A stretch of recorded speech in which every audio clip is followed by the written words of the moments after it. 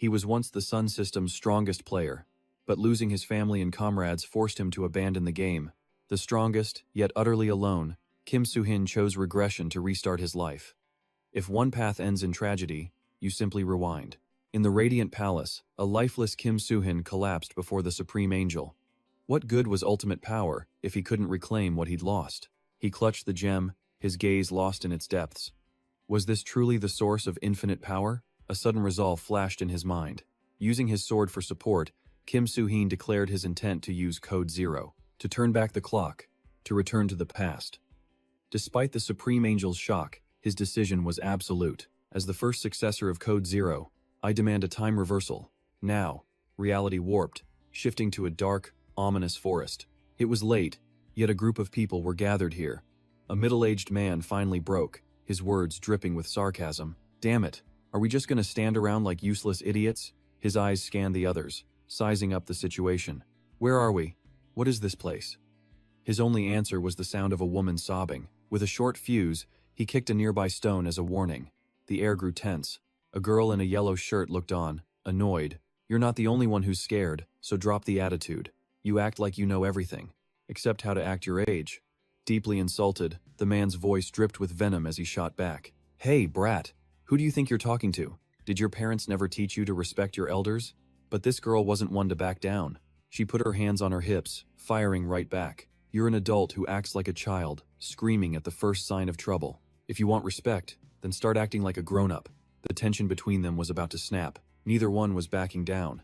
Suddenly, the sound of a gun being cocked nearby made everyone freeze. The girl in yellow stared in disbelief. He'd just cocked his gun, but Kim Soo-hin's indifferent expression showed no intent to attack. He was merely standing guard against the unknown. He then explained their situation. They were summoned to another world by an angel. He'd woken up right here, in this forest. Just now, while listening closely, he'd heard a strange noise. It was coming from just beyond the trees. Sensing danger was close, he urged them to move. The other two, however, were still arguing. Kim Soo-hin took the lead, willing to accept new comrades, especially if they were armed. The woman in black, keeping a cool head, understood the need for teamwork. Without hesitation, she quickly followed him, but the other pair remained, as the girl, Sun, collapsed, crying that she couldn't go on. Her friend tried desperately to persuade her. Her fear was paralyzing. A moment ago, she was afraid to stay. Now she was terrified to enter the woods. It was beyond frustrating for the others. Kim Soo-hin's group took note. The pair was clearly at an impasse, unable to leave. A timid-looking, blue-haired young man was with them. He was already shaking like a leaf. The middle-aged man, however, didn't care who stayed behind and simply took off. Realizing tears were getting them nowhere, her friend wasted no more time. He stood up, deciding to go with the group. He was leaving Sun behind. As he walked away, Sun cried out, apologizing frantically. But this was no time for coddling. Her friend just urged her to hurry and grasp their reality. After a fierce internal battle, Sun wiped her tears, fighting her fear as she shakily stood. Her blonde friend was sweating, realizing calming her was like calming a child. He frantically urged her to hurry, but life is rarely so kind. As Sun took one slow step after another, a shadow lurked just behind her, a zombie. A chill ran down her spine as she turned to meet its blood-red gaze. Spotting its prey, it lunged toward her. Faced with certain death, Sun could only freeze in terror. In that final, desperate moment, the blonde friend panicked, about to rush in and save her, but a flash of light shot from behind, embedding itself in the zombie's head. Sun was saved from the brink of death. The blonde youth, drenched in a cold sweat, turned in shock. The one who saved her was Kim Soo-hin. He stood there, impossibly cool. A memory flashed through his mind, back before the Supreme Angel. Without a second thought, he chose to return to the Horn Prince of 15 years past. Was his decision too impulsive? Even the Supreme Angel couldn't understand it. He had cleared every quest in the Horn Prince, the first player ever to beat the game. He possessed the almighty Code Zero, a source of infinite power. He could have become the sole ruler of the Horn Prince. He could even return to Earth, the ultimate dream of every player. Yet he used it all just to rewind time. Kim Soo-hin sighed, but his resolve was firm. Sarah's pleasant voice couldn't sway his decision to use Code Zero. Sarah's eyes filled with disappointment. She had to ask one last time, "Do you truly wish to return 15 years into the past?" His torment began the moment he lost it all. His brother, his comrades, everyone he tried desperately to heal. He suffered the pain of losing everything, never even knowing the reason why. "This is all your fault, you angels."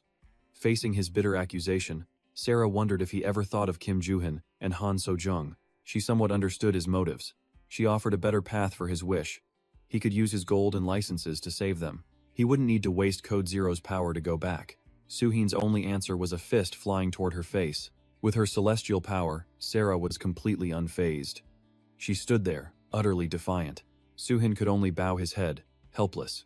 The demon Adaros's dying words echoed that the angels were all the same. "How can you trust the words of a demon?" Sarah insisted. "You are one of us. We fought demons together. Why would you believe their lies?" But he was exhausted, too tired to argue any longer. He tried to appeal to her final shred of conscience. "If you truly care about my wish, then send me back in time." Though she couldn't accept this, Sarah closed her eyes, brimming with disappointment. Unexpectedly, Code Zero began to glow, reacting to his plea.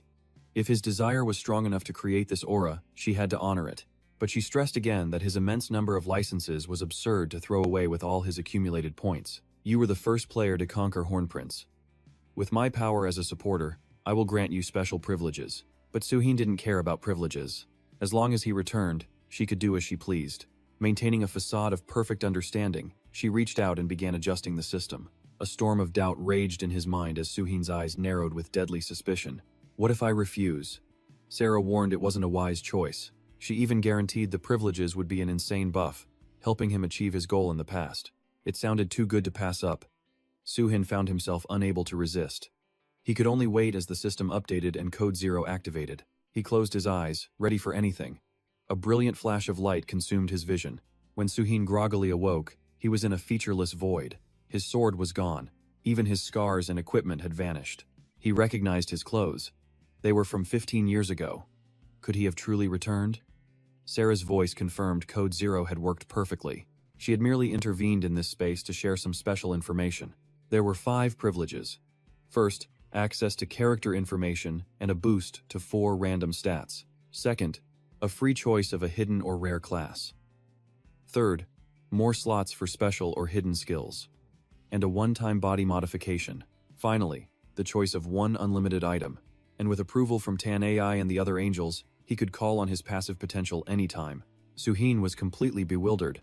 His passive skills? He supposedly had them, but he'd never seen them before. There wasn't much time left. Sarah's body began to fade away. Before she vanished, she warned him not to get arrogant with his new privileges and to always stay alert. Her voice grew fainter and fainter, until Soo-heen couldn't make out her words at all.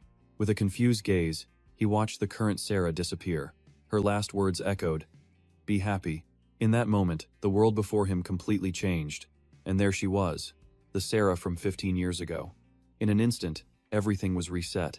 This Sarah had no memory of him. She introduced herself as the supporter who would guide him from now on.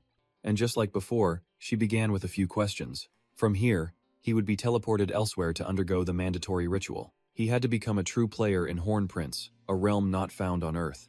The reality Soo-heen now faced was another world. No modern comforts, just a forest teeming with hidden dangers. This was the stage for the ritual. By completing Hornprince's prologue and fulfilling his wish to return, he would never let that tragedy happen again. Meanwhile, another group that had been traveling for a while finally stopped to take a break. Finding a resting spot, a blue-haired man was horrified to see their clearing was now a monster den. Things were getting complicated. It was too late to avoid them all. Soo-heen activated his third eye, a skill that let him perceive the world and read his opponent's mind. This was a basic ability for reading his rivals. It was time to find useful allies for the ritual. The test was the same one he'd experienced 15 years ago. Though the trial was random and unannounced, he could read it like an open book. He knew there were 2 ways to pass: reach the central gate within 7 days, or simply survive for 7 days. Of course, this was a one-way trip. It led directly to the real Hornprince. Repeating the past was not an option. He didn't want to survive alone. He needed a strong team to clear this together. The blonde young man, Un-hun, was his first target. His skills were all about average. At a glance, Soo-heen figured he could survive this trial. After all, stats this high at the start were a rare sight. But then his eyes fell on Anson, and he froze. It was unbelievable. Her vitality stats were at rock bottom. Her luck, however, was 100, with a starting strength of 75. Luck really did trump skill. Soo-heen questioned everything. How could someone so unique exist? He'd never heard her name in the past. Racking his brain, Suhin suddenly realized she was the user of the secret priest class. The priest of wisdom? A son of the Origin faction? From afar, a man named Park Dongju interrupted, telling Enhun to make his sister walk faster. Suhin seized the chance to scan his stats. He'd survive easily, but he was clearly trouble. A thug, if not a thief, from the modern world. Enhun refused to listen, immediately calling the man out. He was the one who threw the stone at the monster. With aggression in his blood, Dongju feared no one, though fear itself was universal. But I'm not the type who just cries. It's because of that weakling's whining that I got held back. Suddenly, Li Dudong stepped forward. You're one to talk, she scoffed. You caused this mess in the first place. You better shut your mouth. They were evenly matched. Donggu puffed out his chest, ready with a threat. He wanted to teach her a harsh lesson. Seeing a brawl about to erupt, Suhin quickly stepped between them. This is not the time to be fighting. But Dongju's arrogance was off the charts. He shot back at Suhin, not holding a single word back. He was practically begging for a fight. Though enraged, Suhin didn't stoop to his level, focusing on the imminent danger. They lacked the time and firepower to wipe out the monsters. Making noise would only attract more of them. The logic was undeniable. The girl in black, Liborjim, admitted from afar that an angel had appeared, claiming to be her aide. It made her feel like she was in a nightmare. Suhin gave her a critical look, his judgment clear. Below average stats. She was nothing like Anson, but Liborjim had a sharp mind, agreeing that they needed to fight together. Her words instantly changed the atmosphere. After a pause, Dongju relented, even humbling himself to apologize to Dudong. He blamed his fear and his past for his harsh behavior when facing the threat of death. Isn't working together our best option? He noted Anhun's potential, his weapon, and Dudong's sharp tongue. She was no pushover, and even Suhin fell under his scrutiny as he assessed everyone's strategic value. Dongju proposed they form a team, but then his true colors showed. Obviously, there's no room for freeloaders. He argued someone with no combat ability like Liborjim couldn't survive long, unable to even protect herself, especially not a crybaby. At that, Anson, the blue-haired girl, smiled mysteriously. How interesting. Then it's settled, he declared, catching Suhin's eye. He was clearly fixated on the blue-haired girl, wanting her as his first recruit, but his offer was met with a swift rejection. A moment later, the entire group set off once again. Dudong stretched, relieved. It's nice not to see his face. I thought the blue-haired girl was the quiet type, but every word she speaks is a dagger. Just an hour before, she had pointed out that Dongju was the one who had destroyed their unity. There was no reason to place any trust in him. Through his divine eye, Suhin spotted the girl named Kim Hanbin. She had high magic stats and a unique trust-building skill. He never thought he'd see a skill like that here, but her two companions still worried him. Still, he had to focus on himself first. To break the ice, Dudong introduced herself as 22 years old. Before this, she was on leave from school, studying for the police exam. Seeing her stand up to Dongju, Suhin knew she had outstanding potential. Enhun went next, gesturing towards Anson. This is my younger sister, he said. We were taken on our way home. It turned out Hanbin was also 22, a university student. That left Suhin as the oldest at 23, captured on his way home from military service. All eyes turned to him with a mix of curiosity and respect. As the eldest, they wanted to show him proper respect. Plus, Enhun felt indebted to him for saving his sister. Dudong quickly changed the subject, noting they'd traveled far from their starting point. At least 2 hours had passed. Anson then recalled the angel's explanation about designated areas for rest. During the trial, yellow-roofed buildings or other shelters served as official safe points. Hanbin figured they had to leave the forest first. If we keep going, we'll find one. Suddenly, Enhun shouted for everyone to look ahead. The horde of monsters from before was approaching, and behind them, a faint path was visible.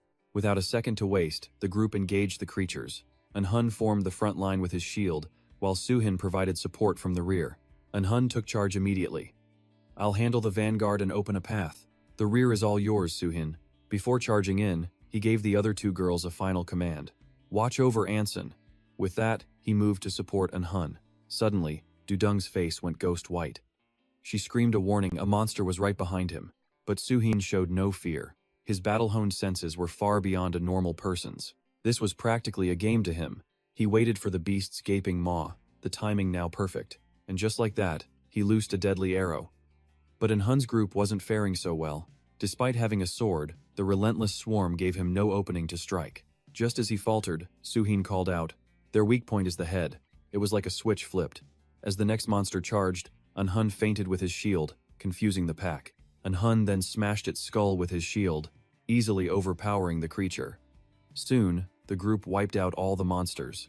Dudong noticed the horde was growing thicker. Hun was thankful for Suhin's blade, which made a huge difference. But Suhin had no plans to take it back. He had his crossbow. Besides, they had a much bigger problem. Just ahead, another horde blocked their path. They had to get past a towering wall. But Dudong noticed something odd. A bush seemed to be moving. Suhin thoughtfully stroked his chin. A direct approach was impossible. He began to calculate the risks. Besides the Priest of Wisdom, the loss of any member would be a devastating blow. There was no other choice. Suhin made a chilling declaration. "I'll lure those creatures away myself." Everyone immediately protested. They should go together or wait, but waiting could take forever. Waiting also risked being discovered and attacked. With his experience, Suhin was resolute. Night was falling, and they still had far to go. There was no guarantee another route would be safer. No one wanted to get lost or camp in these woods at night. Tears welled in Hun's eyes. "It's too dangerous for you alone. Let's find another way." But Suhin understood the situation perfectly. He knew this confrontation was inevitable. It had just arrived sooner than planned. Ignoring a clear path out for a longer, unknown route would simply be a foolish choice. As the most experienced, he felt a duty to do something decisive to protect them all. That was a ridiculously lame excuse anyway. Hun immediately shot back. "But those monsters, they're insanely fast. If they catch you, it's over." But Suhin was unyielding. He figured that by firing his crossbow while running, his chances of escape were actually quite high. He'd just awakened his new power. These creatures were nothing more than a light warm-up. He argued until he was hoarse, but Hun refused to back down, refusing to let him face the danger alone. Exasperated, Suhin told them staying put was the best help. There could be even more monsters beyond the wall. The group needed at least one fighter left to defend them. Besides, Hun would just slow him down. Plus, you have to protect your sister. Seeing they were still unconvinced, Suhin flashed a smile brimming with confidence. "I'm doing this because I want to live, too. And I know I can pull this off." Before leaving, he gave them clear instructions. "Once I've drawn them far enough away, you all run. Get everyone out, and whatever you do, don't look back. Don't be a fool and come looking for me. Once you're over the wall, just wait. I'll shake them off and catch up." As he ran, Suhin remembered the chaos. The first time, he'd gotten lost for 2 days among the corpses. The creatures gathered in open areas. Back then, he hadn't considered teamwork, only survival. Seeing the dense horde ahead now confirmed his choice. Scouting further would have been suicide. They were everywhere. His team was in position, just as planned. Suhin cleared his throat, took a deep breath, and unleashed a massive shout. "Hey, fresh meat over here, come and get it." Instantly, the horde caught his scent and swarmed toward him. It had been a while since Suhin felt this ridiculously awesome. Once the monsters were gone, Hun gave the signal. "Now's our chance. Let's get over the wall." But Dudong hesitated, panicked. "Shouldn't we go back for Suhin?" Hun immediately shut that down. "I'm worried too, but we have to trust him. Remember his orders. I know how you all feel, but if we go back now, Suhin's sacrifice will have been for nothing. He risked his life to give us this opportunity. The only thing we can do for him right now is get over this wall and wait. We have to pray he returns safely." But contrary to their fears, Suhin was casually jogging and even whistling a tune. Who would ever guess a horde was on his tail? But after a while, his run came to a dead stop. The path ahead was completely blocked. It seemed every monster in the area was waiting. Fine then, time for a little warm-up. A monster ambushed him, its teeth sinking into his arm, but the creature froze instantly. Suhin flashed a dangerous smirk. "Surprised you can't bite through, are you?" The monster, refusing to give up, chomped down with all its might. Suhin simply swung his arm, sending its head flying. He really wanted to show off some moves, but worried the kids were still nearby. He had to keep his true power hidden. Tired of talking, he shook his head at the monsters. "Maybe I should go deeper?" He was bored playing cat and mouse. Suhin returned to the meeting spot, but the kids were nowhere to be found. He sighed, looking around. I thought they'd wait quietly. He found traces of the 4 of them. It seemed they headed forward, but their footprints were a chaotic mess. They must have left in a hurry. He wasn't some great detective, so Suhin wouldn't bother investigating normally. Instead, he used his third eye to see the past, placing a hand gently on the ground. He saw the 4 waiting, then suddenly panicking as if attacked. Before he saw it all, his vision faded. This was the limit of his ability, peering into another timeline with his current mana. In short, he knew why they fled. First, he needed to follow their tracks. While science on Earth was highly advanced, Life on the Horn Plan offered no such comforts. So, to help humans adapt, the angels created safe points and rest areas for the rite of passage. But the buildings and atmosphere were made to resemble the Horn Plan. However, the living quarters inside these trap points were modern and lavish, a place to briefly recall life on Earth. As night fell, Aso lay in bed, drifting off to sleep. She broke into a cold sweat, clearly trapped in a nightmare. Outside, a worried Dudung insisted on finding Suhin. It's dark now, and raining hard. He could get lost and lose our trail. If no one else will go, fine. She would go find him herself. But Hanbin worried she'd encounter that ghost again. They had just escaped a deadly situation. If it wasn't for Anson, we all would have died. But Dudung's reaction was sharp and fierce. We brought Anson here to escape the monsters, and now we have to go back for Suhin. As a direct person, she couldn't stand the idea of abandoning Suhin now that they were safe. I don't care if he's alive or dead. The air grew tense. Hanbin turned on her, snapping, "Then go find him yourself. Just like with Suhin, I won't care if you live or die." Hearing this, Dudung was completely speechless, struck to her core. Does Hanbin really think Suhin is dead? Hot-headed, she shot back at Hanbin without hesitation. "You're the one being so cold. Suhin sacrificed himself to save someone like you." But Hanbin felt no guilt. Instead, she blamed Suhin. He decided to be the He brought death upon himself. Though everyone tried to stop them, the war of words between the two girls forced Hun to intervene. "Neither of you are wrong, but do you have to say such hurtful things? Since it's dark and raining, I'll go find Suhin." But Hanbin wouldn't back down, harshly pointing out Dudung was seeking death. "You don't need to go with her. If you go, you'll just get hurt." She believed Dudung's plan was reckless, not grasping the real situation. "Do you really get what's happening? Without Anson, neither knives nor fists could have stopped that ghost. You'll obviously die if you go out and face that ghost again, so why would you even want to go back there?" She argued if Suhin were alive and saw them gone, he'd just go somewhere else. If you have a brain, think clearly. Neither would back down. Dudung saw Hanbin's excuses as revealing her true nature. They only escaped because of Suhin. Don't act all righteous. Using people like that makes you no different from Rongru. Unfazed, Hanbin stated the dead are dead. What's wrong with just trying to survive?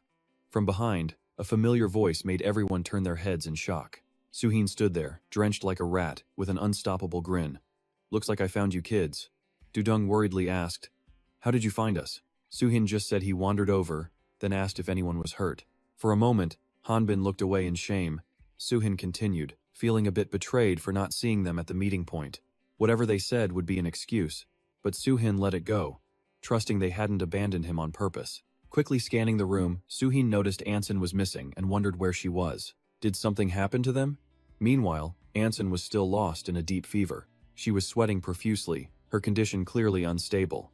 Hun then began to explain everything that happened to Suhin. They made it over the wall, just as promised. But a new nightmare was already unfolding. Ghostly figures appeared, like transparent shadows.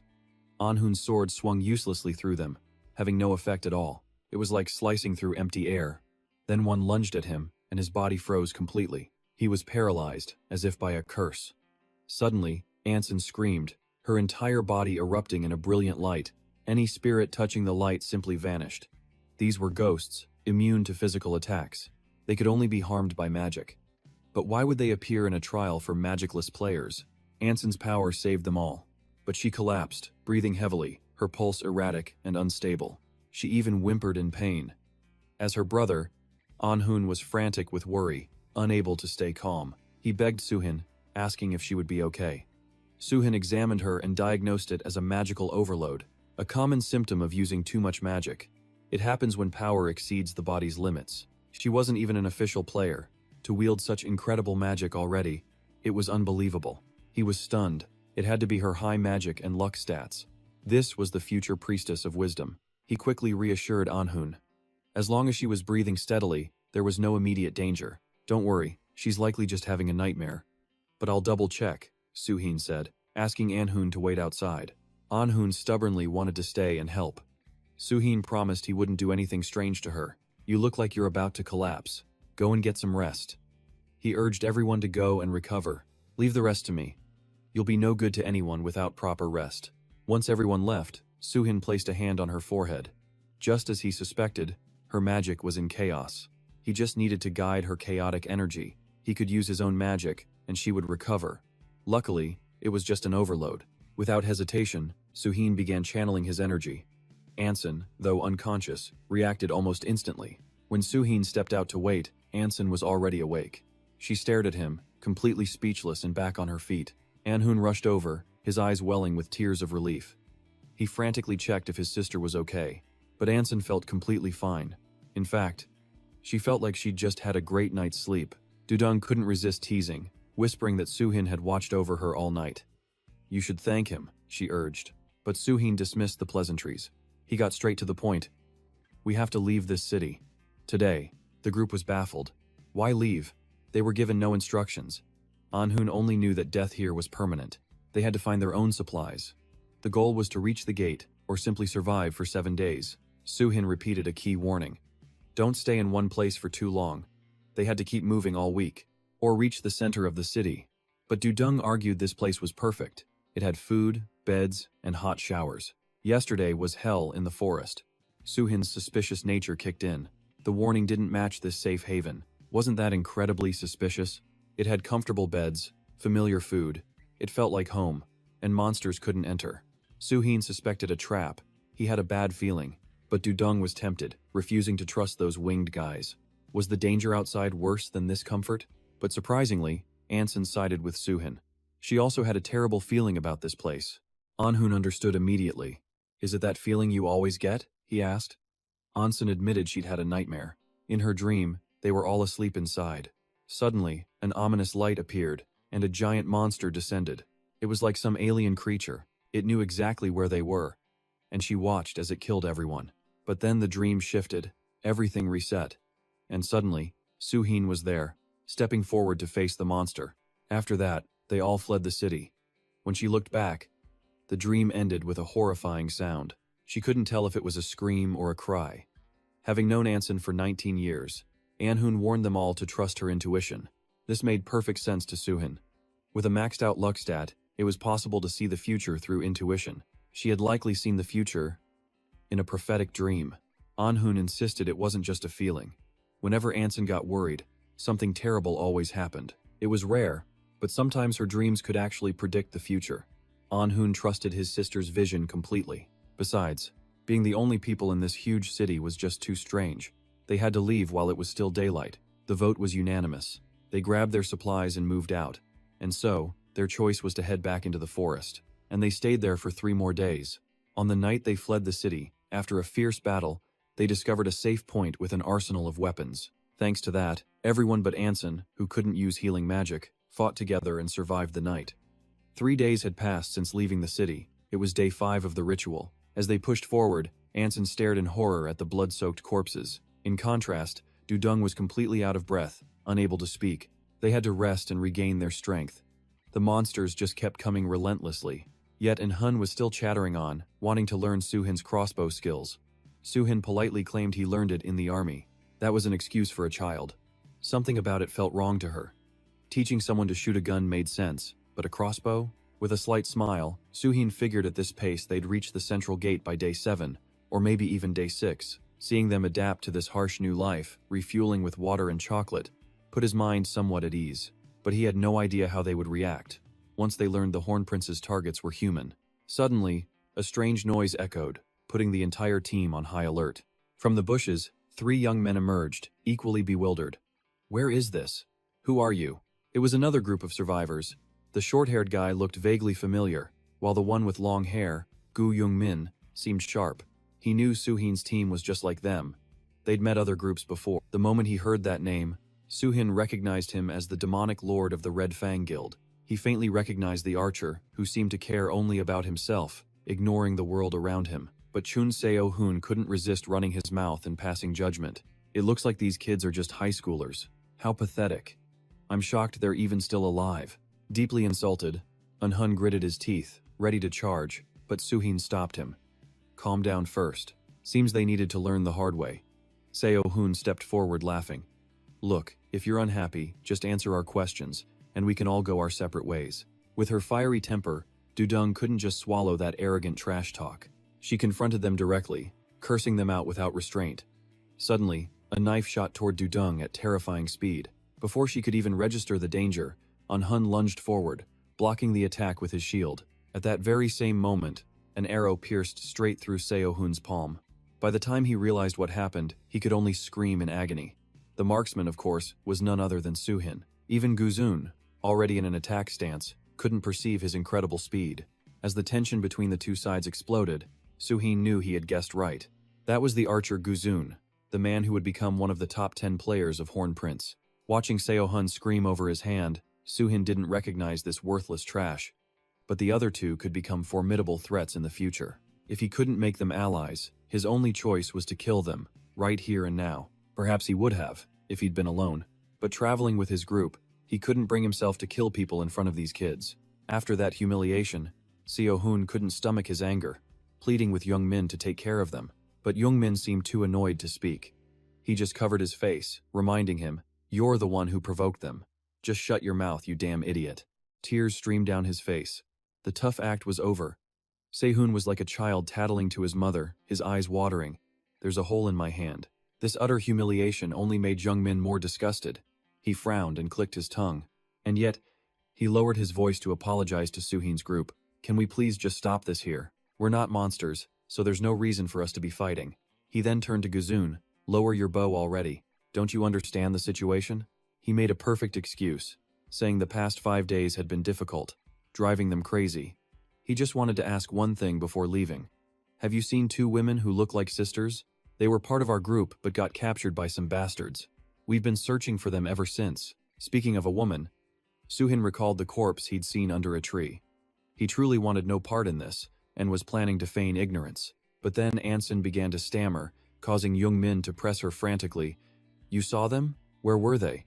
Reluctantly, Soo-hin had to reveal the truth. "You're asking about 2 sisters, but we only saw 1 woman. We're not sure if it's who you're looking for." Not caring about the details, Young Min urgently demanded to know what happened. Soo-hin had to deliver the grim news. The body was trampled by apes. Anson remembered she was wearing a yellow dress. The other group froze, not believing it. Seo-hun lost his mind, pointing a finger. "Are you making things up after you killed her yourselves?" Whether he believed the accusation or not, Young Min quickly put out an arm to stop Seo-hun. Soo-hin could only let out a weary sigh. This was why he avoided getting involved. He'd have to warn the kids. But Soo-hin's group still offered the information. "Follow the path behind them for 2 hours. It's easy to spot since there's little grass. They covered her with a blanket so you can find her easily." He sympathized with their loss, but he hated being accused. Anson then crept forward with a helpful tip. "There's a building ahead for them to rest. There's food, rooms to sleep in, and he could treat his hand there." She put on an innocent face, urging them not to give up. It moved Young Min, who let out a small smile. He believed they weren't that kind of people. "Forgive us for before. We'll meet again if fate wills it." Suddenly, Young Min felt generous and gave Soo-hin a piece of information. If his group was heading for the arched gate, they should turn back. It's better to cherish the 7 days of life they have left. An incredibly powerful monster is there. That evening, the team stopped at a rest house as everyone drifted off to sleep. Soo-hin stood guard outside the danger room. Hanbin came out with tea to change shifts. He looked so worried he didn't even notice her. In truth, he saw her but feigned distraction, a trick to hide his abilities. Did he really look that concerned? Hanbin nodded. He'd had that face since meeting that other group. She wondered what the long-haired man told him. His silent brooding worried everyone, but Soo-hin had always been the reserved type. He sipped his tea, still hiding it, saying it was nothing important. He suddenly shot to his feet, insisting everything would be fine. "So don't worry." Now, it was time for him to rest.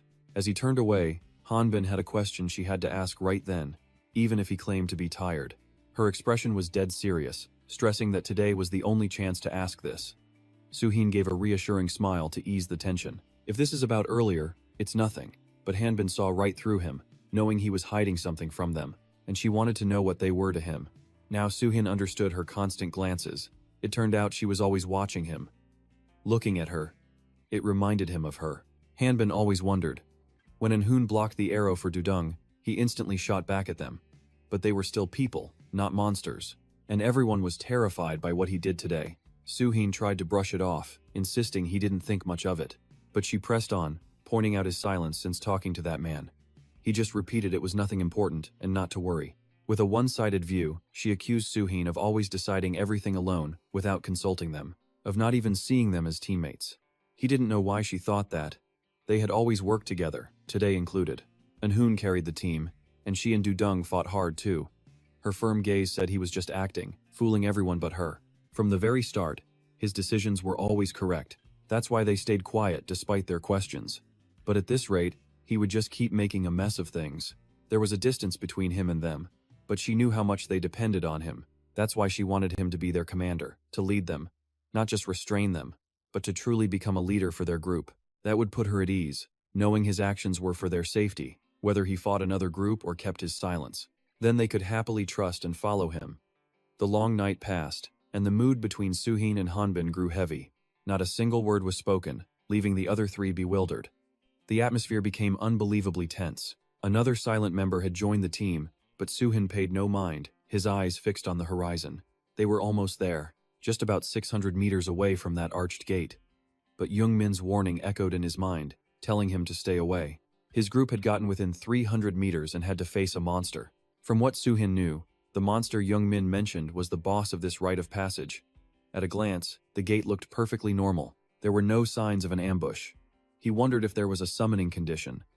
The team soon stood right before the gate. Like total rookies, they gaped in awe. It's so beautiful. They dreamed of going home after this. Their footsteps quickened, drawing closer. Suhin estimated they were 200 meters away, but still, nothing was happening. Was Jungmin's group just unlucky to encounter a monster here? The only odd thing was a patch of discolored earth. Otherwise, the area was clean. To be safe, he activated a search spell, but it revealed only a vast, empty space. Now he was sure. That other group just had bad luck. The path continued, the distance closing to just 100 meters. Safety felt so close. Suhin suddenly froze, sensing a surge of magic. The others just stared, clueless about the brilliant light. Suhin screamed frantically, "If you want to live, run for your lives now." There was no time to hesitate. Panic filled his face as he turned and fled without looking back, escaping the coming horror. And then it happened. A colossal monster emerged from nowhere, letting out a savage roar to assert its power. Suddenly, the voices of angelic supporters echoed, calling in Hun and Sun, Dudung, and Hanbin to awaken. Congratulations to the four of you for surviving the ritual. Hornplan is divided into 4 great continents: East, West, South, and North. Players who survive the ritual are sent to the starting inn, located in each continent's major city. Following the gods' guidance, the 4 of them quickly teleported to their new sanctuary. And Hun cautiously opened the door, his eyes scanning the area with constant vigilance. It appeared to be empty. They all recalled that chaotic scene. Suhin stayed behind alone to face the beast, buying time for his team to reach the safe gate. But when the 4 reached the portal and looked back for Suhin, they saw him still fighting the colossal monster. He gave them a final, farewell smile before they fell into the teleportation space. Their screams changed nothing. The team was completely drained. Slumped over the table in defeat, no one uttered a single word. They all understood Suhin had sacrificed himself for them. But now they faced the truth that none of them could return home. Without Suhin, the team felt like they'd lost their leader, completely directionless and adrift. Unsure of what to do next, no one dared to speak, and a heavy silence descended upon them. A sudden sound shattered the suffocating atmosphere. And Hun instinctively glanced at the portal. Someone was arriving. He held a faint hope that it might be Suhin. Perhaps Dudung was the most level-headed one at that moment. She knew they weren't the only ones who survived the ritual. There had to be other teams. Still, holding on to that belief, Hun thought if others were arriving, maybe Suhin would be among them. As the portal slowly opened, the team's hearts pounded in their chests like never before. They desperately prayed for Suhin to appear, but disappointment followed. It was Jungmin's group, looking bewildered. Why is it so quiet? They thought they were the first to arrive. But upon seeing familiar faces, Jungmin offered a friendly greeting. "So glad we could meet you all here." Right behind him, the oblivious Seo Hun peeked over, curious to see who arrived so quickly. Realizing it was the kids from before, Seo Hun sighed with a bored tone. "You guys aren't dead yet?" This time, the team was in no mood for his trash talk, which seemed to disappoint Seo Hun slightly. "You don't have to look so disgusted." Only the perceptive Gujun noticed. "They're not in the mood for you right now. Read the room a little." A wave of embarrassment washed over Seo Hun as he awkwardly scratched his head. He approached Dudung to apologize for the knife incident, but her cold response left him deflated. He insisted, "Hey, I'm sincerely trying to apologize." Despite her temper, Dudung didn't hold grudges and paid it no mind. At last, Sehun could breathe a sigh of relief. After scouting the area, Jungmin realized they still couldn't get out. The main door and all the windows were sealed shut. He then noticed their crossbow user was missing. He heard all survivors would gather here. Something felt terribly wrong. Jung Min was in disbelief. "Don't tell me you went to that gate?" he grumbled. "I warned you not to go, didn't I? If that kid's dead, then you have to." Before he could finish, Sun and Dudung slammed the table, reacting furiously. They yelled that Suhin was definitely okay, which startled Seo Hun. He just taunted them, so sensitive. They must have met the monster, huh? With his usual careless attitude, Seo Hun arrogantly put his hands behind his head. "I'm 100% sure Suhin is dead. When we fought it, we lost 2 people and had to retreat.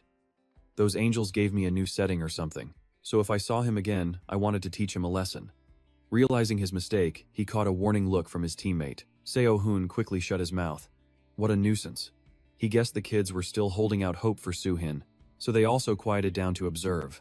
The portal continued humming as more people from other groups arrived safely. The space was instantly filled with noise. The next person to teleport in was none other than Rong Gui. The moment he arrived, he started a fight, calling their team a bunch of hypocrites. His eyes scanned them as he ran his mouth. "Only the crossbow guy got left behind?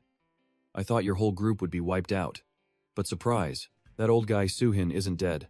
In fact, he took down this round's final boss with a single clean strike." As usual, the Archangel had to congratulate Suhin for successfully completing the ritual round. With a time of 6 days, 16 hours, 42 minutes, and 27 seconds, the player has proven worthy to enter Hornplan. Bored with the charade, Suhin shot a deadly glare across the room. Just 10 minutes ago, Suhin was acting, pretending to fight the final boss. After his team left, he dropped the act. It was time to go all out. Facing the ravenous monster, he showed absolutely no fear. He dodged its claws at blinding speed, instantly appearing behind it. Seizing the chance, he summoned his sword. This moment marked the return of the Horn Prince. The boss lunged, its 2-meter tongue lashing out to devour its prey. Unfazed, Suhin simply activated his sword unification mode. All his buffs and achievements leveled up twice, and he gained a new dueling skill. This granted him knockback immunity and boosted his weapon's power. Truly top-tier skills. Suhin just needed one clean slash. A quick victory so he could head home. Entering the portal, Suhin asked Sarah if the kids were safe. Of course, they were fine. The angels had even taught them basic skills and how to release their powers. She noticed he'd activated his stats before the ceremony, a feat no other player had managed. He just wondered if the setup was even fair, being dropped in a forest like that. Plus, a monster right by the gate? He doubted any newbie could beat it with magic. If he hadn't carried the team, they'd all be dead. This wasn't a trial for rookies. Beating it required at least 5 people, and it spawned randomly 200 to 300 meters away. Only one person per team could reach the gate after avoiding the boss. It was all by design. In Horn Prince, losing your companions was a common occurrence. The ceremony was designed to teach players that hard lesson. It was a necessary ordeal. Suhin understood. They wanted everyone to taste hardship before success. The first 4 finishers got 2,500 gold. Arriving 5th, Suhin got nothing. Sarah was stunned by his disappointment. He had nearly 4 million GP, but still craved more. Even he was shocked by his own wealth, assuming it was spent on special privileges. With his challenger-level skills, he wondered what all his past GP had even been for. He needed to shop for new gear. But first, Sarah had to list his boss rewards. Notifications flooded his screen. 50,000 GP, achievement points, and 2 stat points. He was eager to browse. Facing the shop, he spent 77,777 gold. He demanded to see the hidden items. Sarah was shocked he read the system like a book, despite his flimsy excuses. He claimed the boss begged for its life and revealed the secret. She decided not to interfere. Sarah granted his request, but warned him not to be as reckless as before. His temper flared. "You're talking too much," he said coldly. "Just do your job." Though a random privilege, it was all part of Suhin's plan. Hidden items, except potions, were a one-time purchase. He carefully chose a vision-enhancing elixir, then paused over buying a wish. In the end, he decided against it. Instead, he bought an elixir to boost his abilities. A short shopping trip made him a tycoon. He'd just spent over 3 million GP. Sarah warned him to be careful, unsure how he knew the system so well. Such immense power could easily make him a target for other players. Meanwhile, at the rendezvous point, Rongdu bragged that he'd seen Suhin die, mocking the team's loss. But the show wasn't over. The portal chimed once more, and all eyes turned towards it. Suhin's familiar voice echoed from behind. He'd overheard every word of Rongdu's boasting. A spectacular backflip made Dudung question her own eyes. "Is that really you, my dear Suhin?" Even after he answered, she pinched his cheek, making sure he wasn't a ghost or an imposter. Things were getting a bit strange. Youngmin congratulated Suhin, surprised he'd beaten the final boss. Just as Suhin expected, he was also perfectly fine. The barrier was fading, the trial was finally over. As cloaked figures entered, the team wondered how he survived. Dongdu mentioned only finding a shattered crossbow. Using his sharp wit, Su-hyun deflected suspicion. The monster only targeted weapons, not people, he claimed. It was a close call with death. But he was already crafting the next part of his script. Eyes closed, Su-hyun recounted his story. When the monster's tail swung, he instinctively raised his arm to block. Luckily, only his crossbow took the hit. But how? Hanbin's piercing gaze locked onto him, making him sweat. He dodged the question, claiming he was too terrified to remember what happened clearly. He only recalled the monster thrashing wildly as he rolled. Then, he blacked out. When he awoke, it was gone. Just then, cloaked figures entered, stunning everyone. They looked like cosplayers at first glance. One of them noted, "Hall 2 is more crowded than usual. A total of 43 people, almost double last year's count." The purple-haired man smiled. "All right, let's begin. No intros needed, just pay attention.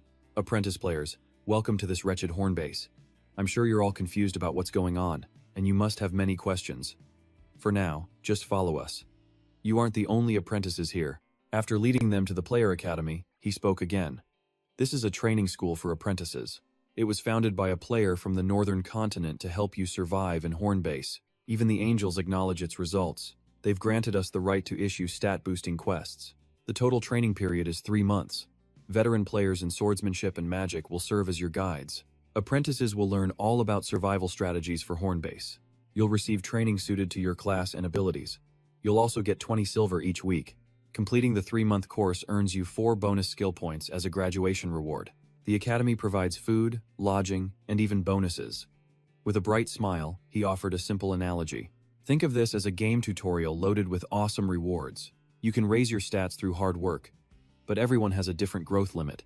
These bonus points are a rare way to surpass your limits, so use them wisely." After his breathless speech, he yielded the stage to another player, Park Hingu, to conclude the briefing. Just hearing that name made Soo-hyun's eyes turn cold. He was the future leader of the Golden Lion Guild. He was also known as a swordmaster, one who died when the Golden Lion Guild was eventually crushed. Hingu took the stage and cut right to the chase, since most of the details were already covered. "We here are northerners, just like you." The long speeches were making Yu Jung bored and sleepy. She instinctively covered her mouth to stifle a yawn. Up on the stage, Hingu's speech droned on. A woman dragged a body forward and threw the corpse down as a grim warning. "We can't send you home." It was pure psychological manipulation. Hingu knew the new players felt trapped and utterly confused. "We've all been through the exact same thing, and we are still trapped here. Our only goal is to help you adapt to this new world." He was expertly twisting their feelings of rebellion into gratitude for the high-level players' goodwill. The corpse's eyes were wide open in death. The woman then stepped forward, stomping on its chest as a threat. "This is what happens when you harass those trying to help you. A pathetic end.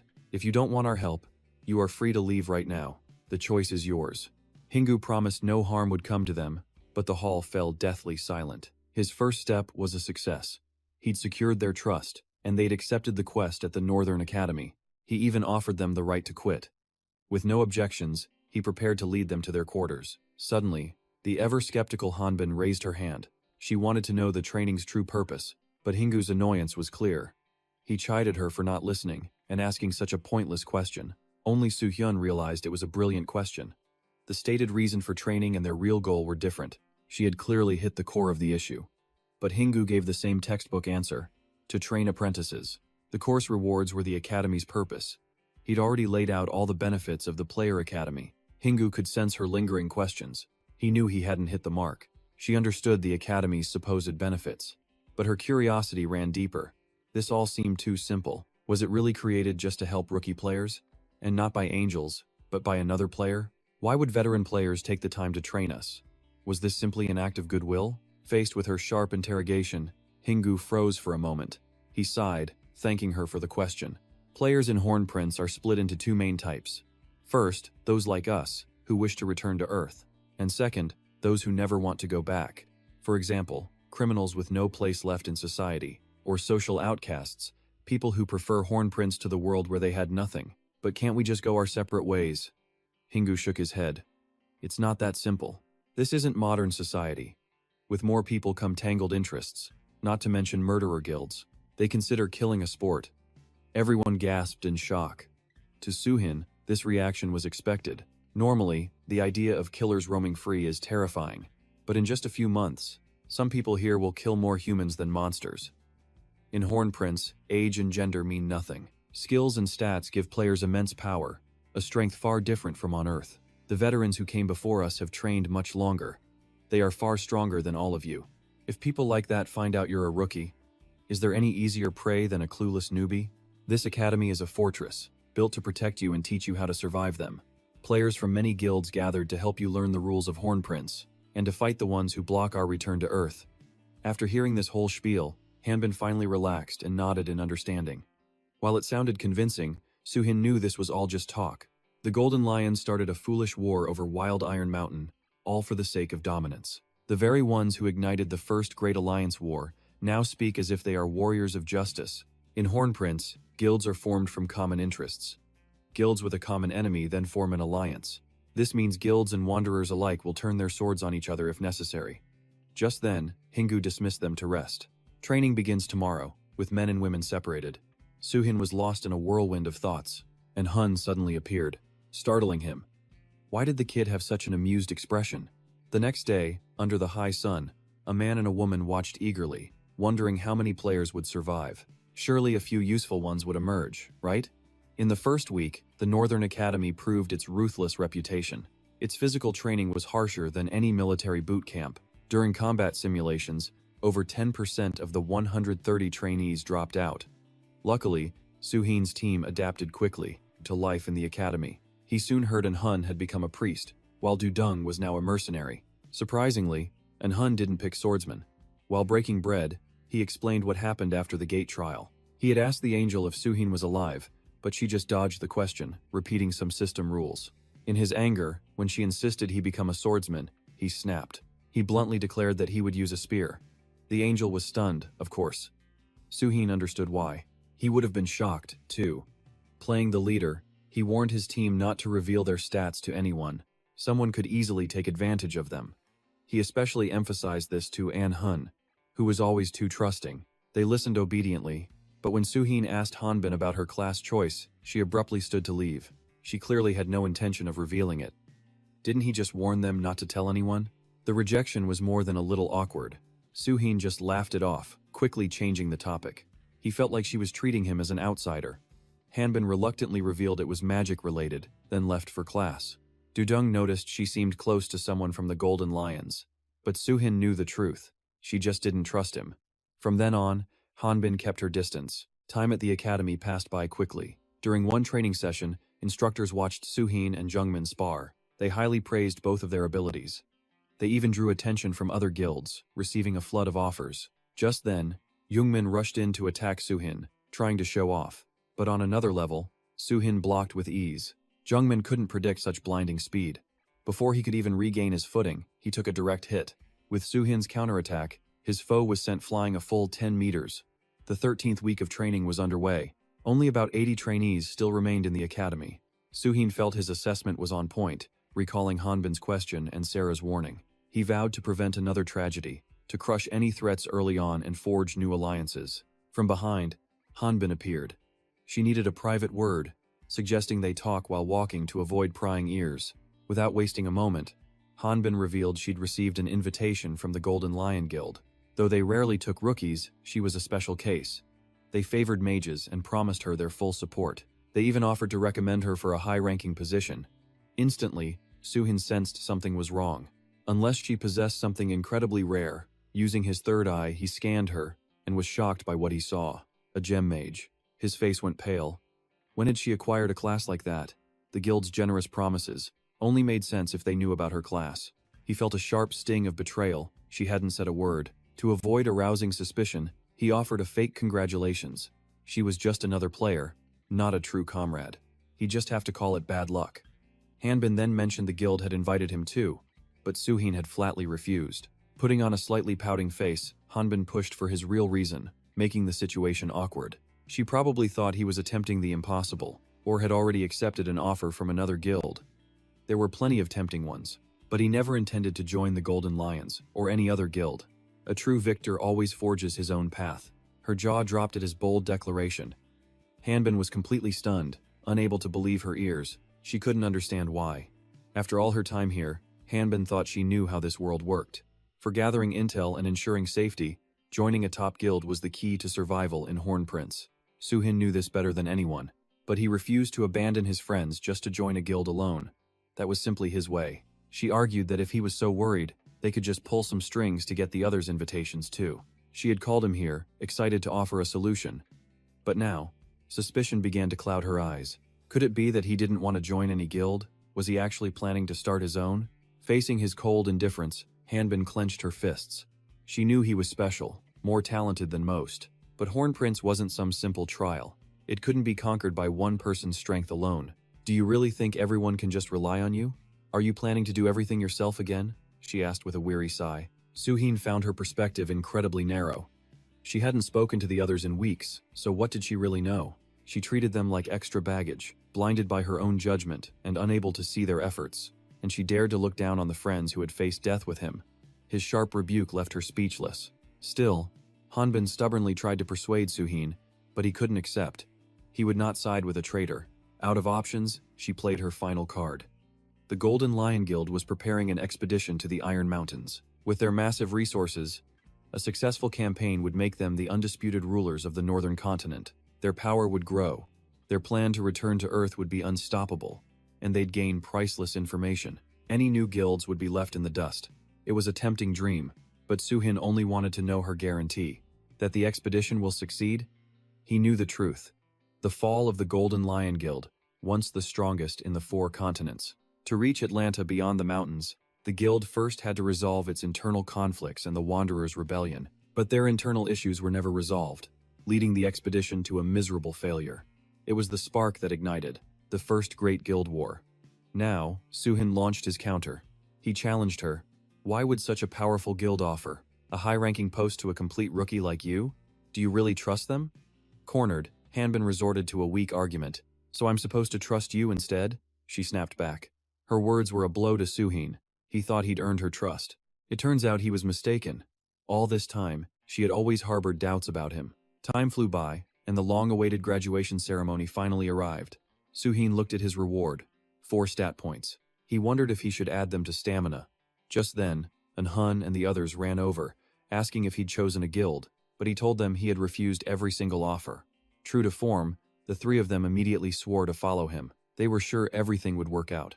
Suhin was a bit surprised. He never saw himself as some kind of savior, but his friends started pleading dramatically. You don't care about us anymore. Are you going to abandon us? Even Suhin was left completely speechless. Young Min's party came to wave their goodbyes. You've all worked hard until now. It seems you aren't joining a guild, just like Suhin.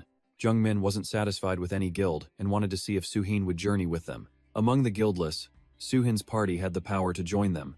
To Suhin, the offer was tempting. Working with Young Min's team meant easy dungeon clears. The only issue was Dudung and Chelan. They were like fire and ice, constantly clashing with words and threats, neither ever backing down. Their teams had to pull them apart, but they still glared, ready to fight at any moment. Jung Min sighed in frustration. This was impossible. Suhin couldn't leave his team, so it was a no-go. The two could only shake hands, hoping fate would reunite them. From afar, Hanbin watched her old team with regret. She chose to stay with the Golden Lion Guild. Her journey with Suhin's party was now officially over. The northern continent was dotted with many cities. They stood in Barbara, at the very heart of the continent. 4 main cities guarded the cardinal points, each supported by 2 smaller satellite towns. The team headed for the small city of Miyun. Unhun explained it was the newest frontier settlement. That meant the area was dangerous. With weak security, it attracted some shady characters, a real threat to even skilled players. Reciting it perfectly, Unhun earned a proud pat from Suhin. Looks like someone was paying attention. Suddenly, he noticed 2 jealous glares from the side. Why go there? A big city is safer. She quickly regained her composure. Suhin firmly replied that in famous places, they'd gain nothing since competition is too high. The surrounding dungeons are already cleared. Too many players see them as key spots, making competition fierce. Operating there would be full of obstacles. Hearing this, Hun felt Suhin's prediction was spot on. Dudong remained skeptical. Miyun had more to offer than their current spot. Suhin knew most players joined the expedition. Since they all left, Miyun was completely overlooked, which meant more opportunities for them. But simply put, Dudong was totally lost. Still, she chose to trust him. And Hun saw right through her. She was just too lazy to think. When Dudong asked, he instantly changed the topic. First off, the road to Miyun is a long one. They needed to figure out transportation. Walking was impossible.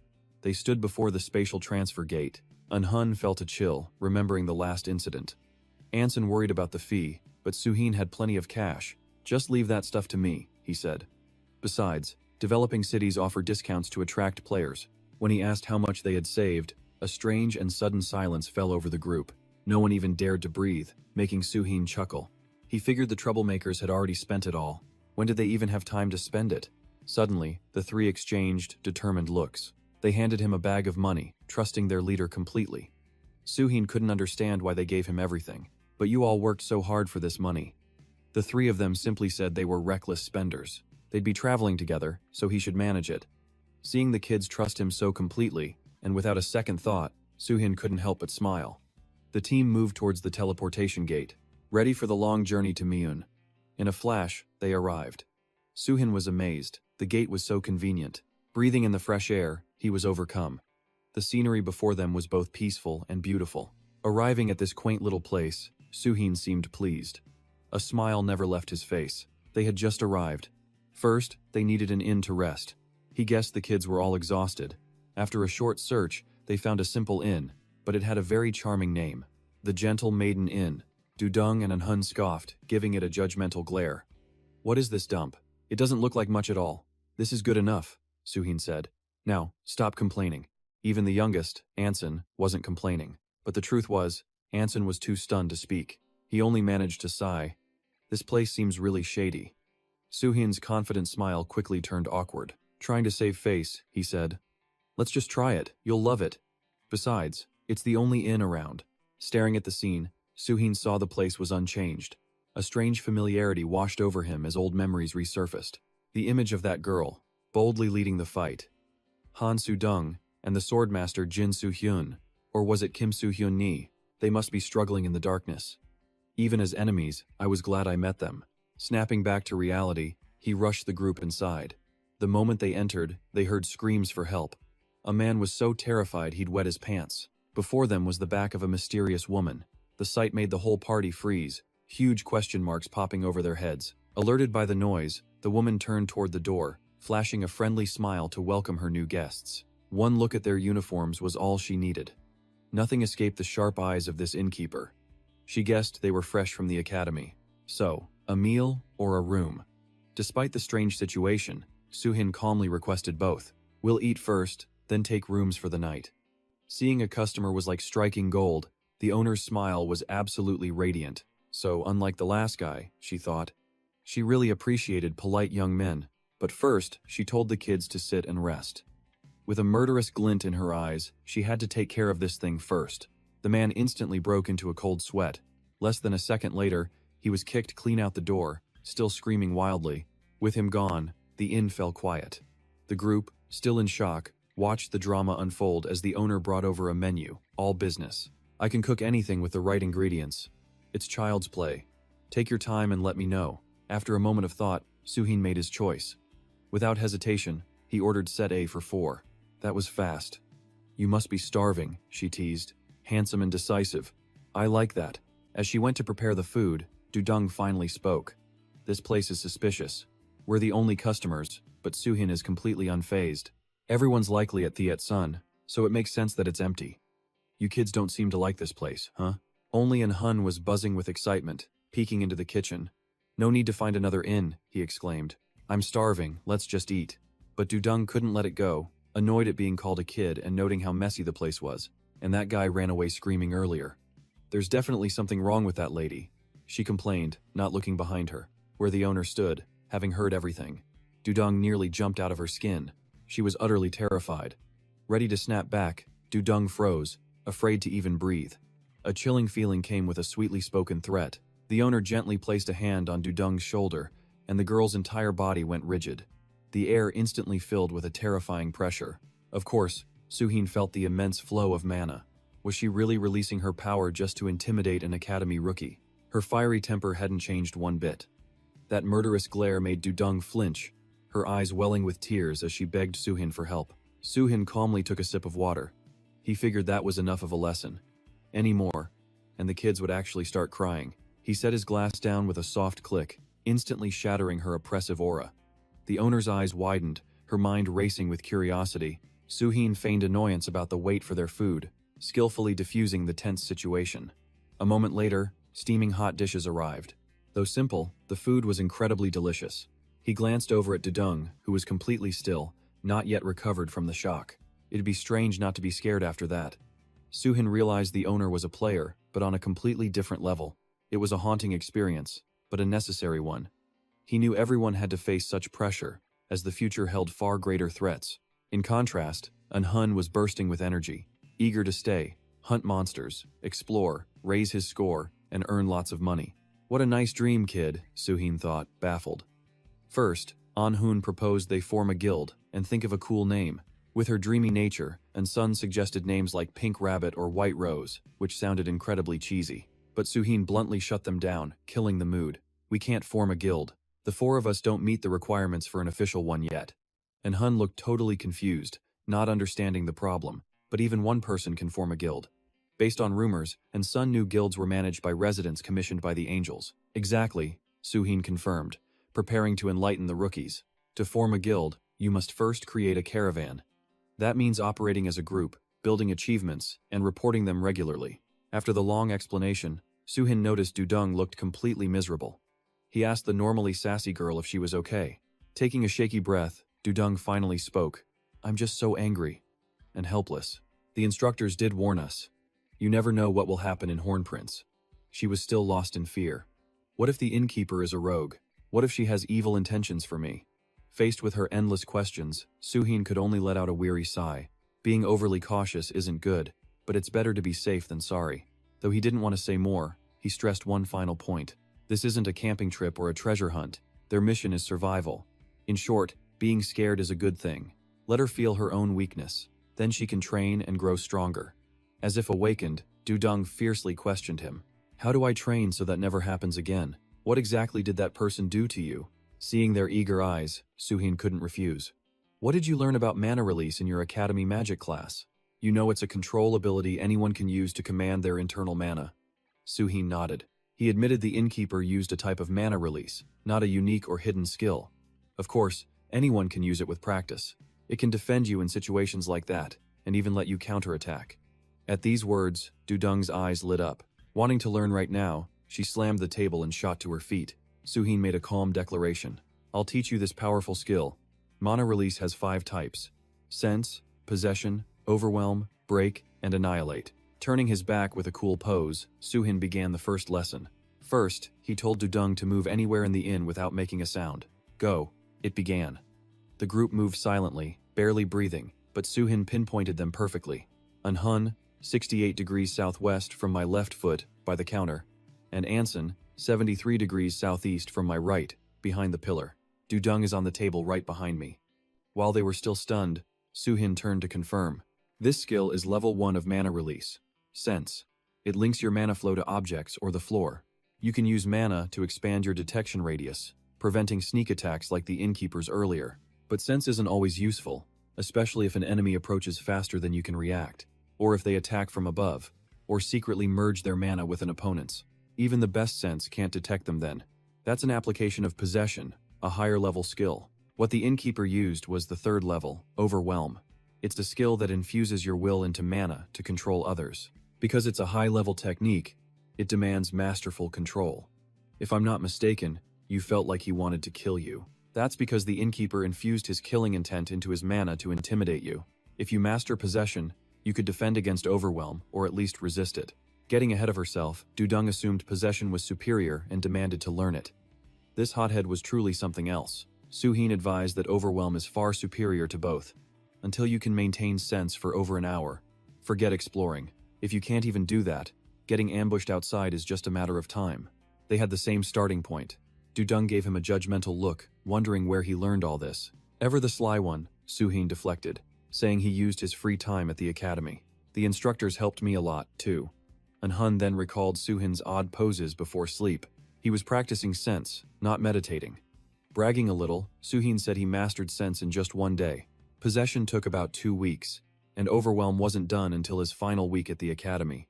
It took some time. I'm eager to see who masters this skill first. Instantly, Anhun boasted he'd be the first, but Dudung wouldn't back down. But they forgot Anson had the highest mana stat. In the end, none of them mastered sense in a day. They couldn't even maintain it for an hour. Dudung, lasting 28 minutes before fainting, concluded their day in Mune. Seeing everyone collapsed lifelessly on the tables, Suhin sighed and decided to gather information first. Looking at the desolate scenery, Suhin spoke. Everyone left too soon. So many developing areas were just abandoned. First, he wanted to check the exclusive player inventory. After a quick look around, he located it. Wasting no time, he stepped inside. The magic circle led to a dark, empty space. He began activating his medicinal items. Keeping them would just weigh him down. He decided to use everything possible. Item after item was consumed, boosting his stats, skills, and vitality. After the feast, Suhin quickly checked his player status. With his master level and the alias Sword Master, his stats were nearly perfect. He still had 12 points left over. For now, he thought he should save them just in case. The problem was when to use the sword and the elixir. Currently, he didn't need either of them. He figured he would just take some gold for now. Stepping outside, he immediately wanted to buy equipment. If he placed his orders now, they would be ready when needed. At this rate, the First Alliance War was likely just 3 months away. He was running out of time, meaning he had to rely on what he knew. Driven to learn more, an entire week vanished in the blink of an eye. Late at night, Suhin was still studying the mind map when Dudung bounced in, complaining about Anson's special training. True to her jealous nature, she fumed watching Anson skillfully flip a coin. She wanted special training too, but Suhin explained he was just practicing suppression spells. Support magic is as vital as a priest's healing. But Dudung pouted, "So Anhun and I only get sensory training? This group was so tiresome." "Because it's necessary," Suhin reminded her flatly. "Sensory training is enough for close-range fighters." Seeing she'd get nowhere, Dudung slumped onto the table. As she sighed, her eyes fell upon a strange title, The End and Rebirth of Ancient Alchemy. The cryptic words sparked her curiosity. "Is this a thesis?" Suhin nodded. "Correct, but it's mostly empty." She couldn't believe he was buried in these documents. Dudung couldn't fathom why he was reading such dry material, and he was meticulously marking a map.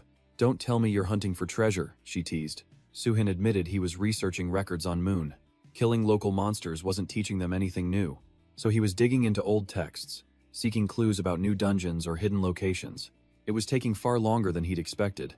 Dudung openly scoffed at the mountain of books. "So, after reading all this, did you find anything?" His answer was utterly dejected. Suhin felt that reaching the stars was more likely, but still, he had to try everything. He wouldn't dare attempt this foolish path if he didn't know about Moon's alchemy lab and dungeon. At the mention of helping, Dudung instantly teleported to the door to say goodbye. With the chatterbox finally gone, he found a lead. He'd have to see it with his own eyes to be sure, but he had a general idea of their locations now. The ancient alchemy dungeon held the most information. A sudden chill raced down his spine. Suhin cast a detection spell, sensing a presence right outside his door. It was her, an uninvited guest. She strode in, and their gazes locked, crackling with intensity. Suhin realized the innkeeper was a top player from Hornbrand, the Shadow Queen, Jen Gu. The 10 Strongest is the title for Horn's absolute elite. That title is earned through pure skill, regardless of age or gender. And she was one of them, a legend from the past. The Shadow Queen, Jen Gu.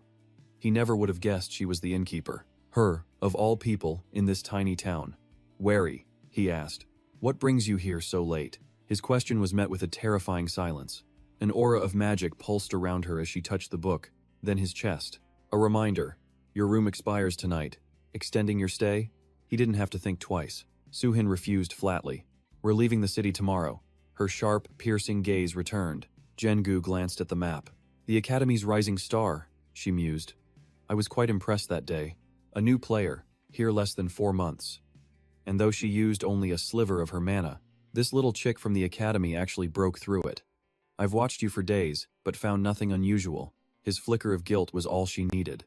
Like prey in a trap, she made her move, gently patting his head. Her voice was a soft threat. "You're hiding something, aren't you?" As if mind-controlled, Suhin's consciousness began to fade. A deep blush spread across his face as he nodded. Jengu gently coaxed him. Now, tell me what you're hiding. Suhin broke into a cold sweat, his eyes shut tight, words catching in his throat. Her enchantment wasn't strong enough. Jengu's eyes flared with terrifying dark power. Her voice was an irresistible whisper. Speak. Finally, Suhin's lips parted. Her excitement grew with anticipation, but his answer was completely absurd. I really love the dark. Wait. Hold on a second. Jengu froze, utterly baffled. Even with all her power, she couldn't dominate his mind. The system detected enchanting eyes, so Suhin activated his third eye to nullify it. Just like that, he evaded her mental attack. He even teased, "The night is wonderful," leaving Jengu completely stunned. She stumbled back, hands raised in surrender. When had he seized her by the throat, completely immobilizing her? Powerless, she could only retreat as he scanned her player information. The Shadow Queen, indeed. Her stats were astounding. 536 out of 600. That's the power needed to be one of the 10, but she was unlucky today. Suhin was confident he could win. Still, as an ally, she'd be incredibly useful. Otherwise, she's just a stone in my path. If my guild is approved, I'll recruit her. If not, I'll handle her swiftly. She thought she had the upper hand, but Suhin read her like an open book. Jengu couldn't hide her growing unease.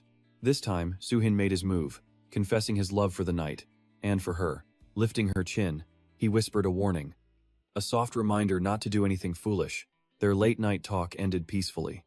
The next morning, Suhin gathered the kids for an important announcement. First, he presented them with magic pouches, a reward for their hard work this past week. Inside were razor-sharp weapons. They fit their hands perfectly, and they practiced a few moves to get the feel. Seeing their dedication, Suhin used his own savings, and the funds they provided, to purchase the gear. He tells them to gear up and pack their bags. Then, meet in front of the inn, and look innocent. The three were still clueless. They thought it was time for more training, or maybe even a long nap. The break is over. Suhin remained calm. Today, their journey to the Darkwood Forest dungeon begins. The group quickly reached the border. A guard stood watch, confirming their player identities before granting entry. The guard wished them a safe journey. Inside, the team followed a winding path. Soon, Suhin pulled out the map to check their position. It seems they've reached the red marker, the entrance to the dark forest. He warns them to stay alert and prepare themselves, but the other three were lost in the scenery. It looked like a movie set, gazing into the deep ravine. Dudung figured there'd be no light inside. It would be pitch black at night, and Hun was already getting nervous. They needed a safe place to camp.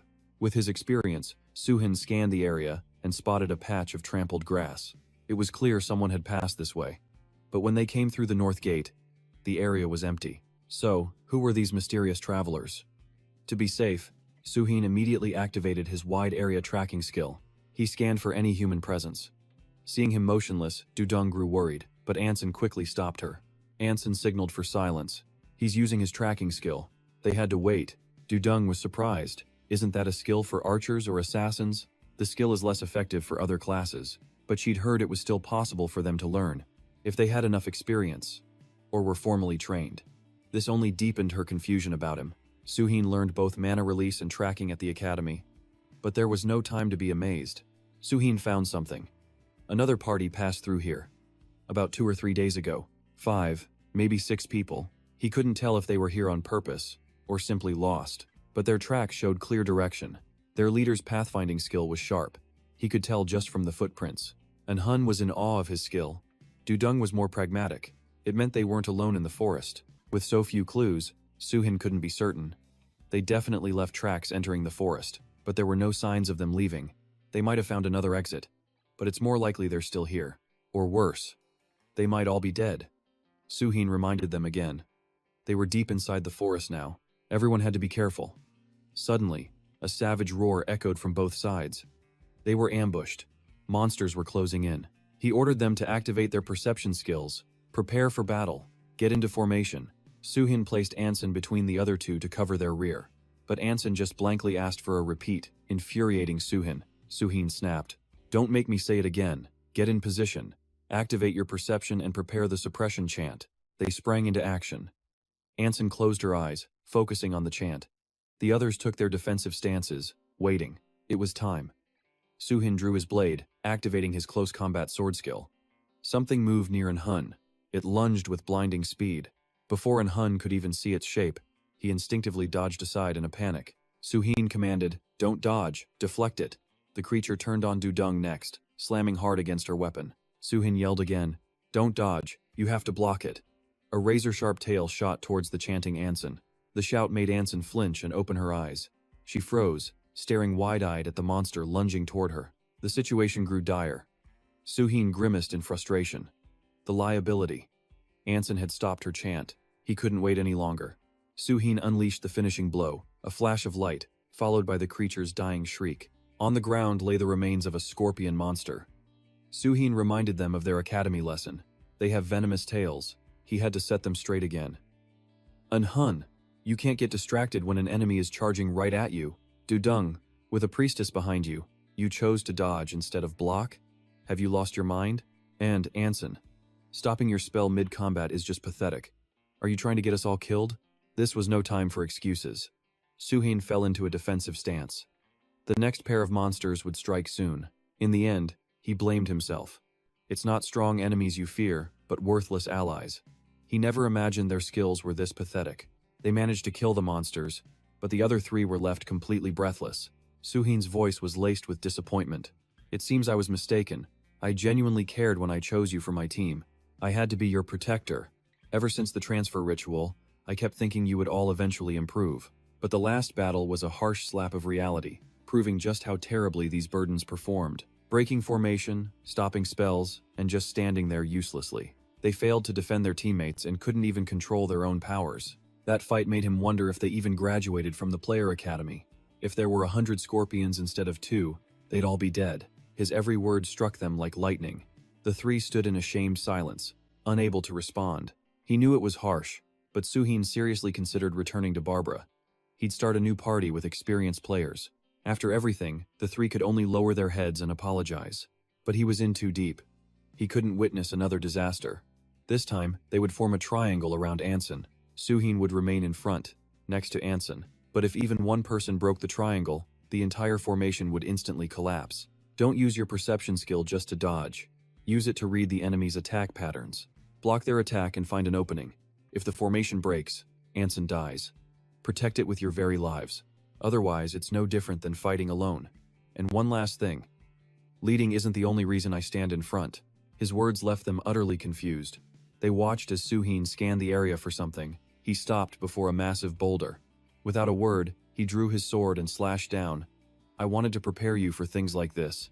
Beneath the rock was a crushed body, mangled beyond all recognition. Suddenly, a voice called out for Dongmin. The man was shocked Suhin's group could see them, instantly suspecting they killed his comrade. More figures appeared from thin air, bewildered. Didn't you say they were just a bunch of rookies? How can they see through our stealth? One of them asked Suhin. How did you know he was hidden inside the rock? But Suhin was completely unfazed, informing his team, these are the vagrants. We have the advantage in numbers and class composition. You know what your objective is, don't you? Just trust what you learned at the academy. See them as monsters, not as people.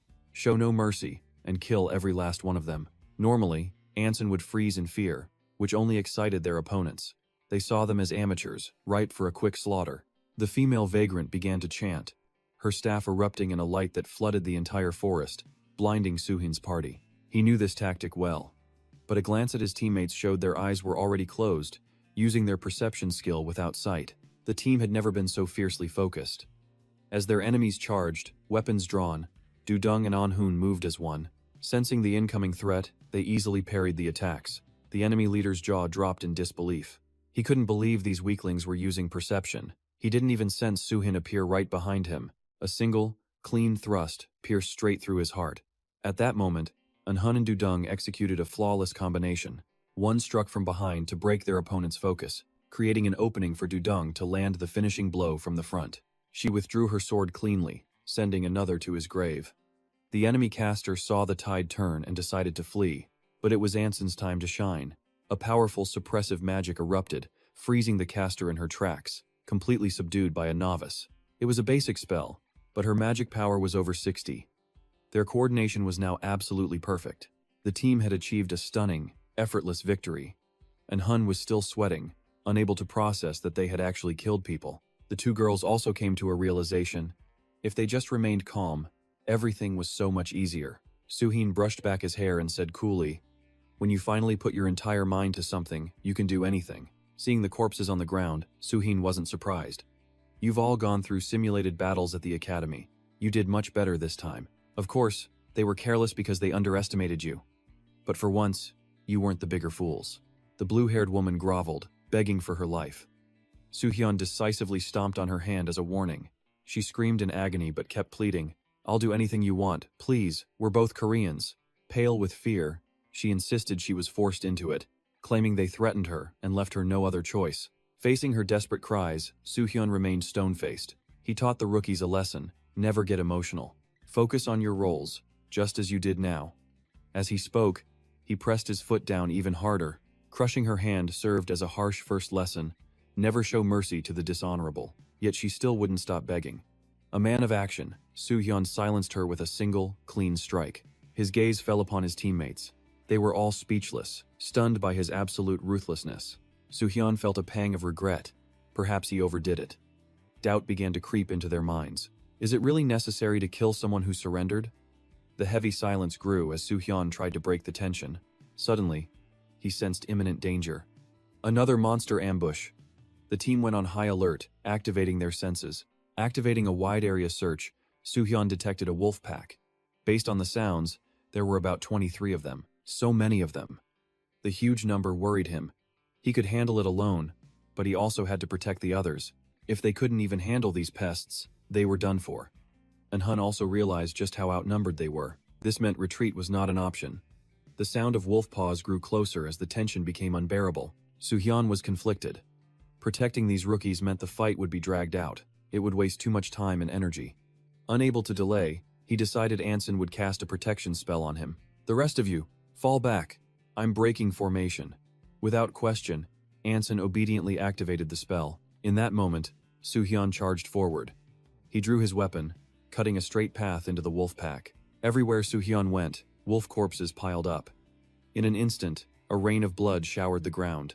Plenty of wolves still remained, circling him like he was prey. A dangerous smile formed on Suhyun's lips. This was exactly what he wanted, for them to attack all at once, allowing for a swift end. Surprise, suckers. They were terrified, scrambling over themselves to escape. The feeling of total control thrilled Suhyun. He was excited enough to hunt them all down, but his 3 naive teammates rushed forward to stop him. They asked what that skill was, awed by the insane mana release. Lost in battle, Suhyun forgot to hide his true power. Those were clearly not the skills of a recent graduate. Now he was in a tight spot, unsure how to answer. Though he hated acting, Suhyun feigned exhaustion. He collapsed, gasping for air, successfully fooling the rookies. A worried Anhun told Anson to use a healing spell, but Suhyun just told everyone to stay put. Then, Jujung noticed. He wasn't injured, yet smoke rose from his body. Realizing something was wrong, Anson checked his magic circuit. A stream of light flowed into his body, and the team panicked.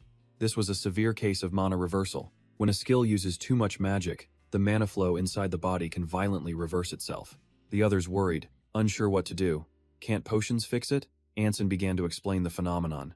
"Mana reversal recurs until it's fully cured. He needs a high priest from a major city's temple," Anson said. She lost her composure and hugged him tightly. The other two wondered if they should turn back. Still lucid, Suhyun struggled to speak. "Everyone, quiet down a bit." The patient had to console the tearful Anson. Suddenly, he shot to his feet, startling everyone. His breathing was ragged, but Suhyun insisted he was fine. "Keep your voices down, unless you want to attract more monsters, or other wanderers." Jung knew it was risky, but thought returning might be better. If Anson was right, continuing on would only worsen his condition. Calm as ever, Suhyun believed he could still control the mana. "I'll meditate to suppress the energy. You 3, calm down and keep watch." He didn't waste any time. He immediately sat and began meditating. Finally, some quiet. Now, he had to find the caravan's trail. He realized his third eye, when activated earlier, had already scoured every corner for a trace of them. Meanwhile, his 3 teammates remained on high alert. Jung was still plagued by guilt. "Suhyun overused his mana to protect us. Maybe he's always pushing himself this hard." And Hun couldn't help but agree. At first, he was shocked Suhyun killed a wanderer. But during monster fights or other ambushes, he always went all out for their sake. Without his quick judgment, they'd all be dead. It was an awakening for Ju Jung. Taeyeon and Hun resolved to stay sharp, refusing to be a burden to Su-yen anymore. Meanwhile, Anson gritted her teeth, blaming herself. If only she'd provided better support, he wouldn't be in this state. This was a lesson to focus her senses completely. As her determination peaked, Anson's magic radiated outwards. Even with her eyes closed, she sensed something strange. Su-yeon focused on the caravan's trail. It had vanished abruptly in the forest. A barrier was likely nearby, leading to a dungeon. Since he felt no magic, it wasn't a normal access barrier. It was a gateway barrier, but he already knew where to search. With a plan set, Su-hyun opened his eyes, startled to find Anson staring at him. Their intense gazes met, but not a word was spoken. Su-hyun just stretched, feeling a bit more stable now. He had his magic under control, as long as he didn't overdo it. Still, Do-young was worried. "Are you really okay? You look hurt. We should go back." Su-hyun wasn't one for talk, planning to find a city for treatment later. When Eun-hun tried to speak, he was cut off. Turning away, he insisted he knew his own limits and changed the subject. "Did anything strange happen while I was meditating?" The three of them exchanged silent glances. The group gathered before the path, where Anson couldn't sense any magic. But looking at it, she felt she shouldn't go, yet also felt she should. This strange intuition surprised Su-yen. He picked up a stone from the ground and tossed it forward. It vanished instantly. This had to be the gateway barrier, a type of barrier often found near dungeons or ruins to block humans or monsters. Su-hyun knew what they were all thinking. Yes, this was likely what they were searching for. He praised Anson's sharp senses. At least they wouldn't have to search aimlessly. "Line up behind me. Grab the shirt of the person in front. The other side of the barrier could be a magical labyrinth. If you don't stick close, you'll get lost." Su-hyun guessed the wolves would be on the other side. He'd have to maintain his third eye. They had to be on maximum alert. Stepping inside, the air grew heavy. A suffocating darkness enveloped everything. After passing through the guide barrier, he could see the caravan's tracks again. Their guide must be skilled to have found this, and successfully passed through it. Deeper in, their vigilance sharpened. Su-hyun ordered everyone to hold on tight and stay close. But they were stunned to see all the trees glowing with an ethereal light. Yet there was no sound of animals or monsters. A truly strange forest. After a hard 40-minute march, Eun-hun wondered when they would arrive, but didn't dare ask aloud. Anson's legs began to ache, while Do-young questioned their path. "Are we lost?" Behind the thicket, Su-yeon spoke. "We're here. You can let go now." The team stared blankly at the castle before them. There was probably a dungeon inside. The dungeon of the great alchemist Vivian. But that was just his guess. They had to go inside to know. After days of struggle, Eun-hun grew wary. "Isn't this dungeon a little too easy to find? I don't think we've actually found it." Of course, Su-yeon was also suspicious. Or maybe it was just a rookie's luck? Do-young playfully nudged him. "You've been studying old records every day." Despite all his reading, Su-hyun was still skeptical. New dungeons were notoriously hard to find. Without luck, searching was useless. "We found this place because Anson discovered the guide barrier." No more talk. The group headed inside. This experience made him think he'd been right to be so careful when choosing skills in the summoning room. Choosing the third eye over everything else was definitely the right call. Otherwise, he never would have found the barrier or the caravan's tracks, or even found his way through this forest. The three kids were still in awe. This building was surreal, almost like a movie set. Su-yeon warned them coldly. "Be careful. The stairs are old. They could collapse at any moment." He could sense the caravan's tracks again. It seemed their luck had led them here. Just opening the door left the three kids speechless. The inside was unbelievably massive, but completely empty. As the veteran, Su-yeon was only focused on finding the true dungeon entrance. "We need to split up and find the entrance." They each searched a corner. Nothing upstairs, nothing under the carpet. Do-young suspected someone had already looted the place. Hearing Su-hyun say a caravan came first made sense. Soon after, she excitedly called everyone over, boasting she'd found the secret base. This was likely the entrance to the underground dungeon. Eun-hun teased her. "You're too old to call it a secret base." Though uncertain, Su-yen decided to open it since they had no other leads. Three heads peeked down curiously, only to gasp in horror. It was pitch black below. They couldn't see a thing. When things got tough, Su-hyun took charge. He'd go down first to check for safety, and the others would follow. With no rope, he risked the jump. It seemed safe enough and not too deep. "Be careful, and jump down slowly." Next was Eun-hun, who landed perfectly. But when it was Do-young's turn, disaster struck. She sprained her ankle on the landing and cried out in pain. Only timid Anson was left above. Okay guys, get ready to catch me, she called, then mustered her courage and jumped. But the two below were still lagging, staring up blankly. They just watched as Anson landed face first on the ground. Didn't anyone catch me? Anson groaned in pain. A bright light flared from the staff, stunning everyone into silence. They quickly urged Anson to get up and slowly move toward them. Confused, she felt herself step on something. It was a decaying corpse. Anson's face paled, unable to even scream. Dudong immediately rushed to comfort Anson with a hug. Meanwhile, Soo-hin stepped forward to examine the scene. Could this be from the party that arrived before them? Judging by his gear, he was an archer. Was this archer the guide for his party? Soo-hin couldn't find any other bodies, nor any sign of escape. Or did they foolishly press on without a guide? They were either insane, stupid, or simply blinded by ambition. Seeing another body shook Hun's resolve, making him want to retreat. But now was not the time for cowardice. Soo-hin scolded them. It's only one body, so why the panic? Remember how excited you all were just moments ago? And now you act terrified. You must face it. This is the reality of Hornplain. The dead are scattered everywhere in these lands. Dungeons like this are certainly no exception. Death is a constant risk outside the city walls. They worked too hard to find this dungeon to turn back now. Return to the start? And let another party claim this prize? His sharp words were enough to silence all three of them. The discussion was over. Everyone returned to their positions. Use your perception, or you'll end up just like him. After calming the rookies, they continued deeper inside. Before a gate, they sensed a monster had been there recently, but there were only traces, no corpse. The traps had also been sprung. Could the rest of that party have passed through here? It was highly likely. Sensing something suspicious ahead, Soo-hin decided to check it out. Stay focused and follow me. Just a few steps later, Soo-hin heard human voices. He signaled for the others to quickly come and see. Had they all perished before even getting inside?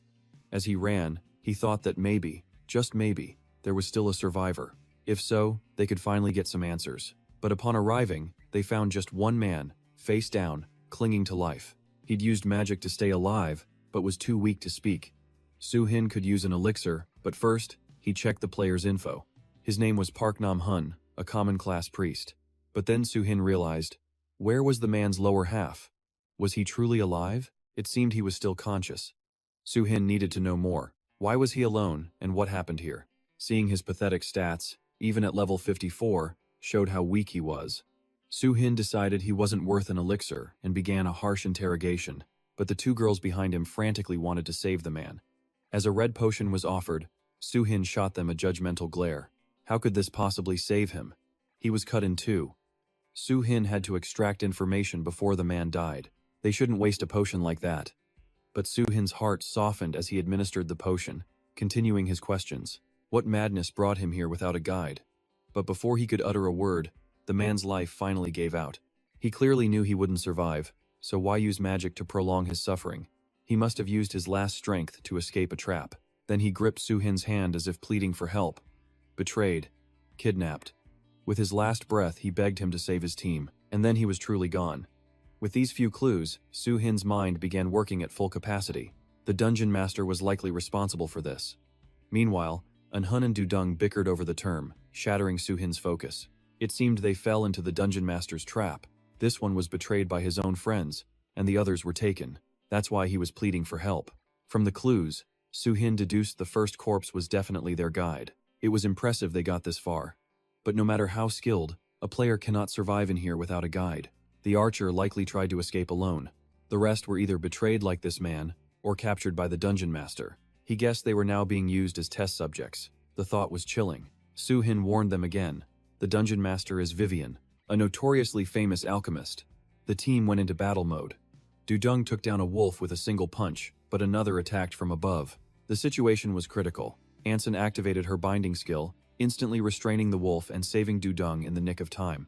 First, she would hold them back, using a blinding light to obscure the monster's vision.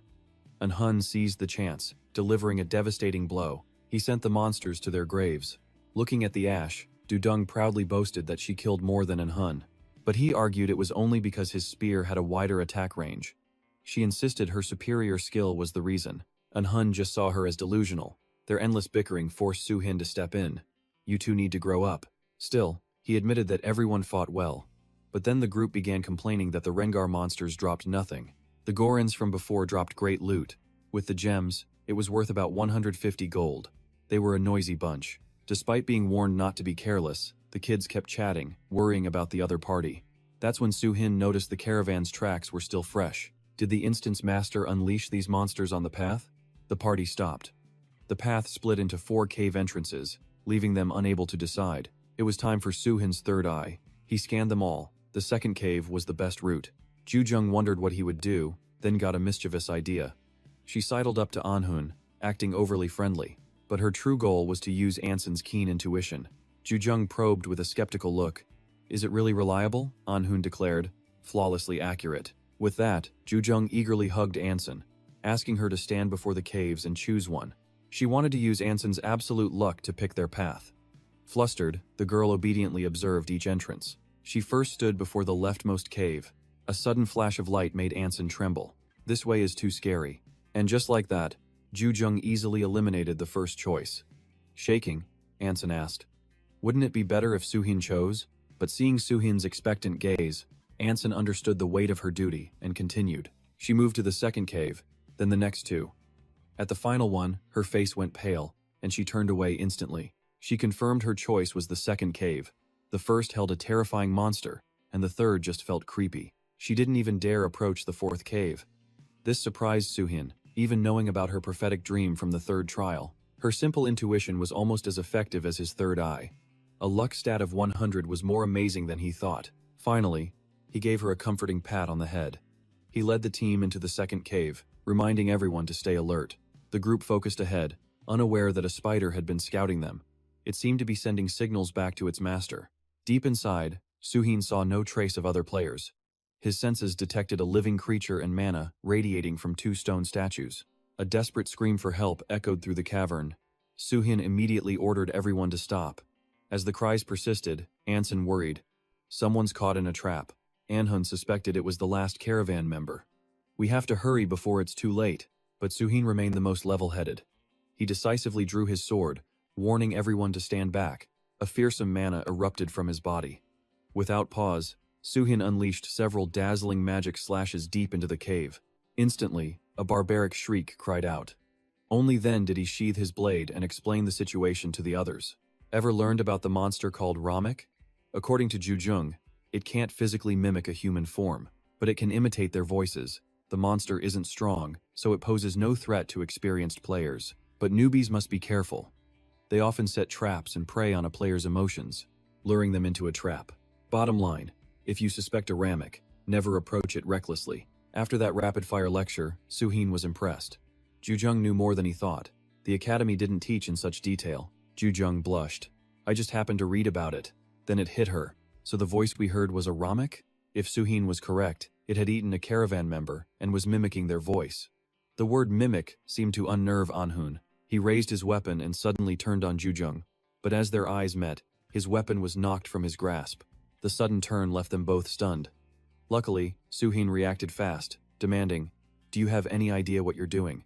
Anhun quickly raised his hands to explain. Jujung was suddenly so smart, I worried she was a Ramek in disguise. So I was just joking. That word set Suhin off. He couldn't believe Anhun would point a weapon at a teammate inside an instance. If you feel like joking, try it with me. These troublemakers were giving him a massive headache. How many times did he have to say it? This isn't a game, it's reality. You can't let your guard down. Ashamed, Anhun apologized for his foolish prank without looking up. Even Jujung defended him. I'm fine, don't be so tense. Suhin warned, I'm letting this go just this once. If it happens again, I won't care what happens to any of you. Everyone's face fell, and a heavy silence settled over them. The atmosphere grew increasingly dark. Suhin just sighed in frustration and marched forward. They found 2 statues beside the Ramek's corpse. It was the creature's trap and had to be destroyed before it could activate. Quickly, the team moved in to handle the aftermath. Everyone got busy gathering any remaining loot. From afar, it felt like someone was still watching them. Anhun sensed it and instinctively glanced over his shoulder, but there was nothing more than a spider's web. Back to the mission, they were deep inside after the Ramek, yet saw no sign of the caravan group. The further they ventured, the narrower the path became. Jujung theorized, maybe they're hiding in here to avoid being found. Just inside, a foul stench hit them, making Jujung gag. Where are we? The team stared, confused, at a chamber filled with huge eggs. Anson was still observing everything carefully. Suddenly, she cried out, clutching her head and looking up at the ceiling. Something had just fallen. A green gem. Green ooze seeped from the ground below. Anson froze, pointing upwards, too stunned to speak, getting the group's attention. A horrifying tapestry of webs greeted their eyes. Soo-hyun knew he'd need more than his senses. He had to use possession.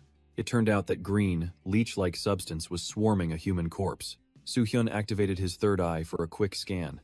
The victim was Yonghyun, a mage, her body transformed by an outside force. A spider was parasitizing her body, draining her mana to grow.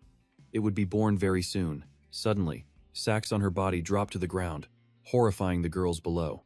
The sacs were moving, hatching into tiny spiders. Their numbers exploded, and the team was suddenly surrounded. They immediately took defensive stances. Dudung guessed the spiders spawned from the victim. Even Anhoon looked to Soo-hyun for answers. But the cool-headed Soo-hyun focused on the immediate threat. Still, seeing the girls' torment, they felt utterly helpless. She had become the spider's host. The master here was an ancient alchemist. Soo-hyun realized this was his cruel game. The inexperienced Dudung heard this, and her spirits sank, her face darkening with fury. How could anyone treat human life like a game? Her hot temper flared as she roared with uncontrollable rage. This is insane. She vowed to kill every last one of them. Her words were fierce, but her power was limited. The enemies were countless. Surrounded on all sides, the team had to act first and strategize later. Moments later, spider corpses littered the ground. Anson continued casting healing spells on Soo-hyun. Worried he was injured somewhere, she wanted to examine him more thoroughly. But the main character had to hide his true strength. Soo-hyun just nodded, saying it was enough. He thought, I'm on another level. This is nothing. His endurance stat was on a completely different level.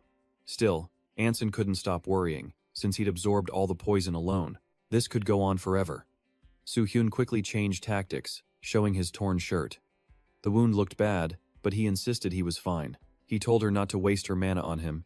Just help me put this in my bag for now. Knowing she couldn't persuade him, Anson sighed and complied.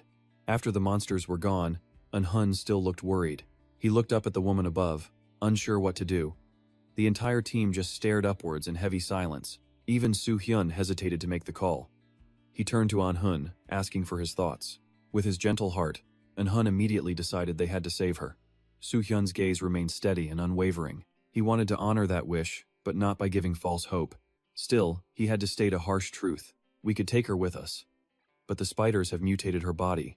She's more of a monster now, an incubator for eggs. Even if we save her, the life she would return to would be a living hell. Is there anything else we can truly do for her? Faced with this grim reality, the other three were left speechless. Sometimes, saving someone isn't the kindest choice. Could she even bear to live on after this? Soo-hyun understood this better than anyone. First, we bring her down. We'll check if she's conscious and ask her what she wants. This time, the choice had to be the victims. But as one crisis settled, another emerged. A strange cry echoed, putting Soo-hyun on high alert. He gripped his sword, ready for a fight. The sound grew louder, a direct challenge to the entire party. Her hot temper flaring, Dudung yelled out, "Who's there? Show yourself. Stop playing these childish games." Just like a true delinquent, a dark void opened before them, filled with maniacal laughter. A voice taunted, "Here I come." Unable to identify the threat, Soo-hyun simply warned everyone to stay sharp and be ready. It seemed the dungeon boss had finally appeared. This master loved games, even making strange noises before laughing wildly.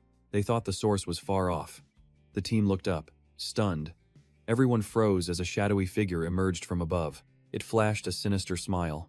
"A pleasure to meet you, my new prey."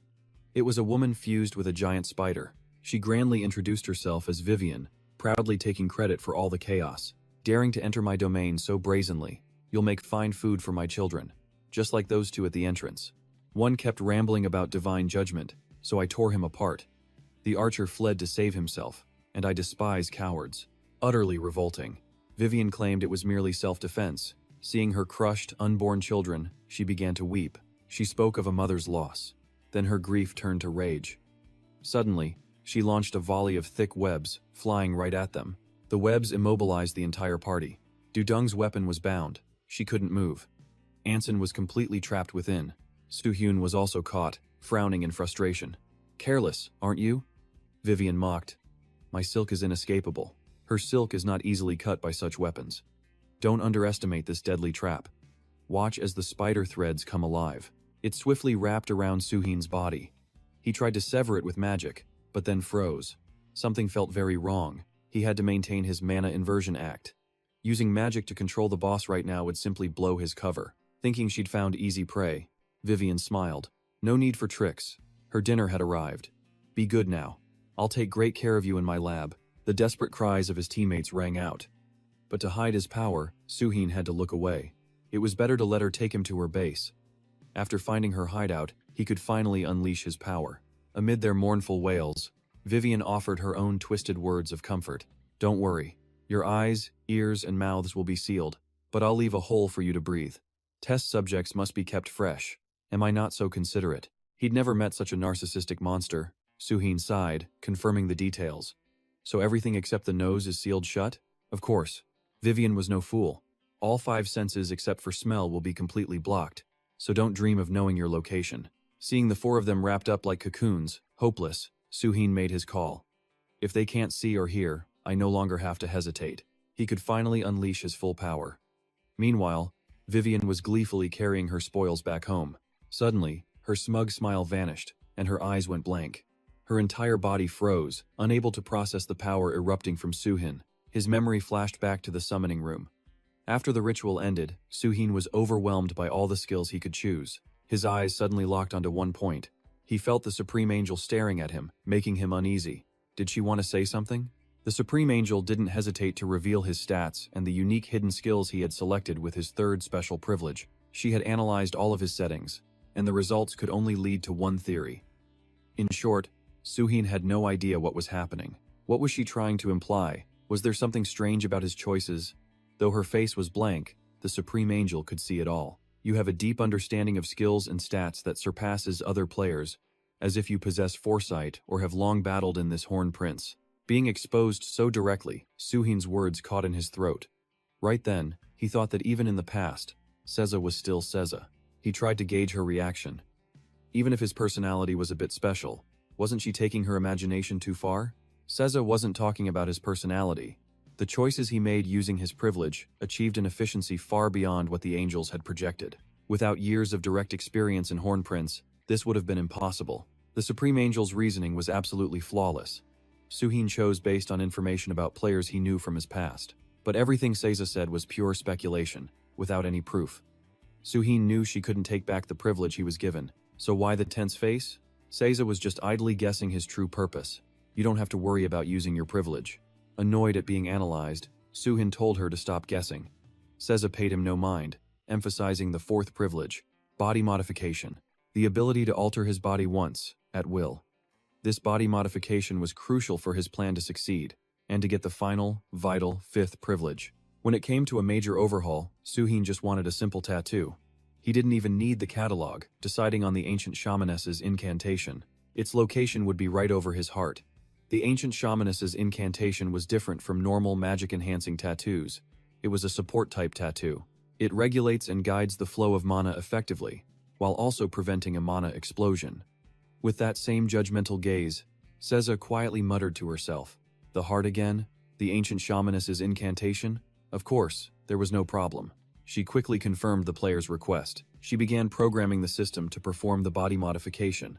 A magic circle then appeared, glowing right before Suhin. It slowly approached and entered him, wrapping directly around his heart as if to become one with his body. His body changed in an instant, a faint golden light glowing from his chest. Suhin instinctively put a hand to it. Though his magic suddenly surged, it stabilized immediately. This was the power of the incantation. For now, everything was going to plan. Suhin offered a polite compliment. Not bad at all.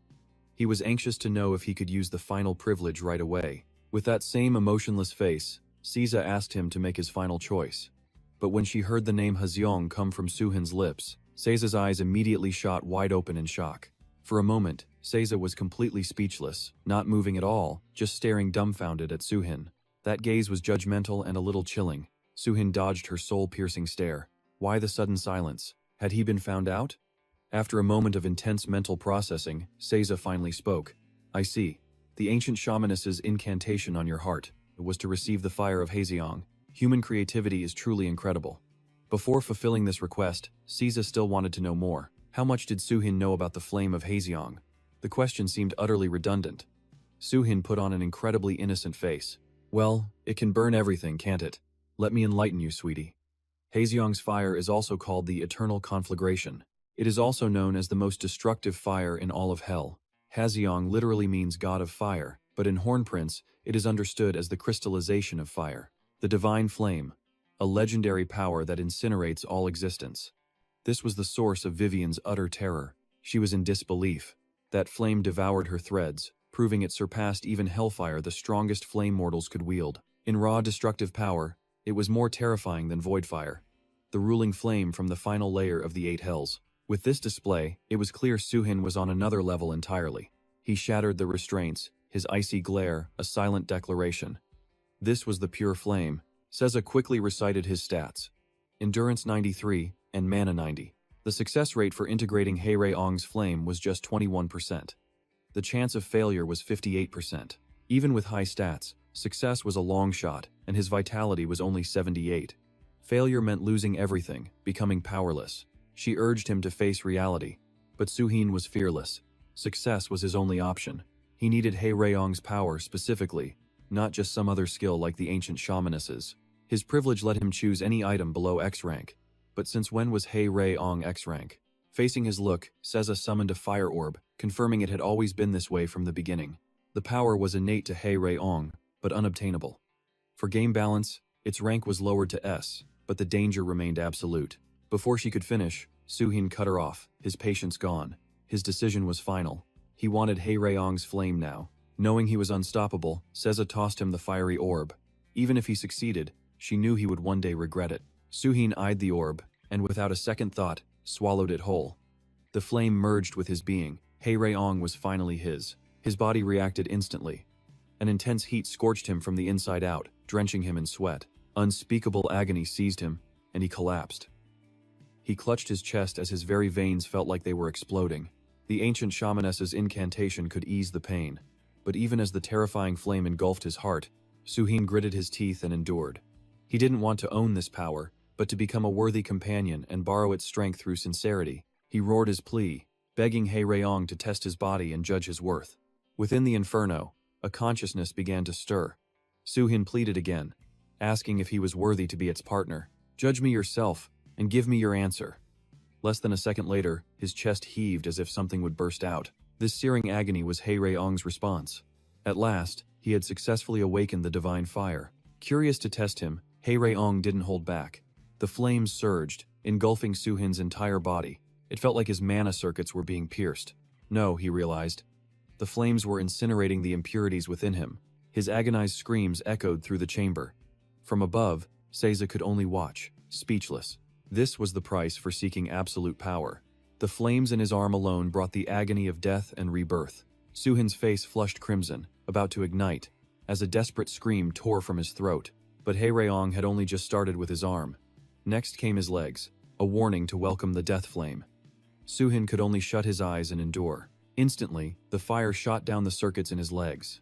Every inch it traveled felt like an internal explosion. His body, completely drained, sprawled on the ground as he gasped for air. But Haejeong offered one last chance to quit before it ascended to his head. His determined gaze was the only answer needed. Haejeong mused that perhaps this human hadn't fully assimilated yet. To continue could mean certain death. Through the agony, Suhin ground out his words. He would never stop. "Don't you dare underestimate me." This mortal was amusing Haejeong. "You have guts. Then open the path to your mind. It would burn everything." The inevitable happened. The flame shot straight for Suhin's head. The inferno threatened to burn away his very consciousness. Suhin couldn't take it anymore. Blood streamed from his mouth, eyes, and ears. His insides felt incinerated as his strength failed, and he collapsed. His vision filled with white flashes as his screams faded. Shortly after, Suhin slowly began to awaken. A player information update greeted him. His body ached too much to move, but he was lucid enough to know the trial was over. At last, the eternal flame, Haejeong, resided within his heart. His assimilation rate had reached an absolute 100%. Not only that, all impurities in his body were incinerated, permanently increasing his vitality by 2 and mana by 6. Suhin could feel his scorched mana circuits rapidly healing, thanks to the incantation of the ancient shamaness. Furthermore, his mana flowed more smoothly than ever. Was this the result of Hei-Rei-Ong's purification? But all power comes at a price. This time, Suhin's body had endured a trial that pushed him far beyond his absolute limits. The cost was 10 permanent stamina points. Even expecting it, Suhin couldn't help but wince in pain. But now, he possessed the Black Dragon. Meanwhile, Vivian sensed the approaching danger. She launched a stream of green fluid straight at Suhin, cackling with glee. "I wasn't planning on killing you, but you just had to make me mad." Her laugh died in her throat, her face draining of all color. Suhin stood there, untouched, wreathed in dark flames. He was ready for round 2. The flames of darkness possessed a divine power. A spider's pathetic poison was nothing to him. Surprised, old hag? Vivian couldn't believe this unassuming man was immune to her venom. Her only option left was to lunge forward with her razor-sharp claws. She went for a physical strike, but he remained unnervingly calm. With a simple kick, he sent out a sharp arc of fire, slicing clean through both of her legs. A single, effortless move took Vivian's legs. Suhin placed a hand on his hip, striking a cool pose. Today, he'd show her a world of pain. Vivian stared at her wounds in agony, her rage boiling over. She screamed uncontrollably. "Just die." Fast as the wind, she spat out a net of silk to trap him, but it was far too slow. With a few effortless steps, Suhin closed the distance in an instant. He even dashed across her own silk threads, leaving Vivian speechless with terror. Not ready to end it, Suhin taunted her. "You're supposed to be a dungeon master, right? Aren't your attacks a little one-dimensional? You're giving alchemists a bad name." His mockery only fueled Vivian's rage. She let out a beastly shriek and wasted no more time. She used the same old trick, spitting venomous webs straight ahead. Perched on her tangled web, Suhin calmly assessed the situation. The silk flew towards him at a snail's pace, barely even moving. He couldn't help but scoff at the display. Suhin's tone was full of contempt. "Is that attack supposed to have power? Don't you have anything better?" Vivian was furious, but a seed of fear was planted. What kind of monster was this human? Especially his flames. They weren't normal magic. Realizing she was outmatched, Vivian chose the best strategy: run. With a sideways glance, she turned and fled for her life. If you can't win, you run. She ran headfirst into the darkness to save herself, knowing she was no match for Suhin. "Where are you rushing off to? You might trip, or run right into me." Suhin grinned, giving chase with his weapon ablaze. He flashed a brilliant smile. "Let me join you." Seeing the handsome man right on her tail, Vivian's eyes widened in pure disbelief. Her soul nearly left her body as she ran blindly forward. In her haste, she lost her footing and tumbled helplessly to the ground. The pathetic sight made Suhin pause for a moment. How utterly ridiculous. He'd never seen a spider slip and fall from its own web before. Only then did he notice another figure. A girl was stuck to the spider, and they had fallen together. He could hear her faint, desperate moans. This piqued Suhin's interest. He leaped down to investigate, landing flawlessly. Vivian panicked, her mind racing. Damn it, what now? She had to find a way to escape. Glancing at the groaning girl, a sly grin spread across Vivian's face. Suhin was only human. A hostage would be perfect. Take one more step, and she dies. She knew how to exploit human weakness. For a moment, Suhin froze, staring at the pathetic, innocent girl. He hesitated. Her eyes were filled with despair. It was the face of someone suffering in hell, begging for release. Her hatred was born from anger, suffering, and humiliation. Vivian, however, laughed cruelly, ordering Suhin to drop his sword. Without hesitation, he complied. Emboldened, Vivian planned her next move, only to panic when Suhin started walking towards her. She shoved the hostage forward. "Stop, or I'll kill her for real." Having been in such hellish situations, Suhin understood her pain all too well. No one would want to live like that. The hostage's silence was answer enough. Suhin raised his hand, having made his choice. Vivian truly panicked, unsure of his next move. He would grant the hostage her freedom with a single punch, sending her to a peaceful end. This was completely beyond Vivian's expectations. She couldn't react, just stared with her mouth agape. Seizing the chance, Suhin leaped onto the spider's back. He easily restrained her from behind, placing a hand on her head. "How foolish," he chided. "If you wanted a hostage, take my ally. Why involve a stranger?" By the time she realized the danger, it was too late. Vivian's face paled as she stammered. "But, you're both human." Suhin gave an angelic smile, but his words dripped with killing intent. She was a nuisance and getting in the way. Besides, she meant nothing to me. Her life or death was irrelevant. Still reeling from the shock, Vivian couldn't comprehend his words. How could a human be so utterly cold-blooded and ruthless? Wait, something's off here. A spider is questioning morality? That's not a line she should be delivering, is it? After all, she was the one who experimented on that poor girl. Soo-hin mused to himself. He knew he would win, but he never thought it would be this easy. Sure, it was just a small city's dungeon, but she was still the final boss. So this is what overwhelming power feels like. Pinned by an opponent completely out of her league, Vivian broke out in a cold sweat. She grit her teeth. Just what the hell is this monster? At this point, she had only one option left. Even in death, one deserves last words. So, she decided to make a plea. Please, spare my life. Talk about a surprise. The request was so absurd that it left Soo-hin completely stunned for a moment. It was unbelievable.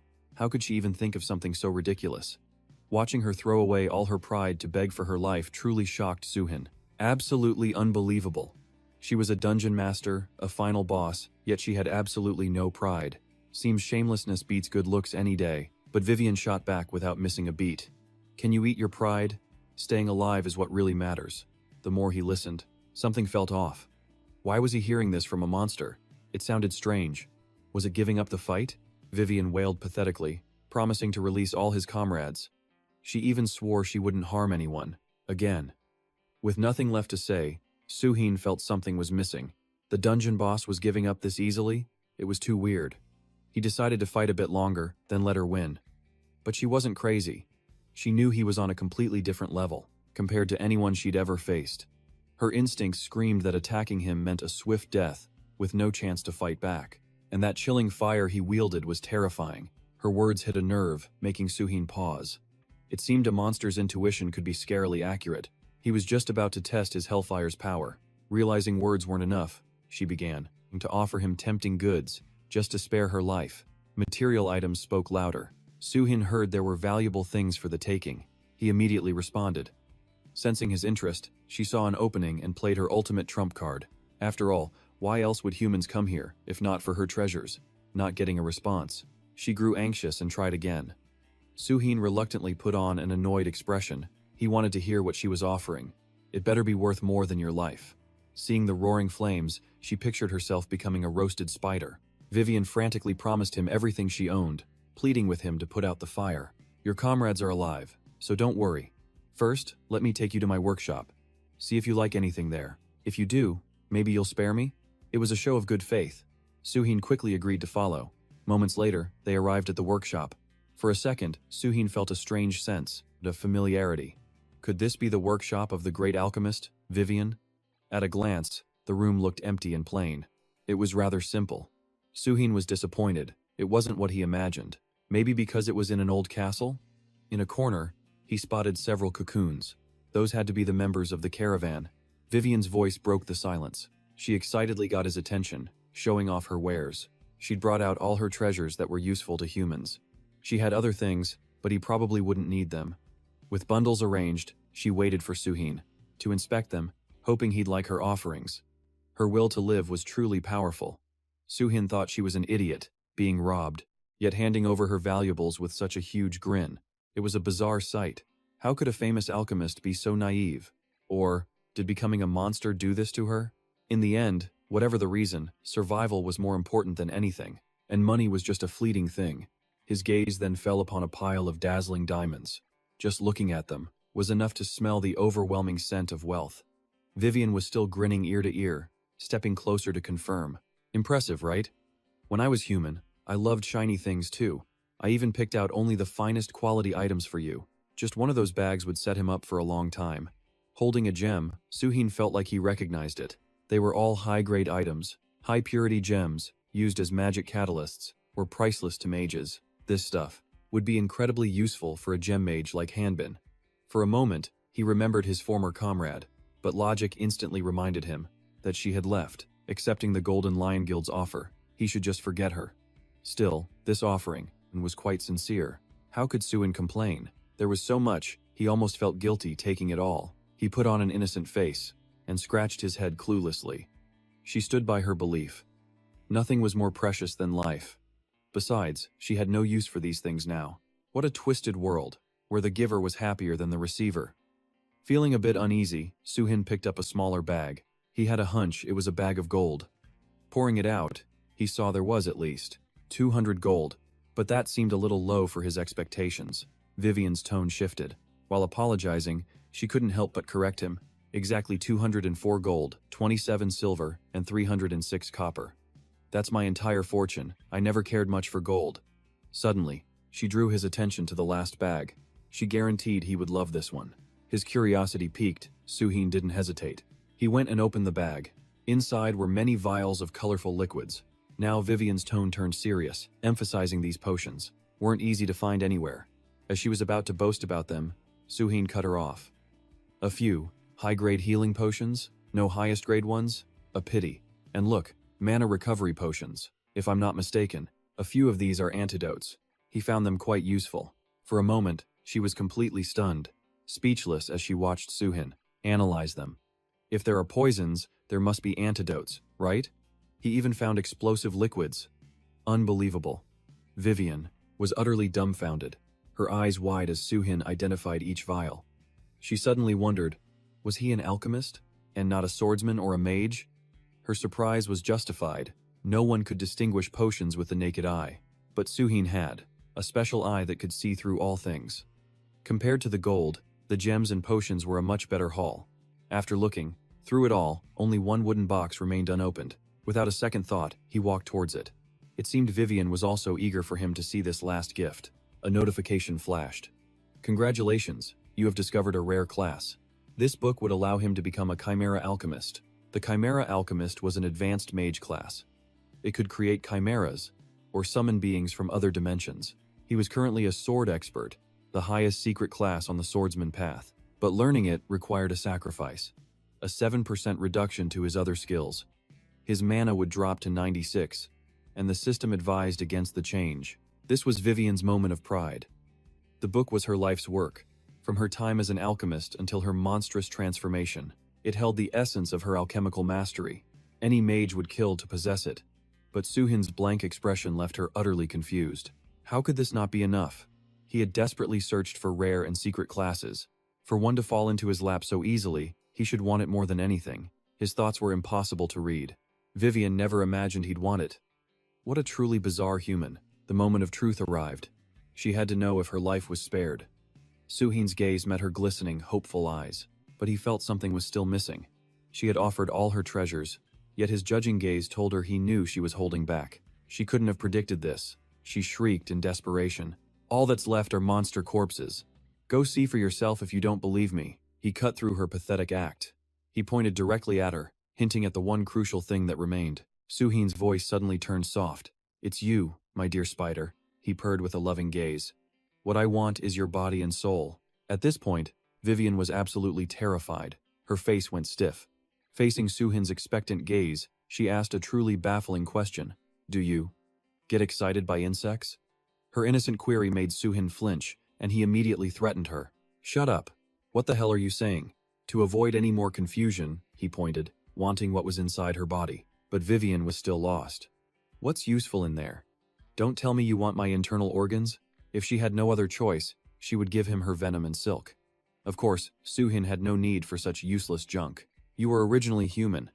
When you became a spider, you needed a catalyst. A mana conduit. Like a mana stone. With a dazed look, she forced a smile. You are so very wise, she stammered. Then it hit her. Are you talking about my magic core? Bingo. During Vivian's transformation from human to spider, a catalyst was necessary to form her magic core. It serves as the nexus of magic within the body. The longer a mana stone acts as a core, the more likely it evolves to hold immense amounts of mana. This demand was outrageous. Vivian couldn't believe her own ears. You're telling me to give you my magic core? You must be joking, right? But he was dead serious. Suhin's voice was firm. Hand it over, now. I won't ask again. If she gave him the core, he would spare her life. As if to be funny, Suhin even held out his pinky to make a promise. Too bad she had no fingers to link with. He truly knew how to torment someone. How could she possibly hand that over? If someone told you to rip out your heart or your magic circuits, would you do it? Can't you say something more reasonable? Though he knew his demand was absurd, Suhin actually nodded in agreement. If it were me, I would never give it up. but his voice kept pushing her to hand it over. This was a fate worse than death. Vivian resorted to whining and screaming. "I don't want to." But Suhin was always rigid and didn't care what she wanted. "If you want to live, you'd better spit it out now." Driven to her limit, Vivian screamed back at him with all her might. "Doing what you ask is a death sentence. You might as well just kill me. Without my magic core, my life as a spider is over." After pushing her to the brink, Suhin still wore an innocent expression, coolly brandishing the sword in his hand. "It's a shame, but if you insist." The immediate danger sent Vivian into a panic, and she let out a piercing spider shriek. She scrambled back in terror, trying to negotiate again. "Calm down, don't be so hasty. Just put the sword down and we can talk. We've wasted enough time. I'll say this one last time. These items, and your magic core, I'll take them, in exchange for your life." Cornered, tears streamed down Vivian's face. The game was tragically over. "If I give you this, I will die," she begged. "Take everything else, please." She kept trying to bargain, but Suhin was too firm. Her words were useless. The negotiations were over. "Why are you talking so much nonsense? It's faster to just kill you and take it." As the words left his lips, he raised his sword into a perfect stance. He didn't forget a final goodbye. "In any case, talking with you was pretty fun." With no other choice, Vivian agreed to give up the core. She cursed him relentlessly. "You cold-blooded monster, I'll give it to you, just don't kill me." The scene was heart-wrenching. While he smirked internally, she cried her eyes out, starting to wail. "You villain, are you leaving me with absolutely nothing? Why is my fate so miserable?" Her whining grated on his ears. He snapped, "Hurry up, or should I dig it out myself?" She obediently bowed her head, weeping nonstop. She focused, pushing the magic core out from her body. At that moment, she lost all her strength, and her body collapsed, unconscious. A system notification appeared. Suhin has acquired the magic core of the alchemist Vivian. As he, half dead, reached for his prize, she somehow forced out a warning. "If you just grab it, the poison will kill you." Strange she'd still worry about him now. Suhin sighed, finding it funny, but he picked it up without a second thought. To her utter shock, he put on a show, clutching his chest in agony. "Am I dying? What a joke." Below, Vivian was overjoyed. She warned him, so he could just die. Too bad for her. He signaled the fire-scaled dragon within him to burn the core's toxins. Incredibly efficient. As he spoke, flames engulfed the core, its tainted power dissolving. Moments later, a purified core emerged. Suhin couldn't resist a taunt. "Why so serious? See? I'm perfectly fine." Furious and bitter, Vivian could only swallow her rage. Suhin immediately used his third eye on the magic core. It had stored immense mana for over a century. Its power was like a limited soul core. For players with magic below 70, it boosts stats by 1 to 4 points. This trip seemed like a bust. Besides some healing, it was useless to him. He smiled, but his heart ached. He'd give it to the kids or just sell it off. With that settled, he kept his promise to spare Vivian, even adding a hot tip. She should leave the dungeon as soon as possible. In a few days, it will be exposed, and the city's inspection team will arrive. But Vivian's spirit was broken. Without her magic core, she was basically dead. Most of her power was gone, a crushing humiliation.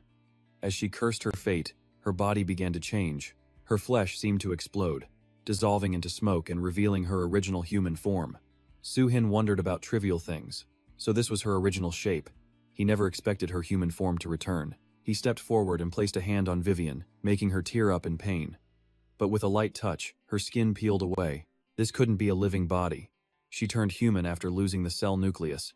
But her body was just a corpse. He was curious about her past. Even in this pathetic state, Vivian was still incredibly arrogant. "That's not your business. It has nothing to do with you, and I don't have to answer you." After a moment, he figured she was right.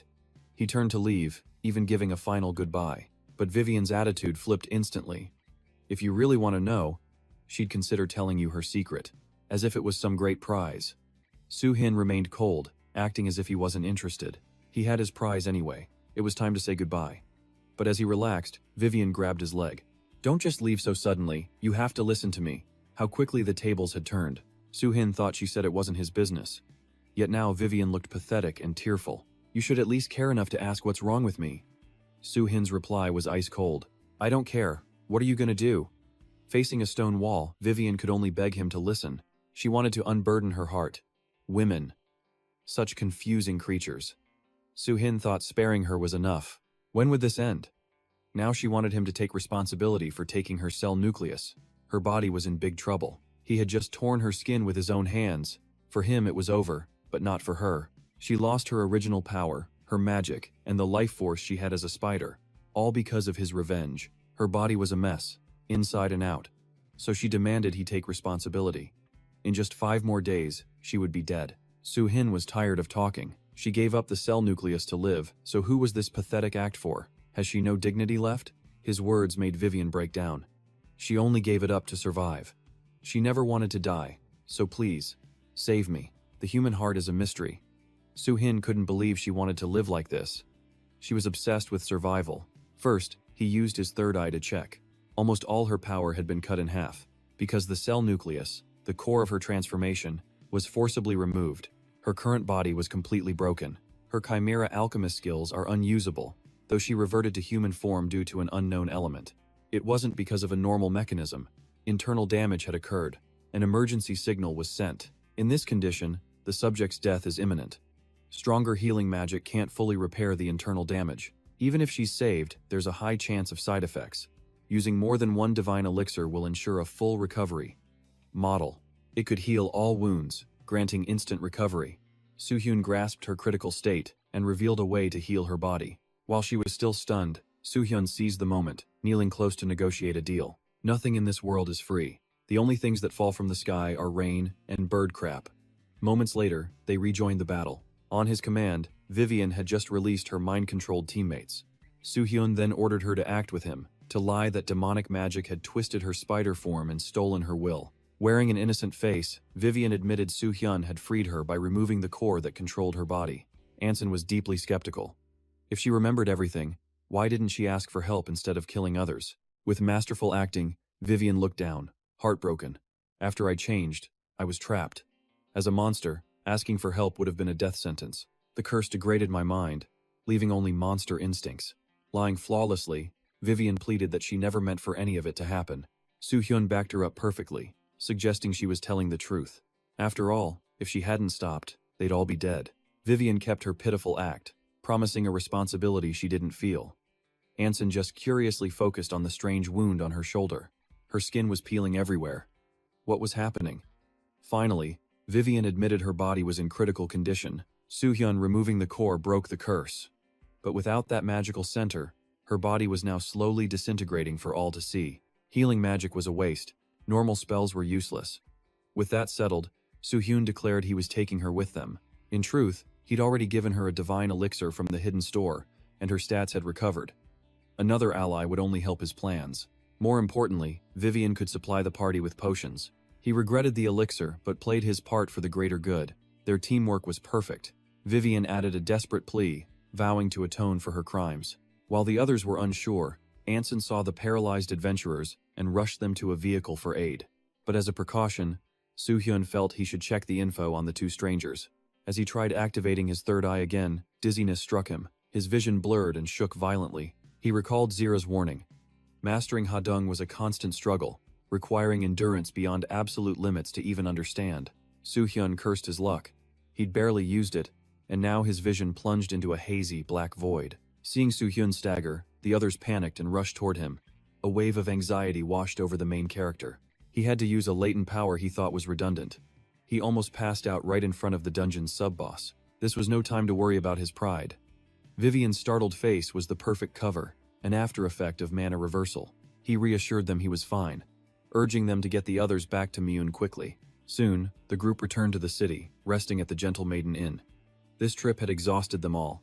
He had been the silent carry. While carrying a stranger on his back, Soo-hyun had to listen to Soo-dung whining for a reward. He immediately turned, pushing the person toward her. "Here's your reward. You can study her." The group would get 2 rooms and then eat. Everyone worked hard, so eat as much as you'd like. He handed a pouch of money to Anson to manage the group's expenses. Use this to eat, rest, and recover your strength. He and Vivian had to leave for her treatment and to file the expedition report. When the younger members offered to tag along, Soo-hyun immediately shut them down. "I have to file paperwork and run some errands. It'll take too long. It's faster if I go alone. Besides, all of you are covered in dungeon filth. Go get cleaned up and rest first." After that, no one dared to argue. Anson just called out, "Hurry back!" Once they were away, Vivian's cheerful facade dropped. She didn't get it. Why do you have to care for them? You're not their mother. They're grown up but just follow you, chirping annoyingly. You're too soft on them. Soo-hyun replied, his tone half joking. For now, I'll spoil them.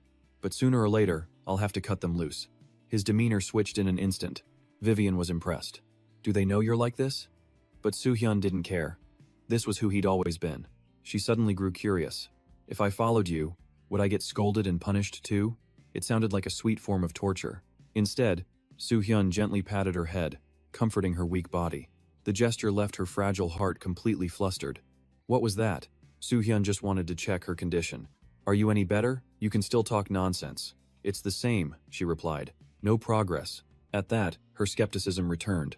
Could he really save her? Waste of breath, he said. Why would I bring you here if I couldn't? They finally arrived at the entrance to the supply depot. Before going in, he reminded her to stay put and not wander off. I'll be inside for a moment, then I'll be right back. As he disappeared, Vivian was left alone, facing judgmental stares and whispers. The crowd buzzed with whispers. That girl looked off. Was she injured? She was in bad shape. She was alone, drawing stares. Some were curious, but others warned to keep away as she became a spectacle of gossip. Vivian was overwhelmed by the attention. A cold sweat beaded on her brow as she stood frozen. Seeing Soo-hyun, she rushed over desperately. What took you so long? I was waiting. He had only been gone 5 minutes. Soo-hyun noticed all the prying eyes. They needed to move somewhere more private. Once they were secluded, Soo-hyun produced a vial. He playfully asked her to guess its contents. It had to be a healing potion, obviously. A sly grin spread across his face. Wrong, he declared. This was the legendary elixir of immortality. Just hearing the name made Vivian freeze. Her mind struggled to process what she had heard. She stammered, completely bewildered. That can't be it. She sighed, hand on her hip in disbelief. It was the highest grade potion alchemists could make. How could his new group, Karavan, possess such a thing? No matter how special he was, it was impossible. Still, she decided to humor him and pretend to believe it. Give it here, she demanded. This spider queen was interesting. Soo-hyun carefully poured a single drop. The red liquid instantly glowed gold. Her suspicious gaze annoyed him slightly. Stop staring, he said. Just drink a little and see for yourself. Though her eyes screamed with doubt, Vivian took it. After a quick sniff, she downed the entire dose at once. A true divine medicine. The difference was stark. His third eye confirmed it. The elixir worked, but only temporarily. Her stats were immense, including a monster legion command skill. Soo-hyun was shocked. Mages with magic over 90 were scouted by every guild, even with low stats otherwise. But hers had reached a staggering 92. And her other skills were a mystery. The potion's effect sent Vivian into a frenzy. She lunged for more, but Soo-hyun easily held her back. Do you think I'm stupid? He knew if she drank it all and ran, he would be the one losing out. But her survival instinct was overwhelming. She lunged again, shamelessly promising not to run. It was a pathetic sight. Soo-hyun pushed her back. Calm down. I'll give you more if you promise me one thing. Vivian knelt instantly, remembering his offer from the dungeon. She would bet everything she had just to survive. He smirked. She was certainly one to go all in. Soo-hyun calculated his next move. He had to act while she was still weak and desperate for the elixir. A wicked grin appeared on Soo-hyun's face. It's simple. I just want to form a contract. The two then headed to a nearby church. The priest greeted them warmly. He was surprised to see them, since most players went to Barbara or Can. Still, he asked how he could help. Perhaps a blessing or a sacred message? Soo-hyun gave a slight smile. We're here for a contract, and to report a recent conquest. He remembered this sanctuary. It was a place in Han Prince where a player's power meant nothing.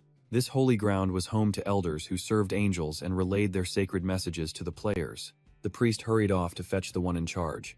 If Soo-hyun recalled correctly, she was also a player. He heard two priests rushing out. They whispered to each other, urging to keep Soo-hyun there. It's been a while since we've had a sucker. I mean a valued customer. Soo-hyun heard the slip-up perfectly clear. He filed that away for later. A short-haired woman, Lee In-ha, introduced herself and her assistant. She would handle the contract. With both a contract and a report to file, INHA complained they were too short-staffed. She suggested he just forget about submitting the report. She then gestured for them to follow. Soo-hyun was surprised. A sanctuary refusing a conquest report? This had to be the Golden Lion clan's doing. The player guards had all been sent to major cities, but to refuse a conquest report, This was exactly why people said this place had gone downhill. In a more formal room, Soo-hyun stated his purpose about the contract. Inha's curious gaze drifted towards Vivian. No extra processing is needed. Have a specific type in mind? Just give me the form, Soo-hyun said. I'll write it myself. Looking relieved, Inha had Min Cheon bring him the contract. All they needed were the details and 2 signatures. As Soo-hyun began to write, Vivian grew tense, breaking out in a nervous sweat. She held her breath, waiting. The moment he finished, she snatched the paper and signed it instantly, shocking the 2 priests. She had not even read it. With the paperwork done, Vivian impatiently urged him on. Her desperation was starting to get on Soo-hyun's nerves. He wasn't nagging, but she should have at least read it.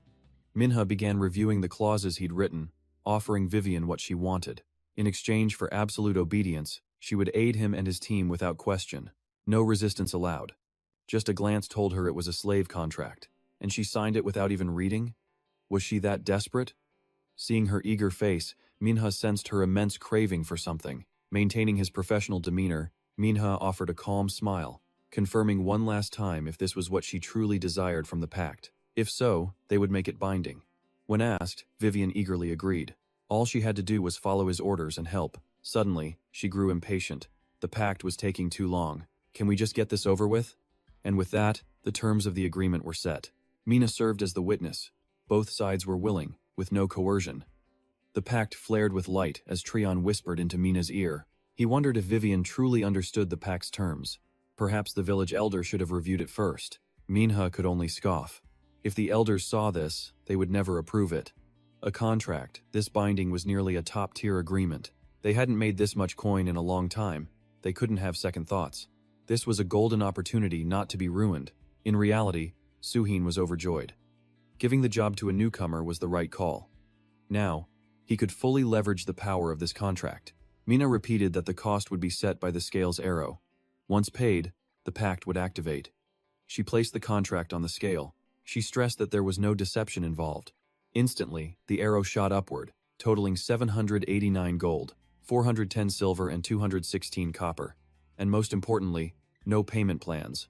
Vivian worried if he could even afford it. Soo-hyun paid the full amount in a flash, without a second thought.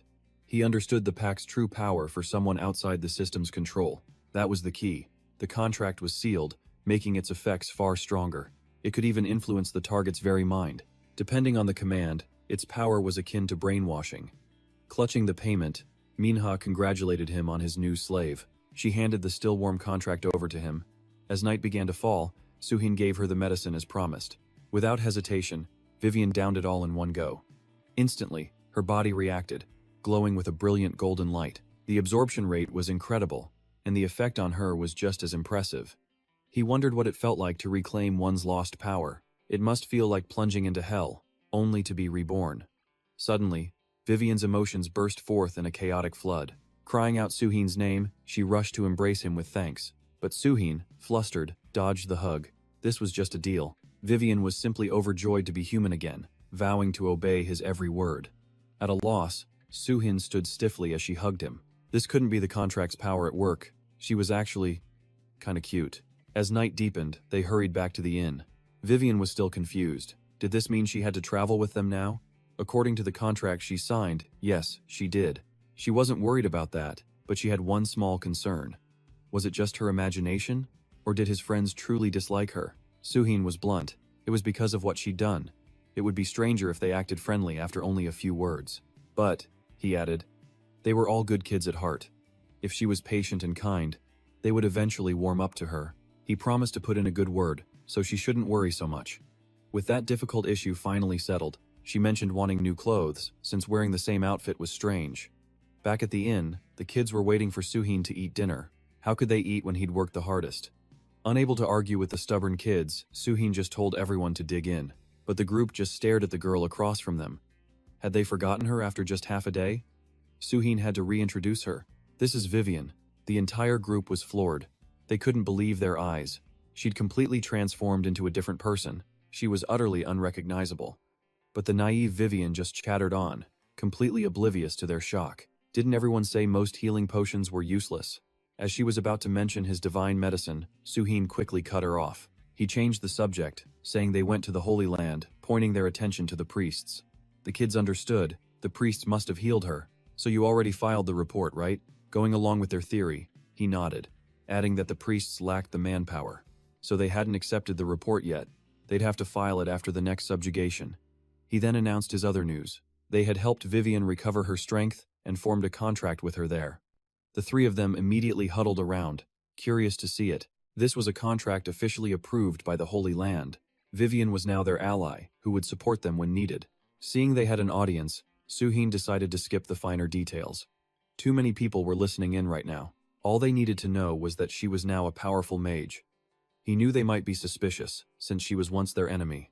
But from now on, don't hold it against her. Welcome her as a true ally. She has already faced so many hardships. She's just become human again. So I hope you all will help her adjust. Although no one objected out loud, he could feel their cold indifference. This was going to be a difficult adjustment. Meanwhile, Ju Zhong, still clutching the pact, she gave a small smile. She seemed impressed by the clause, forbidding defiance and demanding total support. That was all she needed. A devious plan was clearly taking shape. Ju Zhong promised to take good care of her, making the other two men panic and quickly change the subject. Su Yin was curious about the others they had brought back. As far as he could tell, not a single one had woken up yet. They were still breathing, so they were definitely alive. The guys carried the man to their room, while the woman was taken to Anson and Junsu's room. The arrangements were perfect. Still, Junsu didn't get what Suhin planned for them. They had no idea when they would awaken. Judging by their equipment, they had to be mages. If their stats and party synergy were good, Suhin might invite them to join. Mages were valuable. But then, he immediately realized a critical issue. Vivian was with them now. He was worried about what she might have done to the rescued group. He would just have to wait for tomorrow. If they woke up, he would take them to the sanctuary. It seemed he was no longer equipped to care for them. He had been talking non-stop, for what felt like an eternity, until Suhin suddenly urged everyone to eat before the food got cold. A new day arrived. In the kitchen, Zhengu was deep in thought about the Golden Lion clan. They were too obsessed with conquering Iron Mountain. They were getting more and more reckless, no matter how much they rushed. If they kept this up, it would be a total disaster. Suddenly, a familiar voice cut through the tense atmosphere. Is no one at the inn today? Zhengu's eyes instinctively shifted to Suhin, assuming he already knew the situation. They had all gone to the major cities to join the Golden Lion clan. The only people who remained here as of today were Suhin's party. Speaking of which, she was curious about the people they brought back. They all seemed to be mages. Her curiosity got the best of her, and she began her interrogation. Where did you find such valuable people? She asked. Hardly anyone ever shows up in an area like this anymore. Zhengu then let out a flirtatious comment. My dear Suhin, you really are talented. The words dripped with honey. It made Suhin a bit wary. It was just a chance meeting, that's all. Just then, she seemed to realize someone was awake from the sound of approaching footsteps. Suhin paused, analyzing the sound. It wasn't one of the kids. The owner of the footsteps quickly appeared. A blue-haired girl, gazing around in confusion. A question mark practically appeared over her head. Where am I? Who am I? As their eyes met with a spark, Suhin asked about her condition. He checked how the girl was feeling. Though still a bit weak, she seemed to be mostly okay. She had just woken up in this town, so her awareness of the situation was still hazy. Suhin confirmed that he and his party had saved her from the ancient alchemist's dungeon. Sitting right beside him, the girl introduced herself as young Hazel. She had been here for 2 years.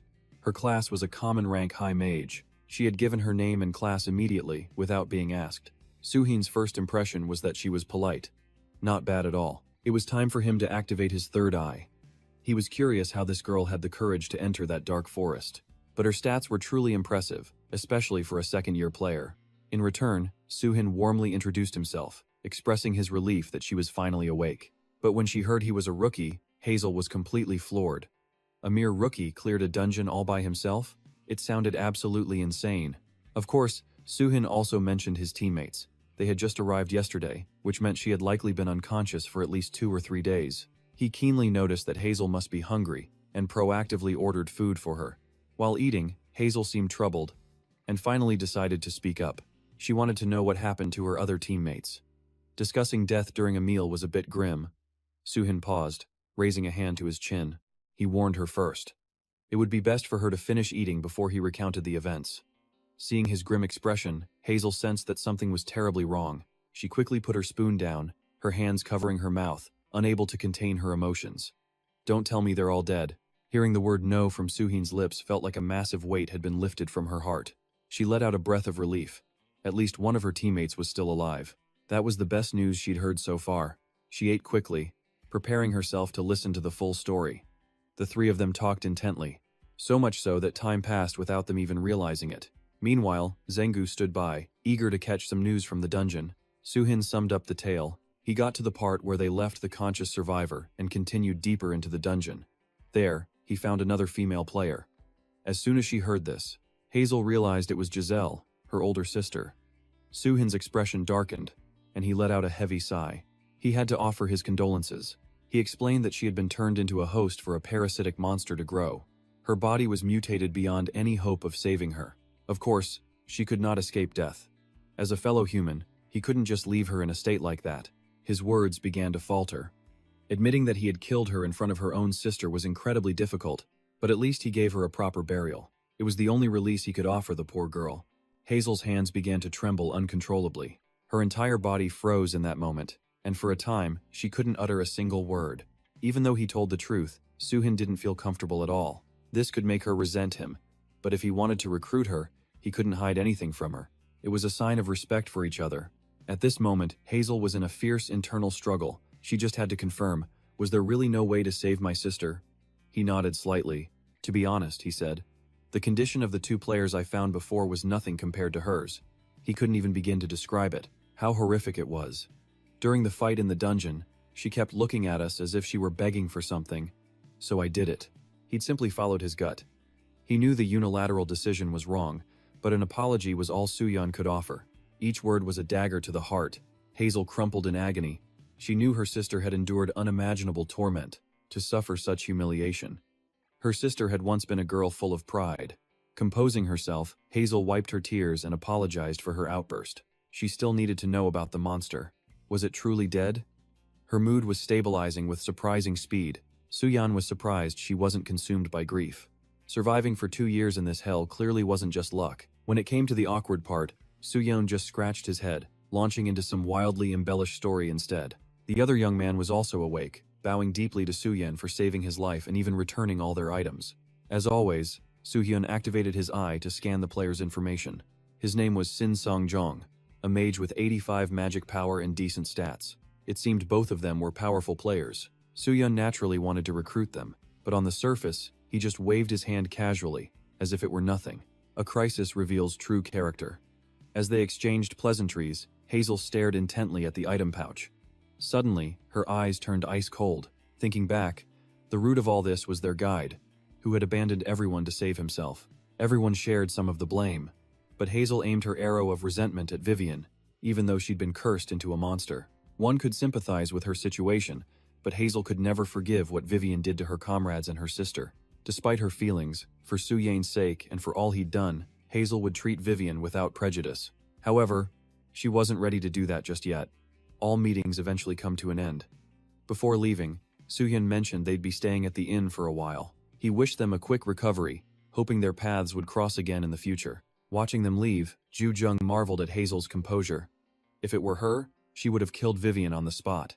After all, her entire family had been killed. Beside her, An-hun wholeheartedly agreed. He couldn't imagine losing his sister and son.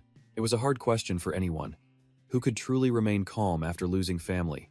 You had to respect that kind of iron self-discipline. Even rookies like them could see it. If Hazel survived long enough, she could become a legend. Indeed, Suyeon found her willpower incredibly impressive, especially compared to him when he lost his brother. Since he didn't recognize her, she must have died by Vivian's hand in the previous timeline. He might have just met someone who becomes one of the 10 strongest. But Suhyun quickly dismissed the thought. As he muttered to himself in the corner, a curious Ju Jung crept closer to eavesdrop. Back to business, the team's health was steadily improving. Suhyun put the kids back on a training schedule. With Vivian joining, he needed info on a new dungeon, and he wanted everyone fully prepared by then. The second dungeon was near Moon.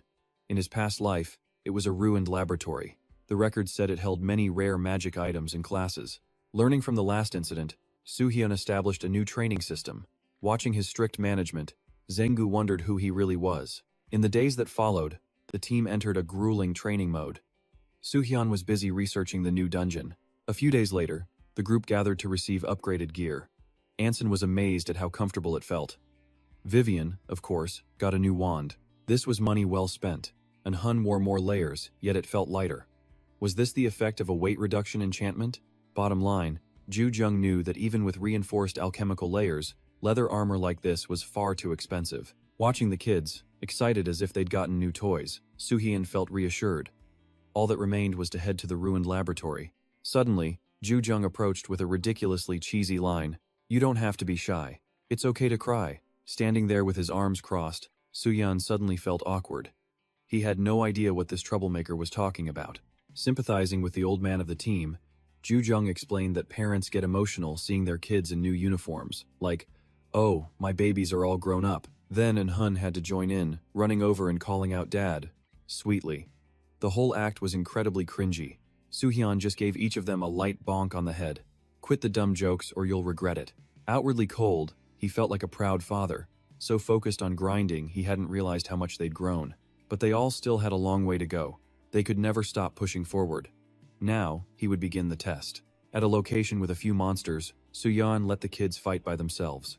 Hun and Ju Jung's synchronized swordplay was spectacular. In just a few strokes, all the monsters were face down in the dirt. Watching the situation from above, Soo-hyun saw their clear progress. It seemed it was finally time for that. He then signaled Vivian to demonstrate her Chimera alchemist skill. She was caught off guard, bewildered, but the support urged her onward. Why hesitate any longer? Vivian stepped forward, raising her magic staff high as she began. She activated her formation, ruler of the 32nd Legion, deadly spiderweb. The sudden roar snapped the entire group to attention. From behind, Vivian summoned a monstrous spider. It lunged forward, sending the kids running for their lives. Showing no mercy, Vivian rode the beast with wild abandon, charging on and taunting the so-called weaklings. That was her unique skill. Ruler of the 66th Monster Legion. Soo-hyun watched the chaotic chase and made an observation. A magic circle and a summon, all at once? She controls that chimera as if it's second nature. It's like an extension of her very own body. He had been worried, since her traditional magic was only a C+, but it easily rivals the secret spirit summoner class, especially if it's called the 66th Monster Legion. So, just how many monsters can she actually command? Bringing her along was definitely the right call. After that intense chase, the three kids were completely drained, collapsing onto the table, too exhausted to even move a muscle. Arriving right on time, Jang-gu brought out hot food. She praised them, saying everyone did a great job today. She then quietly told Soo-hyun that 2 players had come looking for him. She'd said he'd be back at night, so they left. Message delivered, Jang-gu cheerfully departed, making the others curious about their secretive little chat. Wiping his hands, Soo-hyun explained it was the players they'd saved weeks ago. Ju-dung admitted he was quite fond of Hazel. Ever the instigator, Hun shot back. "How do you know she's older? Maybe you're the old one here." As they bickered, Arson realized Soo-hyun was waiting for them. His observation instantly silenced the entire room. Still eating, Soo-hyun casually admitted he wanted to recruit them. Even the rookie of the group understood the implications. Vivian aside, they're both skilled mages. They must have tons of offers. Why would they ever choose to join us? Soo-hyun knew this better than anyone. If they didn't return tomorrow, the group would finally leave the city. Ju-dung argued they needed a proper mage, but Soo-hyun was confident in Vivian, who wielded both alchemy and traditional magic. While they debated, Vivian focused on her main task, clearing the table. When the others called her out, she got a bit teary-eyed. Soo-hyun consoled her, "Keep eating, we'll order more." He continued, "As you saw yesterday, Vivian is an incredibly strong mage. Those guide mages are a cut above average players here.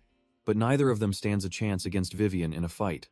3 melee, 1 priest, and 1 mage. With a top-tier mage already, this formation is efficient and perfect for a small party. The reason I'm waiting is they fit the criteria for the clan I'm building."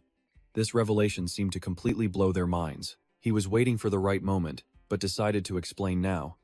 The clan he envisioned would be different in 2 distinct ways. First, it will only have a small number of elite players. Second, it'll be a nomadic group, not tied to any single city. Once established, many will want to join, but Soo-hyun will only recruit players with the most elite, specialized classes, or those with the potential to become the absolute best.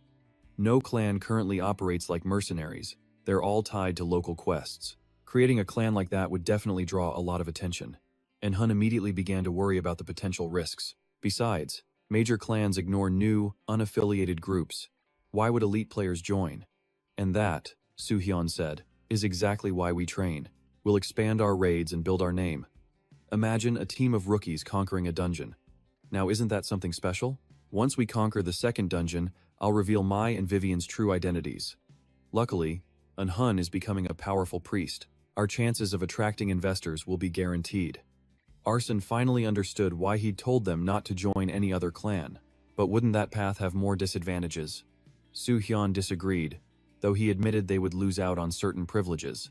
It wouldn't be much different from our current situation. Besides, he explained, most of those perks are useless anyway.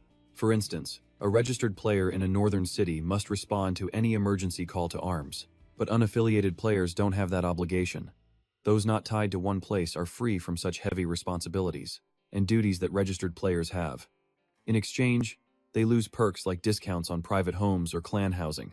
They also lose protection from vagrants, priority for major raids, or fixed support benefits for any severe injuries. It's basically a health insurance package. It sounds appealing to rookies, but all those perks are ultimately useless. To survive this world, what matters is the Iron Mountain raid in 2 months. If that conquest fails, an all-out war will begin. Across the entire continent, those privileges will mean nothing. At that point, the only thing that truly matters is freedom of movement. In the long run, freedom is far more valuable than anything else. We can't just remain academy graduates forever. During his grand speech, the others just watched Vivian eat. Judong sighed, deciding to trust him even if she didn't get it. He noted Hazel's high potential, while Sangjong seemed much less powerful. And right on cue, speak of the devil. When asked how she was doing, it was clear Hazel's trauma was still painfully fresh. Her heart still burned with grief and resentment for her sister. She had returned to their last inn, weeping there the entire day. But as she recounted her pain, Soo-hyun noticed her strange, unwavering composure. How could she control her emotions so perfectly in front of strangers? When Soo-hyun lost his own brother, he had descended into a long madness. That agonizing pain was why he chose to return to the past. Here in Han Prime, seeing his own tragedy reflected in her, Soo-hyun couldn't begin to grasp her mindset. How was that even possible? Hazel's arrow of resentment was still aimed directly at Vivian. She felt no remorse for killing her minions.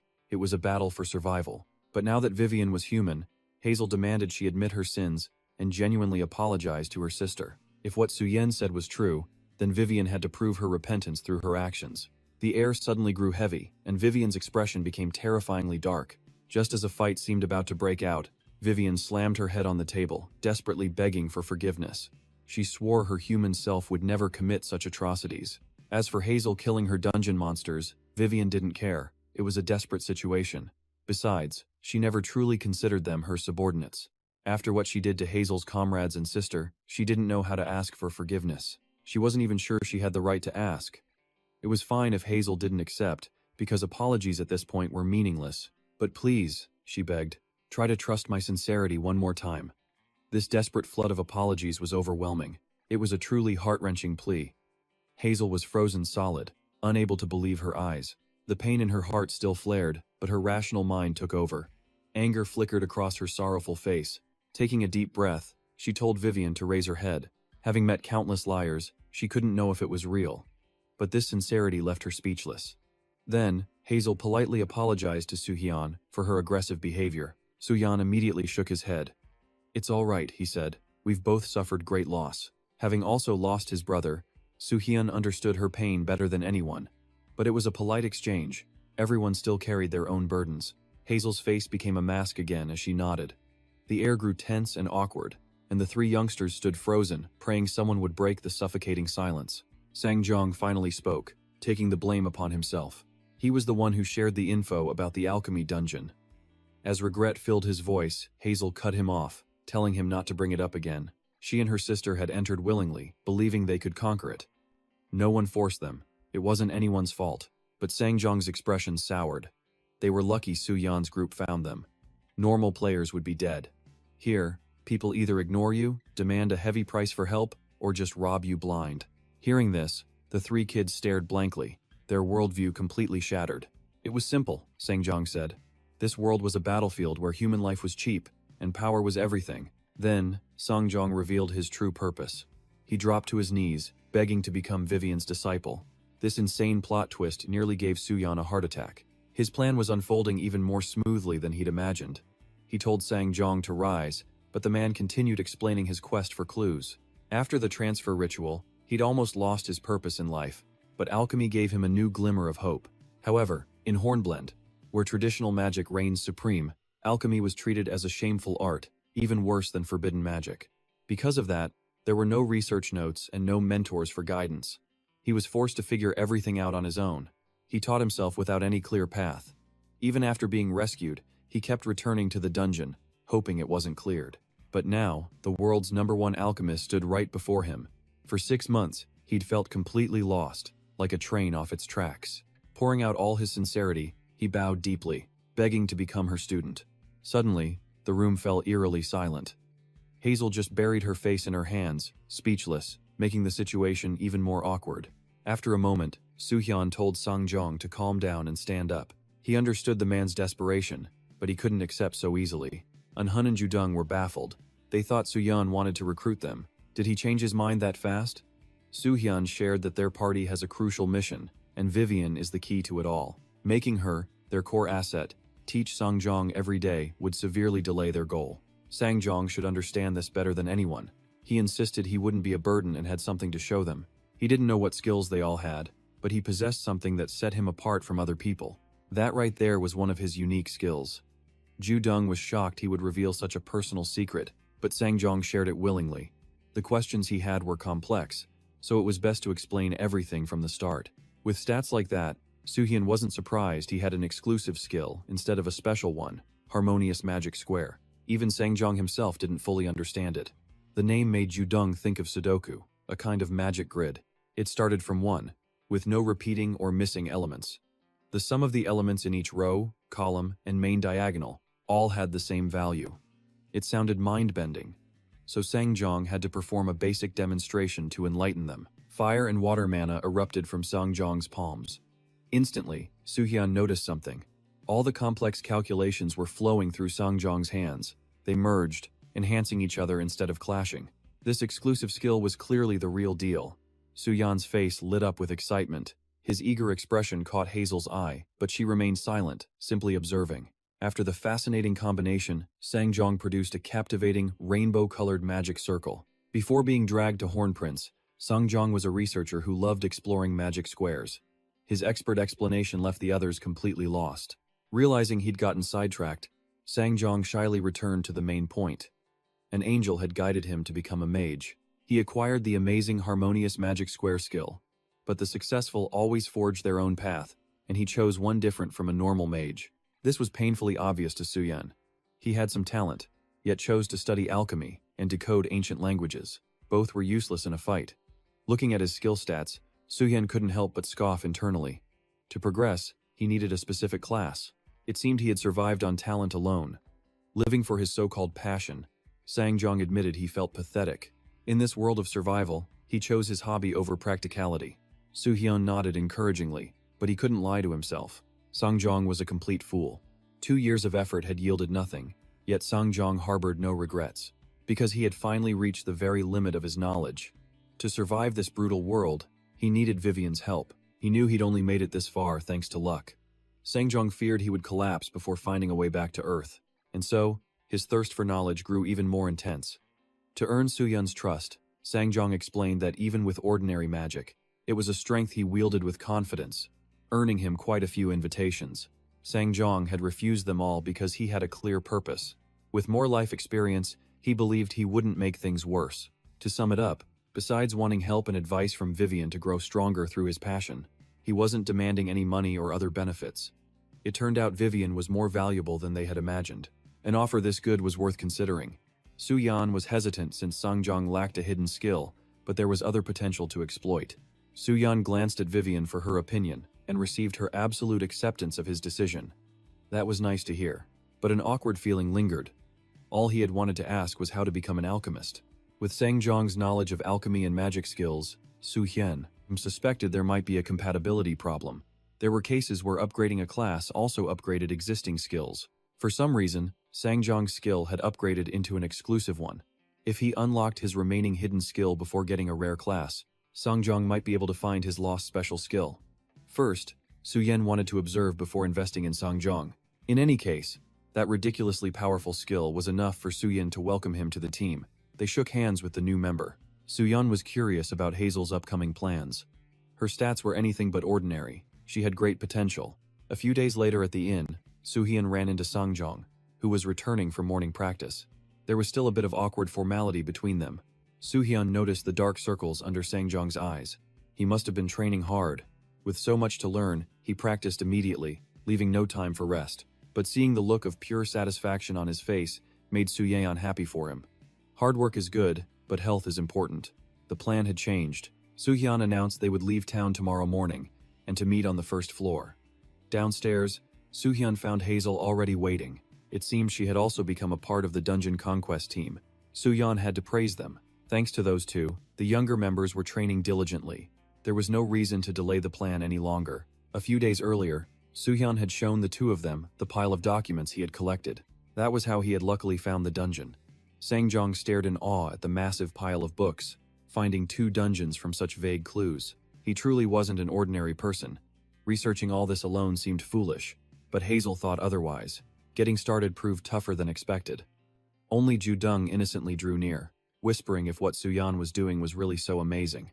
This close, Hazel froze in surprise, but quickly regained her composure.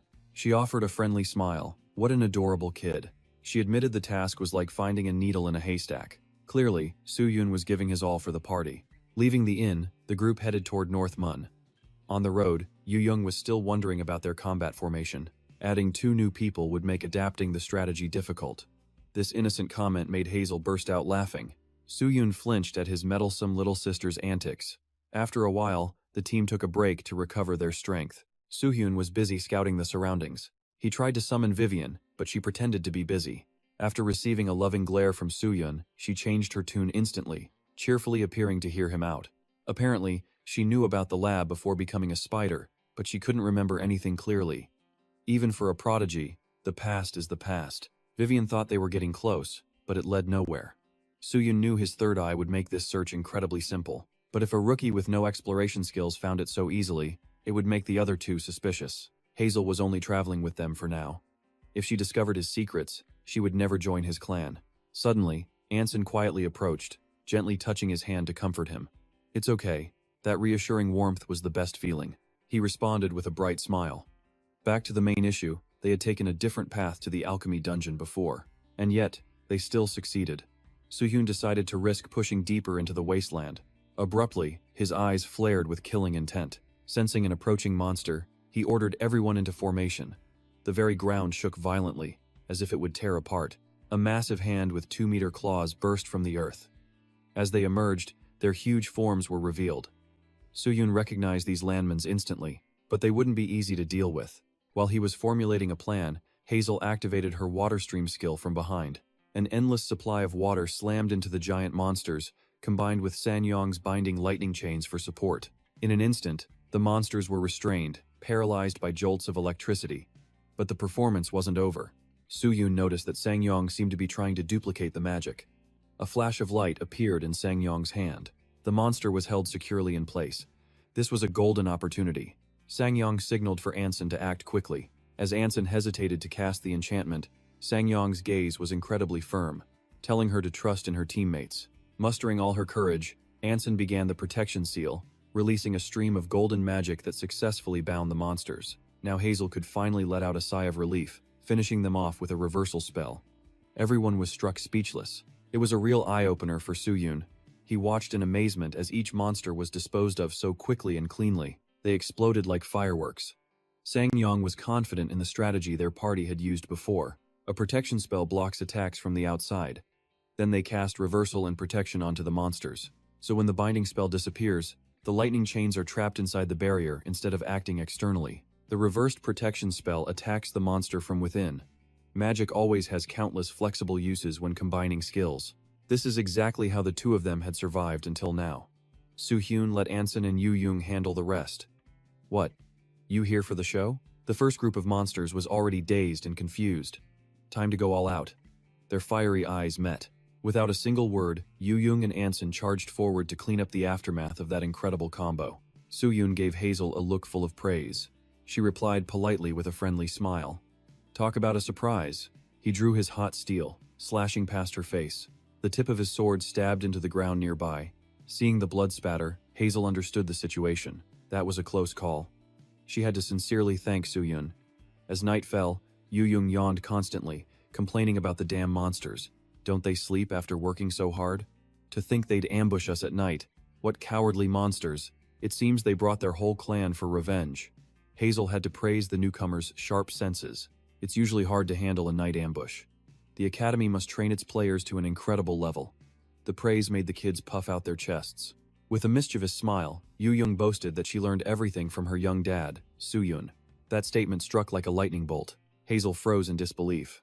This tall, dark, and handsome Soo-yoon had a child so soon? Her gaze was filled with judgment. This made Soo-yoon extremely uncomfortable. Hey, lose that look, will ya? It was just a Vietnamese troll. The two kids had teased the wrong serious person. Hazel immediately asked him how old he was. This made Soo-yoon both bitter and resentful.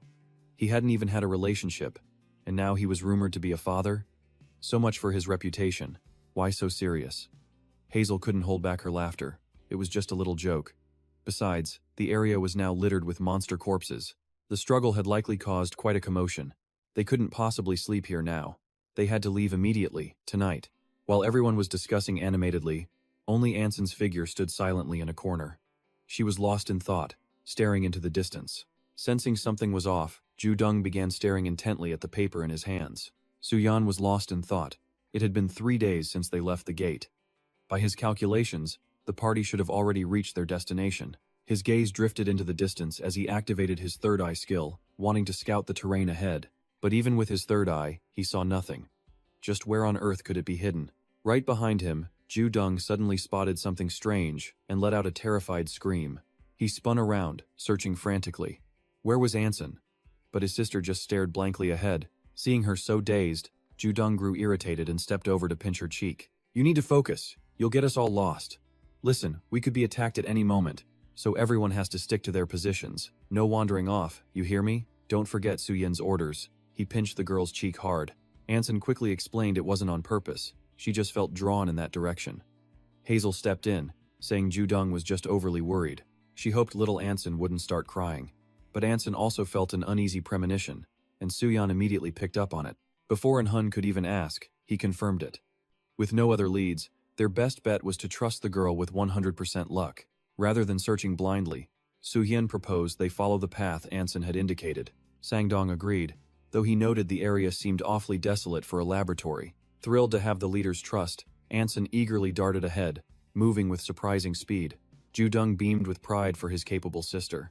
Time for Anson's intuition to work its magic. His words hit the two new members like a thunderclap. Confused, they still couldn't grasp what this intuition really was. Time seemed to fly by in an instant. 2 hours passed following Anson's guidance, and the party now stood deep within a forest. They were surrounded by tall trees and lush greenery, and Anson seemed quite excited by it all. A bright smile never left her face, but Soo-yeon couldn't shake his growing sense of doubt. They were heading deeper into the woods with no end in sight. Reaching a fork, Anson immediately focused her senses. In less than a second, she made her choice, pointing left. This way. Ju-dung was completely stunned. The other three remained highly skeptical.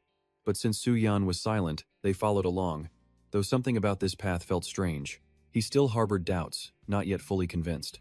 The others noted there was no clear path or trail markers here at all. Suddenly, Anson clutched Soo-yeon's cloak, her eyes pleading for him to trust her. As always, he decided to test her hunch. After all, following Anson had never led them astray before. If she was this certain, he would follow her lead and observe. Without another thought, the team pressed deeper along the overgrown path. Soo-yeon's third eye detected no traps.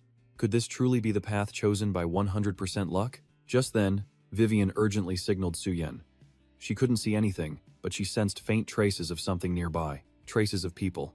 A dungeon might actually be here. He watched Anson's back as she confidently led the way. Vivian was in disbelief that the kid had actually found it. Unsurprised by her ability, Soo-yeon just chuckled. Perhaps she really was a good luck charm. Ju-dung pushed through the thicket unharmed. Anson's eyes widened with silent delight. Before them stood an old mansion, deep in the forest. The building was overgrown with vines, completely silent and deserted. The team cautiously moved closer to investigate.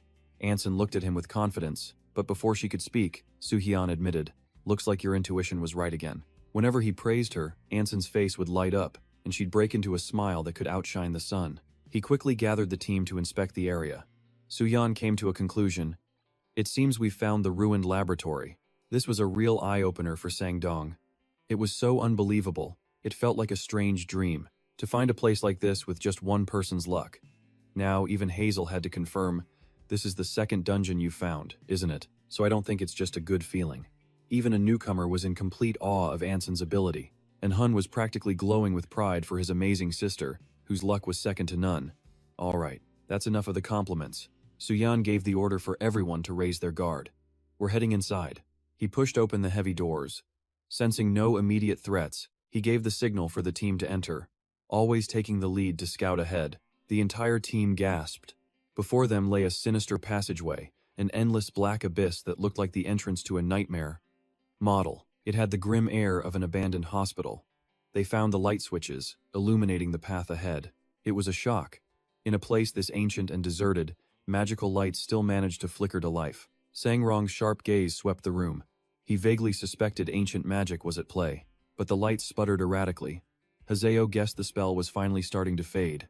She was about to warn the captain when Soo-hyun raised a hand, silencing the group. He'd heard something strange. From the darkness ahead, a chilling sob echoed. This time, their guards were raised high. Dudong quickly asked if this was another one of Ramek's illusions meant to lure them in, but Soo-hyun's senses detected no traps nearby. He concluded, "It's probably not a Ramek." With no immediate attack, Soo-hyun signaled them forward. They would proceed deeper, on high alert and in formation. He sensed the mysterious presence felt almost human. It was difficult to identify what it truly was. The sobbing echoed through the hall as they approached. Then a voice asked, "Everyone's here?" The air was silent, yet Soo-hyun felt the tension. Everyone could sense it. No magic was needed. A wave of malicious energy washed over them, though it wasn't overwhelming for a dungeon. Compared to the hell of his past life, this was almost adorable. As he moved to test the enemy's strength, Anson suddenly ran and clung to him, holding him back. Her face darkened as she mumbled, "Don't go near it." Seeing her intense reaction, Soo-hyun quickly tried to calm her. "Calm down. It's going to be okay." But his words only seemed to heighten her terror. She couldn't hold it in and screamed, her grip tightening. Her good luck charm was reacting violently. Soo-hyun realized something was terribly wrong. Was this the effect of her intuition? It had to be. Whenever she sensed danger, her body would tremble uncontrollably. Ahead, a wave of intense fury radiated outwards. Her sensitive mind must be seeing terrifying things. Soo-hyun patted her head. "Calm down and trust me. Everything will be fine." Soo-hyun began to radiate his mana, calming Anson. Her own mana, twisted by fear, felt his protective embrace. His gentle care instantly soothed her spirit. Watching from behind, Haseo made a blunt remark. Mages and priests are naturally sensitive to spiritual energy and auras, but Anson seems to be on another level. Still, I admit that malicious aura is chilling. They still didn't know what it was, but they could all feel the crushing hatred radiating from ahead. Soo-hyun, however, remained completely calm. He wasn't afraid, just curious. He'd faced far worse in his past life. Soo-hyun spoke up to reassure the team. "Whatever that thing is, it's just a monster from Hornpen. So there's no need to be afraid. We've only just entered the dungeon. Let's press on." Hearing Soo-hyun's decision, Dudong and Anson were on the verge of tears. They desperately pleaded with him not to go any further. But it didn't stop Soo-hyun, Sang-dong, or Haseo. The others stepped forward, the path lighting up with their advance. That's when they felt something was wrong. As they closed the distance, the crying had mysteriously stopped. Before them now was a lone figure with its back turned. It was the source of those horrifying cries. It sat in the middle of the path, blocking their way. Dudong sensed danger and quickly warned Soo-hyun. Without hesitation, Soo-hyun stepped forward. He asked if it was the guardian of the laboratory. The figure gave no response to Soo-hyun's question. The team exchanged uneasy glances. Suddenly, a savage voice echoed. It asked, "How did all of you get here?" The voice came from the figure before them. They realized the figure could speak, unlike the other monsters. A new wave of panic began to set in. Did that voice really come from the thing before them? Was it human? Soo-hyun motioned for silence. He answered the creature's question. "We got lost and accidentally wandered in here." He couldn't let it probe any further. He countered with his own demand. "If you can speak, then answer my question." But the creature ignored Soo-hyun's demand. It repeated its question. What brought all of you here? Seeing it wouldn't cooperate, Suhin's tone hardened. If you don't answer me, I'll consider you an enemy. This is your last chance. What are you doing in this laboratory? Again, the creature ignored him. It repeated its own question, its voice terrifyingly warped. This time, it began to turn towards them. Its head swiveled a full 360 degrees, while its body remained perfectly still. The sight was utterly terrifying. Its face was like a rotting corpse, a vision sure to drive the younger ones mad with fear.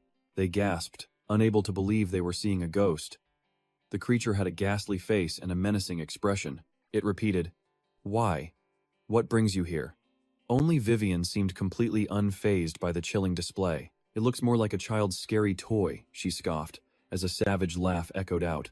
The others raised their weapons, wondering if it was undead.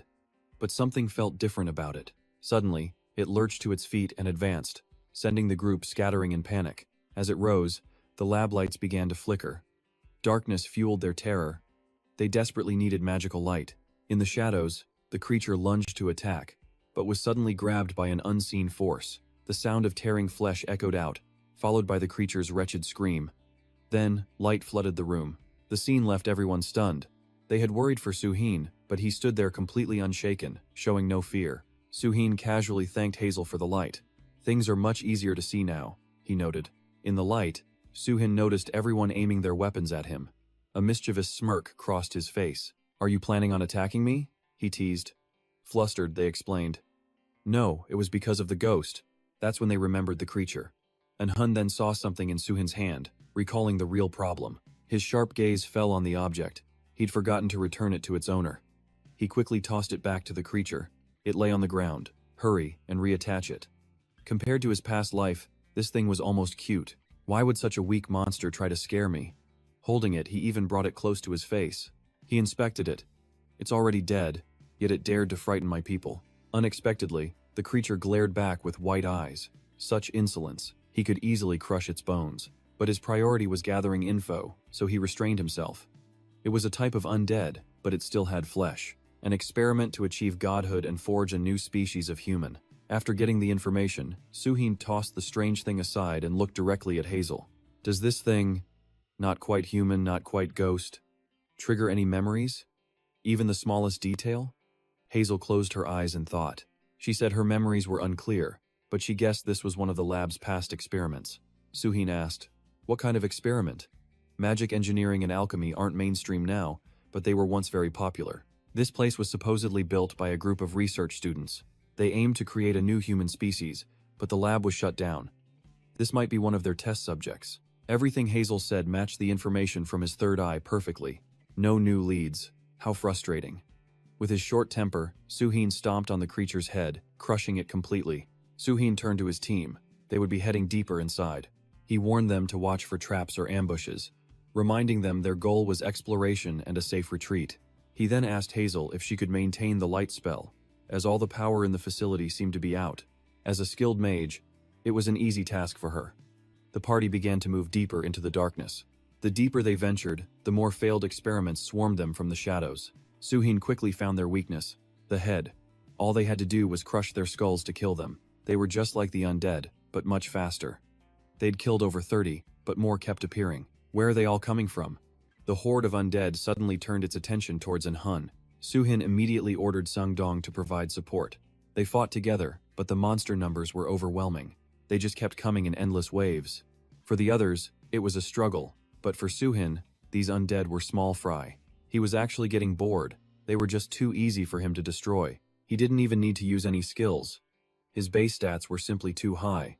Once he clears this dungeon, he'll register his family. With 2 dungeons cleared in 2 months, they'd have to accept him. With his overwhelming power and main character aura, Suhin cut a path through the horde with basic swings. He figured they'd conquer the Dungeon of Suffering next, even before their application was approved. If everything went according to plan, it would be absolutely perfect. Suddenly, Suhin froze.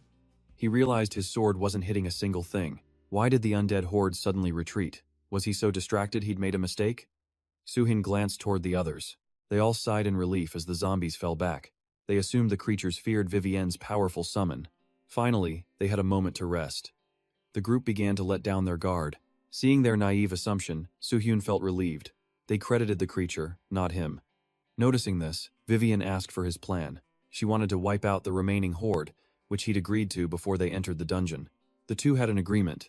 He asked her not to go all out, since her power alone could end the fight instantly. He knew just the two of them could handle this monster horde, but he had to consider the others. He wanted the rookies to gain some combat experience.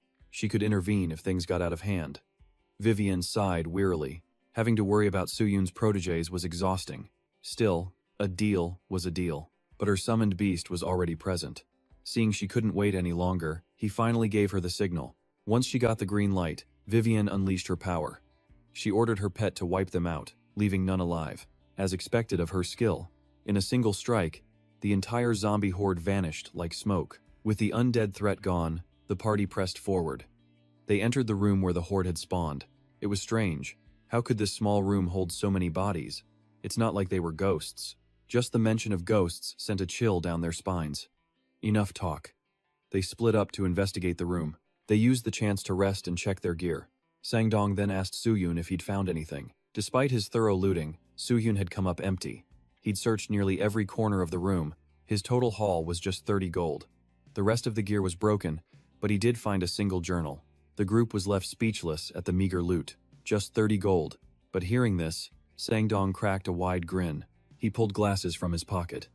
30 gold from one room was a fantastic start, he declared. Sangdong asked to see the journal. He wasn't an expert, but he could likely decipher some of the ancient script. While Sangdong worked, Suyun could finally get some rest, entrusting the journal to his companion. After some time, Suyun asked for an update. He hoped for a crucial dungeon clue, but was slightly disappointed. Sangdong found no mention of a laboratory. It was the personal journal of someone from an ancient time. It only detailed their daily life. However, Sangdong noted a priest once lived here. At that word, Suyun was stunned. Could this be the clue to the legendary priest class? After more research, Sangdong summarized his findings. According to the journal, this building was a laboratory in the past. It has at least 3 floors, and the zombies that attacked were most likely the original test subjects. If so, they would need to conquer every floor, but exploring higher meant facing unknown dangers. However, Suyun wasn't concerned with the risks. His top priority was finding how to unlock the heroic priest class hidden within this laboratory. Thinking quickly, Sangdong gave more advice, warning them to maintain a safe distance from now on. There was no telling when or where the next ambush could happen, just like the last one. From outside, they could see each floor was massive. According to Sangdong's assessment, it would take a full day to clear a single floor, and the second floor likely held even deadlier monsters. After all, dungeons always get more dangerous the deeper you go. Just the thought was unsettling. Panic was clear on the younger members' faces. Did this mean they had to stay here, awaiting another attack? They all prayed they could clear the building in one day. The thought of sleeping here was terrifying. So, Sangdong proposed an alternative. Instead of camping, they could simply return to town for the night. Clearing one floor, then returning to town was the safest plan. But it also had an obvious downside. They would lose an immense amount of time traveling. But not sleeping here was all they cared about. Their eyes lit up with hope, but Suyun refused. The trip to town and back would take 3 whole days. More importantly, Anson had found this dungeon by pure luck. If they left, they might never find it again. Even while drinking water, Suyun's mind was racing. With just him and Vivienne, they could clear this in 6 hours. But traveling back and forth would stretch the mission to a full week. They couldn't waste that much time. Sangdong was all for it, since everyone here was powerful. Plus, they had his monster legions. So what's there to worry about? Vivienne's confidence was off the charts. To her, this dungeon was a piece of cake. They agreed to rest overnight. Stepping out, the corpses were gone, replaced by a strange, black miasma. Suspicious, Suhin used his third eye to scan the area. To the south were 6 rooms and a staircase. To the north, 4 rooms. The east held 1 room and a stairwell, all leading up. After a moment of hesitation, Suhin decided to go south. The further they ventured, the darker the hall became. With no lights in sight, the group began to whisper nervously. What if another monster horde ambushed them the second they touched a door, just like before? Learning his lesson, he vowed to recruit someone with scouting skills once they returned. Of all times, Hazel got curious. "Are you really a rookie?" Her intuition screamed otherwise after seeing him fight. It just didn't add up after that fight. Her suspicion was natural, because battling the undead, no rookie player could have handled a horde that large so effortlessly. But he made it look easy. Her question caught him off guard. He never thought she'd notice during the chaos, assuming Vivian's team was a distraction. He wondered, are all mages this nosy? Hanbin was the same way before. Realizing this was an opportunity, he knew showing off might get him scouted. Suhin quickly fabricated an excuse. It's a trick, so it wasn't that difficult. He shared his experience freely. You just hit their weak points. They're numerous, but not strong or smart. It makes them easy to attack or defend against. Hazel whispered that he was probably lecturing them on basics. But honestly, she didn't get a single word. They figured it was due to their different specialties. Suhin focused on swordsmanship, while they did not. That could be it. But for Suhin, it wasn't so different. His approach was much simpler. It was about finding a solution for the problem at hand. It sounded convincing enough to clear her suspicions. He was just trying to stay alive. Suddenly, she recalled a saying. Never underestimate someone's hard work. Sensing the tension, Cao Dong stepped in. Our captain is just that talented. Let's leave it at that. What's wrong with a strong captain? If you're curious, ask the academy later. Now is not the time. Everyone was staring at them. Realizing she'd gone too far, Hazel quickly apologized and clarified her words. She wasn't doubting Suhin's hard work, just his methods. He didn't seem to mind and simply let it slide. Du Young then asked, Hazel, didn't you graduate from the player academy? Of course, the answer was obvious. Then how could you not know he was rank 1 in our class? Hearing her brag, Suhin sighed to himself. This kid and her big mouth. She kept going, listing all the clans that tried recruiting him. They even offered him a gorgeous instructor, and the famous Gold Lion clan scouted him twice. At this, everyone was stunned. The Gold Lion clan? But they never, ever scouted rookie players. Hearing all this praise, Suhin just wanted to disappear. They wondered why he'd ever refused the Gold Lion clan. It's hard for any rookie to resist their appeal, especially with the rumored bonuses and benefits. Their offers far exceeded those of any other clan. But whenever this sensitive topic came up, Suhin hesitated, about to explain, but Anhun cut in bluntly. He refused because he wouldn't abandon us. He even turned down their second offer. At that, they all understood. They realized they were holding him back. It felt like they were shackling his potential, and they always felt guilty. Hearing it again just made the girls upset. The mood instantly turned heavy. Everyone had their own burdens, their own unspoken frustrations. Suhin was speechless with these kids. They chattered on when they should have been silent, and were loud when quiet was needed. Understanding the weight of the story, Hazel's expression turned cold. She closed her eyes and stated coldly, fully supporting his choice. Rejecting that clan's offer was the right call. A curious Anhun moved closer, asking about the Gold Lion clan. Startled by the question, Hazel quickly apologized. Oh, I was just talking to myself. She quickly changed the subject, her tone shifting to one of admiration. So that's what happened? Suhin must really care for everyone, Anhun replied. You even have to ask? Anhun awkwardly scratched her cheek. He'd worry too much if he left us alone. Just as Anson once said, when the Gold Lion clan invited Suhin the second time, he refused them right in front of us. Even Du Young remembered it clearly. She almost started crying. Suhin really does have a special bond with us, she wholeheartedly agreed. Anson chimed in, thanking him. They couldn't have graduated without him. The group buzzed with conversation. Suhin quickly silenced them. That's enough talk. This place is massive, so we need to move fast. Seeing the sweat on his face, the kids couldn't help but chuckle. He stood before the massive, blood-stained door, as shy as a maiden. Vivian immediately warned everyone to be on guard. This looks incredibly suspicious, with all this blood. As Suhin approached, he sensed a presence behind the door, one that wasn't like the undead, but it wasn't a living creature, either. The danger was palpable. Was Suhin really planning to investigate? What if it was a trap? Without hesitation, Suhin decided to clear every front, leaving no exceptions. More importantly, he could feel it, the thing in the room had detected them. Retreat was no longer an option. They had to fight. Instead of returning to the hallway, it was better to open the door in battle. No one could lower their guard. He spoke with confidence, but deep down, Suhin knew he was being greedy, exploring a room that was likely a trap. He wondered if he could find the powerful cleric class on the first floor, but knew it wouldn't be that easy. Because everything has a price, paid in gold or even in lives. A person's life tends to flow on a continuous current. In his past life, Suhin thought he'd reached death's door, but it was a bottomless pit. By accepting risks, he could reverse the tide and rise to the top. The situation was much better now, but he couldn't let his guard down or waste time while at his peak, fearing a sudden ambush. He ordered Anson to ready his binding magic, while the two mages prepared counter spells. Anhun and Dudung, the melee fighters, would advance. They would guard the flanks with Vivian providing support. The formation was set, waiting for Soo-hyun to open the door. What hit them first was a crashing sound, followed by a horrific stench. Soo-hyun froze in his tracks.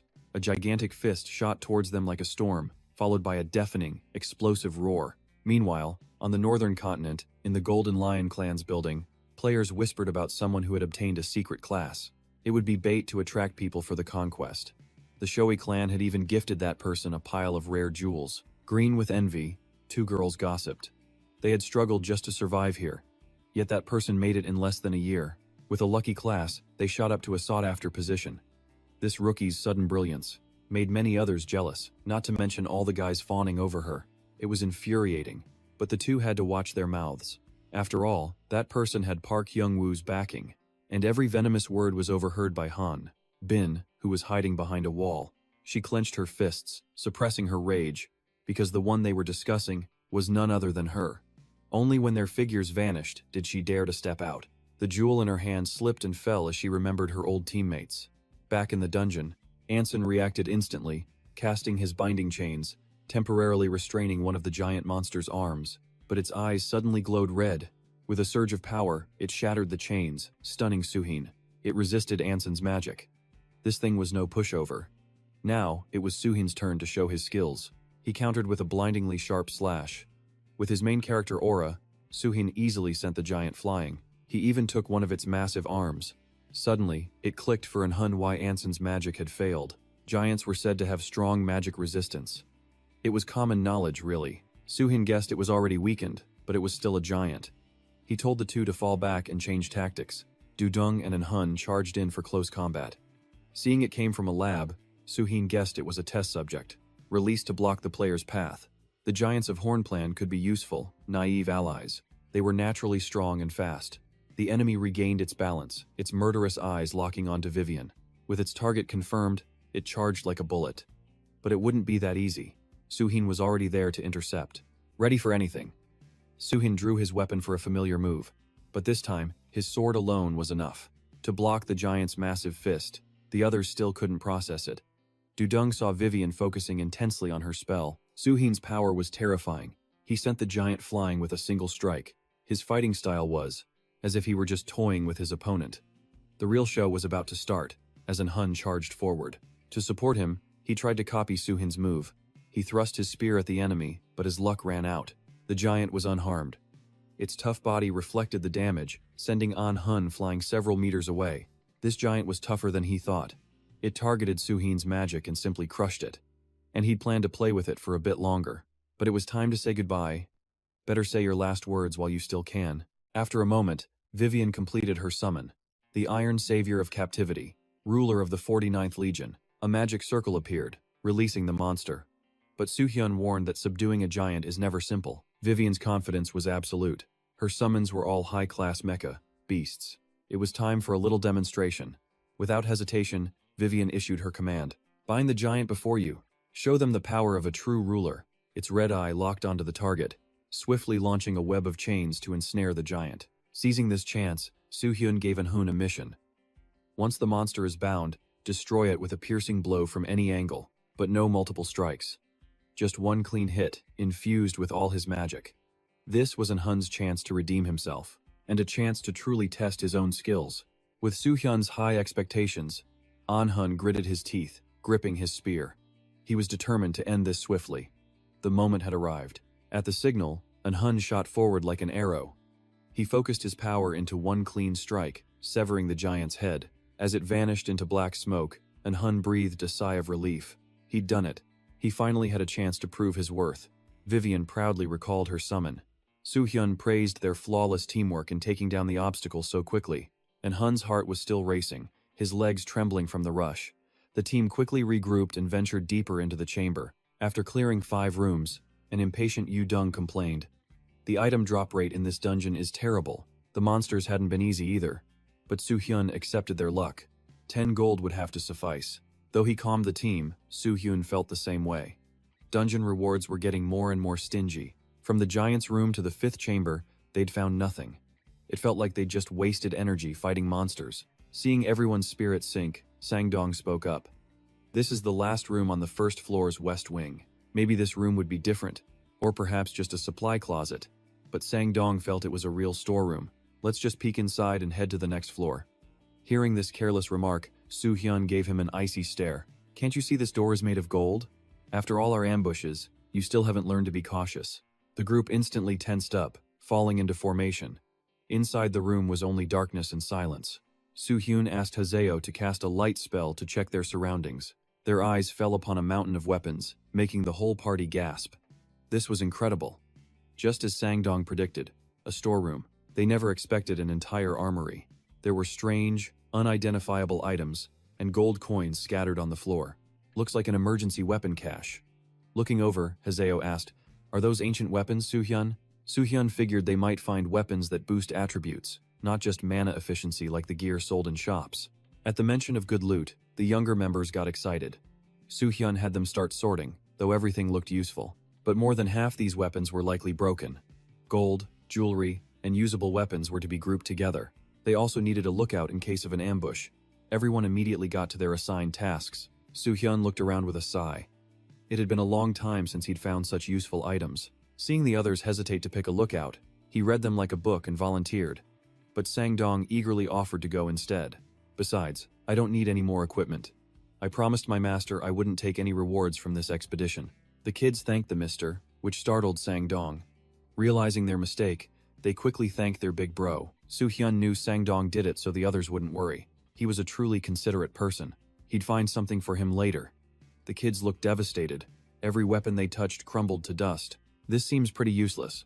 But Haseo thought otherwise. No, this is the amazing part. Because they're ancient weapons that have kept their original shape until now. The longer they hold their form, the more magic they contain.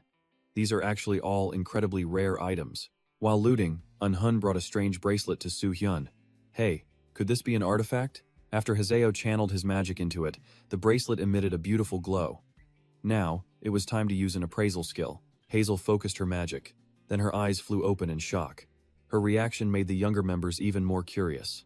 This item amplifies a user's mana beyond normal gear. Though just a guess, she suspected the bracelet contained a certain rare material, mithril, an incredibly rare metal. It's lighter and stronger than ordinary steel, and even regulates the body's mana flow. Financially, it was almost never used for crafting gear. Hazel realized it was an ancient artifact, making it practically priceless. At those words, the kid's eyes lit up greedily. So this bracelet basically radiated money. Soo-hyun cautiously activated his third eye to confirm the mithril amount. It doesn't boost stats, only enhances mana efficiency. Grasping its true value, Soo-hyun decided to give it to Eun-hun, who currently had the lowest magic points. Though practically drooling, Eun-hun humbly refused. You should keep something this valuable. But Soo-hyun threatened, don't play coy. If you don't want it, I'll give it to Du-dung. Seeing Du-dung's eager reaction, Eun-hun's competitive spirit flared up. He immediately snatched the bracelet and slipped it on. Instantly, the band resized to fit his wrist perfectly. Eun-hun felt a surge of power as his mana flow stabilized. The other two girls grew eager to find more amazing loot. Soo-hyun told them to let Hazel appraise everything. After gathering the loot, he tallied their haul, 378 gold coins and 8 rubies. This should be enough for the clan registration fee. Soo-hyun called Sang-rong inside from his post to see what they'd found. Hazel, their expert appraiser, was hard at work. They had found 5 artifacts in total. It felt like an incredible stroke of luck, but based on its design, Hazel guessed it was ceremonial, not for combat. Still, it was a useful weapon for an assassin class. In short, it was a valuable weapon with a passive skill. Passive weapons like this are extremely rare. Suddenly, Du-dung's eyes landed on Soo-hyun, sparkling as she said, "What a rare weapon. I think we should give it to someone who can truly use it." With a hint that obvious, how could Soo-hyun refuse? He simply gestured, indicating it was now Du-dung's. Like she'd struck gold, Du-dung treasured the dagger, not forgetting her thanks. Next, Hazel presented a cloak. It looked plain, but was enchanted with magic resistance. She wasn't sure of its exact appraisal value. They'd need a major city for a detailed analysis. Though his third eye told him everything, Soo-hyun let Hazel have her moment. He already knew the cloak could resist hellfire. It was a fire resistance cloak. It could block a spell entirely, and even if it failed, it still nullified at least 40% of the magic damage. Its materials were woven with protective charms, making it far more durable than an ordinary cloak. Its minimum price was 600 gold. This gear was designed to protect the backline. Without a second thought, Suhin handed it to Vivian. He then checked in on how Hazel was feeling. He was giving all the best items to his team, but Hazel saw no issue with it. Next up was the best find yet, a pair of rings. She hesitated for a moment, then urged Suhin to try them on. She couldn't sense any magic from the ring itself, but whenever she touched it, her own mana reacted violently. It was a sensation she'd never felt before. Unsure, she guessed the rings must increase attribute points. The three younger members were completely stunned by this. That meant they were incredibly precious. Intrigued, Suhin didn't hesitate to slip the ring on. In reality, he knew it was useless to him. The ring did increase stats, like Vivian's cloak. However, it only worked on players with less than 90 magic points. Unfortunately, Suhin's magic stat was already 96. Despite Hazel's protests, Suhin called Anson forward. The rings would be a much better fit for her. Hazel added that the ring might be character-bound. Once worn, no one else could use it. She reminded him of the unwritten rule: the leader always gets the best gear. Suhin knew that rule, but he always played the long game. Strengthening his team was the real prize. Still trying to persuade him, Hazel stressed it was a stat-boosting artifact. It could sell for 20,000 gold in a major city, but that shocking number didn't faze Suhin at all. He had more than enough money. He was still giving the ring to Anson. Anson was torn. She desperately wanted it, but an item this valuable. She began to cry, unable to accept. This was getting tedious. Suhin let out an annoyed sigh. Instantly, Anson changed her tune, eagerly holding out her hand, grumbling that he had to put it on for her. She's not a kid anymore. When will she grow up? Seeing her teary, hesitant eyes, Suhin firmly took her hand. Let me put it on for you. The ring-placing scene looked just like a proposal, causing the three onlookers to gasp in shock, their hands flying to their mouths. Besides Anson's luck, her other stats, once below 10, had now shot up. At this rate, she'd hit 90 mana in under a year. A true reward for her efforts. Suhin saw the makings of a legendary priestess. His eyes then snapped to the final item. Since everyone else got rare loot, this last ring had to be for him. He couldn't possibly refuse this one. Hazel suddenly approached, looking unusually excited, though the ring wasn't as great as the last. But its rating was still impressive. It had a counterspell ability. If he inscribed it with mana and cast the incantation, he could easily block most incoming magic attacks. As a melee fighter, he would definitely need it. Seeing her overly friendly gesture, Suhin felt a piercing glare. It came from the younger members behind him. With the final room cleared, they ascended to the second floor. They immediately began clearing out the mobs. Dudung diligently collected every piece of gold that dropped. After leaving that storeroom, things were running much more smoothly. They'd earned 102 gold in total. To the north, after all that new gear, everyone's morale was soaring thanks to the two mages and Vivian, but their journey was far from over. They reached an eastern room with a door just like the one in the storeroom. Hazel then spotted a staircase leading to the second floor. Following standard dungeon logic, Sangdong figured the difficulty would increase with each floor. Suhin had to agree with him. They would clear this one last room, then decide whether to push onward or rest to recover their strength. Preparing to open the door, Suhin reminded everyone to stay on high alert.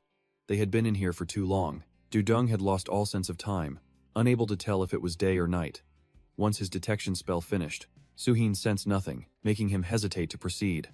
As the door swung open, only darkness greeted them. Inside was nothing but common daily supplies. Looking around, Hazel guessed this room was once inhabited. On the bed lay the crumbled remains of a human skeleton. The scene was deeply unsettling. An Hyun nervously tried to comfort Dudung. Don't be scared, but she just scoffed that she was perfectly fine. These kids were noisy everywhere they went. Suhin could only shake his head, speechless. Suddenly, Anson called out his name, and every head in the room snapped toward her. The air grew tense. The sudden expectation made her blush. She just wanted to make small talk. But since she was the one who always found clues, it was impossible for the team not to get their hopes up. An Hyun even called her their good luck charm. After some coaxing, Anson held out a journal written in an ancient language. It was impossible to read without a deciphering skill, but one glance at the text made Suhin freeze. A familiar script was written here, of all places. He needed Sangdong's help, but with his current skill level, it seemed like a difficult task. He couldn't be of any help. Suhin's hope for a clue quickly turned to disappointment. In reality, Sangdong thought the journal didn't require a high-level deciphering skill, but these were a researcher's notes, containing critical discoveries. So they used a specialized vocabulary to record them. Deciphering it wasn't the hard part, but understanding the content was another story. That journal held vital information about this dungeon. If he was interpreting the contents correctly, They needed to stop this expedition immediately. Choosing to trust Sangdong's judgment, Suhin urged him to read on. But just then, Vivian stepped forward, asking to take a look. As the others stood there processing, Suhin asked a completely clueless question. "But you don't know anything about ancient alchemy, do you?" It was a ridiculous thing to say, and Vivian's temper flared. If she didn't know it, how could she possibly be using ancient alchemy? The man was a complete moron. It was the language she'd used her entire life. She even helped Sangdong translate the previous journal. Her words carried no weight with him. Despite her fierce tone, Suhin still glanced at Sangdong for confirmation. Vivian was practically steaming with rage. Suhin quickly changed his tune, flashing a bright smile. "Why would we need to look for anyone else, when we have an ancient alchemist right here with us?" Now that he was asking nicely, Vivian turned away, acting smug. "Is that how you ask for a favor?" "I'm offended. Suddenly I don't feel like translating." But Suhin could play hardball too. He mercilessly demanded the cloak back, ignoring Vivian as she shrieked in his face. "You can't take back a gift." Had he been too lenient with her lately? Was she taking him for granted? One icy glare was all it took. Vivian immediately backed down, grabbing the book with a whimper. After studying the text, Vivian had to admit, those researchers were truly twisted. When asked what the book was about, her gaze drifted toward Hazel, and her expression turned grim. She admitted she had no right to speak on the matter, given her own past. But if what was written in here was true, then every single one of those researchers was completely insane. "This was a laboratory for lunatics," she said, struggling for the words. The cruelty detailed inside was almost unimaginable. Their test subjects weren't just human. Most of the monsters they'd fought had been their twisted creations. Somehow, that included the giants and the three-headed hounds. With a heavy sigh, she threw the journal down. The first floor only held failed test subjects. Hazel didn't get it. An entrance like this should have been heavily guarded. Why release uncontrollable failures? Vivian wasn't a psychic. She couldn't guess the motives of these madmen. Or did they just get lucky and escape? More importantly, why were they even listed in this journal? He feared the past was about to repeat itself. The journal mentioned evolved test subjects on the second floor. Basically, the higher they went, the greater the difficulty. But that wasn't their real concern. The real problem was the researchers' experiments. Twisted transformations that delved into dark magic. They'd stumbled upon demonic magic, the most dangerous power in this world. The words struck Suhin like a thunderbolt. His expression darkened as he stammered, "Did you just say, demons? 100 successful experiments would be sacrificed to summon an ancient demon." That's what the journal said. Vivian wondered what Suhin knew about them. From his academy library research, his knowledge was vague, but that many sacrifices for a low-rank demon seemed excessive. Perhaps they planned to summon a mid-rank demon, or even higher here on Hornplan. Listen, there's another dimension called the Underworld, home to creatures called demons. Like angels, they can't directly interfere with Hornplan, but they can invade indirectly, using lesser demons they create as proxies. These lesser demons can manifest on Hornplan, but a portion of their power is sealed away, due to certain restrictions. However, with enough sacrifices, they can shatter those binding chains. Just thinking about those damn things below made Suhin's head ache. And now, he had to worry about demons too. With that many sacrifices, Vivian guessed they could summon a mid-rank demon. Hazel looked utterly lost. So they actually summoned one? Vivian's gut told her it was worse, but she didn't know what was sacrificed. For a moment, Hazel fell silent, the color draining from her face. With his sharp perception, Suhin noticed instantly. He wondered if she'd ever encountered a demon before. She hadn't been in this world long, but she'd faced a low-rank demon once. When asked how she handled it, Hazel evaded the question, saying it was too long ago. She couldn't recall the details, but she was certain that a part of its power had been sealed. All the players there joined forces to attack the demon.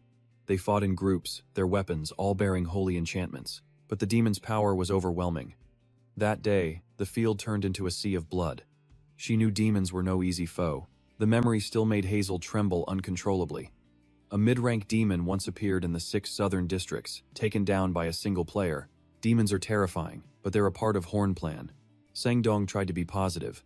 We'll face them eventually, so no need to panic. After so long, it might have returned to the underworld, but Suhin knew that only applied to lesser demons. Vivian boasted she'd obliterate anyone who dared touch him. The story rattled the team, but Suhin found it irrelevant.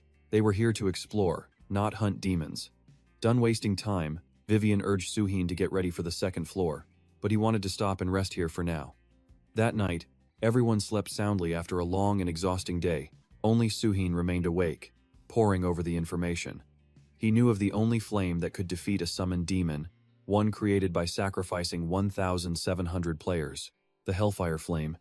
No matter the opponent, he had to overcome his past trauma and become stronger. He refused to lose anyone else. The next morning, Sangdong eagerly approached Suhin to ask about the plan. He was sure they'd explore the second floor today. Noticing a stutter of fear in his voice, Sangdong sheepishly scratched his head. Just a habit. Cleaning his sword, Suhin thought it was natural to be worried. The journal said the second floor held far more dangerous monsters. Vivian said 100 sacrifices could summon a low-rank demon. If they could count the sacrifices on the second floor, they could estimate the summoned demon's rank. Best to be cautious, Sangdong thought. These were all successful test subjects.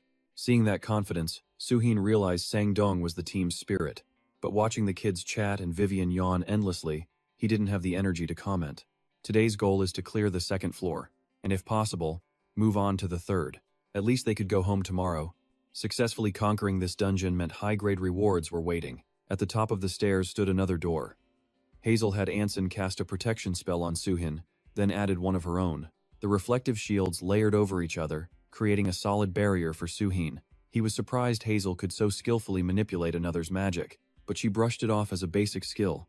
Besides, they had no idea what horrors awaited on the second floor. It wasn't a lack of trust in Suhin's ability. Safety just came first. Enough talk. Suhin turned and opened the door before the spells expired. Inside, the air was just as cold and empty. Hearing the kids complain, Suhin's temper flared. So much time had passed, yet yielded nothing. On high alert, he activated his third eye. This floor was vast, like the first, but its layout was completely different. The space split into two corridors, one leading left and the other right from each chamber. Each hall had 3 separate doors. He decided they'd start with the one on the left. Hun's spirit plummeted. An overwhelming dread told her they couldn't proceed. When even their goddess of luck felt it, the bloodlust here was undeniable. The demon's summoning must have succeeded. Noting the layout change, Hazel and Sangdong grew more cautious. This likely meant more failed experiments than successes. Hun suddenly suggested they skip this floor. Just run to the third level, save time, and avoid the risk. Suhyun immediately shut that down. They couldn't be sure a staircase even existed and had to check every corner. What if there are rewards or gear? Skipping a room with a rare item for others to claim would be a total waste. In truth, Suhyun's skill had already confirmed no stairs existed. This was a perfect chance to train Hun. To become a powerful priestess, she had to face this. As always, Suhyun took the lead, ready to open the door. The door looked heavy, so Hun offered to help. But Suhyun refused outright, needing to keep their formation intact. A demon was likely waiting. They had to be ready with their skills. There wasn't much time left. The moment his hand touched the door, Suhyun felt a monstrous presence on the other side as it swung open. The silhouette of a colossal monster overwhelmed their vision. Vivian was in total shock, realizing it wasn't a normal giant. It was a giga, a mythical creature, here of all places. Its massive frame dwarfed a normal human. Everyone's mind raced. If this was just a stepping stone to summon a demon, the final boss would be truly monstrous. The giga flashed a mocking grin, fueling Suhyun's rage. He drew his weapon and charged forward. Vivian was terrified and wanted to retreat, but Suhyun remained calm. He deduced it was a hybrid, a mix of reptile and giant. It likely had magic resistance. He signaled his mage to fall back, letting Anhun and Dudong make their own choice. He would lead the charge, of course. Their job was to create a diversion, distracting it to support his attack. For the first time, they broke their standard formation.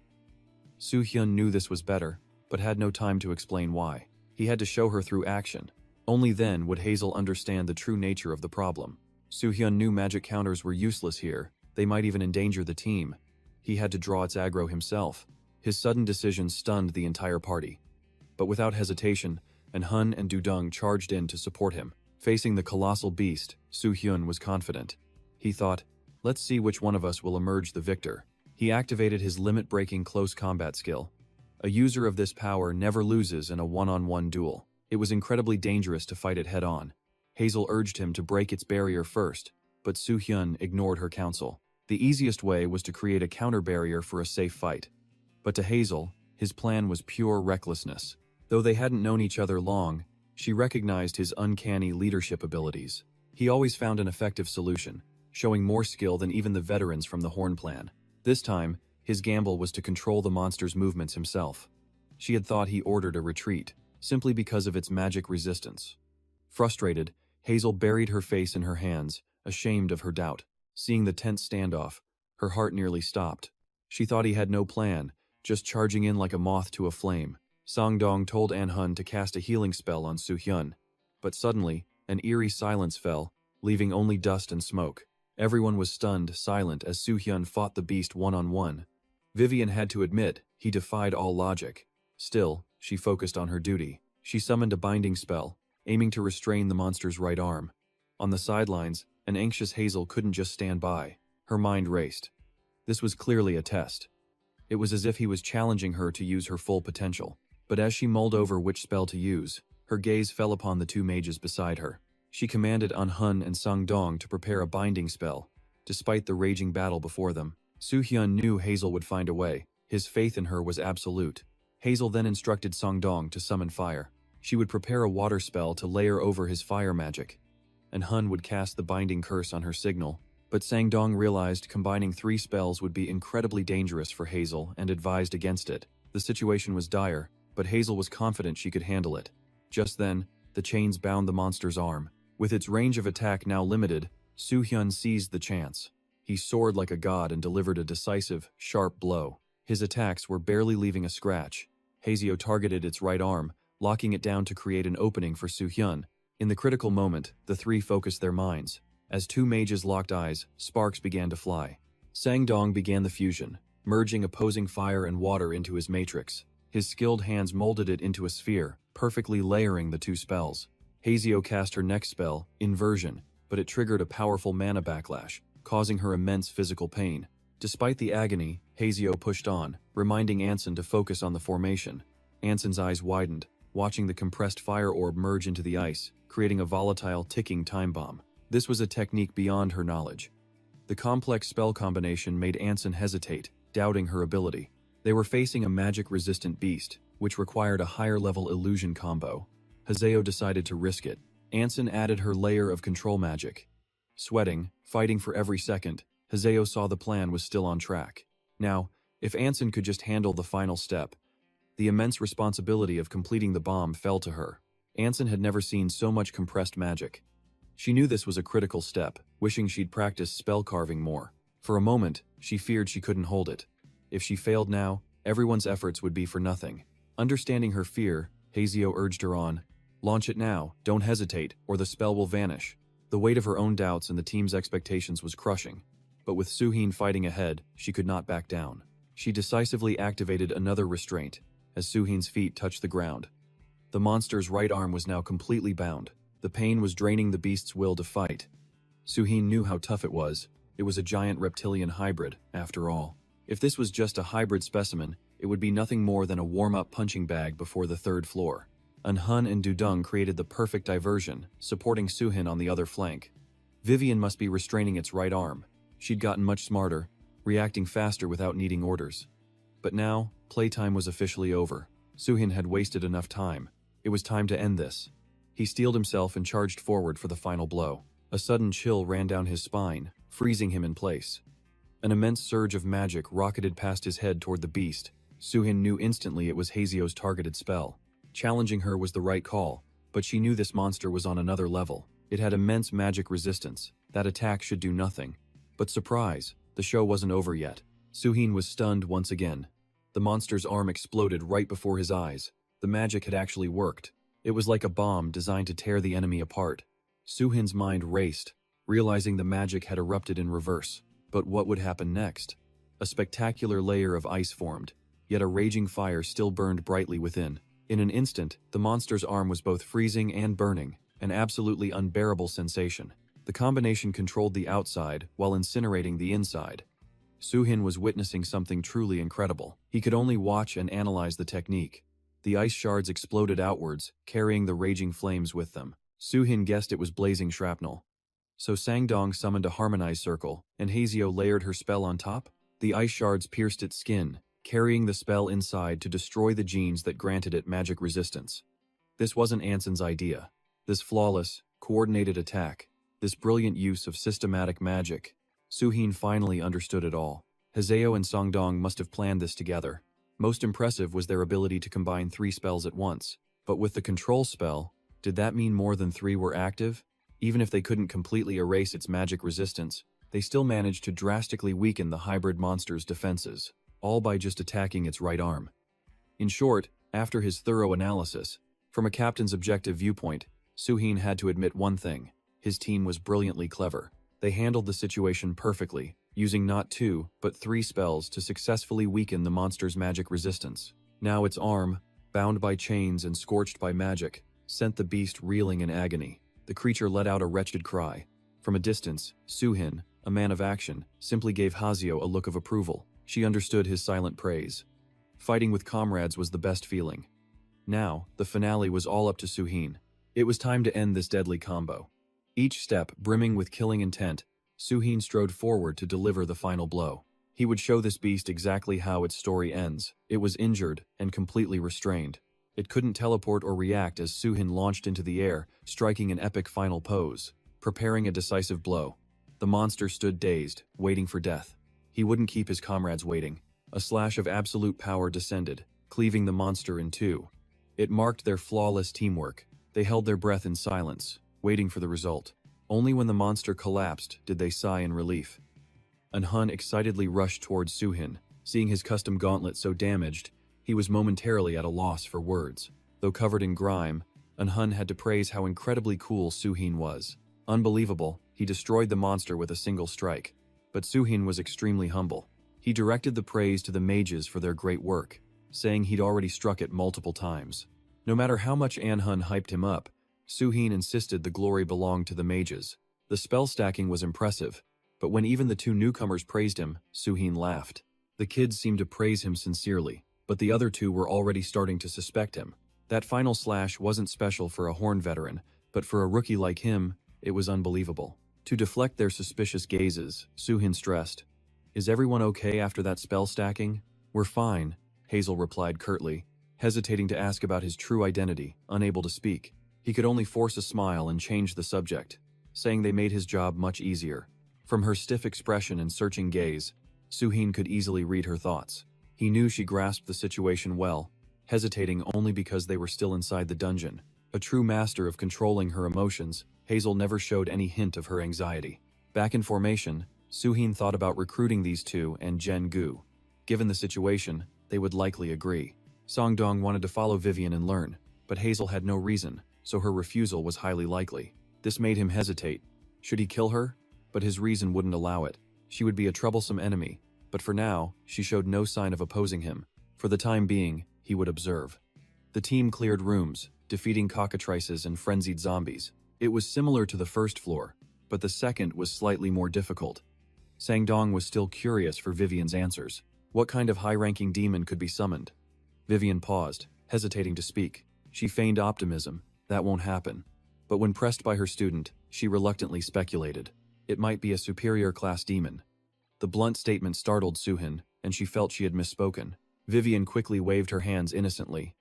Demons are usually split into 4 classes: lesser, greater, high, and superior. But they also have their own rank system. A superior class would be Duke level or higher. If one was summoned, only Suhin could fight it. The atmosphere suddenly grew tense, as fear crept into everyone's hearts. They proceeded to the next rooms clockwise. This time, as Suhin opened the door, he sensed danger lunging out from the darkness. Asan, always ready, cast a protection spell, blocking Suhin. But he felt no attack aimed at him. He wondered, does it only attack those who approach? Just then, a blinding beam of light erupted. With lightning-fast reflexes, Suhin blocked the strike with his blade. From the shadows, a hazy figure emerged. It looked very much like a human. The kids behind him began to wonder, is that an undead?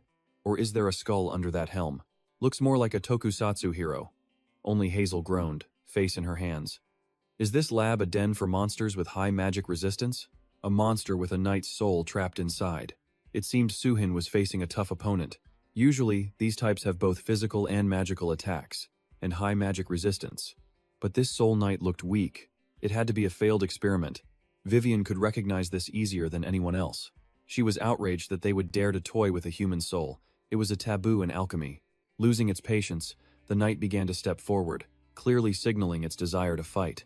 As always, Suhin directed everyone into position to await a chance for support. The mages had to keep their distance. They were to act only when needed to avoid danger. Eyes glowing blue, Suhin saw his opponent make a move. The knight instantly swung its weapon and charged forward. Even while moving, Suhin predicted its next attack. It prepared to swing its sword at him again. Using that same old attack pattern, he decided it was better to let the kids get experience. They needed to adapt to the combat's rhythm, unsure when the summoned demon would attack. As their powers collided, a blinding light erupted. With battle-honed instinct, Suyun's strike sent his foe staggering. Its defenses shattered instantly, but it was incredibly durable. The enemy summoned the dark shield consumed the ice. Haseo's attack was instantly nullified, vanishing into the night. The situation was already looking grim. Suhin realized this room must have been used for horrific experiments. Without giving his foe an opening, Suhin swung his sword at light speed, launching the shield into the air. He got the knight's attention, but the shield remained completely unharmed. In fact, it seemed to absorb the entire blow. Then, it fired the attack right back. This was going to be a tough fight. Suhin seized the opening while the shield was airborne. Suhin poured power into his sword, thrusting it straight through the enemy and channeling energy into the knight's chest. With no resistance, the knight was sent flying backwards. Just as he was about to hit the wall, the knight regained his balance, landing softly as if nothing had happened. It seemed one person alone couldn't defeat him. Dudong didn't hesitate for a second, charging in from the right flank to unleash a relentless barrage of attacks. Overwhelming him with sheer quantity, all that could be seen was Dudong and a series of explosions on the knight. After that fierce web of power, a wicked, satisfied smile spread across Dudong's face. Time for a spectacular finishing blow. Suhin watched in shock as the knight struggled against her. She had suddenly become so bloodthirsty, but no matter what, he had complete faith in her. Dudong was a key ally in winning these monster battles. Sheathing his sword, Suhin didn't even glance to see if the enemy was dead. He ordered everyone to start inspecting the room. When Enhun worried it was still alive, Suhin glanced back to check. Its core was severely damaged. Dudong's assault had drained all its strength. It was definitely finished. As Dudong was celebrating her awesome moment, Enhun competitively pointed out that Suhin did all the work, just leaving her the final glorious blow. Can't these two ever stop bickering? Suhin sighed wearily. He didn't really care about such petty matters. Utterly embarrassed, Enhun directed his resentment at Dudong, accusing her of taking credit for doing nothing. The moment they had a break, the arguing started. Suhin felt helpless. It wasn't a big deal, so he let them sort it out. Still, he felt judgmental stares from behind. Hegel and Sangrong thought, he must have his hands full raising these kids. The two went back and forth, neither giving an inch. Dudong boasted about her ultimate technique, but Enhun called it as effective as chasing chickens. It's only good for beating weaklings. Shamelessly, Dudong mocked the one who got beaten up earlier. Her words definitely struck a nerve. A rapid-fire argument followed that even Suhin couldn't stop, until the usually timid Anson finally snapped. He roared for them to stop arguing, shocking everyone else into silence. Anson, acting as the voice of reason, reminded them, "Did you forget what Suhin said? We're still inside a dungeon, so please, stop acting like you're at home." Anson frowned, his voice sharp with annoyance. "If you two keep fighting, it's going to affect everyone else. You know this puts Suhin in a tough position too." But Dudong was still bitter from Enhun's taunts, and had to retaliate. Seeing her handle the chaos, Suhin was admittedly impressed. She's not usually like this. She just shines when it counts. Playing mediator, Anson knew his brother wasn't good at expressing himself. Instead of being gentle, he always acts harsh. Of course, if Dudong did something truly amazing, even Enhun would have to acknowledge her. Shocked his own sibling wasn't on his side, Enhun's face darkened. "Admire her? In your dreams." Since they still didn't get it, Anson explained again. "Dudong is just trying to get your attention, brother. You're always so mean and you never praise her, not even once." His words struck a deep chord with both of them. It left them both utterly speechless, stunned and unable to respond. "We're all teammates, after all." Anson took both their hands, offering a gentle smile to diffuse the tension. Still, something felt a little off. Suhin watched from the sidelines like a gossiping neighbor, his expression showing just how into it he was. As the peacemaker, Anson spoke philosophically. "Even a dancing person can make a whale applaud. If you just tried praising Dudong once, the results would be so much better." "Wait, hold on a second." The two of them realized something was off, but the others were just confused. Isn't the saying, "praise can make a whale dance"?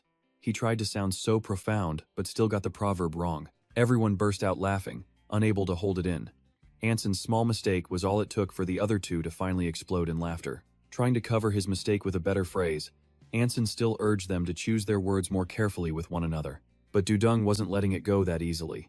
She clutched her stomach, howling with laughter at his slip-up, making Anson even more embarrassed. After the laughter broke all the tension, the team conquered the second room, easily taking down ghouls and mummies to reach the third. Finally, the moment they were waiting for arrived. The staircase to the third floor appeared. Suhin scanned the area cautiously. He asked if everyone was okay to continue. And Hun was unfocused, still bothered by the lack of loot on the second floor. He wanted the knight's equipment. Though the body vanished, the gear remained, but Vivian strongly objected to this. She warned that using an item haunted by its former owner for too long can eventually harm its new user. Weapons meant to protect their master could later turn against a new wielder. Sang Dong naively suggested purifying it, but Vivian argued the agonizing process wasn't worth it, and the item would become useless anyway. Her logic was unshakable. Suyun noticed in Hun's disappointment but told him not to worry. The most powerful cleric class would soon be his. After settling everyone's nerves, Suyun led the group onward to explore the third floor. The party followed the magical light, never letting their guard down. Before opening the door, Suyun had them get into position. The massive door swung open, revealing what was clearly the boss room.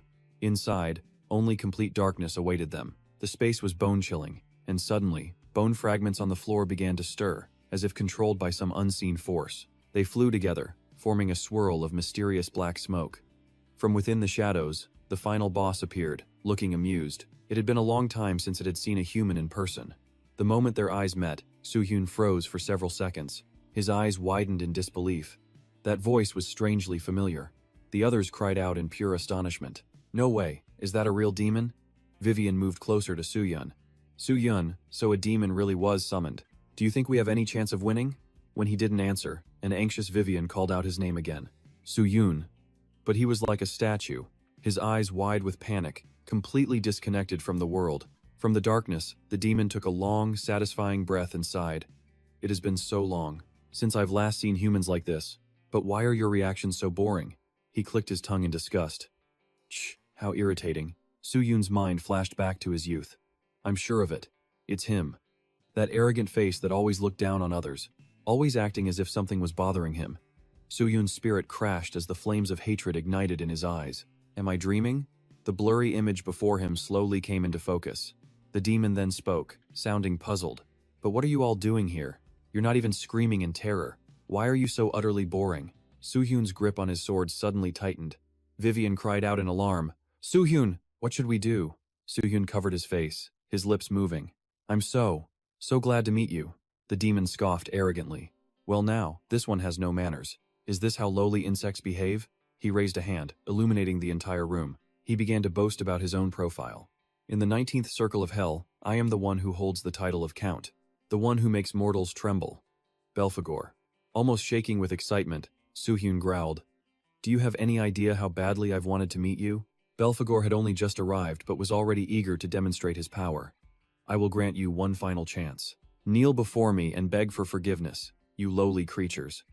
Hearing his boast, Vivian realized this was serious. A demon count? Dealing with an opponent like this will be incredibly difficult. Sang-yong stammered to Soo-hyun. "Master, can we possibly fight him?" He calmly replied. "The rank of count isn't the highest, but at that level, he is still considered a high-ranking demon." Facing such open defiance, Belphegor laughed mockingly. "Are you really that conceited? I am also known as the Demon Lord of Sloth, but it seems I may have been sleeping for too long. Do you not fear death?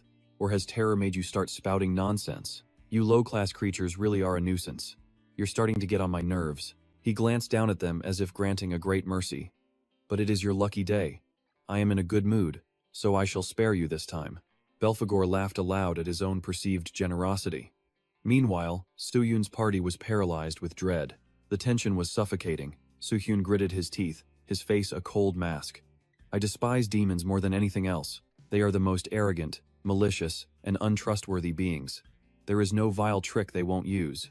They will do anything, so long as it amuses them. In the past, I was weak, and demons possessed power far greater than mine. Because of that, I lost the people I treasured most. But this time will be different. I don't know why this bastard suddenly appeared here, but now I know exactly what I must do." With that, Soo-hyun pointed his sword directly at Belphegor. He roared, "Shut your mouth, you damn bastard. Your time is up. I'm going to make you regret this." Facing such a challenge, Belphegor grew ecstatic. He burst into a fit of laughter. "Well now, you're quite interesting. I have decided. I'm going to make you my own personal footstool." Soo-hyun didn't mind indulging Belphegor's whim. Belphegor's cruel smile vanished as he gave a warning. "Don't assume you can look down on me just because you're above those insects." In a flash, he cast a spell. The others immediately cried out in terror.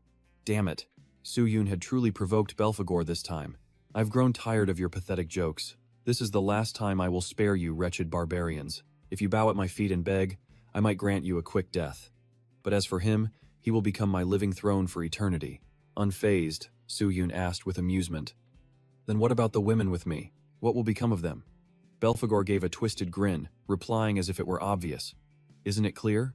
You all exist to serve me, your count. The humans who lived here plotted some wretched scheme. That is why I am trapped here, unable to leave." He licked his lips with desire. It had been far too long. And now, seeing such fine women enter my domain, it truly gets my blood pumping. Yoo-jung moved to shield the smaller So-in. "Don't worry. If you serve me well, I promise to be gentle." Vivian's face twisted in disgust at his arrogance. "You women should feel incredibly honored. You've been given the chance to serve me, Belphegor, the Count of Hell." He finished with a lecherous, expectant grin. Soo-hyun had heard enough and ordered him to shut up. He then commanded his team, "Everyone, to your positions." Furious at being cut off, Belphegor sneered. "Mortals always get so quiet when they try to concentrate, don't they?" He unleashed a blast of light, stating coldly, "You're starting to annoy me." Belphegor muttered. Originally, the summoning ritual was perfect, but the number of sacrifices was insufficient. "Though all of you would make for a magnificent offering." Soo-hyun taunted him. "It seems you're not quite at your full strength, are you? Good. That just makes it easier to tear you apart." Belphegor froze, stunned that Soo-hyun had seen through his ruse. He growled in response, "You're right. I'm only at about 70% of my true power. I have no idea how you knew that. But you have truly angered me now. I am done with your insolent attitude." He snapped his fingers. Instantly, a raging blue inferno surged towards Soo-hyun. Belphegor laughed maniacally. Writhe in agony, Soo-hyun calmly waited as the flames drew near. With a flick of his wrist, he cast a golden counterspell. The brilliant light shot forward, colliding directly with Belphegor's blue flames. Seeing him fight back, Belphegor's jaw dropped in sheer fury. "You foolish half-breed. Do you think mortal magic can stop the hellfire of a superior demon like me?" He swung his arm again, unleashing another wave of fire. "This inferno is an undying flame from hell. Only high-ranking demons can wield it. And I, the great Belphegor, am." Soo-hyun cut in, finishing his sentence for him. "A fool who's all talk. Is that what you were going to say?" Belphegor absolutely erupted with rage. He was speechless with fury, only able to scream, "You bastard." Then he unleashed more blue fire. "You dare!" Soo-hyun pointed his sword skyward, summoning in his mind, "Awaken, fire dragon, let a bastard like me show you the meaning of a true undying hellfire." Soo-hyun's heart felt like it was engulfed by the raging inferno. His sword erupted in a furious blaze. The very air around Soo-hyun began to shimmer with intense heat. Gripping his sword, he swung a decisive slash toward the blue flames. The two fires violently collided. It created a seismic shockwave of unstoppable heat. Soo-hyun's team could only gape in awe at his cheat-level power. Belphegor stared in disbelief as his own fire was consumed by the flames of one he considered an inferior being. Soo-hyun calmly exposed Belphegor's secret. "You said you were missing some power, but are you sure you're even at 70%? At best, you have 60% of your strength. You're nothing more than a common foot soldier." Belphegor finally panicked, frantically screaming at him, "You bastard, what the hell have you done?" Soo-hyun calmly asked. "You don't see it?" Refusing to accept the truth, Belphegor howled in denial. "Impossible! The hellfire I wield is an art only high-ranking demons can use. How could a mere human, as pathetic as you possibly extinguish it?"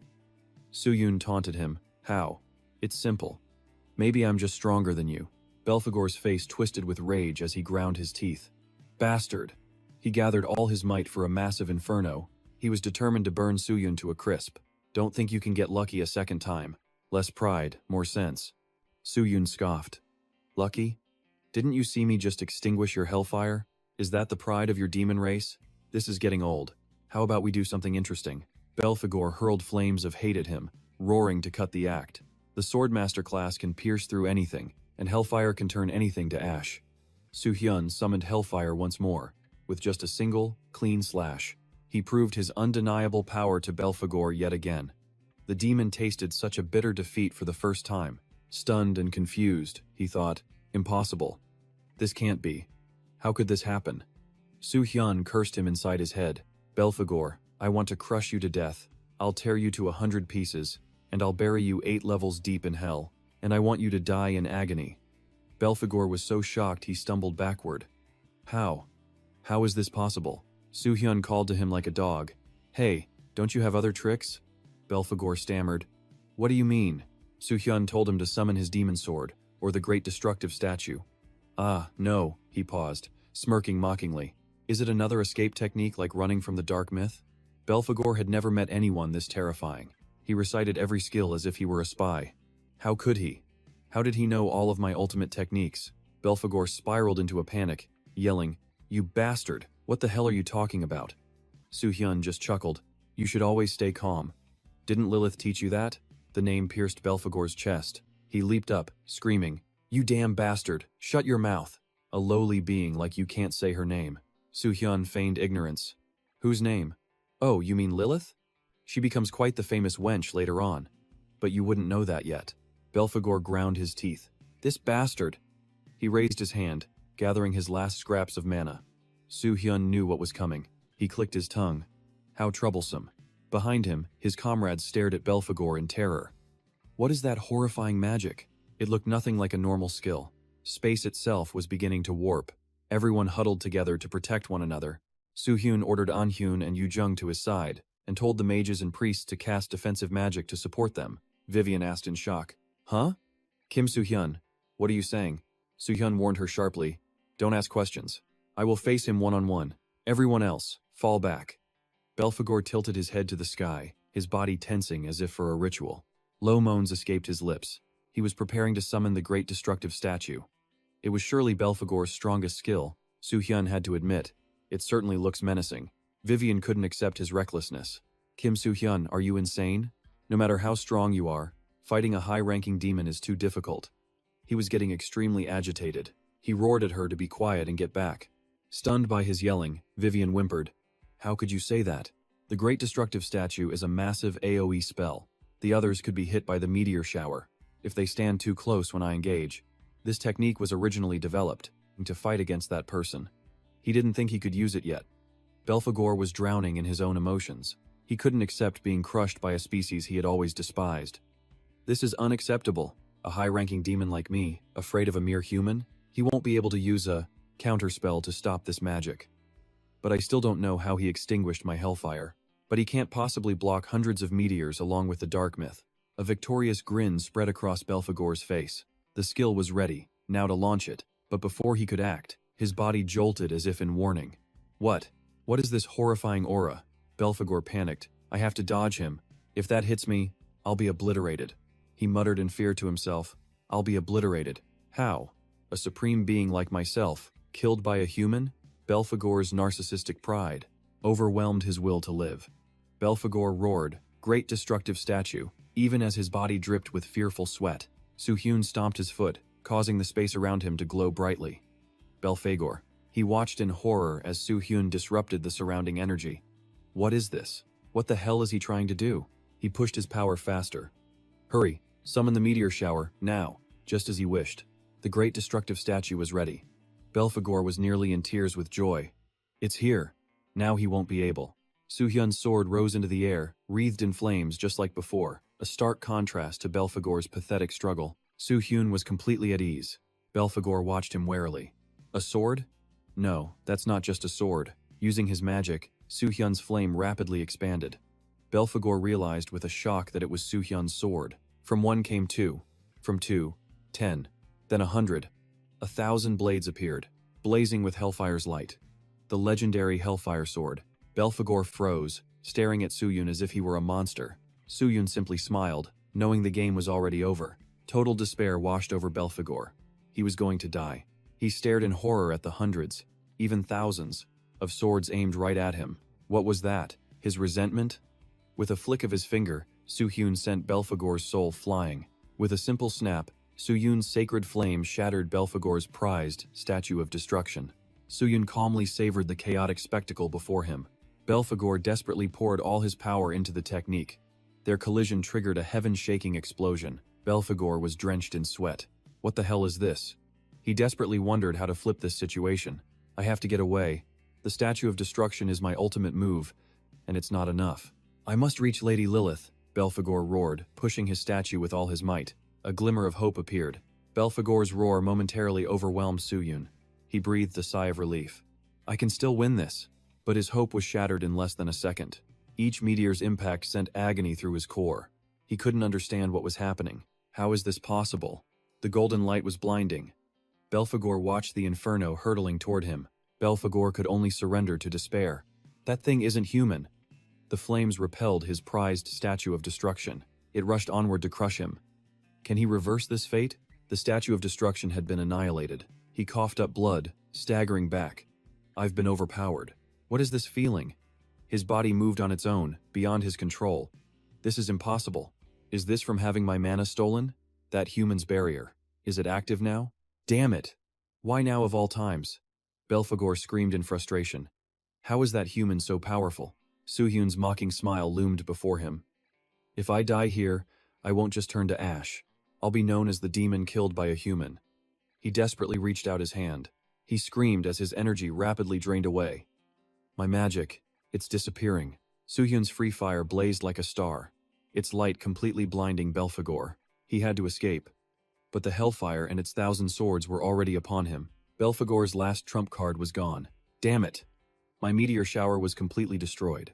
He tried to summon another, but Su-hyun's sacred flame instantly vaporized everything. Belphegor had nothing left. Impossible. My statue of destruction. Su-hyun smirked, mouthing, Say goodbye. Goodbye, Belphegor. A massive explosion shook the earth, its shockwave stunning everyone nearby.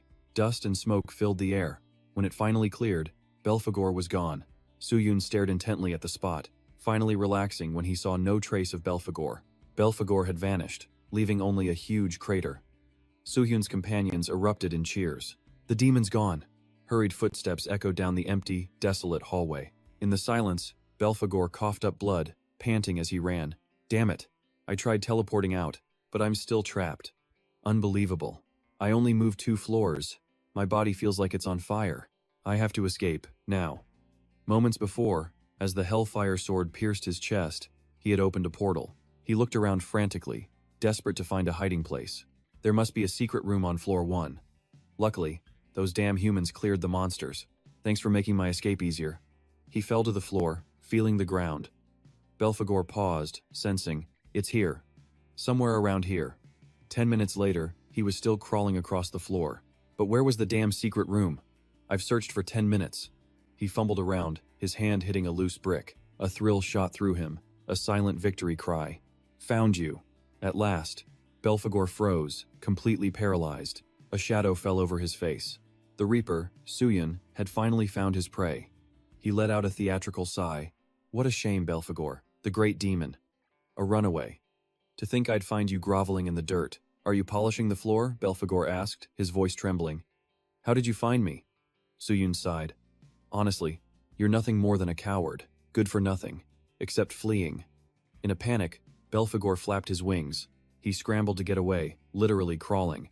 No, he shrieked at Su-hyun. Stay back. He raised a hand to summon his demonic sword. Come forth. Su-hyun lunged, calling to him like a pet as a lightning kick sent the blade flying. Who gave you permission? Belphegor stared back in terror. Su-hyun's boot smashed into his face. Come here. Beg for your pathetic life. Who knows, I might actually spare you. In agony, Belphegor pleaded. Please, I beg you. Then just kill me. Su-hyun scoffed at the false bravado. Humiliated, he admitted. A mere human. You are far too strong. But you're just an insect compared to them. They will avenge me, don't worry. You'll end up just like me. Su-hyun feigned curiosity. Them? Who? Is it Lilith, your little secret crush? Or perhaps Astaroth? He casually listed off the demon lords, one by one. Satan? Baal? Asmodeus? Or is it Lucifer? Belphegor's defiance held firm. I don't know how you know the names of the great ones, but Su-hyun's fist cut him off. a clean shot to the mouth to stop his rambling. He smiled gently and asked, "You know something? They're all dead. Killed by my kind." Belphegor refused to believe it. "Lies! They haven't even appeared in this world yet." Suhyun was determined to shatter his spirit. "I'm only telling you the truth. And I know this because I'm the one who killed them all." The light began to fade from Belphegor's eyes. Panic seized him. I don't believe you." Suhyun's psychological attack was a success. The demon's mind must be a complete wreck right now. Even his demonic lie detection would tell him it was the truth. Suhyun pressed his advantage, shattering his reality. "I'm just telling you what happened. I especially enjoyed slaughtering Lilith. Do you want to hear the details? They might be alive now, but the fact that he killed them in his past life was an undeniable truth. So even if he used his lie detection, it would register as truth." Suhyun asked him as if telling a bedtime story. "So, do you want to hear it?" "All right, I'll tell you anyway." Belphegor thrashed wildly, screaming for him to stop. Suhyun twisted the knife deeper. Her eyes at that moment, so captivating, like they held all the stars. "It just made me want to." Belphegor convulsed, screaming like a dying animal. Another slap from Suhyun silenced him. "That must have hurt, he asked mockingly, yanking Belphegor up by his hair. A stream of curses erupted from the demon. "You bastard! You damn bastard!" When Suhyun grew tired of holding him up, he simply slammed him back down. The impact cracked the very floor. "Why are you overreacting? This is nothing new for you." "Utterly broken," Belphegor cried out. "What did I ever do to you?" Suhyun whispered. "You really don't remember?" "Dazed and dying," Belphegor stammered. I don't." Another slam punctuated his ignorance. "But I remember every detail. What happened that day. What you did. Every second is burned into my memory." With every word laced with venom, Suhyun continued the torture. "What you did to Darzan is unforgivable. She was the only one who ever truly smiled at me." Over Belphegor's agonizing screams, the story continued. "But she took her own life when she learned she carried a demon's child. Darzan, so full of life, ended her own. After she died, my entire existence was dedicated to hunting you down. My brother tried to stop me, but I was blinded by vengeance. It was the first time I had ever been so selfish. But because of your filthy tricks, I fell right into your trap. You could never understand the humiliation I felt then. You captured me because I was weak. But I wasn't your real target, was I? So you gathered your players and demons to ambush my brother when he came to save me." Back then, Suhyun could only watch, helpless, as his family died. "My brother died, for that damn reason." He slammed the demon's head again, earning a guttural scream. Suhyun was lost in the memory. "My brother and his comrades threw away their lives, just to save his stupid, worthless little brother. And in the end, he died for it." Suhyun lifted Belphegor's head. It was a ruined mess. Only a faint groan escaped his lips. He continued, "But the story didn't end there. You used your dark arts to escape that battle, and you were still alive. The next time we met, you'd become a true duke, hadn't you?" Just then, the old Suhyun saw a brilliant light. That light was a beautiful girl with pink hair, Han Sorong. He stopped, gritting his teeth before he forced himself to continue speaking. "I successfully reached the end of this world, and touched the ending I had so desperately prayed for. But in the end, what I desired was impossible to achieve. Only after hearing the angels speak did I realize I was just a puppet in your hands. Do you know how hard I struggled just to grasp that single opportunity? That feeling of being one step away from your goal, but being utterly powerless." Then Suhyun glared over at Belphegor. The demon only managed a hoarse groan. Instantly, he slammed his head into the ground. "This is exactly what I went through." He began screaming. "When I was the only survivor, do you know how the guilt consumed my mind? No?" Amid Belphegor's whimpering, Suhyun frantically crushed his skull. "Do you know? That's right. It was all your fault. If it wasn't for you, everything would be different." Crimson blood splattered the gray stone. He continued cursing him. "It's your fault. It's all your fault, you damn bastard." Then Suhyun threw Belphegor to the ground. He stood up, waving a hand. "I'm so glad I could meet you here." He stomped his foot onto the demon's head. Another pained groan escaped. Suhyun confessed his feelings. "I'm truly relieved that I can finally kill you. So it's best we end this all right now, you and I." The pressure from his foot intensified, making Belphegor cry out in agony. Then came the sickening crack of breaking bone. When he lifted his foot, the demon's head was an unrecognizable mess. Suhyun calmly knelt, his hand moving toward his chest. Blood spurted from the wound. He talked to the corpse while rummaging inside. "What a waste of broken horns. A shame. Demon bones are quite valuable." But since I made you summon your magic sword, I suppose it's a fair trade. Right, Belphegor? The body lay silently as he searched. Suddenly, Soo-hyun's fingers found their target. He was satisfied. Here it is. Then, he pulled out a strange orb. The orb was as pristine as a starry sky. He laughed. That's right, this is a truly valuable item from a high-level demon. Thanks for such a precious gift. Goodbye, Belphegor. His corpse remained completely still. He asked nonchalantly, Isn't this a little too much? Even though I said goodbye, shouldn't I be the one to see you off? Despite his words, the body didn't move. Soo-hyun chuckled. That's what I thought. He placed a hand on the demon. Stop playing dead. I know you're still alive. As he finished, Belphegor's hand twitched slightly. He gave a cold, threatening glare. Did you think I would fall for your filthy trick a second time? If you thought that, you were dead wrong. A ring of fire then erupted around them. This time, I'll make you log out of this world permanently. The circle of fire engulfed Belphegor's body. He was too stunned to react. The flames blazed, burning his entire body. Soo-hyun smiled with delight. Serves you right, you cunning little demon. You were the puppet in my hands this entire time. Running away with a smokescreen won't do you any good now. He watched until the fire burned everything to ash, leaving only a few dying embers. A deep satisfaction filled his heart. Did you really think I didn't know about that? And so, I have finally completed one of the reasons I returned to Haupen. The great demon Count Belphegor was completely destroyed. Soo-hyun stood up and opened his third eye to scan the area. It's better to use the third eye to confirm. He felt at ease only after confirming Belphegor's death. He's really gone. Then he collapsed backward as Soo-hyun let out a sigh. Revenge? Was it a waste of time? What the hell am I even thinking? Savoring this revenge felt too good. How could it be a waste of time? At that moment, numbing pain shot through him as if he'd overexerted himself. He grunted. He thought to himself, Am I going to end up like that corpse on the third floor? Just then, the system announced the activation of a hidden skill. He read the notification and just scoffed. The last survivor? This skill must be why I survived. I guess I'll have to find a way to increase my vitality stat later. Right. Soo-hyun reached out his hand and wondered, Where is it? Where did it go? Suddenly, a sharp whistling sound cut through the air. It was the magic sword, and it flew right into his hand. He was a little surprised. Then he said cheerfully, Look what I've got. A magic sword? Well, you changed masters pretty quickly. In any case, Belphegor is gone from this world for good. A blood-red aura radiated from the demonic sword, a sign of its danger. Soo-hyun mused. Well, this works too. It's not important, anyway. The demonic sword will be a useful weapon until the second stage. This should be more than enough. But hearing his inner thoughts, the sword's aura flared intensely. It was then that he finally realized. It can read my thoughts? He began to speak to the sword. Okay. I don't plan on keeping you. I will find you a new master, so just be patient. As he stored it in his magic pouch, he muttered, It's not unheard of for a weapon to have its own consciousness and ego, but I never expected one to be this arrogant. Soo-hyun lay there, his thoughts drifting. I actually won. Come to think of it, are they still waiting for me on the third floor, or are they coming down here to find me? Either way, I have to get up. The dust-choked scene from moments before flashed through his mind. Soo-hyun tilted his head.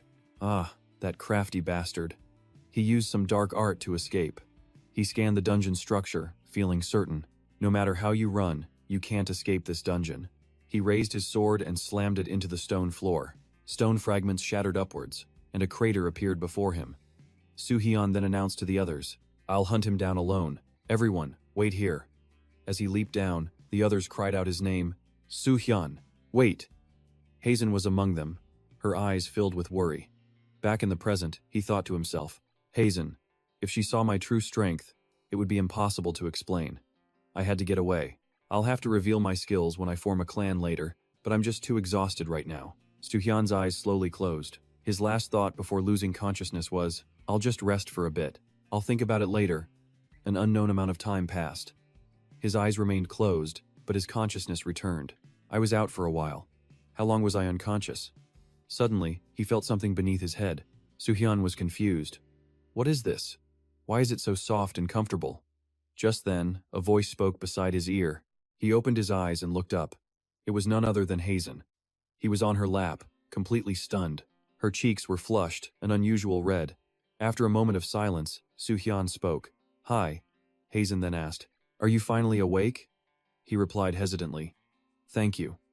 I slept quite well. Hazen blushed and asked, So, can you sit up now? He quickly reacted and sat up. Oh, sorry, I didn't mean to. But as he sat up, Soo-hyun's head throbbed. Soo-hyun, she cried, quickly steadying him. He spoke, sorry for being a bother again. Hazen advised, just take your time sitting up. Soo-hyun changed the subject. Where are the others? She explained. They're currently exploring the 3rd floor. I stayed behind to make sure you were safe while you slept. They were all worried, sick, but I managed to calm them down. Even though you were unconscious, you don't feel strange now, do you? That's because Ansun used all her mana to cast her strongest healing spell on you. He let out an ah. So, that's what happened. Hazen continued. They'll be down here soon. The 3rd floor was empty. Soo-hyun replied. I see. He thought, I'm on the 1st floor. It's a good thing I haven't left the dungeon. If I hadn't met her, I'd be trying to find my way back home right now. It seems not much time has passed. Back then, Belphegor seemed to be searching for something on the floor. He must have been looking for a secret exit. Once everyone's here, we should look for it. Just then, he instinctively turned his head at the sound of footsteps. When the others saw him, their faces lit up. Soo-hyun. It's Soo-hyun. But once everyone gathered, an unusual silence fell over them. Hazen and Jongsi stared at him. Dudung, and Sun, and an An also watched him quietly. 6 pairs of eyes from the 7-person team were fixed on Soo-hyun. He understood why they were all staring. Great. I knew this would happen. They're not fools. They would have noticed. The skill I used to fight Belphegor isn't something a rookie player could possibly possess. Finally, Hazen spoke up. Soo-hyun, she asked. Is there something you want to tell us? He thought to himself. It's time. They would find out when I recruit them for my clan anyway. I just need to resolve this now. The problem is, how much of the truth should I tell? Should I reveal that I'm a regressor, or about using Code O? I can't tell them everything. Finally, Soo-hyun spoke up. Yes, there is something I want to say, Hazen said seriously. Then please, tell us. Soo-hyun replied. That's a little difficult to answer. When you ask me something so vague, she immediately realized what he meant. What do you mean, vague? So you're hiding secrets from us, aren't you? He answered cryptically. Who can say? Then a tense silence fell. Hazen started to voice his concerns to Soo-hyun. I don't know your true intentions, or why you're hiding things from us. Player Kim Soo-hyun, I hold you in high regard, but the power you just displayed defies all logic. To be honest, I'm a little afraid of you. You're far too suspicious, so if we can, I want my perception of you to stay the same.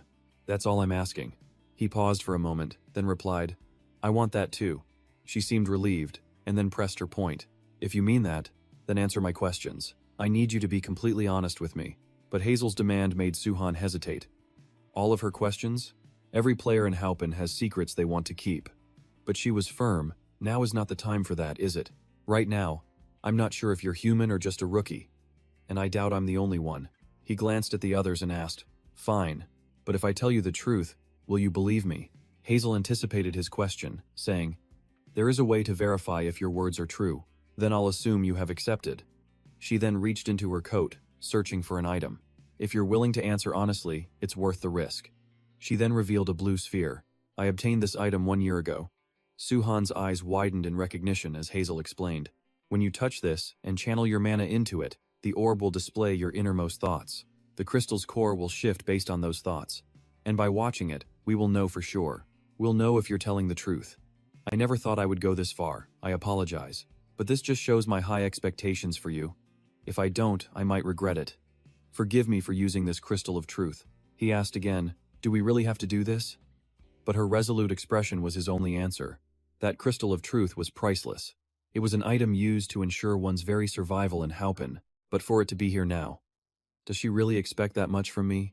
I knew something like this would happen eventually, but I never thought it would be this serious. As Soo-hyun finally reached for the orb, Dudung lunged forward. Stop. Hazel tried to persuade her. Dudung, I understand how you feel, but if you don't know anything, stay quiet. Dudung shot back. Hey, don't push your luck. She continued to reason. This is necessary for our groups and yours. But she wanted to protect Soo-hyun. She yelled, Did you just insult us? What are you planning to do to our Soo-hyun? Hazel called her name, Dudung. Dudung spoke her mind. We haven't known you or Shin Sang-yong very long. We don't think like you. We have been side by side, eating and sleeping together, and even arguing since the very beginning. Now you're forcing Soo-hyun to do this. Of course I'm going to be angry, am I not? But Hazel just scoffed and said, I forgot you're still just a child. Or maybe you just don't understand what kind of place Haupen is? Here, people betray and are betrayed. If anything seems suspicious, you must demand proof and clarification. This creed has kept me alive until now. I don't know if player Kim Soo-han is lying to you.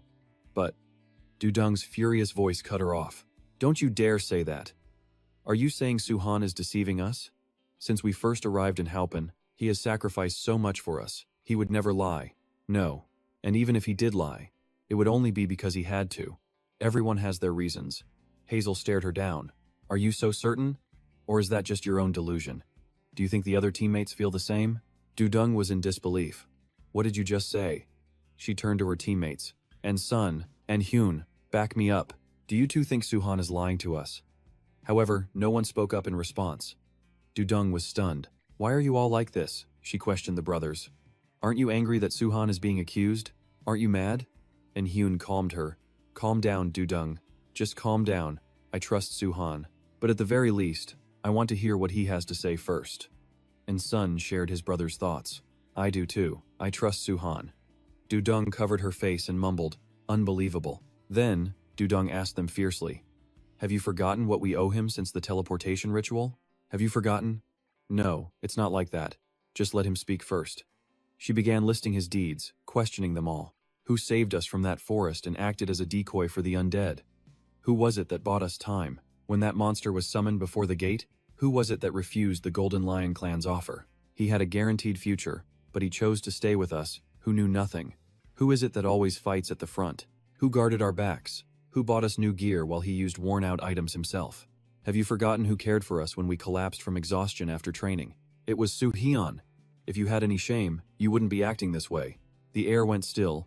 Dudung turned to Hazen and Sangdong, and that goes for both of you. Would either of you be alive right now if he hadn't saved you? Yet this is how you repay him? Biting the hand that feeds you. Is this your idea of gratitude? Hazen faltered, unable to respond. That's enough. Just then, Soo-hyun himself spoke up. Dudung. He shook his head, placing a hand on the truth crystal. There's no need to say more. I knew I'd have to clear the air eventually. She tried to stop him. Soo-hyun? Tears of frustration welled in her eyes. This is infuriating. Why should you endure this treatment? Even if we don't know everything, we know you're a good person, ever since the rite of passage. He gently calmed Dudung and the others. Dudung, don't cry. I trust you, just as you trust me. And as you've all guessed, I am hiding a major secret. Of course, Dudung isn't wrong, but even if I weren't being accused right now, I would have told you all eventually.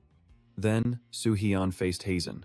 Player Jung Hazen, if this is your method, I will transfer my mana to you now. She replied, please begin. However, his gaze turned icy as he warned. But remember, I have my reasons. I will now use this crystal of truth before my trusted comrades to answer your personal questions. Thanks to you, my team is now fighting. I trust you understand how I feel about this. Slightly intimidated, she nodded. Yes, I'll keep that in mind. Suddenly, he added a condition. I have one of my own. Hazen wondered if he'd plead the fifth. Then Soo-hyun stated his demand. The purpose of this isn't to satisfy your curiosity. It's to clear up any doubts that my team members may have. So don't draw your own conclusions or ask questions just for yourself. His chilling gaze looked down on her as he threatened. I don't wish to negotiate with you again later, because this is already a major concession, Hazen clarified. So you don't want me to tell anyone else about this? Understood. He nodded, satisfied. Good. Then, he placed his hand on the stone of truth. Soo-hyun channeled his mana into the stone, and a transformed energy flowed back towards him. Mana swirled inside the mystical blue orb. Hazen began. I will now start the questioning. The crystal of truth. Its inner flame stays the same for truths, but the flame will turn red, depending on the degree of the lie. Deceiving the crystal is impossible. No one can utter a single falsehood. All answers must be the absolute truth, straight from the heart. Soo-hyun considered this. I can still tell the truth. I just have to be clever with my words. This could work to my advantage, if I play this right. The interrogation began. The questioner and the questioned. Please state your name. Kim Soo-hyun. Are you the player from that year, here in Haupen? A rookie? Are you truly a player, just like us? I am. The azure flame inside the orb continued to flicker. Hazen watched the steady, unchanging color. She pressed on. You're hiding something from us, aren't you? But before that, tell us this. Why did you hide these secrets? He answered truthfully. After arriving in Haupen, I decided it was best to conceal my true strength until I could gather more information. She questioned him. Why is that? Soo-hyun replied. I didn't want to draw unwanted attention. If a new player like me became the focus of everyone, jealous players would come and try to kill me. The questioning continued. Is that the only reason? I wanted to grow stronger quietly, without getting caught up in useless trouble. I see. So, will you now tell me the secret you're hiding? I can answer, but that would mean revealing my player information profile. Since that's highly sensitive data, players who aren't original party members, you will have to pay a fee. Hazen agreed. I see. If this information holds the truth, then it's a price worth paying. Sangdong agreed. I feel the same way. Soo-hyun took a breath, then revealed all. Then I'll reveal everything. I, player Kim Soo-hyun, have obtained a secret class. The other two were completely stunned. A secret class? It was unbelievable. A secret class? Not a rare one? So it's something even more legendary? Hazan stammered. How? How could you? Can you tell us what that class is? No. Soo-hyun replied flatly. It's a fighter class. His tone was a cold warning. If you ask another question out of pure curiosity, this interrogation is over. Do you realize the danger a rookie is in if they reveal their secret class to strangers? She flinched, realizing she'd gone too far. She looked at the crystal. Ah, right. The flame's color. The flame in the crystal of truth remained steady, meaning he was telling the truth. Hazan looked at him and said, So far, everything you've told us has been the truth. If player Kim Soo-hyun has been truthful, then my previous questions were answered honestly. However, she began to press him. You're just a rookie player. How could you face a high-ranking demon one-on-one? No matter how skilled you are, that should be completely impossible. So how do you explain it? But then, someone raised a hand. Wait, it was Vivian. I have something to say. Hazan permitted it. Please, speak. The crystal of truth won't last much longer. She shared a discovery from the 3rd floor. Shin Sang-rong and I found a unique trace. Remnants of a barrier used on that demon count. That barrier was so powerful, its traces still linger. But why did I feel nothing during the battle? That's because the barrier only activates if the demon attempts to escape. The barrier triggers when the demon Belphegor makes contact with the ceiling. Sang-rong also spoke up. I agree with my master. That high-level demon. Despite its immense power, Belphegor said his summoning was incomplete and lacked sacrifices, and was ultimately a failure. With the barrier's effect, was he truly at a high-rank demon's level? Soo-hyun had planned to avoid this topic. Things are working out for me just by staying quiet. Now, it's time to change the subject. He opened his other palm. Suddenly, a flame ignited in his hand. Hazan gasped. What is that fire magic? He explained. You might have seen this on the 3rd floor, but this is no ordinary flame. This power is completely separate from my class. And like I said, I earned this ability fairly. I mastered this through my own efforts. The angels themselves can attest to that. Inwardly, Soo-hyun was plotting to avoid full exposure. The crystal of truth is active. If Hazan asks about her sister, Young Ji-yeon, I will have to tell her the truth. My only option right now is to stall for time, until the crystal of truth's time runs out. Hazan guessed. So that fire magic is the reason player Kim Soo-hyun's power surpasses that of a normal rookie. He replied, The secret class was a huge help, but this flame has aided me the most. This is no ordinary flame. As you can see, it holds immense power. Enough to even incinerate. A demon's magic to ash. She finally understood. I see. I don't know how. You came to possess such an ultimate power. But you did say you earned it legitimately. Hazan questioned him. And you said that even the angels know about this?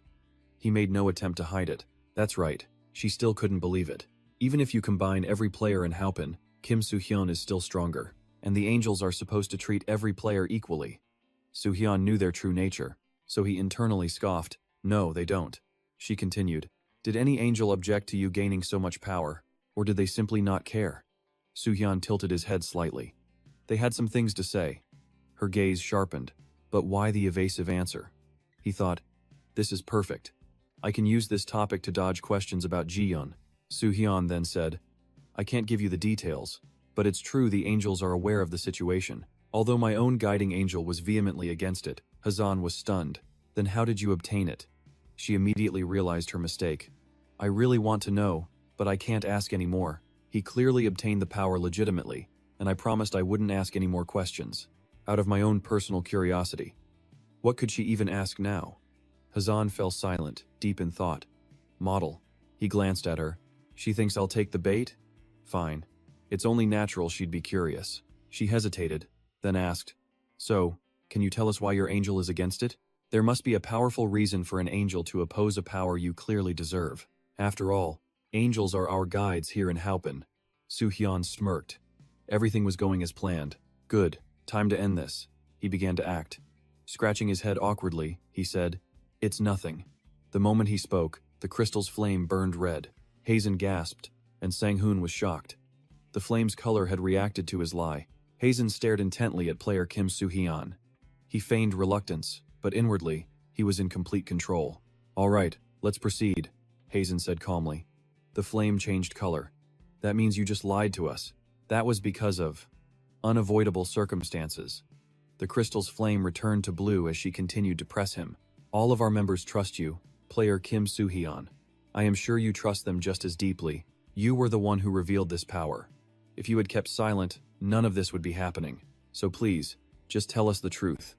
Soo-hyun plotted, already manipulating the questions Hazen would ask. My answer must make the flame change color.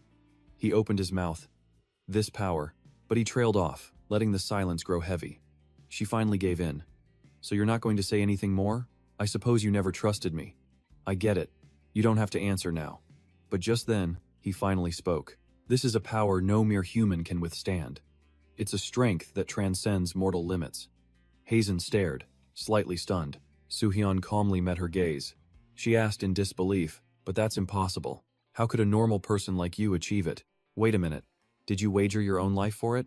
He answered, Yes. This power is a double-edged sword, a strength that no ordinary human can bear, and right now it resides inside my body. With it, I can unleash hell itself, but doing so unleashes a devastating backlash upon my own body. In fact, when you found me before, I was on the verge of losing my mind. The angels opposed this, because one day, it will devour me whole. But I had to accept it for my own personal reasons. She watched the crystal. It didn't change color. It was all true. Hazen stammered, So, all this time, you've been risking your life to save us? Du-yong was astonished. Sang-hoon looked on with apprehension. A power no ordinary person should ever possess, Hazen muttered. That certainly explains a few things. But how could any of this possibly be true? Soo-hyun was pleased with the results. It seems she's out of questions. Perfect. The truth crystal's time is almost up. I'll get out of this easily. But just then, she spoke up again. I'm sorry, but I have one last question for you. Honestly, she should have just asked from the start, and the crystal's time limit isn't even up yet. What's the point of this pathetic I'm sorry, but I have to act? She fell silent, taken aback by his icy stare. He was contemplating something terrible. Everything I said was technically true, so now she's starting to doubt herself. Sharing this kind of secret information is a fatal mistake, especially in a place like Haupen, where information on your class and skills determines if you live or die. Now I have a reason to silence them both permanently. Hazen avoided his gaze and said, I understand. I suspected you without considering your feelings. I am truly sorry, but words, once spoken, cannot be taken back. Even so, I have one final question. He listened in silence as she continued. This last one is just a simple question, and because I'm just curious, after you answer, Soo-hyun, I will destroy this truth crystal with my own hands. Soo-hyun pondered. A simple question, and she's just curious? This probably has nothing to do with Jin-san. He agreed. Go on, ask. Hazen met his gaze directly. Soo-hyun, why do you always sacrifice yourself like this? The question was eerily familiar to one he'd heard before. Are you going to sacrifice yourself again? Soo-hyun was stunned by her question. A memory of Kim Han-byul flashed in his mind. Why are you always like this? Why didn't you tell us anything? What about my comrades? Go on, try and say it. Can I really trust you? He wondered. Why am I suddenly thinking of Kim Han-byul right now? Hazen pressed on. You said that power was like a double-edged sword, and that you shouldn't use it carelessly. Soo-hyun, you defeated that demon alone before, but we could have fought together. Did you really have to use that power and risk your life like that? He hesitated, and as she tried to convince him, I know you're doing this out of kindness, but this is Haupen. I'm not sure if the others truly understand, but I'm certain that you, Soo-hyun, know exactly what kind of place Haupen is, right? For someone who knows how to fight for their life, What could you possibly expect from a group of kids and the two of us? What purpose drives you to sacrifice so much? Please answer my question. Soo-hyun's face went cold, but inside, he was celebrating. I've won. From now on, I will control this conversation. The crystal of truth's time is almost up, isn't it? He decided to reveal something. I have experienced losing the ones I loved most. No words can describe the suffering I endured at that moment. After I was teleported to this god-forsaken place, I carved that pain into my heart and trained to become stronger. Day by day, I made a trade, knowing this power might consume me, but I had to do it to survive. From the first moment I arrived in Halpin, my only goal has been to return home, to survive and return home. I will survive until I reach the very end of Halpin and go back to Earth, even if returning there is pointless. I want to protect the people I love. I don't want to see them die in front of me again. I want to return to Earth without losing a single person, even if it means sacrificing a part of my own life. If I can save those I cherish, I will do it without hesitation. Sangdong said. Those words of his. Hazen added, the last part is true. In reality, Soo-hyun was in complete control. I just exploited a loophole in the crystal of truth's nature without naming the people I was truly thinking of. The people I'm talking about are my brother, Do-yoon, and So-jung. The three kids, moved, called his name. He tilted his head, apologizing silently. You guys, I'm sorry for deceiving you, but I promise you won't regret following me. Sangdong spoke up. Hazen, that's enough. She was confused. What? He explained. The questions you've asked have crossed a line, don't you think? Hasn't the crystal of truth already revealed the captain's true nature? So let's stop now and trust the captain. He then bowed to Soo-hyun. I'm sorry. I also doubted you for a few minutes, but after hearing the captain's sincere words, I realized just how foolish I've been. I doubted the captain even though you saved my life and even accepted my unreasonable request. I'm truly sorry. He didn't mind. It's good that we've cleared up all the misunderstandings. You don't need to apologize either. I was planning to tell everyone everything when we got back to the inn. Hearing that, he let out an ah, and then stood straight to give one last apology. I don't think anyone could maintain their faith in Halpin like you, Captain. I'm sorry. Hazan glanced at Vivian, and Vivian looked back at her. Her gaze seemed to say she should stop. She now realized everyone was turning against her. She tried to intervene. Wait, hold on, Soo-hyun. He turned the question to someone else. Everyone, if anyone wants to ask anything, feel free to ask now. There's still a little time left. Do-yoon, moved, spoke up. No, sir. I have no more doubts. In fact, I never doubted you from the start. Furthermore, I'm sorry, and I want to thank you. Do-yoon wiped a tear from his eye, sharing the sentiment. Me too. I believed from the start it would be like this. Why would Soo-hyun lie to us? I feel so bad for him. I've also been through tough times, but I've never suffered a loss like Soo-hyun has. Asean hesitated slightly. Soo-hyun smiled, but inwardly he was a bit frustrated. Give me a break. Hazan said. That was the last question. Why suddenly ask another when there's only a little time left on the crystal of truth? Asean stammered. I have a question for you, Soo-hyun. Everyone fell silent, looking at her. He then agreed. The girl bit her lip as if making a resolution, her hands tightly gripping her staff. Then Asean looked at him and asked her question. Soo-hyun, what do you think of me? Do-yoon coughed twice in shock. What was that? Hey, Asean, could you pick a better time to ask that? The people around were surprised. The other girl couldn't help but shout, Asean, of course he sees you as a troublesome kid. You're always crying. Do you want to embarrass him more by asking that? Your question only makes him feel more ashamed. You should ask those kinds of questions when you two are alone. The other girl added, You have to do things at the right time and place. The girl flinched. But I wasn't asking you too, this kid. Soo-hyun just sighed. That's enough. He turned to Asean. I thought you were just an innocent, cheerful kid. He constantly surprised everyone, time and again. Sun just didn't seem to belong in a place like Hornplay. Her eyes sparkled, hanging on his every word. You're not a burden to me. You have the potential to grow even stronger. Curious, she asked. So? He then offered her a crystal orb. She reached out her hand for it. It's the truth, he added. But she still looked uncertain. But Ayu Dung said, I'm not very useful, that I'm too childish, and that I cry too much. She was right, wasn't she? Soo-hyun thought to himself, I know your future very well. He turned to comfort the young son. You're a perfect fit for the priestess class. He smiled warmly. I always knew you could become the strongest priestess here. If you truly give it your all, you will become the strongest. She looked at him with pure admiration. A bright light shone in her eyes. Because one day, you will become the legendary Light Priestess. You'll be invaluable to me in the future, so I'll help you until then. Seeing this, Hazan began to wonder. He's speaking from the heart. Who is this person, really? Suddenly, the crystal orb began to react strangely. Cracks appeared on its surface, spreading rapidly across the orb until it suddenly shattered into 100 tiny shards in her hand. Hazan stood frozen in place for a long moment. Watching the orb shatter, he had a thought. A perfect finale. Well, that should answer everyone's questions. Hazan replied, yes. Now that I've settled this problem, he thought. Then he spoke. To continue, I will resume my position as the party leader. Does anyone have any objections? No, sir. This took more time than I expected. Let's go. Ayu Dung quickly asked. Sir, are we returning now? If we head back now, can we reach home in 2 days? No, not even if you include today. It will take at least 3 days. She was curious. Huh? Why's that? It only took us about 2 days to get here. It's getting late now. Besides, I plan to stay here one more night before leaving. They all stared with their mouths wide open. Huh? Why? He smiled slightly, replying, I happened to find a secret passage, back when I was fighting Belphegor. He and the others peered into the pitch-black abyss below. It's true, they gathered around the dark chasm, filled with curiosity. I'll go down first to check for any hidden monsters. Suddenly, sparkling particles danced in the air, illuminating the space before gathering on his staff. The staff Hazan held now acted as a torch, lighting the way for them. They began to move inside, exclaiming in awe as they went, Is this for real? I never imagined a basement like this existed here.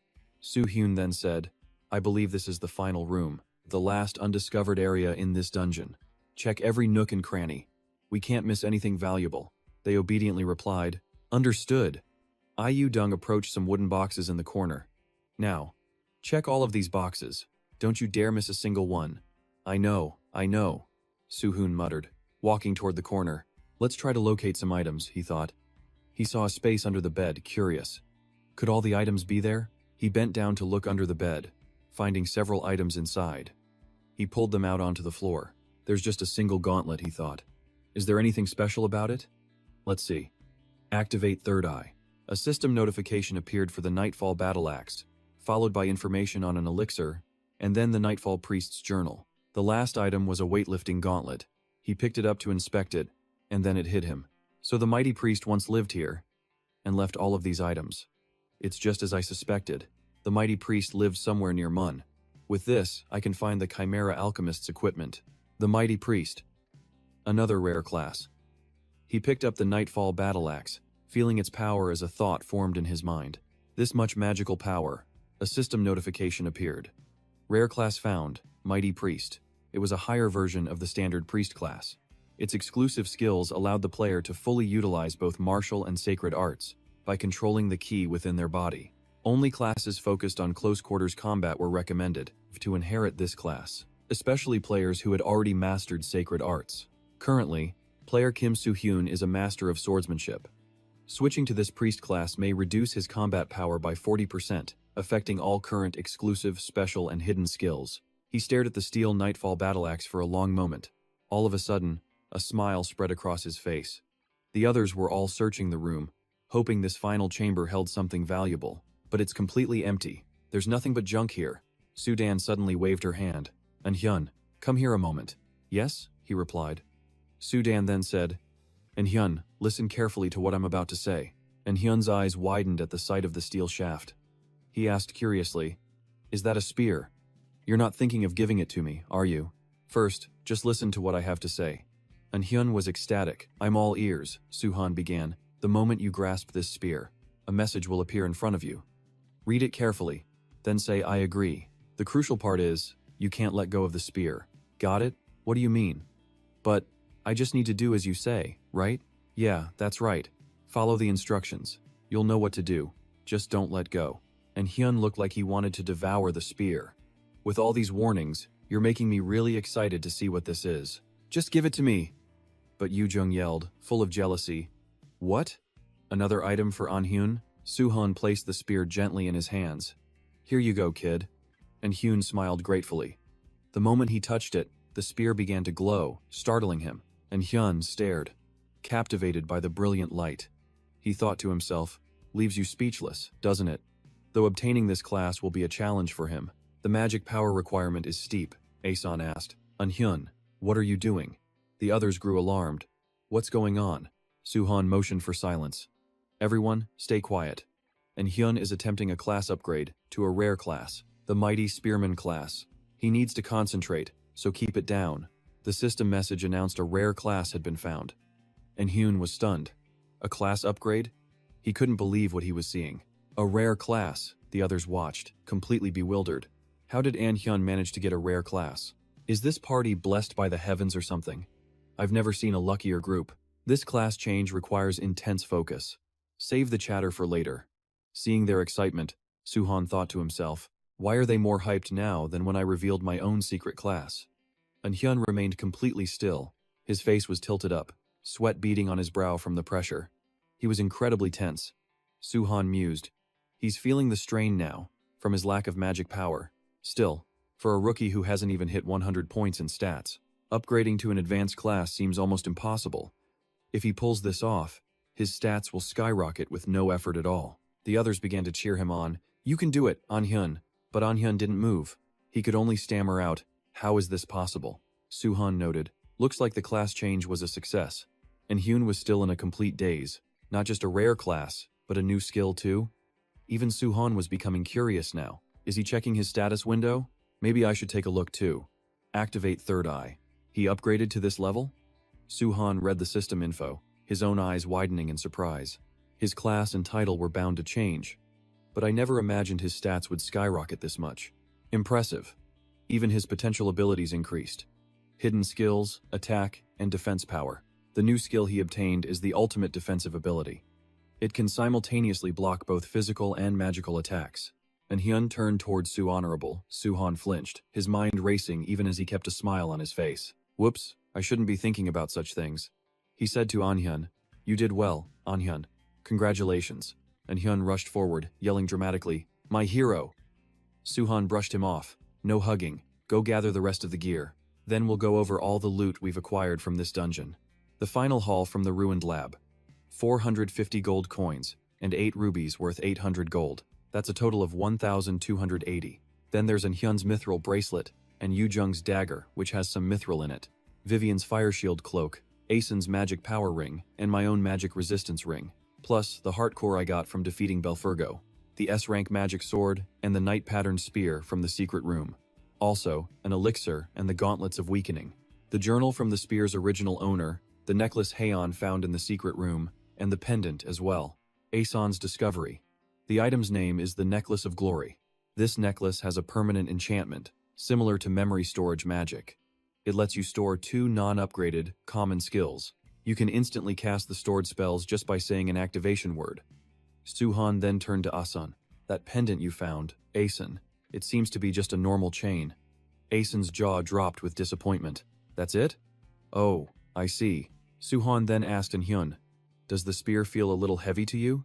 He just laughed. Not at all. It's definitely heavier than your last one. Then he tossed a few items over. Take this journal and these gauntlets. You're giving all of this to me? Suhan explained. Heian has already told us what these items do. This gauntlet reduces the weight of anything you hold, but that doesn't mean you're getting stronger. Its only effect is reducing gravity. Don't forget that. This book is written in an ancient language, so it must be related to cleric class training. A powerful one. When we get back, have Vivian translate it and be sure to train hard. His eyes lit up. I'll never forget this favor.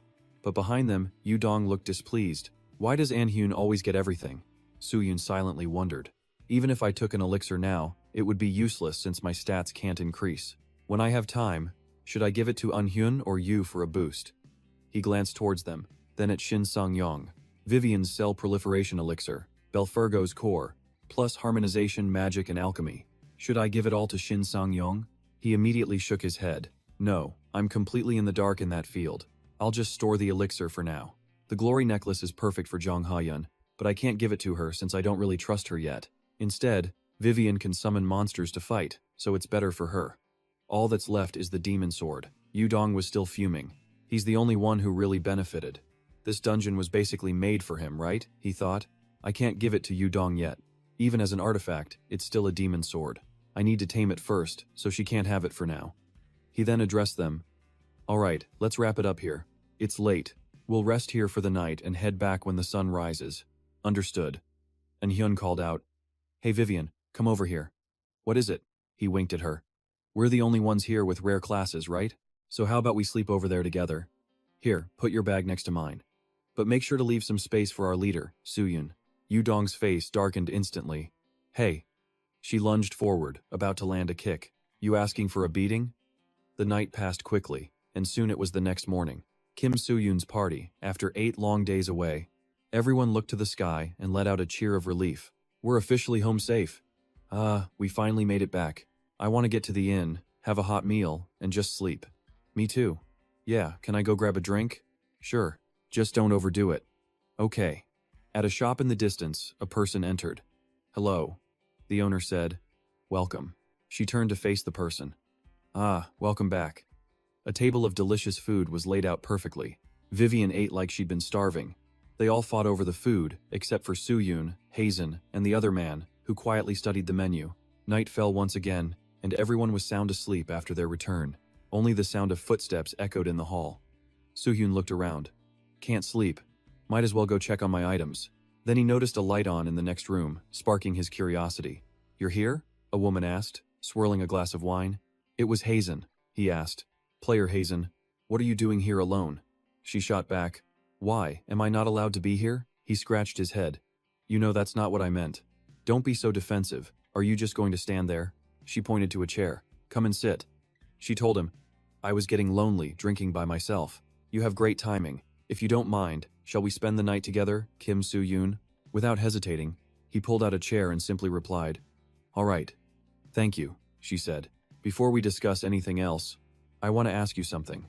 What do you think of me? He replied, You're an intelligent and capable mage. Is that all? He added, You're also calm and devise useful strategies. You may have weaknesses, but you learn how to adapt quickly. Is that it? Your voice is nice, too. She looked down. Anything else? He said nothing, only looking at her. What is it you want me to say? Her shimmering eyes were locked on him. His expression hadn't changed at all. He said slowly, Everyone has an outer self they show the world, and an inner self only they know. But some people only have one self. She replied, I used to think that kind of person could never exist. I've met some people who I thought were honest, but not in that sense. However, after meeting you, that belief has been completely shattered. Now, I finally understand. I know how the crystal of truth works, and I know you don't have a single evil thought. Truly. I never thought I'd find a man who isn't two-faced in Horn Grand, he asked, curious. If you don't mind me asking, why are you always so suspicious of everyone? His words made her pause. She drained the glass, set it down, and slowly began to speak. I was with the Golden Lion clan until last year. Curious? I'll tell you everything. She offered a bright smile. It seems you already know. So I wasn't surprised when the kids said you rejected the Golden Lion clan. How should I put it? It's odd. That clan was once unknown, and you'd have to be crazy back then to join such an unstable group. It felt hopeless, but who would think that after seeing the clan today, the Golden Lion clan now? Still, I'm glad you refused them. I came to Hornplain with my sister. That was 2 years ago. The Golden Lion clan was just growing. Before arriving at Hornplain, I was a final year university student. I never imagined I would have to face all of them, the kinds of monsters you only see in movies. At that moment, I thought I was going to die. I was too terrified to even think of going home. He interrupted. Player Jeong-haeon. She cut in. Please, let me finish. She continued her story. By some miracle, my sister met another player. Personality, looks, intellect. He had it all. He became our leader. He led us through the transfer ritual. I fell for him completely. He had skills, everything. He was a promising archer with snow-white hair. If he was riding a white horse, he would have been a true prince charming. After the ritual, his fame grew at the player academy. That's when we started dating. By graduation day, he was the envy of all the new players. I was also honored with an invitation from the Golden Lion clan. He said we should join them together, so we could keep dating.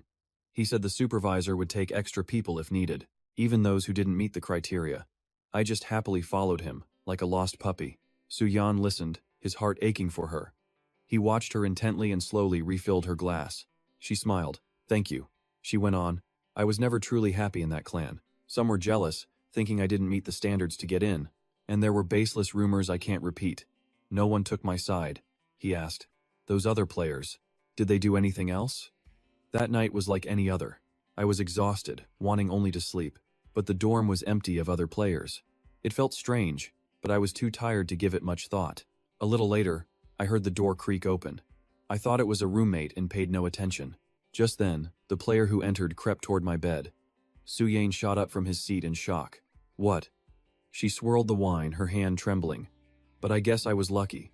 I quickly cast the spell that I had been practicing, so thankfully, nothing terrible happened. When I calmed down and looked at him, I froze. The man who tried to assault me was the same supervisor who recruited me into the academy. He went ballistic, coughing up blood. He raged. Why hasn't that bastard dumped you yet? That's what he said. Su-Yane was stunned, a headache forming. You can stop, I understand. She nodded. Yes, after that. I had a massive fight with my boyfriend. It was our very first one. I cried and begged him. I asked how he could let this happen, but his reply was cold. The supervisor is after me because of you. Do you know how powerful he is? You do what you must to survive. What the hell are you even doing on Hornplane? Can't you just see my side for once? He said he would go and persuade the supervisor again and told me to accept this cruel new reality. I found a letter. He invited me to the clan just so he could offer me to that supervisor. That supervisor was infamous for preying on new female players. My boyfriend only saw me as a tool for his own career. So what did you do after that? I went to the leaders of the Golden Lion clan, and I asked to leave quietly, without telling the other members. Surprisingly, they had no questions. They just accepted my request. Most people in that clan knew exactly what had happened to me. What do you think? Ridiculous, right? He shook his head. Not at all. He thought, she must want revenge, but she lacks the power. Her attacker is a high-ranking member of the clan. Still, if that happened in the Golden Lion clan 2 years ago, then the subjugation quest makes perfect sense now. Iron Mountain's failure wasn't the only reason my clan was ruined. I can't imagine how corrupt they've become. She said to him, You've been enduring my long, boring story this whole time. Thank you so much. It's fine. It's already past midnight. You must be tired. Let's rest. She replied instantly, No. Her hand lightly touched his. I know it's incredibly late, but please, let's keep talking.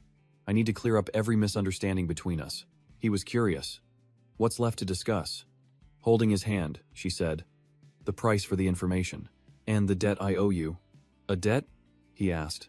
Yes, that's right. So how will you repay me? After forcing me to reveal all my personal secrets, have you decided what to do? I'm sorry for using the truth crystal to interrogate you, but it's my habit to doubt people who help me for no apparent reason. I just had to know if you were sincere. I understand your past, but that doesn't justify what you did. There's no reason for me to sympathize with your situation. This is Hornplan. If you know any secret that threatens my safety, then you should know I have just cause to be willing to kill you right here.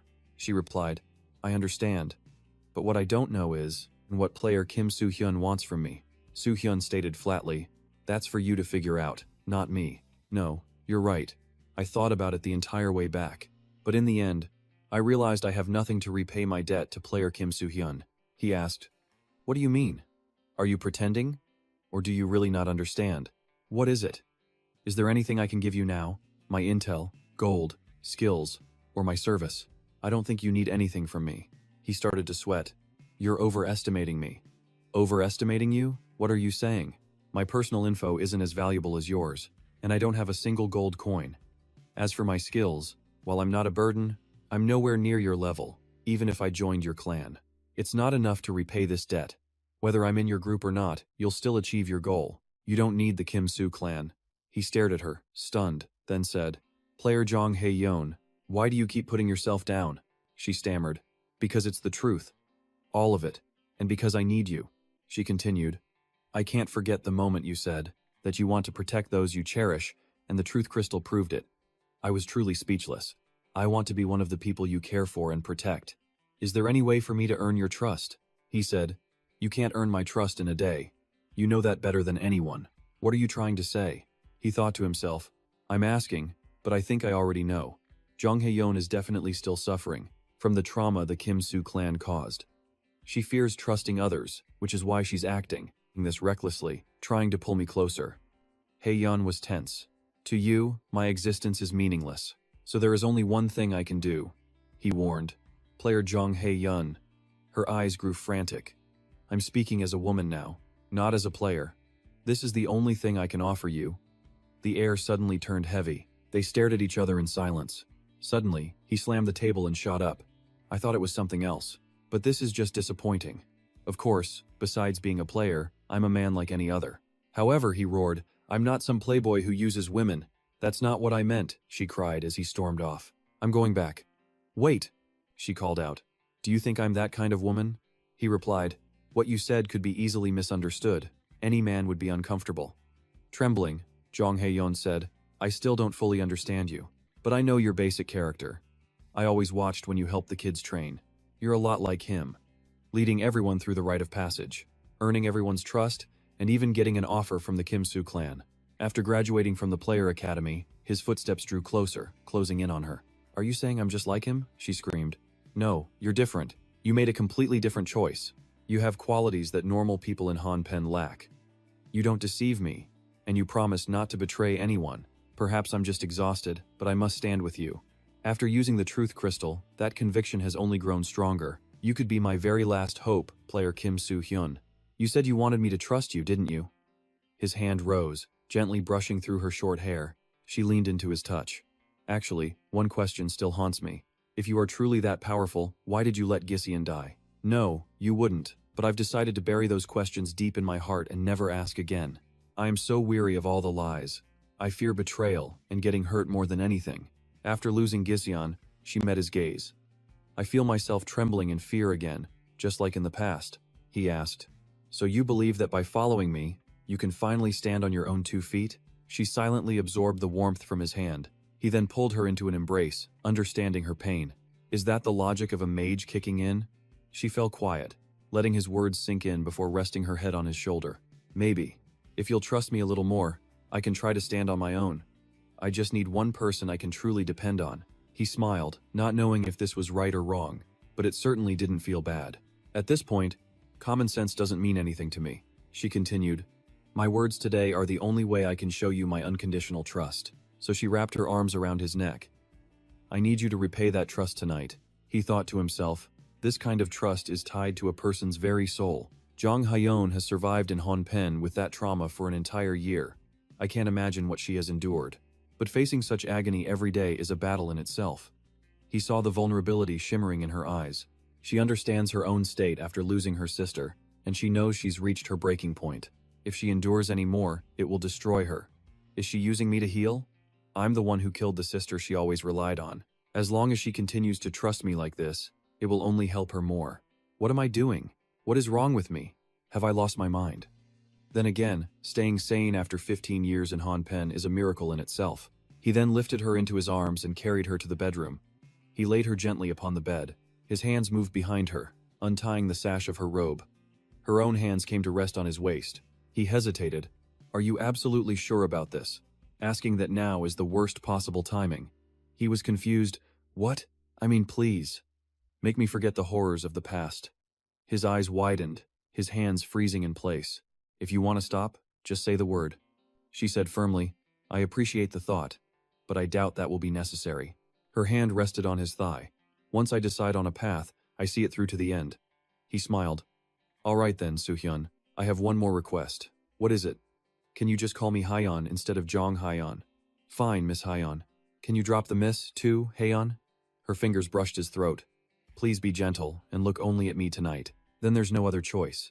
His gaze locked onto hers, completely unwavering. Morning sunlight flooded the room. They had spent the entire night together. Soo-hyun made his way downstairs. He saw the shopkeeper at work and thought, she's as diligent as ever, even with no customers yet. Seeing him, she asked, up later than usual, are we? She grinned. That face of yours says you think I work too hard for an empty shop. He thought, she's disturbingly perceptive, and replied, you're mistaken. I'll take a set A. He pulled out a chair. She pressed, am I mistaken? Am I really? Who knows? He grumbled. The others will be down soon, so add 6 more portions to that. She teased him. Still keeping up that charming attitude? I was about to share some useful information with my favorite regular, but now you've given me no chance to speak. I'm not so sure about being a regular, but I'll hear this useful information. Really? Too bad. You missed your chance. Now I'm hurt. He watched, intrigued by her act. She teased him, putting on a pleading voice. Come on, sis, please tell me. If you beg so sweetly, maybe I'll reconsider. He thought, this woman is truly impossible. He then said plainly, Alosun, one of the major cities, has wiped out its entire homeless population. She froze, stunned. But we're in Mun, so that doesn't really matter, right? Is there something else I'm missing? The cleaning rag slipped from her hand, hitting the floor. She stood there, staring at him in utter silence. After a long moment, she said, Player Kim Soo-hyun? Her hand reached out, gently touching his shoulder. She settled onto his lap. Her voice a seductive whisper. You're quite interesting. You're a rookie player.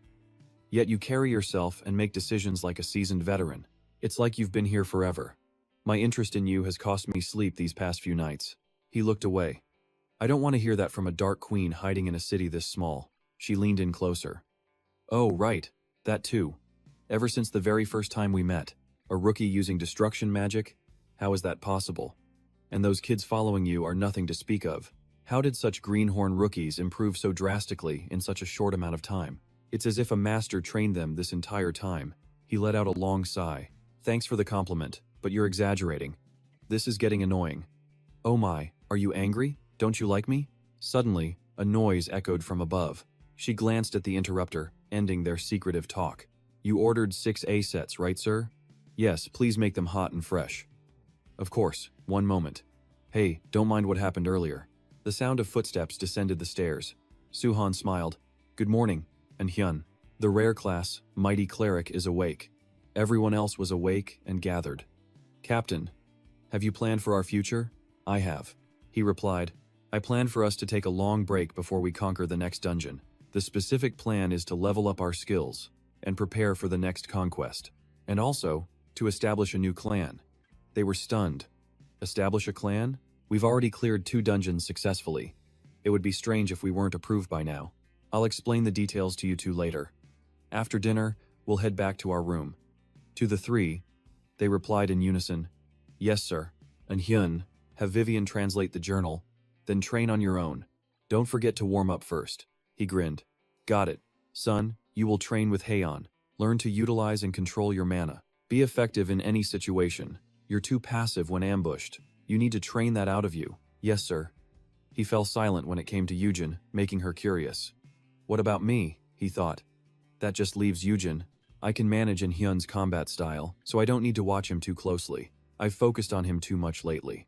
Yujin, I'll be the one to train you. She beamed. You? Really? I would love that. But won't you be busy? What? I want you to train me too, he reminded them. You all have your own instructors. That's completely different. He spoke to Haeon privately. Now that things have calmed down, Haeon, are you all right? I noticed you were limping a little this morning. She flushed. Sorry, I was trying to hide it, but I couldn't in the end. This isn't an apology gift, but I have something I want to give you. His words piqued her curiosity as he revealed a necklace with a brilliant gem. I wanted to give this to someone who could best use its effect. I'm sorry for the delay. She was surprised. This is? The item's been fully appraised. It's the necklace of glory we found. Your previous appraisal was nearly perfect. Haeon. The storage skill resets after 1 day, so remember that. She reached for the necklace. Here, go on and wear it. He slowly fastened it for her. How is it? She replied. Honestly, it feels a bit bulky, but I will accept this gift, because you gave it with such sincerity. And because no one else can maximize this item's effect like I can. Then that's settled. I also have to step out for a while. I'll see you this evening. See you later. Leaving the inn, Suhan thought. I already noticed it yesterday. Morn seems quieter than usual. A growing city like this should be teeming with many more players. Is it because of the Golden Lion clan's Iron Mountain conquest? That has to be it. Securing a route from the southern city to Atlanta would grant them enormous power. But they'll lose over a quarter of their main force the moment they enter the Iron Mountain region. Even with such heavy losses, the conquest continued, until every member of the expedition was annihilated. It took less than 5 days. Meanwhile, those who stayed behind just kept on leveling up. Everything has been chaotic since that last conquest. When we returned from the Cave of Screams, so much had already begun to change. He looked up towards the sky. It's been a long time since we last met. I've actually missed this place. Before him stood an old jewelry shop. He thought, no matter how many times I see that sign, I'll never get its terrible naming sense. Inside, the shop owner was busy. He mumbled, A customer? The main character walked in smiling. Hello, I'd like to sell some gems. I have 8 of them. The owner replied, all right, let me see them. He thought, this man's indifferent personality hasn't changed a bit. In his past life, people who could appraise items this quickly and accurately were incredibly rare. He never beat around the bush or haggled over prices. He slowly took the gems from the cloth pouch. He picked up a red gem, touching it lightly. He focused, sensing its energy. The main character was lost in thought. Such a fast and precise appraisal must be due to his special ability. I wonder what his personal information looks like. The system displayed the info of the old man trying to live in seclusion, so that's why. He didn't want to join any clan, choosing to pass away quietly in a small city like this. The old man focused for a moment, then appraised the rubies from left to right. 108 gold, 112, 102, 117, 136, 122, 147, and 101 gold. The total is 945 gold. And by the way, I won't change the price even if you haggle. This price is more than fair. If you don't like it, you can leave. He quickly smiled. That's great, the price is absolutely perfect. His reaction left the old man completely stunned. The owner asked, hey, aren't you just a rookie? Why aren't you haggling? He explained, someone recommended this place to me. I was told there's an old man here with deep knowledge of jewelry, art, and precise item appraisal. He also holds the precious pride of a professional craftsman. The owner was surprised. There aren't many people left who still have such a pure heart. What a strange kid, you and whoever told you that. He just kept on smiling brightly. The owner continued, it's rare for rubies like these. Getting over 100 gold each is a feat. But the magic in these is intense and quite pure. This type of gem is perfect for a mage, he added. I don't know much about gems, but I think that price is reasonable. The owner then set down a cloth sack of gold bars. This is 1,000 gold. I've added a bonus for each one. Confused, he tried to refuse. You don't have to do that. He thought, has he gotten senile in his old age? The owner replied, just this once. It's been a while since a customer sold me such high-quality rubies. Everyone's focused on conquest right now. Think of it as a welcome gift and take it. In that case, I'll accept. Thank you. As he left, the old man kept muttering, what a weird kid. Well, feel free to stop by again. Compared to the other appraisers in town, my shop is the best. Leaving the gem store, he walked and thought to himself, I'm really feeling the power of money. Next up, reporting the party's conquest to the church. At the church, he immediately prayed, I wish to pay my respects to the blessed players. A nun approached and smiled. Welcome to the players' church. Please state your name and the purpose of your visit. He silently noted. This time, it seems a local was chosen as the support staff, not a player like at the last church. He told the nun, my name is Kim Soo-hyun, a rookie player. I'm here to file a report. It's about my party's recent conquest. She recognized the name instantly. So you're the player Kim Soo-hyun? I've been waiting for you to arrive. Please, come in. The magnificent church left him in awe. The nun stood there, thinking. She looked at the document with a sad expression. She told him, this is a surprisingly perfect report. There's no missing information. But the verification process will take some time. When the church sends an investigation team, could you guide them to the locations you mentioned in this report? I'm afraid that will be difficult. I have other matters to attend to. After a short rest, we will begin a new conquest. She replied, that makes things difficult for us. He thought, if it's difficult, then just drop it. It's not my job to guide you. That's your responsibility. She then added, in that case, could you at least provide proof of what is written in this report? We need concrete evidence to form an investigation team for this case. These days, our church is short on personnel. He quickly agreed. Fine. What kind of proof do you need? She replied, the spider's humanoid core from the forest, and the heart of the high demon, Belphegor. He set a box on the table, piquing her interest. They're here. As he opened it, 2 large gems gleamed within, one blue, one red. She stated, I must verify if these are genuine. After a long moment, the sister replied, it is as you wrote in the report. This will take some time. Once the investigation team is ready for deployment, we will contact you. Can we deploy within 2 weeks? He grew anxious. That will take longer. We could send a team now, but we are short on manpower to handle a matter this complex. As you know, most players have left for the Great Conquest. We appreciate your patience, but any further delay on this will become a serious problem. Just like last time, she tried to explain, It's because your report is exceptionally complex. You've submitted reports on 2 major incidents, so of course it takes longer than a normal case. The ancient alchemist's dungeon. It was supposedly cleared, but your report claims otherwise. Our current personnel can't handle a case this massive, so we've had to request aid from cities like Barbara. He thought to himself. Even trivial matters like this are becoming a huge pain. He had to agree. Fine, so be it. She sighed, relieved. Just send the investigation team as soon as possible. Thank you for understanding. I'll prioritize these 2 cases. That was all I needed to say. But then a voice announced, Player Kim Soo-hyun's guiding spirit wishes to see you. He entered the space slowly. The artificial voice called out, Player Kim Soo-hyun. The goddess Seraph appeared before him. He smirked slightly. Seraph. She drifted closer. It has been quite a while, hasn't it? He met her cold expression, ready to cut to the chase. She asked, How have you been? He replied dismissively. Can't you tell I'm busy? Just say what you need to. Her silence tested his patience. Well, when she still refused to speak, he turned to leave. If that's all, then I'm going. And don't waste my time like this again. Finally, she called out, Wait, Player Kim Soo-hyun. Suddenly, he sensed something. A pulse of heat radiated from behind, making him wary. What is this? He wondered. Why such a massive mana disturbance? Then, she screamed, Sandenphone, you cannot be here. Stop this instant. She was yelling at someone else. I warn you, summoning is forbidden. The halo above her head blazed as she continued. This summoning chamber is a private area, for me and Player Kim Soo-hyun alone.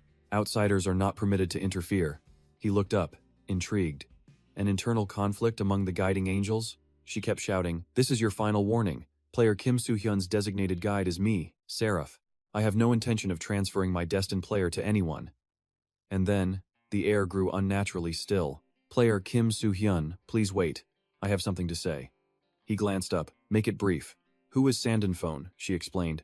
Sandenphone is the designated guide of another player.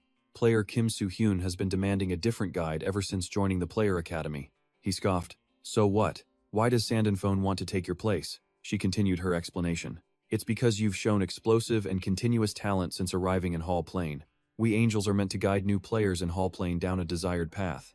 This path is not based on the player's wishes, but on the desires of the angels. It's proof we angels have a higher purpose than simply using players. Hearing this, he thought to himself, there was a time I actually trusted them.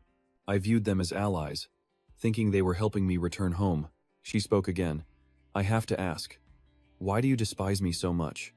He shot her a glare. Let me ask you a question. Wouldn't it be strange not to hate the one who dragged you to this hellhole? She looked baffled. I don't believe that's the only reason. It may sound strange, but my intuition tells me there's more to it. I'm certain there is another reason. He was silent for a moment, then finally spoke. Does it really matter anymore? Of course it matters. Many other guiding angels are now interested in your future potential. We angels cannot directly interfere with the matters of Hall Plain. That is why we must maintain good relationships with our players. You players are our representatives here. Sandenphone's request to replace me is a result of the discord between us. So, if there is anything you dislike about me, I will strive to change it. He asked her. You angels can't interfere? His fists clenched, his voice laced with bitterness. Perhaps you'd rather not interfere. No. More accurately, you hate interfering. She looked bewildered. Player Kim Soo-hyun continued. Frankly, I despise you. I despise you and every other angel. Seeing your true colors makes me sick. Did I really look proud, fulfilling your wishes back then? What are you talking about? He roared. Stop playing innocent. Why were humans dragged into your pointless war? What did you scheme by involving Earth? What do you think the other players would say if they knew the truth? Facing his fury, she was silent. He sneered. What's the point of hiding in another dimension? You've always been this way. Even demons are better. At least they risk it all and march on Hornply. How can you angels be more foolish than demons? Her eyes widened in disbelief. Why would you? He thought. I survived 15 days in Hornply. In that hell, I learned everything about your war. He pressed on. What? Scared I'll side with the demons over this? Player Kim Soo-hyun, what are you saying? Don't worry. I hate them even more than you. Keep this quiet. And it never happened. And tell Sandalphon I refuse to change my patron angel. I don't think I can stomach having another designated angel. You're useless anyway. If you really want to help, stay out of my way. Without another word, he turned toward the door, leaving her stunned and speechless. The nun outside smiled brightly. That was quick, wasn't it? Did you enjoy meeting your angel? He thought. What a farce. But replied with a smile, "Yes, it was a pleasure. Thank you. Please process my report as fast as possible. Of course, travel safely." His face a mask, he walked outside. A mocking laugh echoed, "In the end, you're just like me. Don't act so proud at the finish line. Isn't this what you wanted, Kim Soo-hyun? You want to save them, don't you? You can't. But I can bring them back. Perhaps that's the only bribe you'll accept. A loser's desperate struggle suits you. But remember, in the end, nothing will change. You're all just puppets dancing on their strings." He finally stepped out into the open. Lost in thought, he arrived at the clan house. He entered with an item. "Vivian, any progress on the ancient text?" Vivian and Anhyun lit up. "Yes, it's going well, but it's not fully complete yet. I get the gist, but the exact meaning is still elusive. It's difficult to translate directly. I'll try breaking it into smaller sections to make it easier." "Good. Any information is better than none. Keep at it. Vivian, come to my room for a moment." "Huh? Okay." He took off his coat. "I'll make this quick. Can this room be turned into an alchemy lab? Even a temporary one will do." Her curiosity was instantly piqued. "Why the sudden need for a lab? What are you planning?" He set the box on the table and opened it. Vivian stared at the glowing items inside. "Kim Soo-hyun, are these?" "Correct. The first is the heart of the demon Belphegor. The second is the humanoid core you used back when you were a spider. Speaking of which, I forgot to call Shin Sang-yong." She was surprised. "Shin Sang-yong?" Then, realization dawned on her face. "Are you planning to?" He smirked. "Smart girl. Seriously? You'll use the harmonization magic square to fuse them?" "Exactly." She looked worried. "But first, we must purify the demon heart with your flame of cinder, Kim Soo-hyun. Only then can we proceed. The problem is, my mental fortitude is currently low. If it's not high enough, the process is absolutely guaranteed to fail. But the harmonization magic square can compensate for that level. Kim Soo-hyun. I don't think we should set up a lab just yet." He jolted. "Why not?" She explained. "This environment isn't suitable. The process you're describing is too delicate for a place like this. We could try, but the success rate would be dangerously low. If it's not urgent, I'd prefer to perform this in a proper lab with the right foundational elements." "So we're lacking the necessary ingredients?" "Precisely. An alchemist always tries to challenge the impossible, but only with an infinite supply of materials. It takes so much time and effort just to find a few rare components. Doing this in a makeshift lab is far too risky." He stroked his chin, lost in thought. "That's logical. The higher you climb, the harder you fall."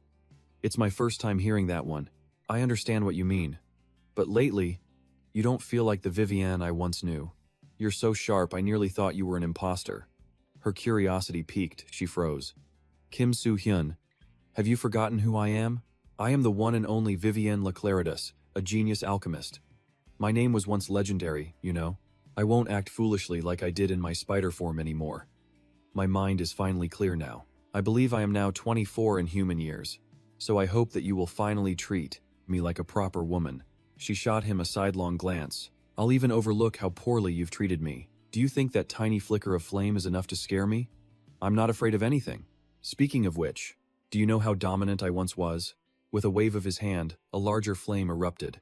She leaped back, screaming in terror. "Damn it, help me, please. I admit that I was wrong."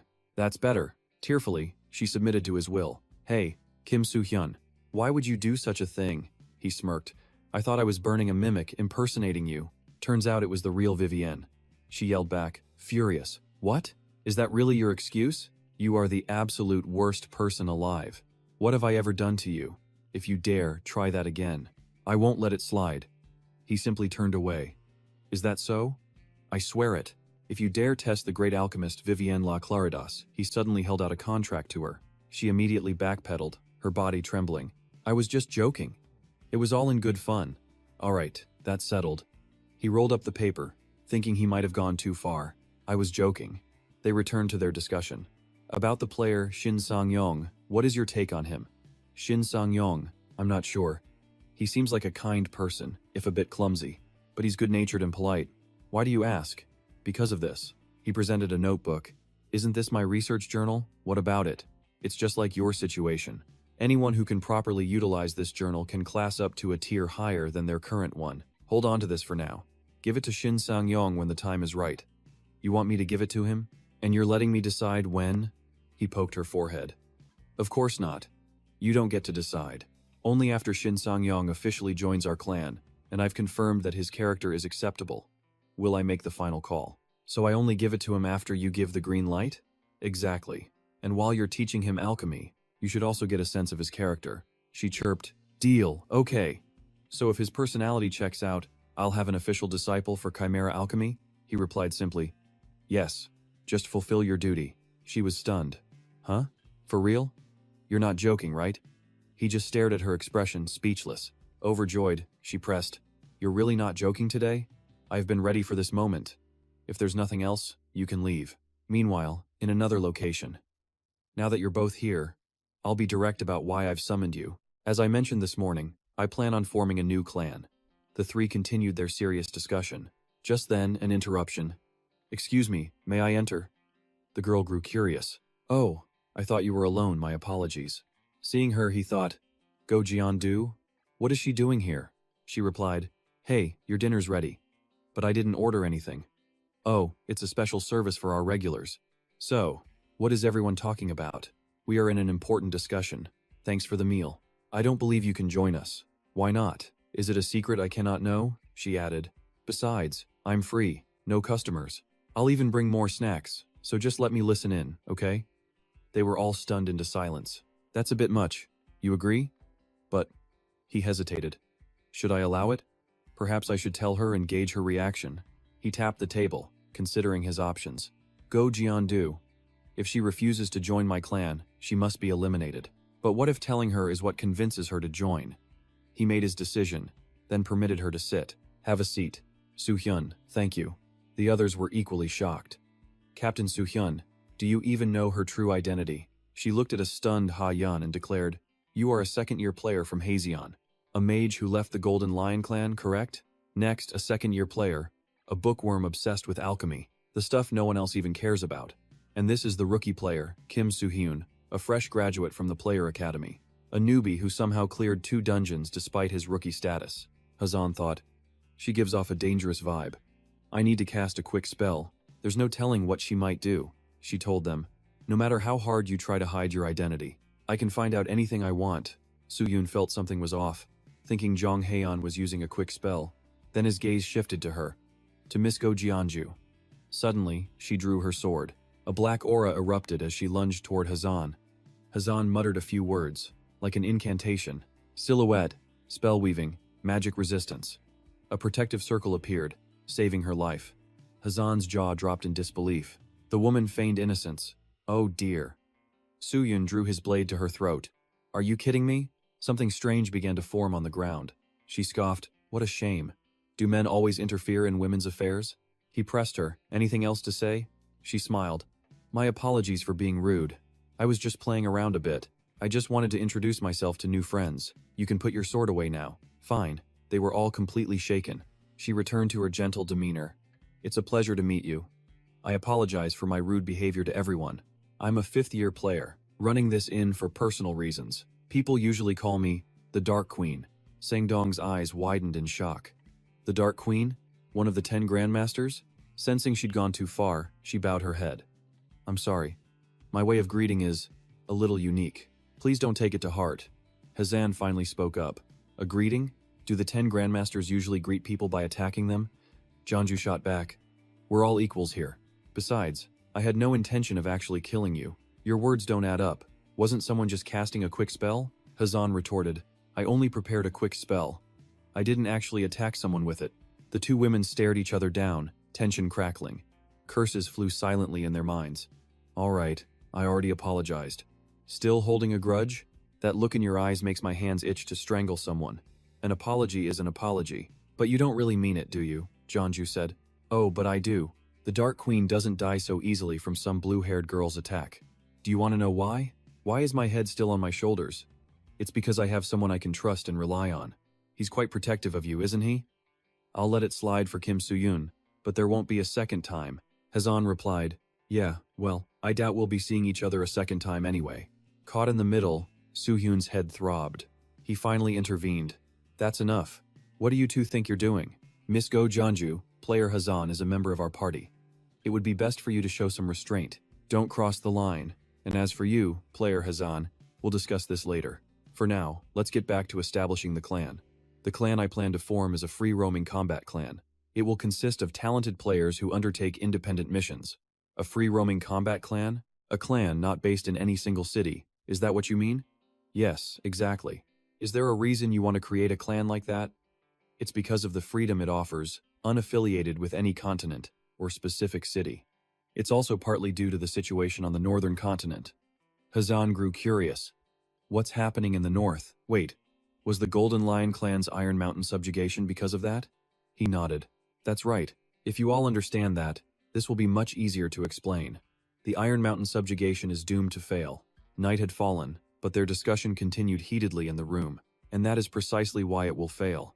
Is that explanation clear enough for everyone? Sangdong was still curious. In that case, then. Hazan was also lost in thought. They looked at each other, still filled with doubt. He thought, Player Go Jeonju, what do you think? Jeonju was contemplating. Soo-hyun mused. She seems to be weighing her options. She's probably comparing my information with what she already knows. She slowly lowered her head and picked up a bottle of beer.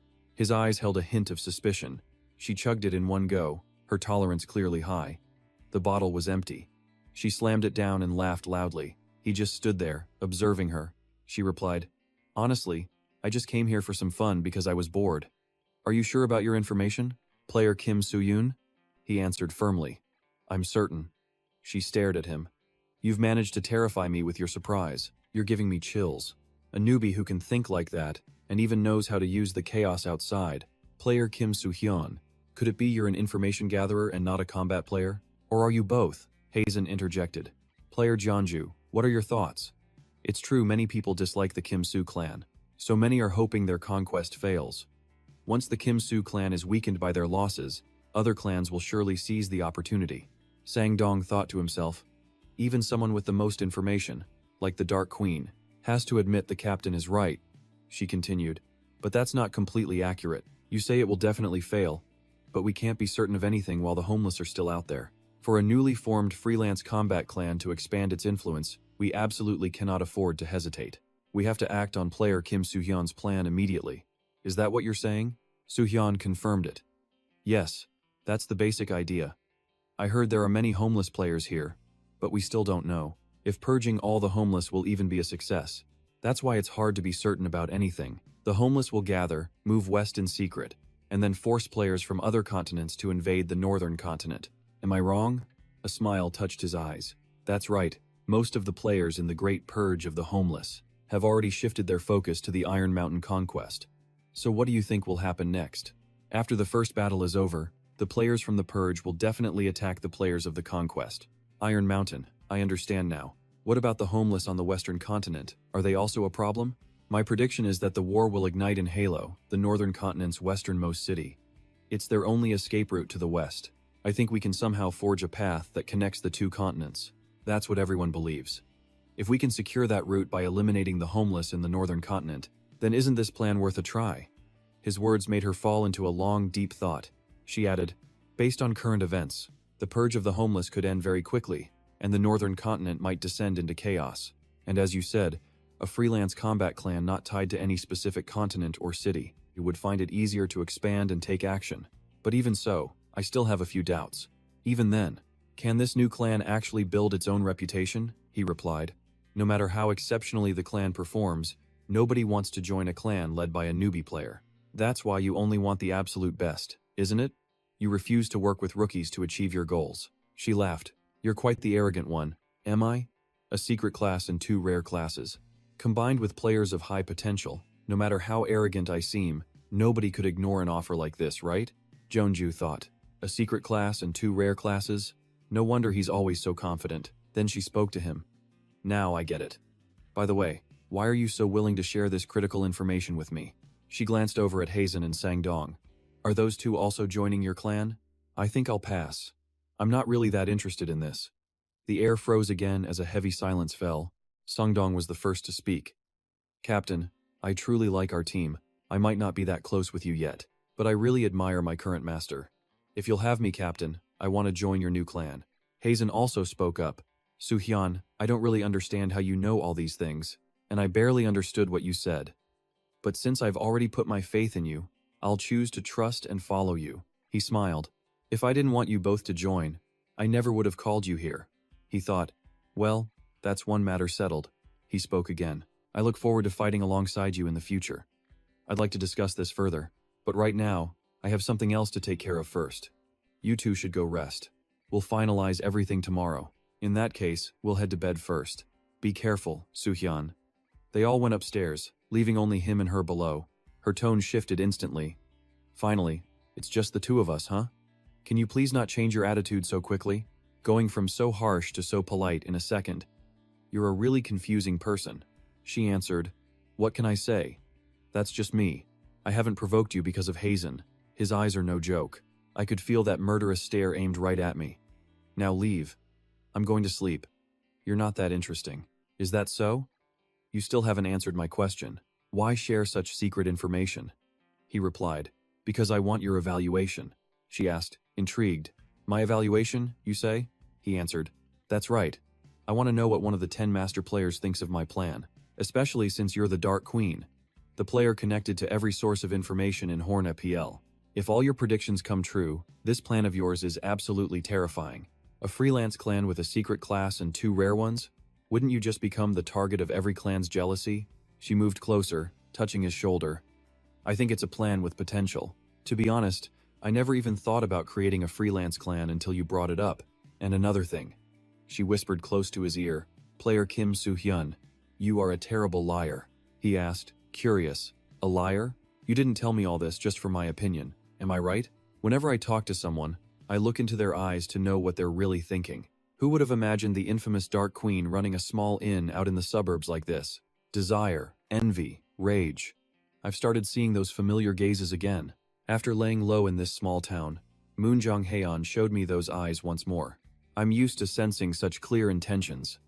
But, she moved in close, wrapping her arms around his neck. With you, it's different. I can't see anything in your eyes. They're completely empty. No matter how I try to charm you, I only see 2 things in your gaze.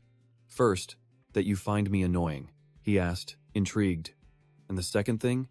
Her eyes locked onto his as she released her hold. The second thing is that your eyes are plotting something sinister. Sometimes, you look at me with a threatening glare. And every time you do, I feel a shiver run down my spine. Sometimes it chills me to the bone. He didn't understand. A threatening gaze? What the hell are you talking about? She replied. I was curious, and just as I predicted, I figured out what that gaze meant. I dangled some bait this morning, and you took it. You started talking about Sun, and then Halo City. I finally understood why I've been feeling so on edge. On edge, you say? A wicked smile spread across her face, and then she laughed. It's because you carry the intent to kill me. His head snapped around, his eyes darting toward his sword. Where was it? She dangled it from her finger. Looking for this? She had already taken his sword somehow. He hadn't noticed at all. He walked to the table, intending to grab some chopsticks, and picked one up. She laughed loudly. Using chopsticks? His eyes showed his surprise, not understanding her meaning as he focused his senses. She's using 2 spells, invisibility and dark shadow, at the same time. Third eye. I didn't even detect the shadow under the table. So then? He spun around, but she was gone. Then he heard her. I'm right behind you. Dodging the sneak attack, he spun around, but a second later, he smiled. As if reading her every move, he instantly appeared behind her, pointing the chopstick at her neck as he whispered in her ear. Who's really behind who, Dark Queen? With the chopstick aimed at her throat, she finally looked panicked. Impossible. Was that instant teleportation? So you know about it? Tell me. It's from someone in the Istantilo clan. She broke into a cold sweat. But wait, that skill is still in development. How can you use it? He thought to himself. She's right. I learned this skill from that person in my past life. I was tired of watching history repeat itself, so I decided I needed at least one ace up my sleeve to save myself in desperate times. He smiled. Now, what will you do? But inside her head, she was scrambling. Think, Go Yeonju, how do I escape this? Should I use Abyssal Swarm? No matter how strong he is, I'm one of the 10 masters. How can I be cornered so easily by a rookie like this? Then suddenly, she spoke. I surrender. She dropped his sword to the floor. He thought, she's admitting defeat. I'll just kick this away for now. And now, he stared at her face, debating whether he should kill her. It would be safer to finish her now, before she could talk her way onto his side. But What if I could recruit the Dark Queen for my own clan? Suddenly she exclaimed, "That's it, this is the feeling I was talking about." He wondered, what is she suddenly rambling about? She continued her mind games. The look of death in your eyes. That look in your eyes. You're debating whether to kill me. That's what you're thinking, right? Hey, I thought you surrendered. Turn around. Slowly, hands in the air. She slipped from his grasp, stretching. My arms are killing me. You just stay like that. You look pretty good like this, you know. She glared back. What are you, some kind of pervert? He just grinned. All right, you can put them down. She grumbled again. My arms are so tired. You really are a slave driver. I just survived a near-death experience, and now you're torturing me? This must be my unluckiest day. Exhausted, she collapsed onto the bed. Then she fell silent, lost in thought, before suddenly sitting up. He grew curious. What is it? He sat beside her on the bed, speaking gently. She said, I'm certain now. Certain of what? She gently tapped the bridge of his nose. You've been debating whether to kill me or spare me this whole time, right? He sharply turned away. Her anger flared. Hey, shouldn't you be confessing to me? We're total strangers, and you already wanted me dead. I thought I was finished for sure, but you didn't kill me. You let me live instead. So there's something you want from me, isn't there? He thought to himself, it's still too early to recruit Go Jianju. Unlike Ha Jion and Shin Sang-yong, she was one of the 10 master rankers who possessed a secret class. She definitely had her own goals and plans. While I have her attention, I need to show her the benefits of working with me. For now, they would simply continue to observe one another. Seriously? What was that? Are you ever going to tell me? He turned his head and replied, It's late, ma'am. She propped her chin on her hand, curious. Why the sudden formality? It seems business at the inn has been slow lately. It is what it is. Why don't you take a break? He thought, this is the perfect opportunity. She asked, what do you mean? When your mind is overworked, it's best to get away and relax. Why not take a break from the business for a while? To relax my body and mind? Are you asking me out on a date? You sure know how to flirt without blinking. Something like that. I'm planning a new expedition outside the city, next month. He turned on the charm. How about we hold hands and go there together? I found a really amazing place. She smiled brightly at him. You're the absolute worst. A date with you means holding hands while we swing swords at monsters, then smiling at each other? Wouldn't that be more fun than sitting around here? Besides, I didn't ask you. How long would it take? 3 weeks? That will destroy my business. You have no idea how much I've invested in this inn. He laughed. It's not like the inn is making much profit anyway. Everyone goes to Barbara's, so we're the only ones left here. She let out a long sigh. He comforted her. Don't worry. I told you, I found a fantastic place. 3 weeks with us is more profitable than running this inn. She was stunned. What? Don't tell me you found a new dungeon? That's right. How did you know? Her eyes suddenly lit up with excitement. The night passed, and a new morning came. Really? Oh my god, it's true. I'm serious. She rushed out first thing this morning. Soo-hyun came down the stairs. He wondered, what are they all talking about? Why is everyone up so early? They all looked toward him. Anson ran over, sobbing. Sir, it's a disaster. A complete disaster. The girl yelled, the 7 Leaves Inn is closing down. Did you hear anything from the owner? Why would she close so suddenly? Good morning, Captain. Morning. So, where are we supposed to sleep now? The sound of approaching footsteps filled the air.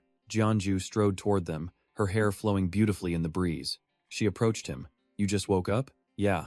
You've been awfully busy for so early in the morning. I wonder whose fault that is. She sighed. Telling me to take a vacation out of nowhere. Please refund the rest of our payment. A refund? Looks like the whole party's here. Let's eat breakfast. What does everyone want? The usual. He smiled brightly. 7 orders for 7 people. She glared. Are you blind? Or are you pretending not to see what I'm wearing? Make it 8. Then she went to prepare the food. Sang-yong approached him. Captain, he was curious. What is it? You're a true opportunist, sir. He just grinned. I am. Ha-jion looked bewildered. Brother Soo-hyun, did you and her, you know? He immediately shut it down. No, we made a deal. A deal? Yep, I can't share the details yet, but everyone please sit down. They all agreed. Yes, sir. Then everyone began to murmur among themselves. The inn will close for over 3 weeks, mostly because business has been slow. That makes sense. We haven't seen any other guests here. That's true. And during that time, the owner will be joining our party. As a player, her 5 years of experience will be invaluable. I'll give everyone more details after breakfast is over. Are there any other questions? Vivian raised her hand. He called on her. Vivian. She simply said, Kim Soo-hyun, it's your call, so you must have your reasons. But one thing still worries me. What is it?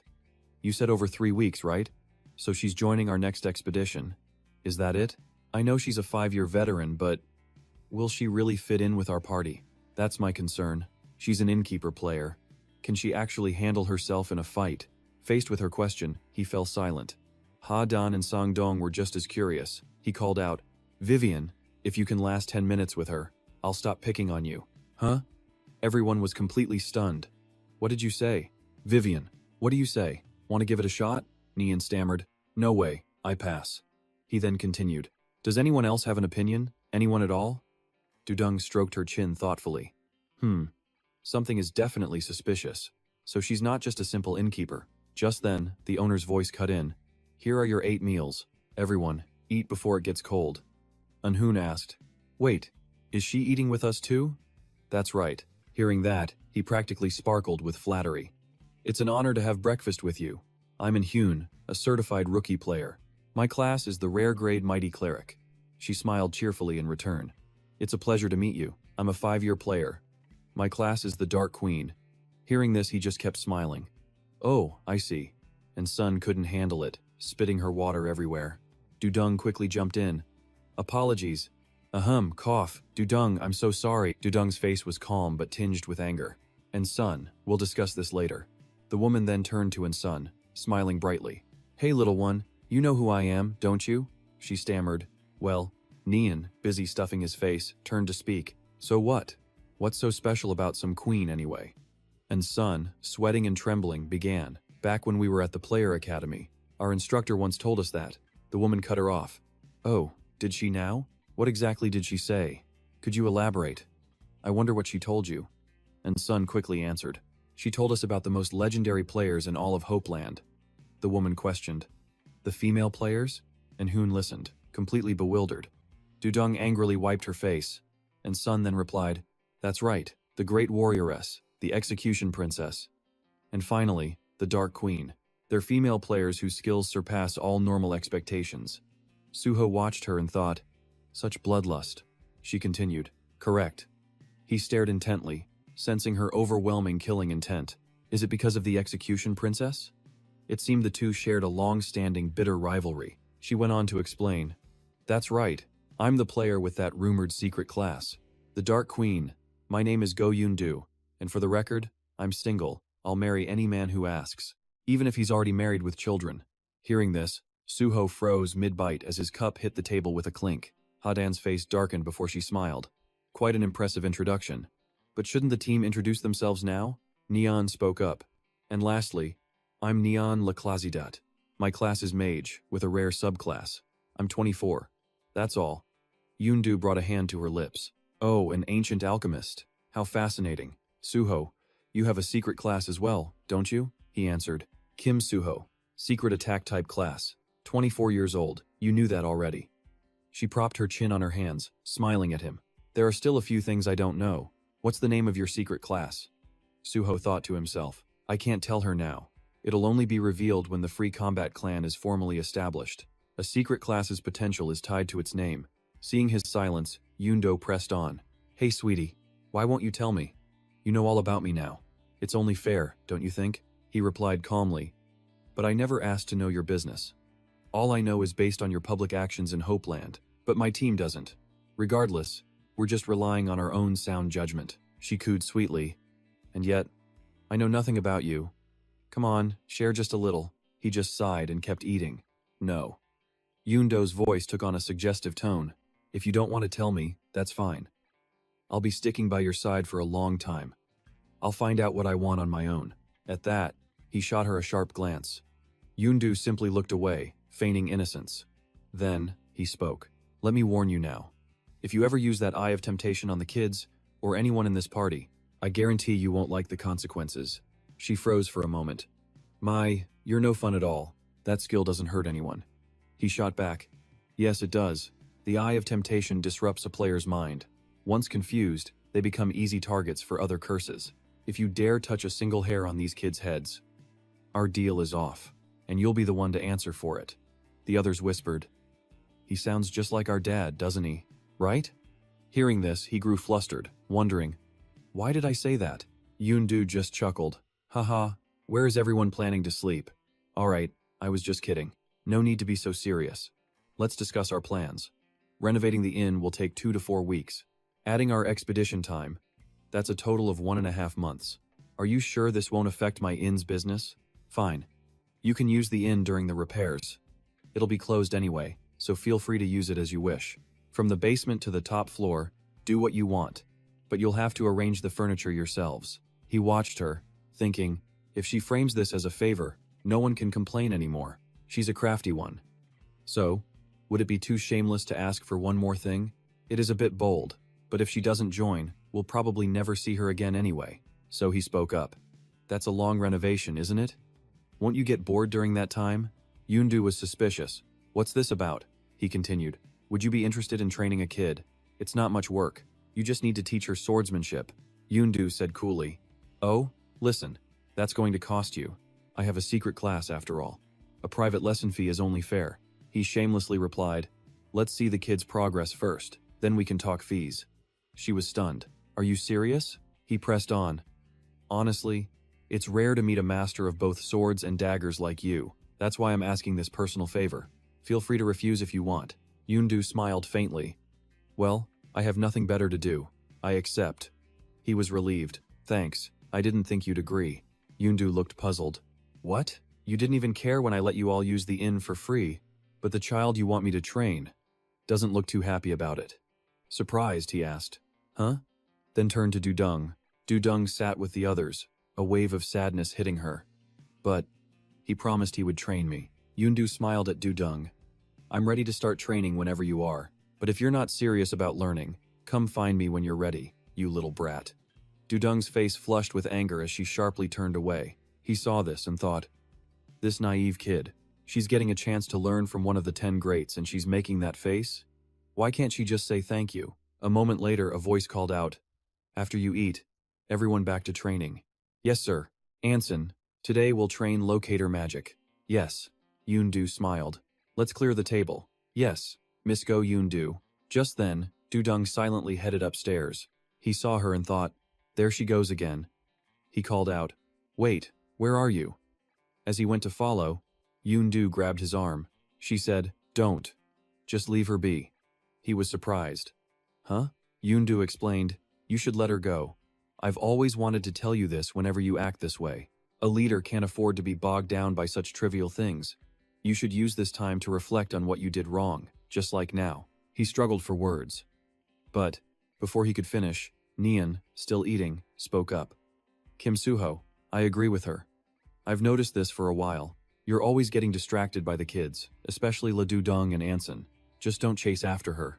Anson, wiping a table, agreed. I think so too, sir. She's been running her mouth non-stop since the dungeon. We finally get a chance like this and she acts that way? It's really ticking me off. He pointed to himself with a grin. Hey, if the Dark Queen is training people, how about you train me? Yoon-do laughed. Haha, not a chance. Suho glanced back worriedly. But, Dudung. Yoon-do continued. I'm not sure if she's one of the potential players you're searching for, but your own mental state heavily impacts the party's success rate. Let others handle these small problems. And you must have faith in your team. That's the only way for everyone to grow and achieve something great together. We'll handle the cleanup. You can go and take care of that. As Soo-hyun walked upstairs, he wondered, have I gotten too soft? It must be the kids' cheerful attitudes rubbing off on me. The old me would have never acted this way. Just then, Neon called out from behind him, Kim Soo-hyun! Kim Soo-hyun! He sighed, looking weary. I'm busy. Neon quickly replied, wait, I have an important question for you. Something important? He thought, turning back. What is it? With an innocent look, Neon asked, what does single mean?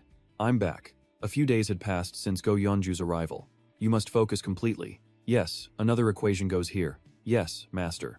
Mage practice, Neon's studies, and Hyun's training. Everything was progressing smoothly.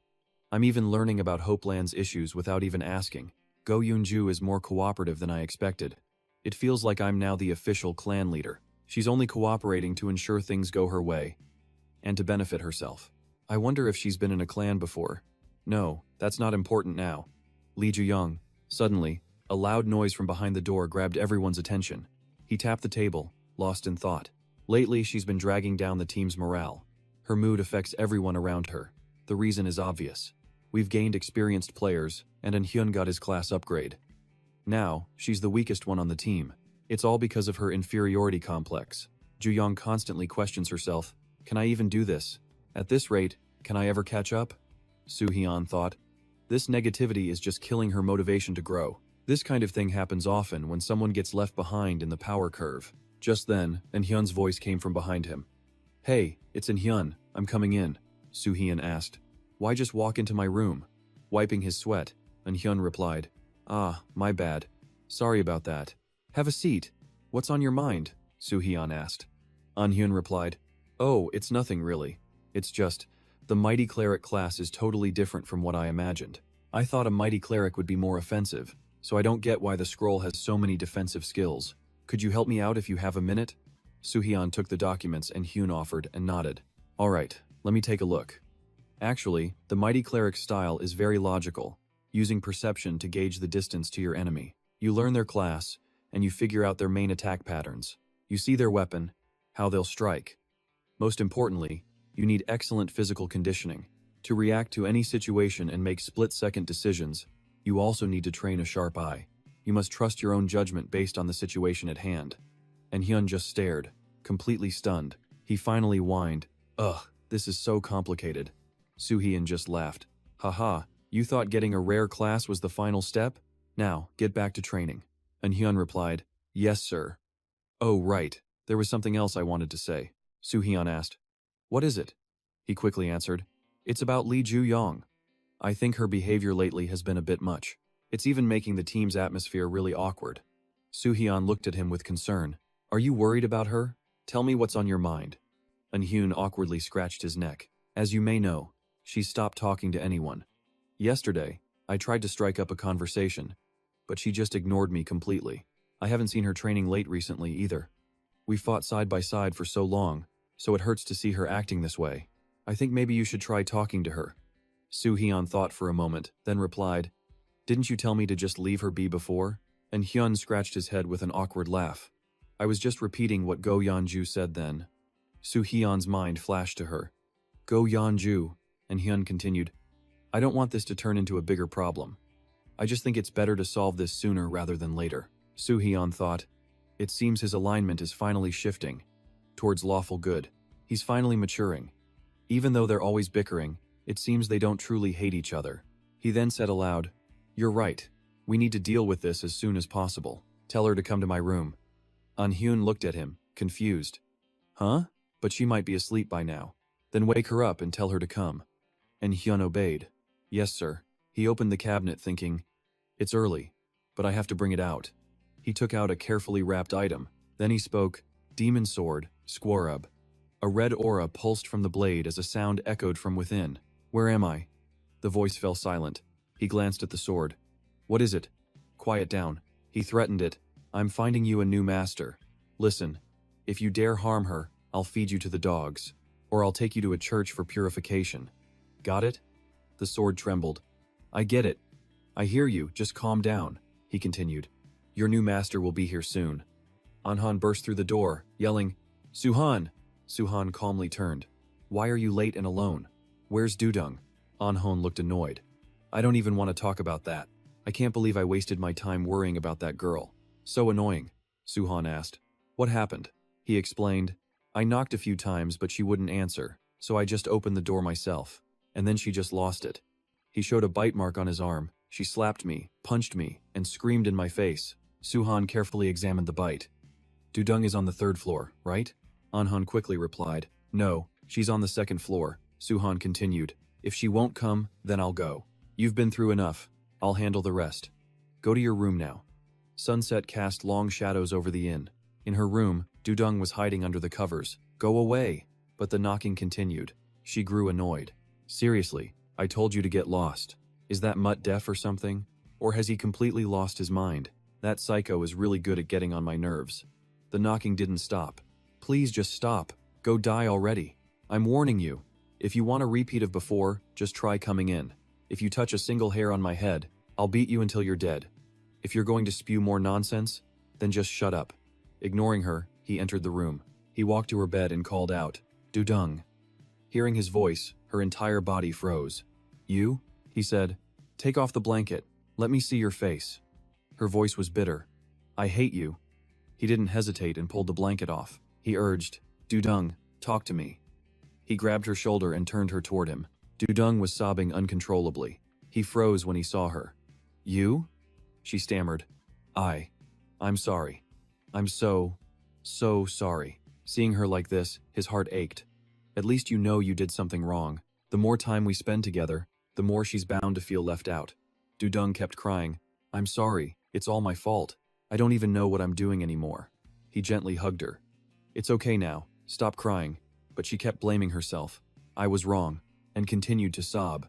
A while later, the sky was filled with stars. He finally spoke. "Are you done crying? Why did you lash out like that?" She stuttered, clenching her fists as she spoke. "Well, I didn't think you would come. I thought it was Anhan." He continued. "Did he do something?" "I only asked him to get you," she explained. "He just showed up and asked me, 'Are you ashamed to see other people? Because you're embarrassed you got a rare class, right?'" Suhan's eyes narrowed. "What else?" Tears streamed down her face again. "He said you were disappointed in how pathetic I am and wanted to see me about it. Then he suddenly started yanking at my blanket. I was already in a bad mood, so I just got angry." His voice was warm and comforting. "It's all right. I only asked him to call you to my room. I didn't know this would happen." Dudung kept blaming herself. "I'm sorry," he continued, consoling her. "I know Anhan went a bit too far, but he wasn't entirely wrong. Right?" Dudung seemed to agree. "Yeah. When he said that, I couldn't hold it in. I wanted to say something, but I couldn't. My anger just built up. Thinking about it, I felt useless and pathetic.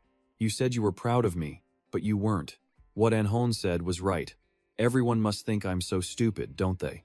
The other members are all doing so well, but I can't even congratulate them. Instead, I just feel jealous." She spoke with a pained smile. He didn't scold her, but patiently reassured her. "It's okay, Dudung. It's good that you realize that. If you can think that way, you're ready for the next step. Accepting your own shortcomings is the first part, growing up." She looked at him, doubtful. "Really? You're the only one who says nice things to me." He gave a small smile. "I'm not just saying that to make you feel better, Dudung. Do you want to become stronger?" Her eyes widened, and she quickly nodded. "Yes. I also want a secret or a rare class for myself. I'm always so useless, just standing behind everyone during a fight. At this rate, I'll just become more of a burden to the team." He turned to the carefully wrapped sword. "It's true, rare classes and secret classes are stronger than the common ones. But having a common class doesn't mean you're weak. The most important thing now is for you to understand the basics and the principles behind your own class. In fact, 2 of the 10 greatest masters have ordinary classes, so if I were you, I would follow their example and try to overcome this hurdle yourself." He then presented a sword, leaving her stunned. He continued, "This is the blade Belfergo once wielded, the demon sword, Squalap." She asked doubtfully, "The demon sword Squalap?" He said, "Take a look. It may appear normal, but this blade is incredibly sharp. This sword has a special effect that makes any wound it inflicts bleed endlessly. Demon swords are typically forged with powers that radiate malicious auras, like envy, disaster, desire, curses, and suffering. Although demon swords are powerful, they can also corrupt the mind of the player who wields them. That's why you must offer your own blood to Squalap to maintain your sanity. But that doesn't mean every demon sword is evil. Even a holy sword demands a sacrifice when a player uses its power. If you can become the master of Squalap, you'll develop strength far beyond your current state. But if you become enslaved by its power, the demon sword will only bring you ruin. So, you must decide for yourself. Will you take a gamble and wield this sword now, or will you wait until you've become a little stronger? I'm heading back to my room. See you tomorrow." He then stepped out, stared into the dark hallway, and said, "Stop hiding and come out." He crossed his arms, facing the person before him, and asked, "Why were you hiding here?" Enro replied, "I suddenly sensed a strange mana on the 2nd floor. I was curious, so I came up here." She stepped closer to him. "But let's forget about that. Did you talk to the girl?" "Even though I advised against it," he answered calmly. "There isn't much time until the next expedition." Enro continued, "I see. There's a reason you shouldn't have. This could cause a serious backlash, so be sure to keep an eye on her. But you don't seem very good at romantic relationships, do you?" He was stunned, thinking, I'm not good at them? I've been a veteran player in HP Online for 15 years. Are you kidding me? That's ridiculous. He then put on a blank face. Ha. Seeing this, Yenro asked doubtfully, What's with ha? Don't you think I'm right? Hey, Kim Suho. I struck a nerve because you're truly terrible at romance. He turned away and sighed. That's absurd. You should be talking to En-hyun about that. Hearing this, Yenro froze, grabbing him and shouting, What do you mean by that? That kid has to be better at this than you, right? I'm not talking about your combat skills or anything. I'm talking about how you handle relationships between men and women. Don't you think that's important? He feigned indifference. What do you mean, important? Yenro continued. I've warned you, but I'll still be keeping an eye on you. There's no need to worry, he replied calmly. Understood. Yenro looked away, hand on her chin, looking puzzled. How can I find someone's weakness just like that? No, wait, that's not a weakness. It's more like a disadvantage, isn't it? Hearing her, his face was filled with question marks. Yenro then turned to him and said, Just remember you're responsible for taking care of the kids. He agreed. I know. Then I'll leave the training to you. Yenro then brought up her payment. By the way, you're going to pay my fee, right? He was at a loss for words. She moved in closer and said, I let you use the inn freely, and I prepare every meal for you. I'll share intel about HP Online with you, and even agreed to tutor one of your kids. Will you ever meet anyone else in HP Online who's willing to do all that for you? He asked. Didn't you say you'd decide the fee after seeing how much she improves? Yenro's gaze darkened. I just need an upfront payment to make the deal fair and to satisfy my needs, dear customer. Hearing this, he replied, A training instructor shouldn't behave like this. You know that, right? Yenro stood on her toes and said, Oh ho, don't you know that I'm different from ordinary teachers? He said calmly, That's a funny joke. I'm going back to my room to sleep. Yenro was about to kiss him, and he realized it. He quickly turned away and shouted, Stop! She then vanished into black smoke. He thought, Damn it, I was careless. Suddenly, Yenro appeared and kissed him, causing his eyes to widen in shock. When she pulled back, Yenro let out a happy laugh. Ho ho, I finally got to kiss those lips. He was stunned by her actions. What did you just do? Before he could say more, Yenro stopped him. I've always wanted to do that. I've wanted to kiss you since last night. I was wondering how on earth you beat me last night. So this time, I closed the distance so you wouldn't have time to react. I'd switch positions to distract you. Knowing you'd turn to find me, I seized that moment to steal a kiss. And just like that, I caught you. Plan successful. He covered his face, helpless against her simple kiss. Did you need such a complex plan? Yoon-do touched her lips, sighing dramatically. What's this? You have nothing to say? That kiss? Aren't you angry? He glanced at her, answering firmly. No, it's fine. At least I got to kiss the Dark Queen. Yoon-do grinned.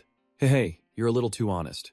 Reaching for her, he said, Well, you know I can't make complex plans like you. Then he pulled her close. A surprise kiss left Yoon-do stunned before he pulled away, leaving her looking puzzled. Before, I didn't know how to handle someone like you. But now, I think I have an idea. I take back what I said about you being bad at romantic relationships. I guess you're not such an amateur after all, huh? Good night. He chuckled softly. Haha, see you. He walked past Yoon-do toward his room. Just then, she spoke up. By the way, why did you kiss me? Was it because you wanted to? Hearing this, he replied with a blank expression. Maybe, or maybe. I just don't want to make an enemy of the Dark Queen. The next morning, the air filled with excited voices. Whoa, this is amazing. Yoon-do placed a platter of food on the table. She announced, Everyone, dig in. The other three practically drooled, their eyes sparkling at the feast before them. This looks delicious. Did you cook all of this yourself? Yoon-do covered her mouth and laughed.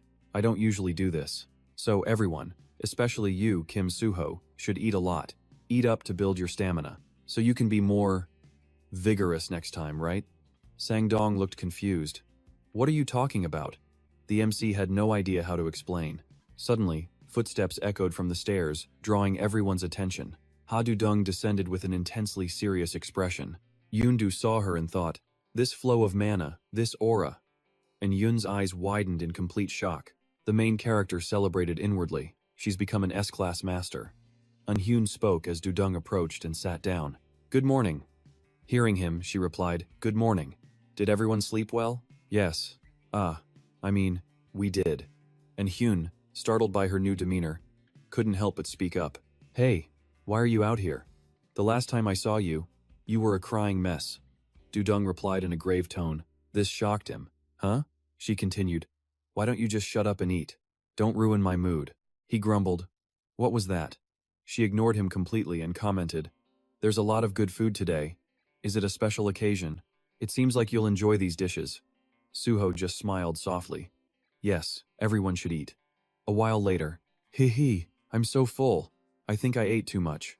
Master Yundu smiled brightly. That's fine. That's fine. Don't worry about a thing. I'll clean up. All of you just rest. And Hyun couldn't help but thank her. Thank you so much. Yundo cleared the 8 plates into the kitchen. Dudong watched her, lost in thought. She then turned to him and said, Excuse me, but I need to go on ahead. He quickly replied, Of course. She headed toward the kitchen. And Hyun began, Captain, I think maybe. But was cut off before he could finish. The main character spoke first. I talked to her last night. And Hyun, about Dudong. I think she's finally discovered her true self. He smiled inwardly. Don't disappoint me, Ha Dudong. She now seemed to be asking Yoon do something.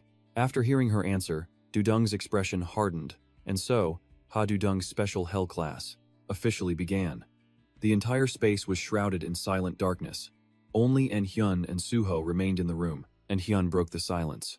Will Ha Dudong be alright? The main character replied. Dudong? What's wrong?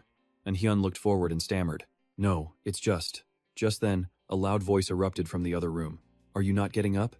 Stand up. Now. A pained cry rang out. Hey, I told you not to swing your sword so recklessly. En Hyun looked worried. She hasn't been eating properly these last few days. The main character reassured him. Dudong has entrusted herself to Go Yoon-do. Don't worry. Unlike me, she has years of experience with her teaching methods. She does? The main character continued calmly. This is all for Dudong's sake. You just need to focus on your own training. And Hyun listened and replied, Yes, sir. A while later, a frantic shout echoed out. And Hyun, hurry. If you don't, she's going to die. And Hyun heard this and yelled back, Wait! Hearing the commotion, the main character headed into the hallway to see. He thought to himself, What's going on? Is Dudong's training for today already over? A worried crowd surrounded Dudong. Her wounds are too deep. She's bruised all over. And these wounds. Dudong, just hang on. Let me use my recovery spell. Dudong was weak on the ground, her body riddled with injuries, a mix of old and new bruises. Anson used his skill to heal her. Everyone kept calling Dudong's name with worry, but she remained motionless on the ground. A healing light glowed from Anson's staff for a while. Dudong suddenly stirred from her daze. Seeing her awake, Vian felt a great weight lift from his shoulders. Thank goodness, are you better? Dudong didn't answer, only saying, I'm starving. And An turned, I'll go get some food. Anson asked with deep concern, How is your body feeling? Are you doing any better? Dudong propped herself up, her entire body weak and exhausted. Do I look okay to you? Anson froze completely. No, ma'am. Vian overheard and warned him. She could actually die, so Anson, you need to stay by her side. And be ready to use your recovery spell on her. Anson quickly replied, Yes, sir. And An watched from above, thinking, They're progressing faster than I thought. Those kids must be very determined. In that case, I'd better prepare some skills for Dudong to choose from. The next morning, Enro was sweeping the courtyard. He saw An in his cloak and called out to him, Are you going out? And An quickly replied, That's right. Enro continued speaking. Since you're heading out, I have a favor to ask. I need a weapon for the kid from a local blacksmith. As Enro asked, Anon went to the forge, but it seemed nothing in the shop was good enough. In the end, he found a suitable sword from a street vendor. Returning to the inn, he presented the sword to Dudong. Take it, Dudong. This is your new equipment. Dudong looked at the sword, her expression dimming as she spoke.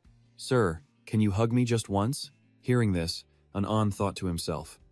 A kid who once jumped for joy whenever she got new gear. She's really changed now. He opened his arms to Dudong, his voice full of warmth. All right. Come here. Dudong pressed into his embrace like a child. Thank you for the new equipment. I promise I'll work hard. Then she took her new weapon to the second floor to continue her training. Anson, watching from behind, spoke up. An, are you jealous of Dudong? And An scoffed at the question. What are you talking about? I have a rare class, you know. He watched Dudong's silhouette disappear up the stairs, thinking, the reason I made her new gear a priority is because this is her very last chance. If Dudong doesn't meet my expectations in the next expedition, then I can't keep her on the team anymore. The real reason Go Yen-jo said those words about Du-dong wouldn't be understood until much later. Days later, An was reading a document, setting his coffee down. Alright, let's see what Go Yen-jo's report says today. The Kim-soo clan's departure is causing a major stir up north. It's said that the representative clan from the western city of Halo, the Sun Clan, has also joined, along with other affiliated clans. And at dawn today, about 12 professional player scout teams were formed. They were formed and dispatched, especially with the appearance of a Taoist sorcerer who possesses a secret class. The entire expedition's morale has been greatly boosted. This part of the report highlights the Kim-soo clan's information control. All of the clan members are fired up, with absolutely no signs of worry among them. Judging from their faces, they probably have no idea what the real situation is. On the other hand, the homeless, in the Thiat Sun region, are panicking because of the user with the secret class. An finished the letter, thinking, is this how he plans on controlling Kim Han BL? When he finally announces the truth about Kim Han BL, it won't be received very well. An suddenly recalled a scene from his past, a girl's voice asking him, "Are you saying that you're a trustworthy person?" An fell silent, then placed the letter on the table. Well, it doesn't matter anyway. Just then, Anson's cheerful praise rang out. "Wow, you look so cool, Du-dong." She seemed full of life. She wore a sleek outfit and replied happily, "Ho ho, is that right?" Player information, name Du-dong. Rookie, female, age 22. Currently has 4 attribute points available. Anson tugged Anon's sleeve, looking at Du-dong with a smile. "Sir, what do you think of her? It suits her really well, right?" Anon was completely stunned. "Huh?" Then he quickly tried to cover it up. Well, they say clothes make the person. It's just a nice outfit." Anson was not pleased. "Why are you always like that?" Anon was lost in thought, then said, "Anson, where are the others?" Anson was still smiling brightly as he replied, "They're about to come down now. Player information, name Anson. Rookie, current stat comparison, has 4 attribute points." Anon read it and thought, leaving him with Ha Dan was the right call. Anson's magic points have increased, too. Du-dong, however, looked annoyed and complained, "I really shouldn't have worn this cloak. It's just making me hot." Seeing this, Anon blushed and quickly turned away, covering his mouth with his hand. Ahem. Player information, Kim-soo honorable title, 0. Tier Spearmanship Master.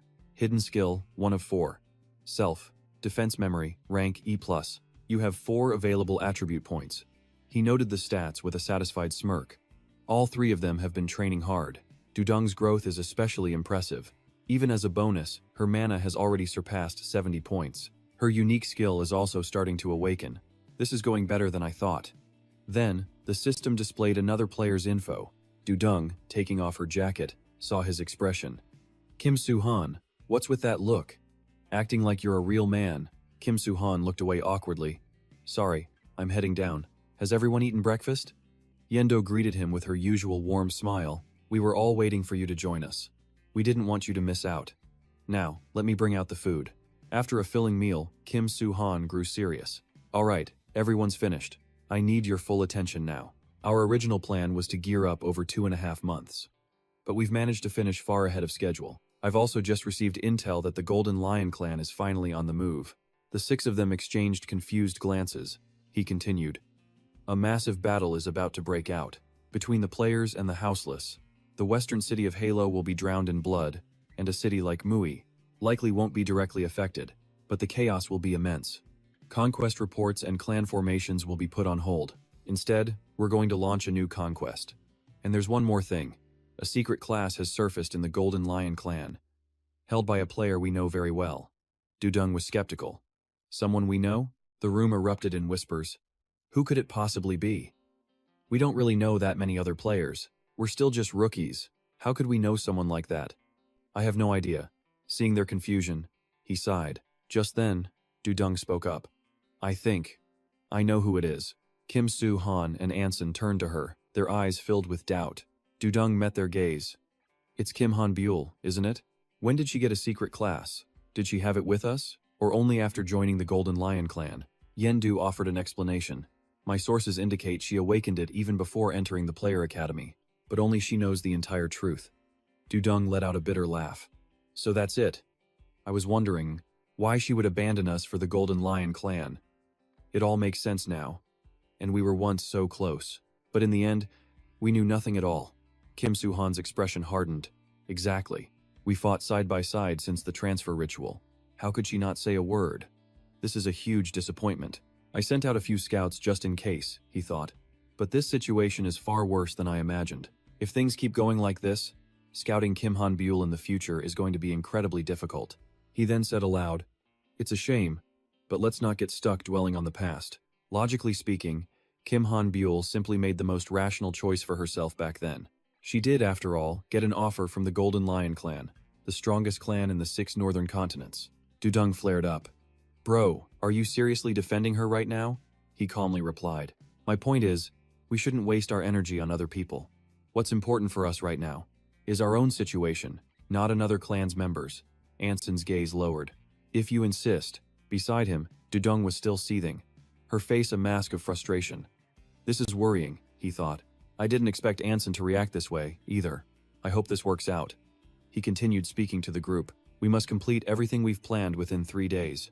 Everyone, start organizing your gear. We need to be ready to leave at a moment's notice." Hazard nodded. "Right. Every city has its own transfer gate. That means it'll be hard for even Mui to remain safe.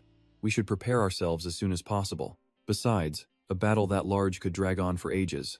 So, what's our next destination? How far along is the new plan?" He answered, "Our next destination is the Howling Caverns. After reviewing countless library reports, it seems like our most realistic option. We head to the plains from Mui's North Gate, then we turn east and keep moving. It's a long trip, so expect the round trip to take at least 3 weeks." The team looked shocked. 3 weeks? We'll be sick of that dungeon by then. Yen Du raised her hand to speak. "Player Kim Soo-on, I have a question." He nodded. "Go ahead." Yen Do's voice was calm, but her tone was deadly serious. "You said the round trip is 3 weeks. Does that mean you're assuming we're guaranteed to make it out of that dungeon? Are you sure? What if we fail?" Sangdong quickly voiced his agreement. "Exactly. Finding that lab was just pure luck. I doubt we'll get that lucky a second time." The other 3 just looked confused. Soo-hyun thought, "I've returned from the future. I know the exact location of every dungeon, so you just need to trust me and follow." But he could never say that. Instead, he spoke. "Our first objective is to leave the city while avoiding any battles. We're going to raid the Screaming Cave. It's better than wasting time sitting here. Besides, I found Vivian's alchemist dungeon and the ruined laboratory. Following that pattern, the Screaming Cave is even more likely to appear than the other 2, so don't worry about finding it." Jinro was the first to speak. "So you're saying we just have to trust you?" He then glanced at Anson and added, "That's right. Plus, our party has a one-of-a-kind lucky charm." Anson, who was fidgeting, froze instantly. Jinro seemed doubtful, asking, "A lucky charm?" Anson immediately replied, "Yes." Soo-hyun looked toward her and continued, "That's right. We found the ruined laboratory, thanks to Anson." Jinro said, "Right. You mean Anson's intuition, don't you? To be honest, I'm not sure about this. But even if we fail, I'll still get paid for lodging and maintenance, so just do whatever you think is best." Hearing that, he replied, "Okay, alright, let's split up for now. And Du Yong, you still weren't fully recovered when we left last time, so just take a rest. No need to train." Hearing this, she cried out, "No way, sir. I want to prepare and train as much as possible before we go." He sighed, "Hey kid, no matter how you feel." Before he could finish, Jinro cut in with a bright smile. "Her fighting spirit is quite impressive. Is there any reason to stop her? This will only make her better, so it's perfectly fine." Hearing this, he agreed. "Alright, fine. Just make sure you work hard, you hear?" Her eyes burned with determination. "Yes." The night before their departure, he was heading downstairs, thinking, Jinro said she'd go easy on her, but I'm sure she's pushing the kid just as hard as always. After the training session, I should give her some recovery medicine. He then saw a figure by the door and thought, "Anson? What's she doing there?" Anson's face was filled with worry. Just then Jinro entered. "Oh my, what's this? It's getting late, little one. I assume you came to heal her?" She was carrying an injured Du Yong on her shoulder. Anson saw this and stammered, Yes." Jinro covered her mouth with a cheerful smile. "I'm not going to eat you, so don't worry. Just speak comfortably. I wasn't too rough today, so she doesn't need healing. She'll be up and moving on her own by tomorrow. Just toss her on the bed and she'll be fine." Anson avoided her gaze and mumbled, "Oh, okay, I'll just go in then." Suddenly, Jinro leaned in close. "In such a hurry? I'd be quite disappointed if you left now. Why don't we chat for a bit?" Then, Jinro smiled brightly again. "I'm sorry about before. I didn't think you'd ever see that side of me." You must have been terrified, right? But I totally understand. See? I'm pretty nice, aren't I? Ansan's body went stiff as cold sweat formed. Yes. Then she yelped, turned, and ran straight to her room. Jinro was frozen by the girl's reaction. He watched Anson's retreating figure and said, "I'll ask what happened between you two later." Hearing that, Jinro just shrugged, looking confused. The next morning, the sky was clear with fluffy white clouds. He stepped out of the inn, already in his armor. Looking up, he thought, "What a perfect day. My condition is at its absolute peak, too." Suddenly, a voice rang out. "Wow, what a beautiful day." Ra Hyun slowly came out, saying, "Good morning, Soo-hyun. I didn't think we'd be setting off on such a perfect day. But hey, exploring is kind of like traveling. Some places even have nice weather like this." "Ha, I wouldn't call this dangerous traveling." While they were talking, a voice called from behind, "Sir, we're ready." The three of them stepped out, looking refreshed and excited. He asked, "Did you all sleep well?" Ansan replied, "Yes." He couldn't help but smile seeing them all so cheerful. He thought, not too long ago, these kids were just clueless and lost. And now, they've grown up so much. Ansan swung her arms happily. "Wow, sir, these gauntlets are amazing. Holding my spear feels like nothing at all." Du-yong frowned, reminding her, "Be careful. Don't go swinging that into someone." Vivian came out and waved at everyone. Sang-dong also said cheerfully, "Kim Soo-hyun, we're ready to go too. I've already tidied up the inn." With the whole party assembled, he spoke. "It seems everyone has gathered. All right, before we head out, let me give a quick briefing. Our party has now grown to 8 members. With our increased numbers, we need to redefine our roles. Let's cover positions for this expedition. I'll be the main tank, taking the vanguard. And Hyun, you're the sub-tank and melee support. Priestess and Sun will be at our core. Vivian, Dong-ha, Sun-jin, and Sang-dong will guard the center around and Sun. Go Yandu will be the central defender, and Lee Yu-jung." But before he could finish, she raised her hand to object. "Wait a minute, can I have a free roaming role this time, without a fixed position?" He looked surprised. "You?" He considered Yu-jung for a moment, then answered, "Fine, but you only move on my command." At his words, Yu-jung's face lit up with joy. "Yes, I'll do my best." "All right then, let's move out." As they walked, people on the street started staring. "Why does it feel like we're getting all the attention, right? Do we look that awesome? What are you talking about?" He glanced at the onlookers, thinking to himself, "At this point, I can tell the level of other players in Moon without even looking. They're either low-leveled or completely inexperienced. This reminds me of my past, back when I struggled just to survive. I was always envious of those high-level players, departing on quests at dawn in their epic gear. But somehow, this is my reality now." He glanced back at his own party members. This feeling of a fresh start is incredible. The thrill of heading out on an expedition after so long. My level and skills are higher than before. I have better gear, and I'm filled with passion and confidence. I can see it in my teammates' eyes too. I've really come a long way. This time, I'll show them what a hellish expedition feels like. These kids may be far stronger than average players, but compared to me, they're still just rookies. Their enthusiasm is good, but based on their recent actions, their confidence could easily turn into arrogance at any moment.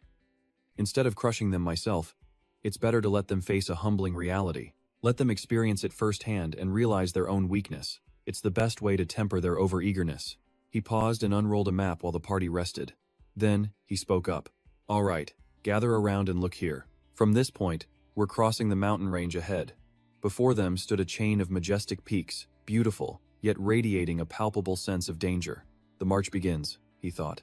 And Hyun asked in disbelief, "That mountain range?" Soo-hyun confirmed it. "That's right." They were heading for the Screaming Cave expedition, the final trial in Moon before moving from a small town to a major city. Everything changes after that. Once we cross that threshold, the level of players and mobs will be drastically different. We'll face enemies who could backstab us at any moment, no matter how cautious we are. In other words, this march is a training exercise to teach the party members crucial decision-making skills. Skills they'll need when we reach the major cities. Just then, Jeonju voiced a concern. "Do we really need to cross the mountains?" "From what I know, the main road takes about the same amount of time." She meant that if both routes took 10 days, why waste their strength on the more difficult path? At least, that's what Soo-hyun inferred. "I knew someone would bring this up," he answered confidently. "I've done some research. There's a high chance of finding ruins on the mountain path." Jeonju's interest was piqued. "Ruins, you say?" Soo-hyun nodded. "That's right. We won't have time for a full exploration, but if we find some, we might as well check them out. It's a backup if we can't find the Screaming Cave. We could at least salvage something valuable. Hearing this, Jeonju relented. Since it's on the way, I suppose it's fine. Soo-hyun then gave a brief overview of their route. This mountain range is still unnamed, but according to the Hornplan records, it's composed of 3 major peaks. Everyone, keep pace and stay alert. The probability of monster encounters here is high. This march will be incredibly demanding. Hearing his serious tone, Soo-hyun's party members stiffened, their expressions growing tense. He sighed inwardly. These kids. This is how I'll teach them what a real expedition truly is. Soo-hyun called out to In-hyun.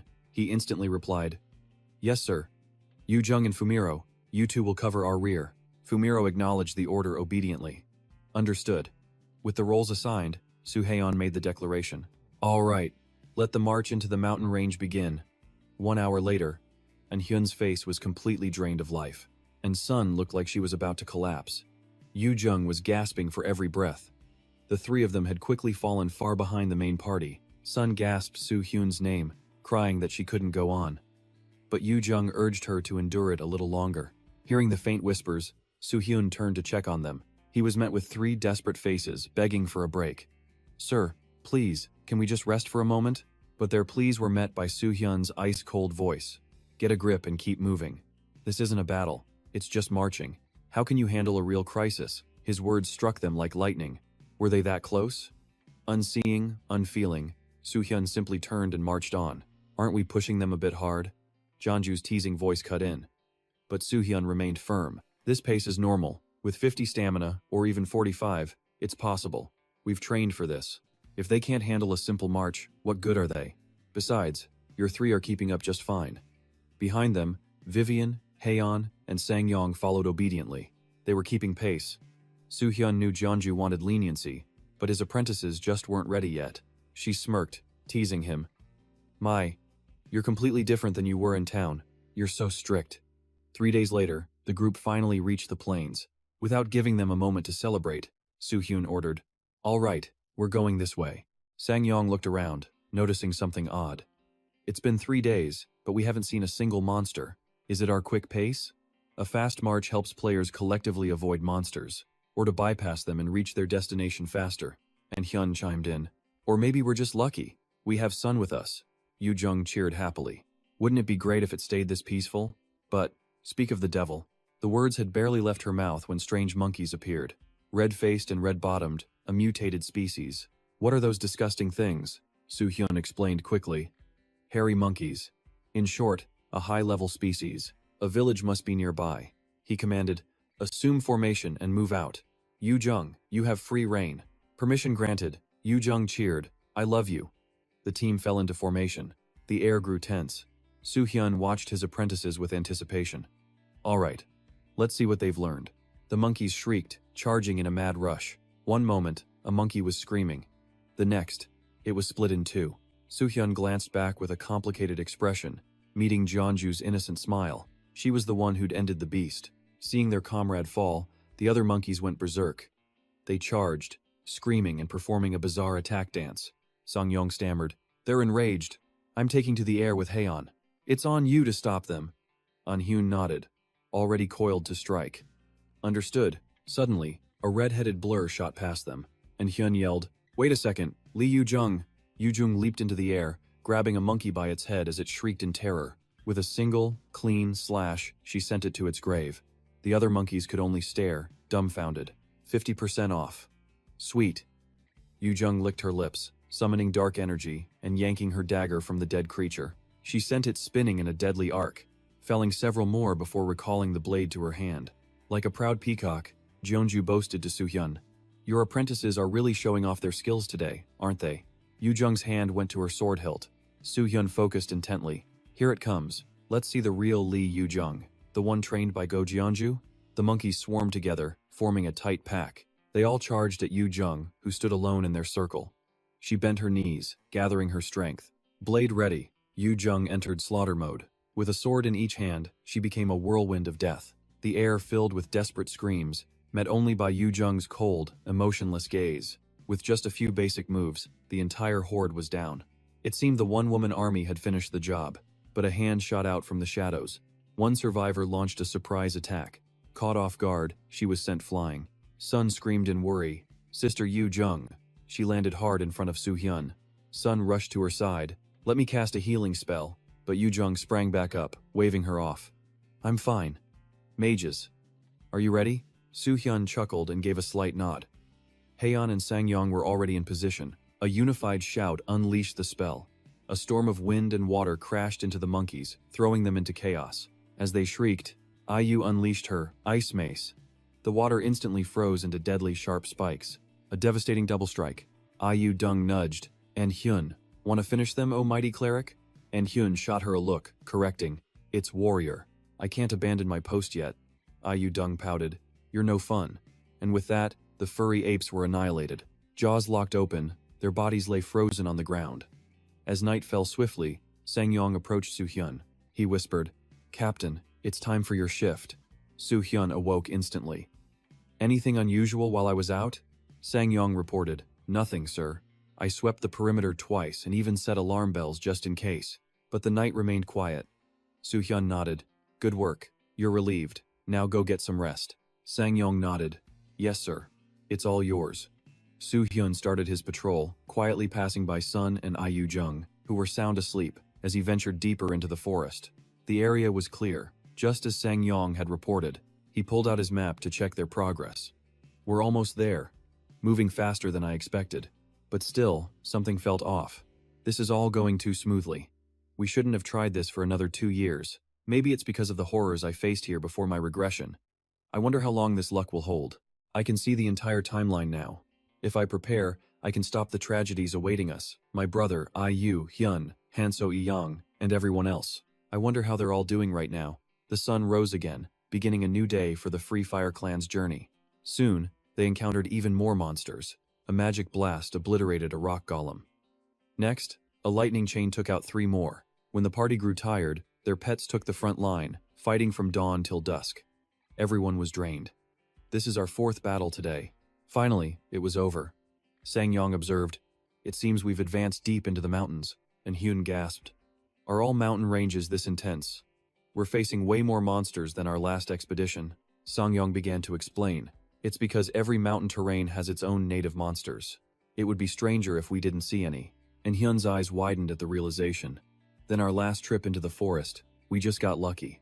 Soo-hyun watched the setting sun, weighing his options. "Do we make camp here, or push on while we still have the strength?" A hand gently landed on his shoulder. "Player Kim Soo-yoon, a word with you." Soo-hyun turned to look up.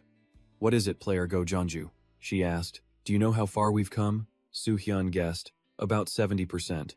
I'm deciding if we should stop or push on." Jeonju gave a knowing smile. 70%, you say? She glanced behind them before turning back to Soo-hyun. "But there's one more thing I need to ask." "Lean closer."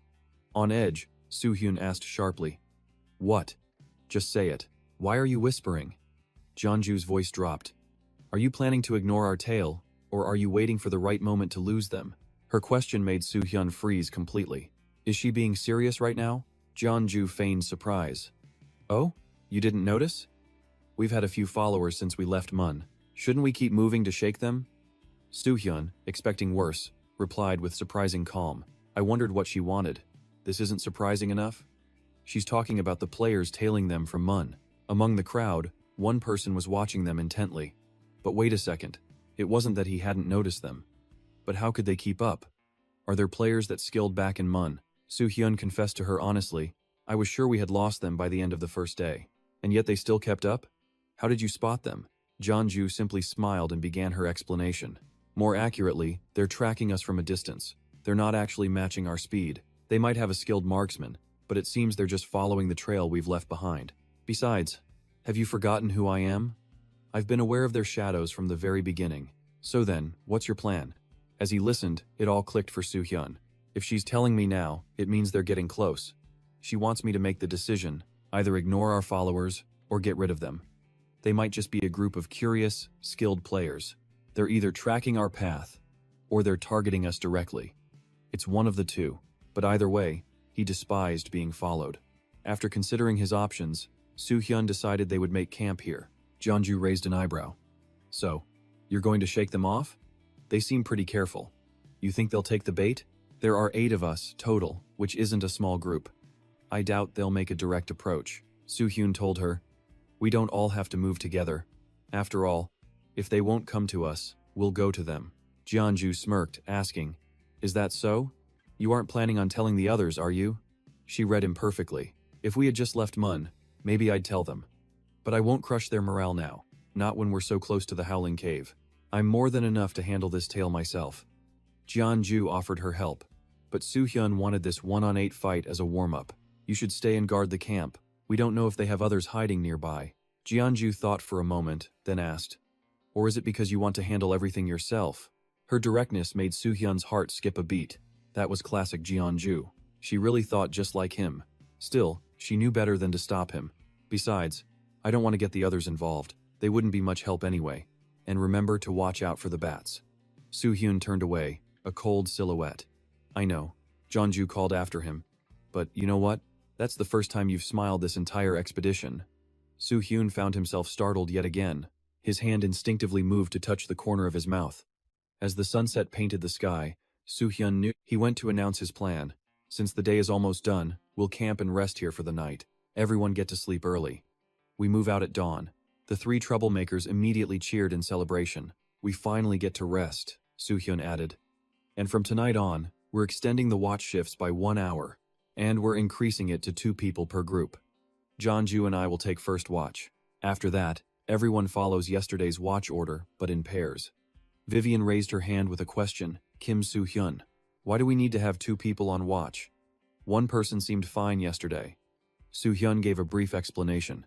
It's because our group is larger now, and we need heightened security. From my experience, a 2-person watch is always better. He'd meant to set it up this way but forgot. Sang-yong agreed with him. 2 sets of eyes are always better than 1.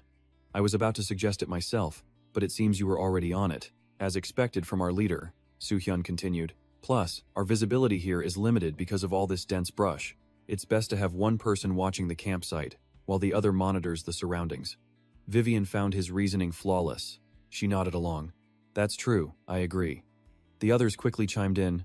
Me too, Soo-hyun told them. Then everyone get ready. They all shouted in unison, yes. But suddenly, Sun froze. She whipped her head around, staring curiously behind them. And Hyun noticed and asked, Sun, what's wrong? She replied, Oh, it's nothing. I just felt like something was watching me from those bushes. Just as she spoke, a bat flew out, making her gasp. And Hyun chuckled, teasing her. See? Just a small bird. It's nothing to worry about. Let's go get some dinner. Sun pouted, completely embarrassed. A small bird? I don't think it was a bird. Nearby, Jeonju gave Soo-hyun a knowing look. True night finally fell. Jeonju broke the silence on their watch. Just standing guard like this is pretty boring. Soo-hyun was all business. Boring or not, we have to stay focused on our watch. Jeonju sighed. There aren't even any monsters around. Not so much as a rat. Soo-hyun replied, Yeah, I guess not. Our shift is almost over. Just hang on a little longer. He covered a yawn and told her, I'm going to patrol the perimeter once. I'll be back on time. Jeonju didn't see the point. What's out here to patrol? But for Soo-hyun, it was better to be safe than sorry. After I'm done, I need to take care of some personal business. Jeonju grimaced. I get it. Soo-hyun waited patiently, listening intently. Just as I suspected. Even with only 2 of us, they won't approach. They must be waiting for the perfect opportunity. Or plotting something. What if I try separating from the camp? Let's see how they react. His mind made up, Soo-hyun stood and told Jeonju, I'll be gone for a bit. She simply replied, Got it. Soo-hyun pretended to walk off alone, feeling their eyes still following him. He veered onto a desolate and eerily quiet path. Right here, I should be completely separated from the group, but they still haven't moved. Should I act lost? No, they would get suspicious right away. Soo-hyun decided to become the bait. I don't even need my third eye for this. I'll be the lure myself. This way, you'll be forced to catch me. Alright, let's see how you appear. A rustle echoed from behind. A bat shot out from the bushes, and Soo-hyun glanced at it warily. The creature shrieked and attacked. Soo-hyun had to be cautious. He dodged, but a claw still managed to scratch his cheek. You've crossed the line. Soo-hyun tracked the bat's flight, drawing his sword and slashing wildly through the air. The one controlling this bat must know I'm a rookie player. His plan wouldn't have so many holes otherwise. He's probably underestimating me since I've never fought up front. He gritted his teeth, trying to stay calm. Even if I'm trying to fool him, this is still irritating. Soo-hyun swung a clean arc, and the damn bat was actually hit. Soo-hyun was stunned. I got it? Was it really that obvious? Who is this half-witted moron? But without a moment to think, he bolted after the creature. Stop right there. Soo-hyun refused to let it escape. He chased it breathlessly, cursing under his breath. After a while, he was stopped by a dead end. So they're attacking me here? Their plan is complete garbage, but at least they're direct. Soo-hyun's guard shot up. Where are you all hiding? Suddenly, a small cry startled him. He moved quietly toward the sound, pushing aside the bushes in front of him. Behind them, a soldier was threatening a little girl. Stay still! The moment the girl saw Soo-hyun, she yelled for him to run. The soldier covered her mouth, shouting, Who's there? Soo-hyun stared at them with killing intent. What's this? He tried checking the man's information. The portal showed player Kim Sung-bum. The girl he held captive was Choi Joo-hyun. Realizing he'd been found, Sung-bum stammered and shouted at the newcomer. How long were you standing there? Soo-hyun drew his sword defensively. A while. Now, what is going on here? Sung-bum tried to de-escalate. Whoa there, friend. Lower your sword and listen to me. Before he could explain, Joo-hyun screamed and interrupted. Run away. This person is a homeless player. Don't listen, he is not alone. Sung-bum panicked and yelled, Are you insane? Joo-hyun continued her warning. He has allies nearby. Sung-bum's face immediately twisted with rage. He threw her to the ground and began kicking her. Shut your mouth. Soo-hyun's cold voice stopped him. Stop. So you're a homeless player. No wonder you act without any rules. Sung-bum cursed in frustration. Damn it. You figured it out. Yes, I'm homeless. However, I have no intention of fighting you in this place. I mean, I'm not targeting your companion. Soo-hyun narrowed his eyes. What do you mean by that? Sung-bum asked him directly. You're the leader of the group that left Mun, aren't you? Soo-hyun acted surprised. How did you know? Sung-bum said bluntly. To put it simply, you were being followed by this woman's group. Soo-hyun fully committed to his act. His jaw dropped as if he heard shocking news. Being followed? Sung-bum confirmed it. That's right. About 8 players were secretly targeting your group. Ever since Mun, we've been targeting that group too. So, in a way, we're actually your saviors. Soo-hyun acted utterly bewildered. That woman's group? You're saying they were really following us? But why? Sung-bum explained how they operated. The moment you find something, she'll likely attack you. Her group is notorious for stealing equipment during expeditions. So, let's avoid a pointless conflict. To be honest, our group suffered great losses hunting these people. But luckily, we're almost at our destination. And you're lucky you don't have to get your own hands dirty to shake them off. Isn't this a win-win situation? As Soo-hyun appeared to consider his words, Joo-hyun warned him urgently. Don't let him fool you. The homeless with him, they didn't suffer any losses. My team was ambushed by them when our guard was down. Sung-bum sneered, punching her again and slamming her face into the ground. You bitch, shut your mouth. Soo-hyun was growing tired of this. Still, I suppose I should play along with their little drama. He stopped Sung-bum. Stop it, you homeless. The Player Academy has said that we must never negotiate with your kind. Under any circumstances. Sung-bum let out a disgusted sigh. This is why rookie players are so naive. They have no flexibility at all. Soo-hyun realized he had just slipped up. So they did follow and study us, and they know we're rookie players. But just because the enemy seems weak, I can't be careless. You must play the fool until the very end. It's not that I trust her, but you are still our enemy. If you want consequences, then keep trying me. Just don't live to regret it. As Soo-hyun warned Sung-bum, with pure hatred in her eyes, she lunged at Sung-bum. He gasped, Huh? As she tackled him, sending him crashing to the ground. Joo-hyun instantly seized his blade. As a dazed Sung-bum cursed. Damn it, what the hell? The tables had completely turned. Soo-hyun on his left, Joo-hyun on his right, both armed with blades. Pinned down, all Sung-bum could do was spit curses. Damn you all, he seethed, grinding his teeth. Then, with a sudden burst of speed, he broke free and fled. You'll pay for this. Soo-hyun gave chase, a thought striking him. Is this a trap? Is he trying to lure me somewhere? Then I'll just have to follow. Joo-hyun grabbed his sleeve.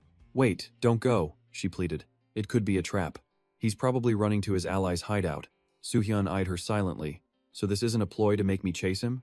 What else would it be? He clicked his tongue, feigning sympathy. Losing your whole team, that must have been devastating. Then why were you tailing my group in the first place? Joo-hyun looked down, flustered. For that, I am truly sorry. Ever since your party came to Mun, you always had rare gear on your expeditions. My team and I, we got greedy. We'd been following you for days, but then we ran into that homeless mob, and everyone but me was slaughtered. Surviving in Mun is so difficult. We were blinded by the thought of your gear and riches. A classic sob story. But Soo-hyun, ever the pragmatist, wasn't the least bit moved. I didn't even ask, yet she's reciting this perfectly. That means someone else is pulling the strings, using that idiot to lure me. Rosyeonju did mention one of them was extremely cautious, and based on what that guy said, they're probably after our target. They're not just attacking for the dungeon rewards from this raid. Joo-hyun wiped away crocodile tears, her voice cracking. All my comrades are gone. I don't even have my gear anymore. Soo-hyun scoffed internally. A classic performance. Lies mixed with truth, and truth mixed with lies. A rookie player would have fallen for this hook, line, and sinker. They really put a lot of thought into this script. Too bad for them, I'm no rookie. And frankly, their acting is terrible. So, what's my next move? I expected them to ambush me here, or lead me into a trap if I chase that runner. Peeking through her fingers, Joo-hyun watched Soo-hyun's reaction, keeping up her pathetic act. I really thought I was a goner back there.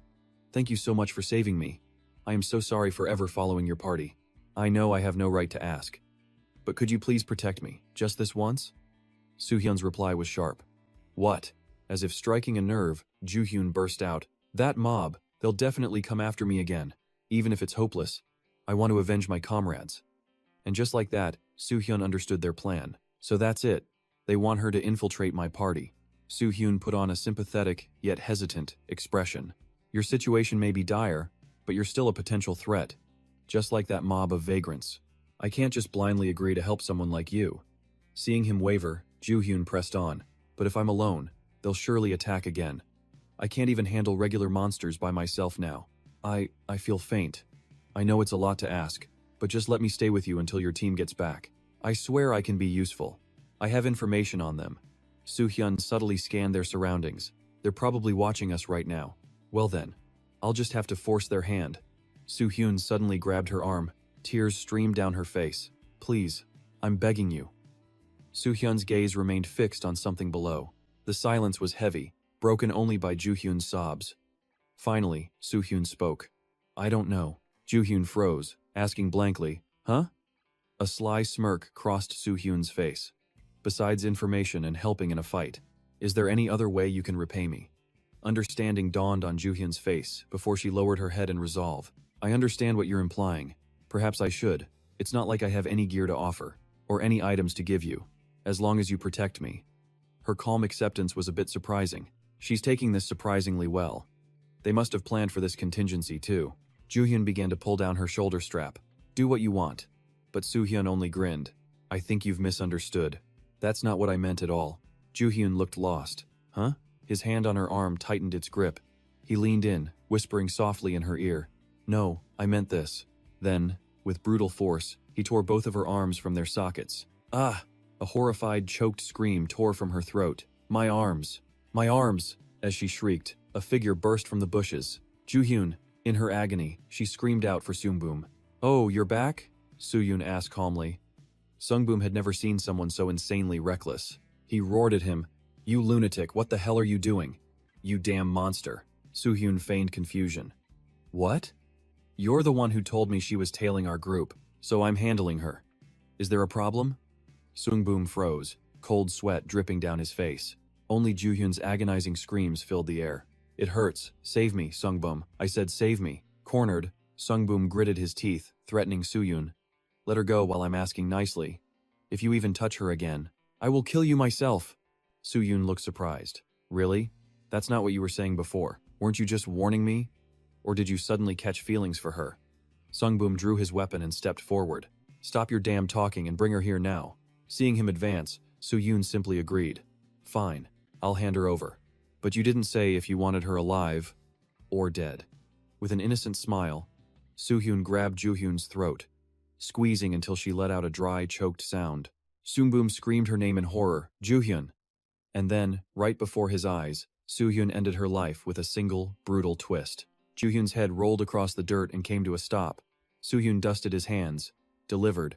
She's all yours. The blood drained from Sungboom's face. He could barely form her name. Joo-hyun. He screamed it in pure, absolute despair. Kim Sungboom completely lost his mind. You monster, I'm going to kill you. Seeing his uncontrolled rage, Soo-yoon prepared to strike again. Suddenly, a cold voice issued a warning. "Don't move, Kim Sungbum." In a flash of movement, Soo-yoon found himself completely surrounded. He scoffed internally. "Finally decided to show yourselves. 1, 2, 3, 4, 5. With the other two, it makes 7 people. They don't exactly look like professionals." Seung-boom roared in protest, but the hooded man beside him remained unnervingly calm. He calmly assessed the scene. "It seems our plan has been exposed, so just calm yourself. Either way, he's trapped by us now. Let's just take our time and decide how to care for him." The man turned his attention to Soo-yoon. We have no idea how you found out, how you discovered our plan. I was just wondering why you changed the guard rotation schedule. But it turns out this was all intentional, wasn't it?" Soo-yoon offered a slight compliment. "Your plan was actually pretty good. It's just that my lead actors weren't very good at their roles," the hooded man replied. "Usually, we would lay low and wait. But I suppose there's no need to hide from you anymore. Let's see if you can keep that arrogant attitude after we capture you." Seung-boom roared back in protest. "Just capture him? We have to cut him into 100 pieces." The leader reminded him. "Calm down. We'll kill him in the end. First, we capture him. Then we'll attack the rest of his team. All the men will die. As for the women, I noticed them while we were waiting. Those girls look quite ripe for the picking." Seung-boom still wasn't having it. "Don't be ridiculous. I don't care what you think. For Joo-hyun, I have to kill him right now." The hooded man repeated himself, his patience wearing thin. "I told you to calm down. We just lost a comrade, so trust me, I'm just as heartbroken as you.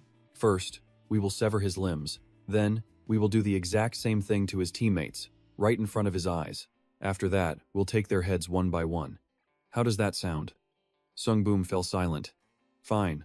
That will do." The others began to laugh, eagerly discussing how they would torture Soo-yoon's group. "Now that's a brilliant idea. We'll make him suffer exactly what Joo-hyun went through."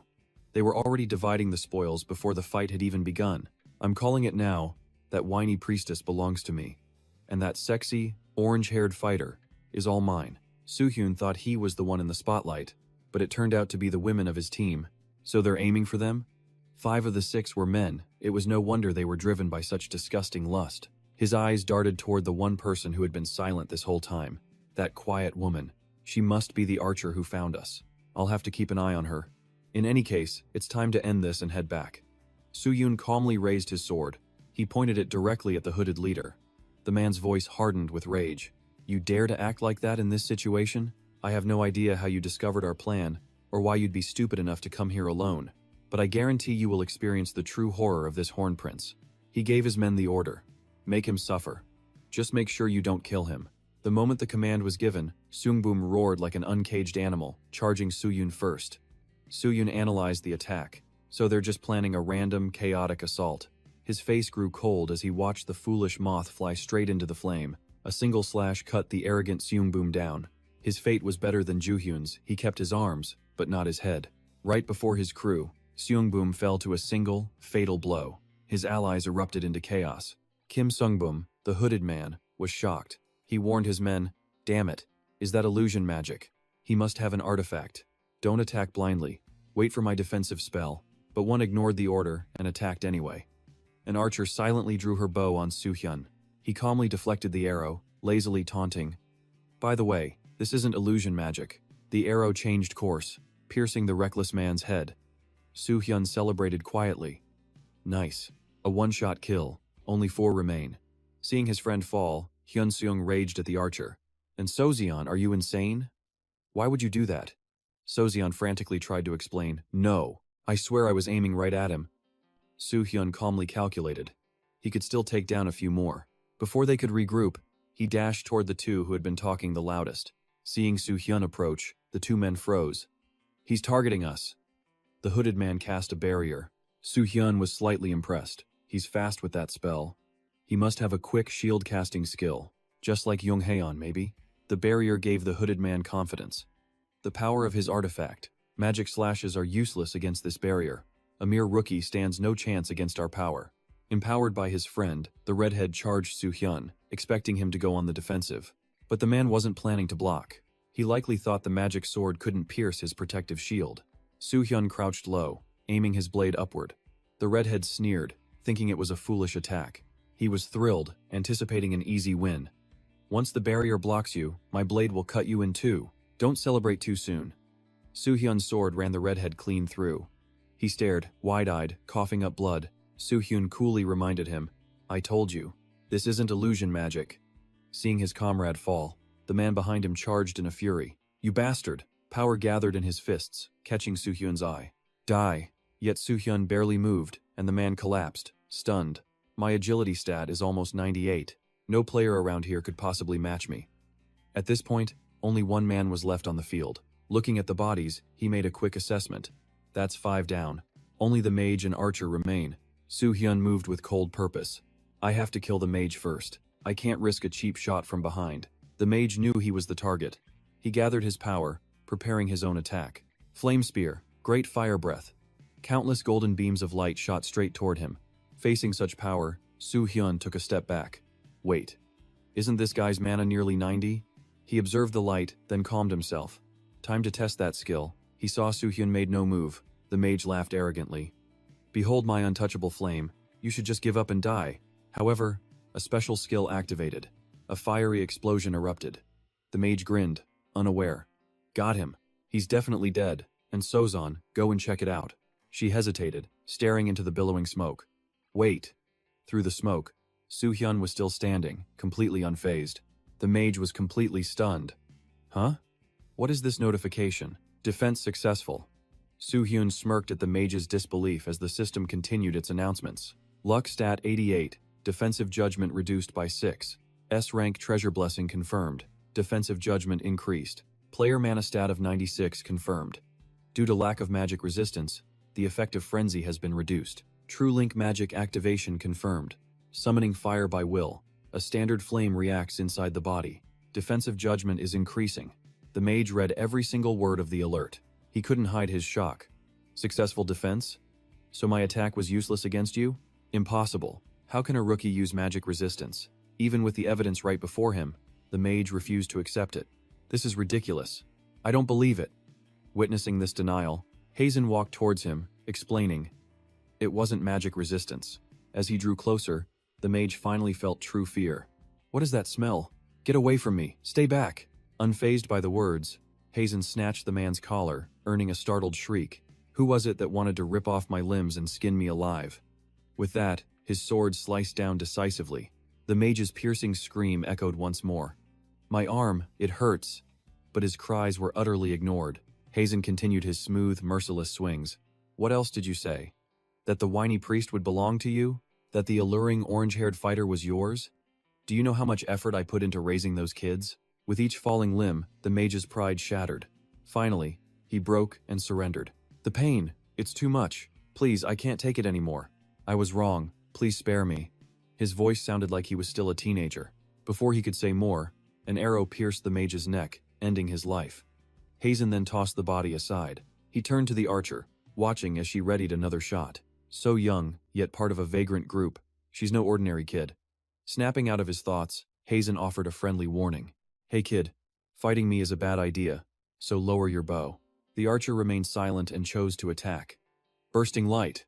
The arrowhead erupted in a brilliant golden glow. Hazen grinned. All your mana in one shot? This ability is. She released the arrow. Exploding arrow. Facing the attack, Hazen simply smiled and raised his sword. He blocked it effortlessly, splitting the arrow clean in two. The sight shattered the young archer's reality. How is that possible? I put all my mana into that shot. Seeing her utter disbelief, Hazen just smirked. I never thought I'd see the unique skill of the infamous archer, split arrow, here. Combining bursting light with an exploding arrow. My past self would have been blown to pieces by that. Watching the girl back away, Hazen didn't attack. Instead, he praised her. The synergy between her class and skills is quite impressive. As he slowly approached, the girl collapsed in fear. If she's a third year, she came to Hornbrand at age 5. No wonder a kid like her survived among those vagrants. As Hazen closed in, the girl surrendered completely. Please, spare me. Hazen stopped, a bright smile on his face. Kid, do you want to live? Without hesitation, she replied. Yes, I do. Getting the answer he wanted, his voice softened. I have questions. Will you answer? I'll tell you everything I know. Her reply made Hazen grin. You're a smart one. Then let me ask, how did you know about my group and track us? Why not attack directly instead of this elaborate mess? The question made the crying girl freeze. That's After a moment's pause, he finally got the information he needed. I see.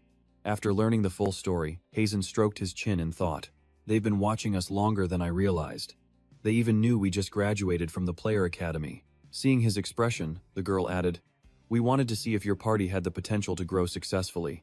That's why we used Juhyun as bait." As she finished, Hazen voiced his own question. "So you mean if I could clear dungeons, you would have killed my entire party except for me?" The teary-eyed girl looked away, refusing to answer. After a few moments, she asked tentatively, "So, can you let me go now?" The question made Hazen ponder. Had he ever planned on sparing her? Finally, he decided. Hazen pointed. "Over there. Since you answered honestly, I'll give you one chance. Drop your weapon and run that way. Run for your life. And don't look back." He paused, his voice turning dangerous. Hearing his tone, the girl froze. Or else. Without a second thought, she scrambled up and sprinted into the woods. Watching her disappear, Hazen chuckled. "That's right, run free, as far as you can. Or else." From deep within the forest, a piercing scream erupted. Hearing the scream, Hazen smiled faintly. As expected of her, she caught her. Just then, a figure drew a short sword, pushing aside the grass to glare at him. "Seriously, you need to work on that awful personality. You let that kid run just so I would have to deal with her, didn't you?" To her complaint, Hazen shamelessly admitted, "Well, it looked like you were bored. I just made a little game for you." His nonchalant reply made her pout. "What? Honestly, you're way too harsh. I can't believe you did that. She was just a kid. Even if I was the one who finished her." Facing her judgment, Hazen sighed. "If she were a normal player, I would have tried to recruit her. But my principles are absolute. I will never work with scum, no matter the circumstances." Hearing his reason, she sighed, dropping the subject. "I suppose you made the right call. Still, it's not like you to be so harsh with a kid." At her words, Hazen gave her a knowing look. "Are you saying you're disappointed in me?" Before she could answer, he stepped closer. "I really don't think you are." The next morning, Hazen addressed the camp. "Everyone, is your gear checked and ready? All set. Let's move out." The moment Vivian put on her pack, she toppled over. "Whoa! Why is my bag so heavy? It wasn't like this last night." Her teammates tried to reassure her. "Maybe you're just tired." The scene flashes back to the night before. The girl with the lifeless eyes watched Hazen with the sack. "Are you seriously looting all of their gear?" Hazen casually opened the bag. "Of course, all of it is useful." After packing it up, he shoved it into Vivian's bag as she slept. "You can carry this." Back in the present, Hazen laid out the plan. "In 2 to 3 days, we'll reach the Howling Cave. We're past the summit, so it's just a green mountain range from here. If everyone's ready, we move now." "Yes, sir." Soon after, they encountered a flock of strange-looking birds. "What are those?" Hazen observed them, then named the creature. "Randolphs." He noted the large birds lined up with their young. "Look, they even have fledglings. They'll be fiercely aggressive trying to protect their young." Hearing this, Hazen considered it. Their aggression means we've already entered their territory. With that, he raised a hand, signaling the party to halt and issuing a warning. "Careful. They'll swarm and gore us with those horns. Maintain the square formation. Don't move until I give the signal. From now on, I'll only handle the ones that come directly for me." Looking at his team, he made a silent resolve.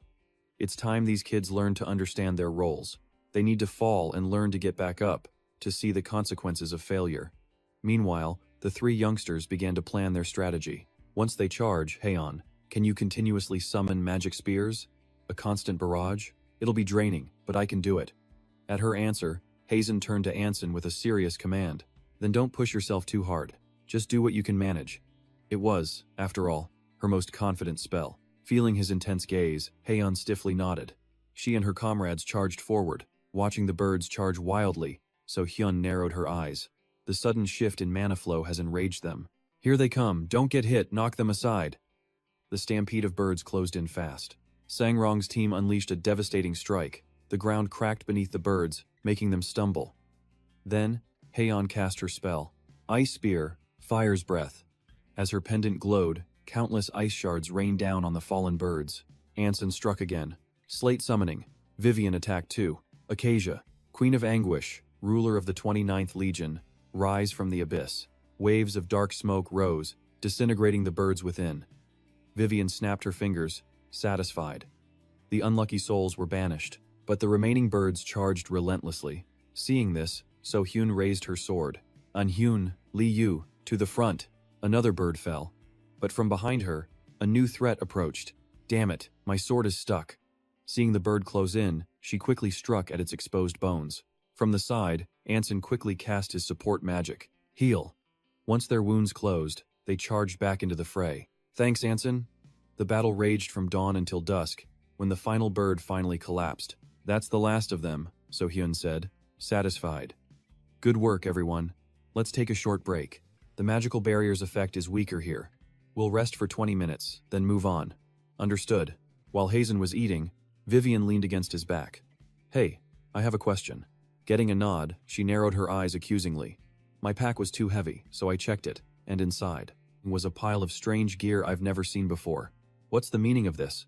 Faced with her question, Hazen paused before giving a vague excuse. Well, it seems we have a stalker. His answer didn't sit right with her. Tailing them? Since when? What exactly did you do? So-hyun replied bluntly. The night I took your shift, I killed every last one of them. After learning the truth, Vivian returned to her first question. Then why were all their things in my bag? So-hyun answered softly. I didn't want the kids to know what happened. Vivian wasn't satisfied. Aren't you being overprotective? He firmly denied it. No, they're just progressing so well. I don't want them facing another crisis so soon. Those words caught Vivian's attention. Another crisis? Looking at the group, bruised but cheerful, So-hyun began to explain. These kids have only been at Hornplan for 2 months. If they get scared now, they might just give up and run. For now, fighting monsters is enough for them. He paused, standing to face the horizon, his voice empty of all emotion. More importantly, soon we'll have to kill them all. Both the players and the nomads. In the blink of an eye, 10 long days of marching passed. At last, the group reached their destination. Seeing the towering peaks, everyone chattered excitedly. Is that the Blue Mountain Range you told us about? So-hyun confirmed, adding an explanation. That's right. I heard it marks the border of Muriun's unexplored territories, and Eden lies to the east. You've all worked hard marching through the night. Let's get some rest and food before we finish this final stretch. At his command, everyone eagerly agreed. Some even began to complain, yes, I'm completely wiped from that march. Who knew those plains were so huge? Once the complaints died down, they started excitedly discussing their destination. Seriously though, that range is majestic. The name Blue Mountain Range really fits this view. But contrary to their excitement, So-hyun was completely serious, making his own assessment of the landscape. The Blue Mountain Range looks bright and peaceful. But the deeper we go, the more everything will change. Because most of the monsters waiting for us in there are the undead. Once rested, So-hyun led them into the forest. He scanned his surroundings as they walked. Without a map, he had to rely solely on his memories of the past. The landscape hasn't changed much. First, I need to find a path. After a while, a girl approached him with a question. Player Kim So-hyun. It seems like you already know where the cave is. Are you sure we should just keep going this way? In response, he simply shrugged. His carefree reaction surprised her. We're bound to find a way. Then, he turned to An-hyun and called out, Our little good luck charm, come here. Suddenly singled out, the girl looked confused. Yes? A good luck charm? When she was close, So-hyun asked gently, Which way do you want to go, An-hyun? She froze at the question, while a vein throbbed on the other girl's forehead. Seeing her completely bewildered look, he smiled gently. Don't be nervous. Just trust your intuition like always, and choose a path for us. Hearing that, An-hyun closed her eyes, trying to sense the way. Watching her thoughtful expression, So-hyun smiled. It was mostly thanks to her that we found the entrance to the ruined lab. Her intuition must come from her luck stat. It's a stat that still isn't well understood. If her luck stat of 100 leads her to the same entrance I know, I'll give her the 1 luck point I got from the academy. That would raise her luck to 101. After a moment of thought, An-hyun pointed in a direction. I think we should go this way. Looking where she pointed, So-hyun beamed with satisfaction. She chose the right path. Another hour passed. Seeing the thick mist everywhere, the younger members grew anxious. The atmosphere here feels so different from the outside. There's a strange, unsettling feeling in the air. What is this magical energy? An-hyun wasn't faring much better, nervously looking all around. A little further in, something strange appeared, making everyone's heart stop. What is that? A corpse. Recognizing it, An-hyun cried and hugged her friend. The girl tried to calm her. It's okay. It's just a monster. Only So-hyun remained calm, observing. A moment later, a strange sound echoed, making their faces go pale. What was that? It sounds like crying. The black-haired girl in the group, however, was calm. She explained softly, "That's the cry of a banshee. Whatever you do, don't follow that sound. If you do, at least one of us is guaranteed to die." Hazan quickly chimed in with a question. "Are you talking about the banshee's curse?" At his question, the girl's eyes narrowed as she answered firmly, "That's right. If you heed the banshee's mournful cries, you will fall under its curse. Unless you have a high luck stat or use advanced magic to dispel it, the curse will kill any player. Within 1 month, the cursed player will either die from disease or a sudden, unexpected accident, or die a futile death, like being ambushed by a horde of monsters. There's a tale of a famed player from the Western lands who lost all his skills in a week because he arrogantly ignored this curse." After a moment, Soo-hyun sighed and stood. Before he could leave, his cloak was pulled back. Anson, sweating profusely, spoke nervously, "Sir, not that way. It's over there." At this, Soo-hyun decided to follow her. "I know." After the initial shock, the group finally calmed down and began to speak amongst themselves. "Unbelievable. Is this the same green mountain range we saw just a moment ago? How could the entire atmosphere of this place change in an instant?" Seeing the blackened trees seeping a green aura, one person speculated, "There's a chance the undead exist here. This green mountain range is cursed land. You can feel the malevolent energy with every single step." A chilling hatred filled the air. Anson suddenly stopped to warn Soo-hyun. "The sounds here are dangerous." The path ahead was pitch black. Everyone finally realized something was wrong. This sound wasn't from a banshee. It felt like wailing from beneath the earth. This situation was bad. Death Knights or the undead. Worst case, both were closing in. Let's hope that's not the case. The undead are much harder to fight than banshees due to their special skills. Without a proper strategy, they will just keep regenerating, possibly without taking any damage from our physical attacks. I can't believe monsters like these appeared here. What in the world happened to this mountain range? At that question, Soo-hyun shot the girl a cold glance, shattering her hopes. "This is my first time here, too. Did you think I would know everything that happens here, just because it's me?" His answer made the girl's world crumble. "Oh my god, then what's your plan?" The question made him fall silent, lost in thought. The fight itself isn't the problem. The real issue is the sound the battle will create. With that thought, he scanned his surroundings, beginning a more thorough analysis. If this fight creates a loud explosion like the others, we'll likely be swarmed by whatever has been tracking us, and among them are things we definitely don't want to face. Like the banshees. Though to be honest, I wouldn't entirely mind that. Then there's only one option. After some thought, he made his decision and raised his hand. "Prepare for battle." With that, Soo-hyun drew his familiar blade. "We need to finish these monsters and get out of here, before we're surrounded by something else." The group continued their journey. Staring at the thick black smoke, Anson stammered, "Right behind those bushes." From the tall grass, armored white skeletons emerged with weapons drawn. The high-level undead, Telik. "The enemy has appeared." Soo-hyun took command. "I will lead the melee players in the attack. Player Go Seonju will defend the rear. The ranged players will provide support from behind." Staring down the skeletons, he took on the main threat. "I will handle the Telik. The rest of you will take care of the undead soldiers. And Hyun and Yu Jung, you take the left and right flanks." With his orders given, Soo-hyun charged toward the leader with a cold expression. "How dare you?" Facing his aggression, the skeleton unleashed its power, launching countless orbs of shadow. "They're using dark magic. If I dodge this, the team members behind me will be hit." He attacked while analyzing. Could it use teleportation right after this attack? No, the skeleton remained perfectly calm. A pitch-black energy gathered, then fired a powerful beam straight at him. He leaped into the air instantly to dodge. The girl behind him couldn't believe her eyes. "Huh? What? That speed? Wait!" Seeing him successfully move behind it to attack, she screamed a warning. "Player Kim Soo-hyun, the Telik uses demonic magic. Physical attacks won't work on it." However, before the girl could finish her words, just in time, Soo-hyun's blade fell, splitting the skeleton in two before it vanished. To be certain, he flicked his hand, unleashing a powerful burst of fire. The girl's entire world shattered. Just what kind of insane skill was that? He beat Telix in under 10 seconds. He stared at the inferno, then at his own hand. Divine power and swordmaster. Soo-hyun hadn't expected to beat Telix so easily, even though this wasn't new. Still, this power feels like a cheat code. Snapping out of it, Soo-hyun clenched his fist. Choosing swordmaster as my new class was absolutely the right call. Now, magic users won't even be a challenge for me. While he was calm, her entire world had been turned upside down. That speed, that power. Besides an army, who could possibly fight him one-on-one? In her eyes, Soo-hyun suddenly seemed like a completely different person.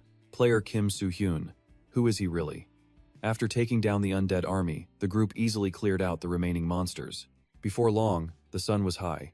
Soo-hyun alone didn't join in. His mind focused on something else entirely. The Screaming Cave. I remember finding this place while we were escaping. We jumped from a cliff after our archer was caught by a monster. Lost in that memory, he scanned the familiar landscape before him. The terrain and scenery hadn't changed much at all. After scanning the cliffs above, he looked down below, making a guess. It must be somewhere beneath this cliff. After a difficult climb, the whole party made it down. Wow, it's really steep here. Vivian landed and immediately began looking around. Is the Screaming Cave nearby? Soo-hyun replied without breaking stride. Yes. Everyone stay alert and watch your surroundings carefully. If you spot an area with unusually dense trees and bushes, that's probably the entrance. After briefing Vivian, Soo-hyun turned his attention to Anson. You can return to your position now. Good work. Yes, sir. Before they moved on, he added, also, we need to talk after this is over. Anson looked confused by the request. Talk? Yes. Though she didn't understand, she agreed. Okay. Away from the others, Soo-hyun thought to himself about the talk's purpose, raising her luck stat to 101. After walking for a while, they only found a strange river, making them doubt. This is weird. There are barely any undead in this valley. You're right. We've been down here for a while. Don't say that. You'll jinx us. But Soo-hyun wasn't convinced. I'm sure it's nearby. He decided to scout ahead on his own. Suddenly, someone exclaimed, Hey, look at this circular bush. A moment later, Soo-hyun froze, stunned by the sight before him. The others stopped and cheered. It's the cave entrance. So the place is real after all. But the black-haired girl quickly stopped them with a warning. Wait. This is impossible. A dungeon entrance can't be this easy to find. This just looks like a normal cave. But someone else immediately shot that down. See? Our Anson is a living Lucky Charm. This has to be the Screaming Cave. The girl shot back a scornful look. Lucky Charm, my foot. Gods, it's completely dark in here. Soo-hyun just sighed. Let's head inside. The pitch-black darkness inside made the younger members uneasy. It's hard to breathe. Why is it so damp and musty in here? Yeah, the outside was way better. Only Soo-hyun remained calm. Haezeon, light, please. Haezeon immediately obliged. Got it. She channeled magic into her staff, creating a glowing orb of light that floated gently ahead. As the surroundings lit up, Soo-hyun began to think. There's no way to know the difficulty levels inside the Screaming Cave. This tunnel leads to countless other branching paths. In the past, we struggled to navigate this place after losing our archer, who was our guide. But because of that, we ended up accidentally exploring every corner of this cave. Our party was completely exhausted. We gave up just before the final boss, and a research team came to clean up. Shaking off the memory, Soo-hyun made his decision.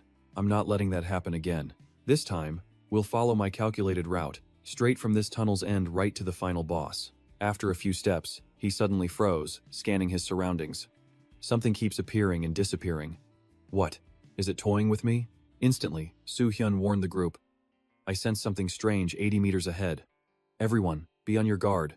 The group pressed on as he scanned their path carefully. What was that light? Sensing his confusion, Haezeon offered, Soo-hyun, let me move the light orb ahead. Hazen's orb floated forward, revealing a shocking sight. Everyone froze in their tracks. They were stone statues. Looking at them, questions flooded Soo-hyun's mind. What happened here? Why were these things so close to the entrance? I don't remember fighting any statues like these. Suddenly, a wave of power erupted, triggering explosions. They were everywhere. Sensing danger, Soo-hyun yelled, Cancel the light sphere, now. Hazen obeyed, confused, but things didn't go as planned. Seeing things get worse, he gave a sharp command. Damn it. I've been on this path before, so I was careless. I should have used my third eye. It's bad. Everyone, prepare to fight. A blinding light suddenly erupted, sending the group into a panic. I can't see anything. They're phantom wraiths. After explaining, Soo-hyun quickly gave out orders. And Sun, cover Eunhyun and Lee Yu-jung. Eunhyun, Lee Yu-jung, infuse your weapons with mana and attack. Before she can cast a spell, you must fight them with mana-infused weapons. Got it? Got it? Soo-hyun fought while commanding the others. Player Go Gyeonju. Everyone, fall back! Grand Abyss! After a hard-fought battle, they lowered their weapons, thrilled with their victory. We did it! I thought killing them once would be enough. They really live up to their name. Undying zombies. Hearing their comments, Soo-hyun calmly offered his theory. I think we have to destroy them all at once. No one disagreed. That's right. If even one of them survives, they all regenerate. It's a spell unique to these undead. I've seen something like this before, so I took a chance. If that had failed, who knows what would have happened. With the threat gone, the party moved on. Still, that was one hell of a welcome party. The girl remarked as they entered the narrow tunnel. Who on earth owns this dungeon to build something like this? No one knew the answer. Whoever they are, they won't be an easy opponent. But privately, Soo-hyun pondered what just happened. That was an unexpected variable. Different from my memories. I first found this dungeon about 2 years ago. Something must have happened in these past 2 years. He theorized, staring at the mysterious gate. Maybe another player found this place first and cleared it.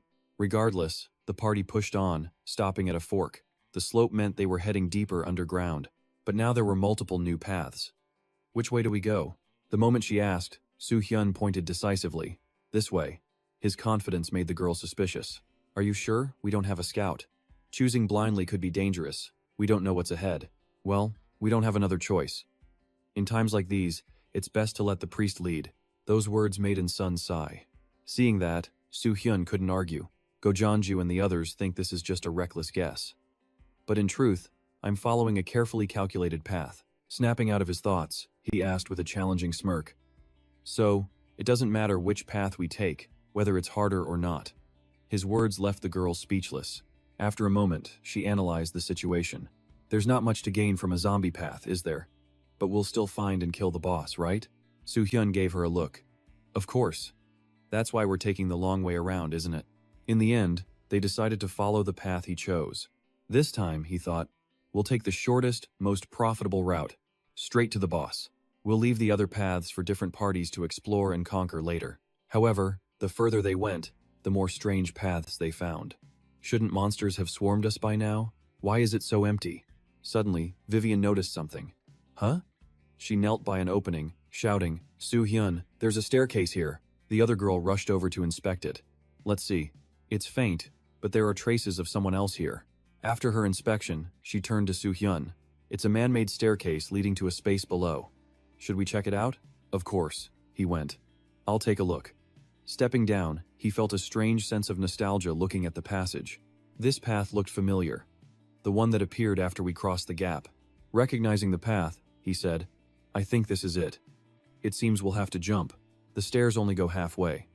The incline is steep, so we need to descend carefully. Soo-hyun remained vigilant. Then he suddenly froze. No sign of monsters. Wait.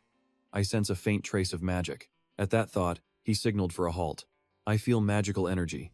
The moment he spoke, chaos erupted. Someone shoved him, sending both Anson and Soo-hyun tumbling into the darkness. Those above cried out in alarm. Are you two okay? Cradling the crying girl, he answered curtly. Yeah, it's steep, so everyone come down carefully. It doesn't look too deep though. Helping Anson up, Soo-hyun scanned the tunnel, wondering if any zombies would appear. Maybe that feeling from before was just my imagination. Nothing else seems out of the ordinary. He checked on the girl, who was flustered. I'm so sorry. I slipped. Suddenly, a light flashed as system windows appeared one after another. Reading the words, Soo-hyun couldn't believe his eyes. What is this? A spell that can bypass my magical defenses? As he thought this, his entire body felt like it was shattering. Soo-hyun collapsed, clutching his head in agony. His state threw the others into a panic. What's wrong with him? Why are you shaking like that? Are you sure you're okay? Amid their questions, Soo-hyun fought to steady himself. Wait, don't come down here yet. But it was too late. As they landed, a blinding light engulfed everything. What's happening? What is this? Anson dropped his staff, his face a mask of terror. Adjusting luck stat. Partial defense. What does that mean? The light pulsed again. Facing the unknown, Soo-hyun gritted his teeth. He didn't know how to counter this. Is this some kind of mind magic? I have to identify it first. Activate. Third eye. Instantly, a red system window appeared with detailed information. Unconscious revelation. An ancient orb-type spell, classified as mental attack magic. Effect. Forces the target into an unconscious state, exposing their subconscious emotions. Emotions are drawn from one's weakest memories or vulnerabilities, but manifest according to the player's hidden desires. Even in the ancient Horn plan, unconscious revelation was ranked as a pinnacle class spell. Among them, it was supreme, due to its astronomical mana requirement. Resistance requires high-tier magic resistance, immense mana, and a high luck stat. After reading the information, Soo-hyun's eyes widened in shock. So without all three, there's no way to completely defend against it? It also has a repeating sequence effect, making it extremely difficult to endure, even with a strong mind. The more he read, the more horrified he became. What in the world is this? Another wave of the attack struck. Soo-hyun cautiously looked around. What about the others? His eyes fell upon the dazed, unconscious forms of his party. Damn it! Only Hazel remained somewhat conscious, and she was screaming uncontrollably. No, stop it, please just stop. Hazel, snap out of it. Hazel collapsed to the ground, crying out in terror. Soo-hyun, save me, don't go. You promised you wouldn't leave me, she shrieked, then yelled. Son, I'm sorry I abandoned you. I have to save you no matter what. I have to save you. Son, your brother, An-hyun, and Kim Han-byul. They all made it. But why am I the only one? Huh? Why am I the only one in this state? Bro, don't leave me. Please, I don't want to die. I want to live and return. Facing this nightmare, Soo-hyun broke out in a cold sweat, thinking, everyone has been affected. A powerful flash of light blurred his vision. He rubbed his forehead, helpless, as memories of agonizing pain and injuries flooded his mind. At that moment, a system notification appeared. Activating Mind's Eye, the eye of the heart. See not the outer form, but what lies within. Grants the ability to perceive another's inner self, detect and sense all things, or produce a similar effect. The mind becomes exceptionally resilient, can maintain composure against mental corruption magic below rank 5. He snapped his eyes open, barely believing it. He thought, I'd be done for if this wasn't my skill. He then recalled the moment he'd acquired it. The young girl had approached him from behind, calling softly, Hey, I'm sorry, I'm really a bad kid. I'm always a nuisance and a burden to my siblings. And yet, someone like me dares to have these loud thoughts about you every night. Because I want to be like a child in your arms. Because I. As she spoke, he gently placed a hand over her mouth, cutting her off. Son, stop. If you're sorry, then start by waking up, model. Soo-hyun thought, I can't undo this. I have to solve the problem in front of me first. With all my skills in Hwarang, I've barely managed to hold on, but I'm not sure how long. I can't endure much more. This magic circle must have a center, a core somewhere. I'll have to use the third eye. He closed his eyes, sensing the brilliant flows of light.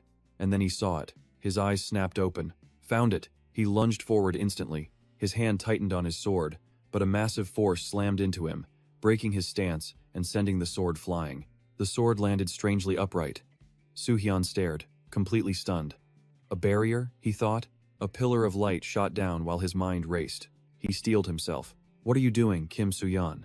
This isn't the time to test things. He raised his sword as it began to glow. The light erupted into a colossal flame, wrapping the blade in a protective power. Soo-hyun roared, Go, Hwarang! The massive sword lit up the entire sky.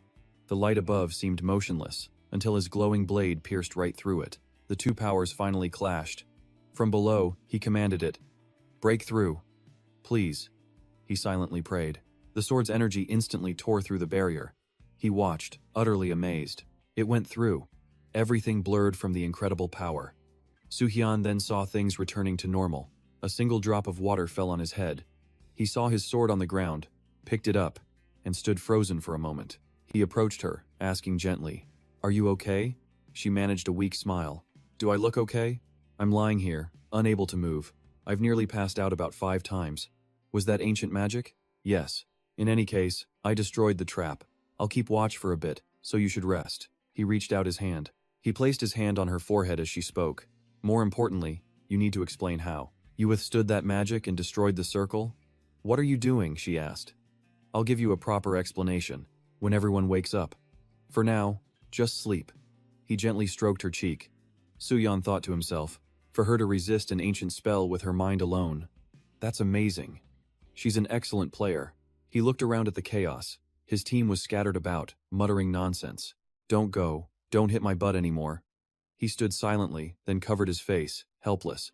What's the point of being a 15-year player, or the only player who saw the end? He thought, I got caught up in my own ego, as a player with 15 years in Hornplan, and the only one who saw it through to the end. This is the result of my arrogance, just because I'd been to the Steel Cave before. I was so confident I could pick the perfect route, but I was helpless without the third eye, and Hwarang. He sensed a presence and turned to see Haeon sitting up. Haeon, She called to Suhyun, looking around. Huh? What's this? After a moment, she realized. So that's what happened? He replied softly. I'm sorry. She watched him for a moment. Are you blaming yourself now? It's normal to fall for traps while exploring a dungeon. In the end, you saved all of us, right? We should be the ones thanking you. Still, she continued, you definitely gave a signal to stop before we descended, and we did stop based on that signal. So how are you responsible for Anson falling? He replied, as the party leader, if only I had been more careful, I could have prevented this incident. Your class isn't even for perception. It's my fault for not bringing an archer. To him, leading a party means taking full responsibility for everything, she thought, no matter when it happens. This incident is clearly my mistake. He had to ask her. So, was coming to the steel cave a mistake from the start?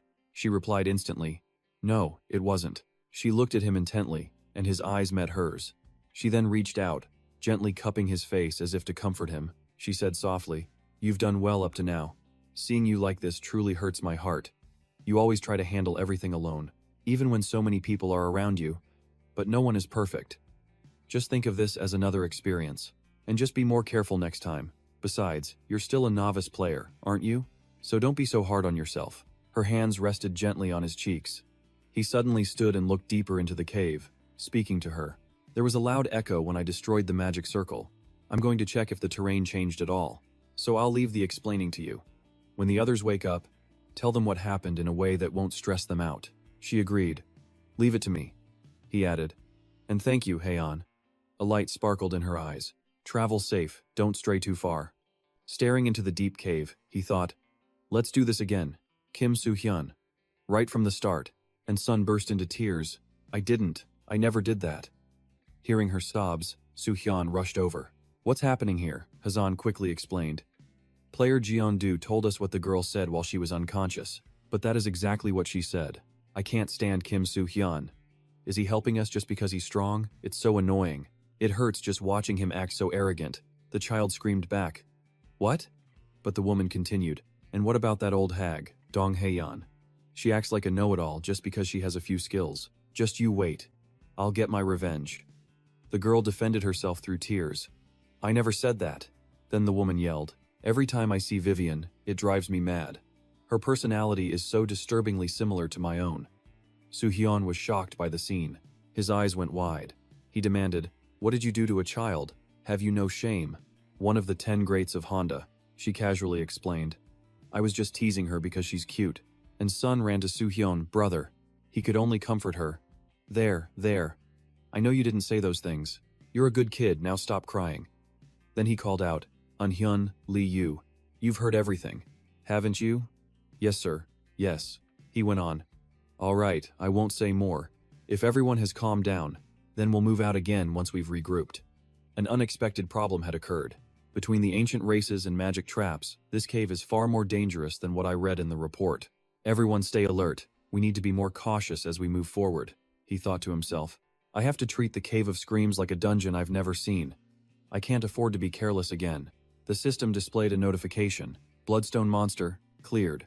Spine Regiment, cleared. He stepped forward, and in an instant, they were all before the cave's mouth, he thought. To get to the point I know, we should head to the right. But just in case. He called, and Sun, come here. She looked curious. Okay, yes. Which way feels better? I'm not so sure. She reached for him, but he dodged.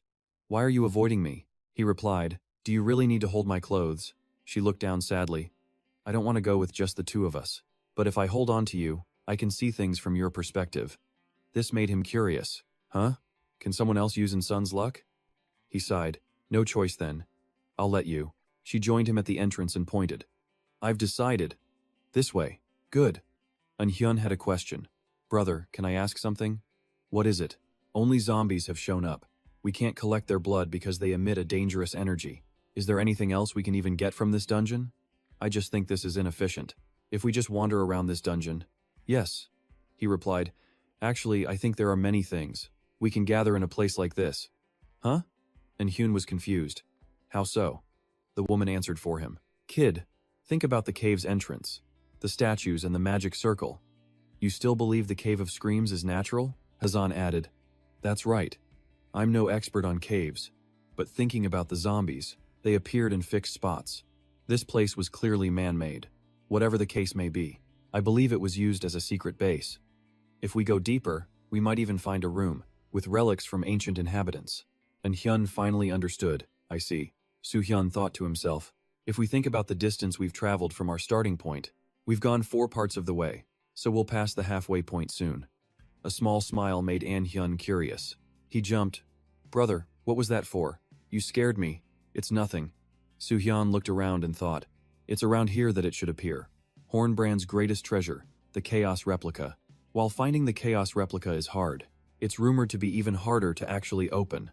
When it senses danger, it uses chaos. It connects to itself to escape, and if anyone tries to grab it, they're pulled into its chaotic dimension.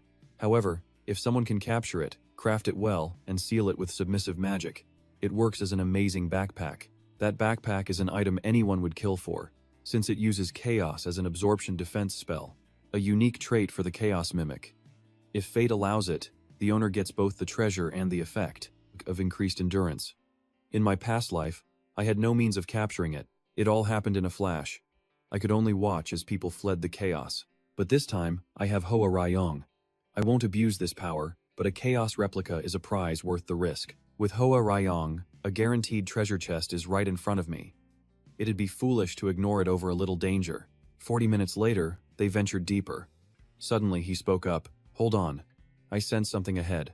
About 180 meters. 2 hostels, but no signs of life or movement. He then warned, be careful. They could be like the insectoids. Dim the light magic. They all agreed. Understood. Hoa Ryong added, they seem to be sentinels, flanking an iron gate, completely motionless. You think they activate on proximity? He wondered aloud. Maybe the gate is the trigger. Perfect. He turned to Hyeon and Yoon. Remember that spell you used against Radar Love? You mean Blaze? That's the one. She beamed. It's stored in my necklace, ready any time. He replied instantly. Then I need you to destroy that gate. Just the gate? Understood. She raised her hammer. Blazing ice spear. The cavern flashed with light. The sentinels detected the intrusion. Intruder alert. Activating defenses. Executing command. Command received. Annihilate all intruders. A powerful beam of light erupted, ready to vaporize everything.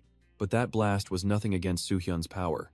The other 3 could only stare, jaws agape. Both sentinels collapsed to their knees. Is it over? I'm not sure. The gate slowly creaked open. The 2 sentinels went still. Soo-hyun told them, all right, let's move.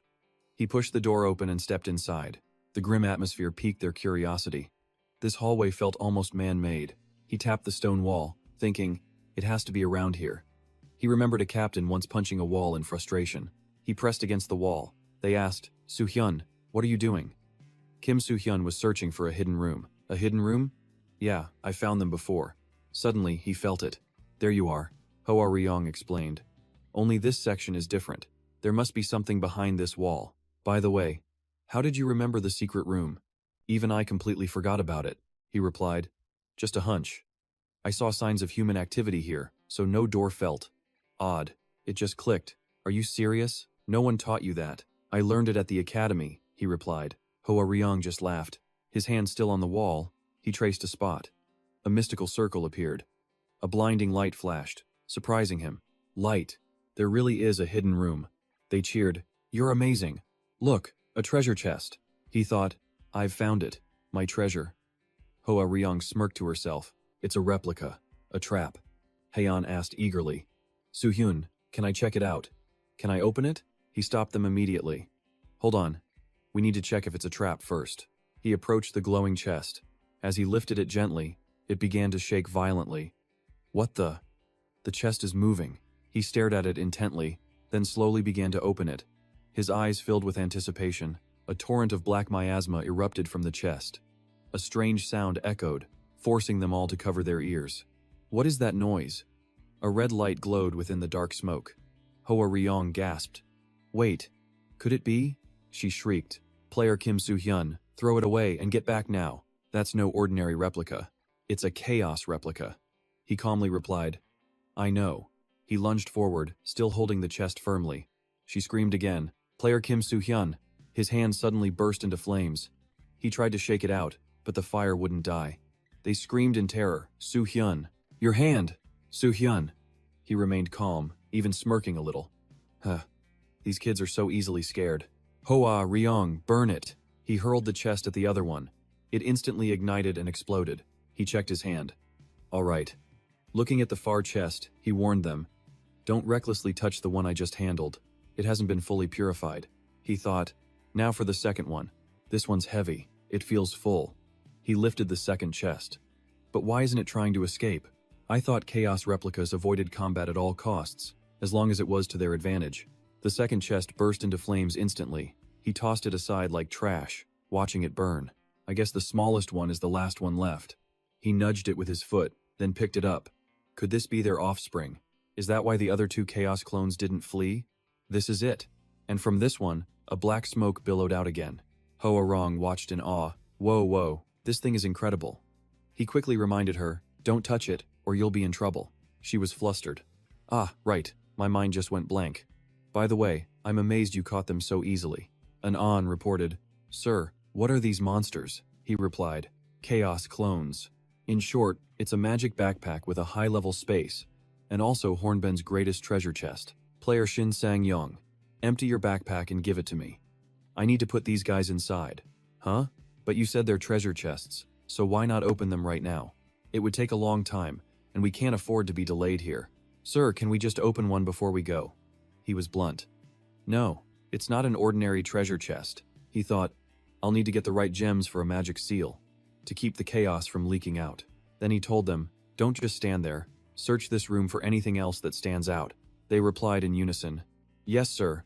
He watched them leave with a tired sigh. Good grief, they stretched lazily. I thought we were finally getting something. Would opening it actually hurt him? He sighed to himself. Everyone's reaction isn't great. Still, I guess it makes sense. Since every monster we fought was undead, of course they'd be disappointed that we only fought. Then we just walked away with nothing. The number of items in these chests is less important right now. I'll have to use the eye again if I want to purge the remaining chaos. This is also my duty as the captain. To maintain the team's morale, there's no other choice. Maybe it's time to give them some encouragement. He suddenly announced, we'll open just one after we finish searching the room. Everyone's eyes lit up. The faster they finished, the sooner they'd open it. They started scrambling.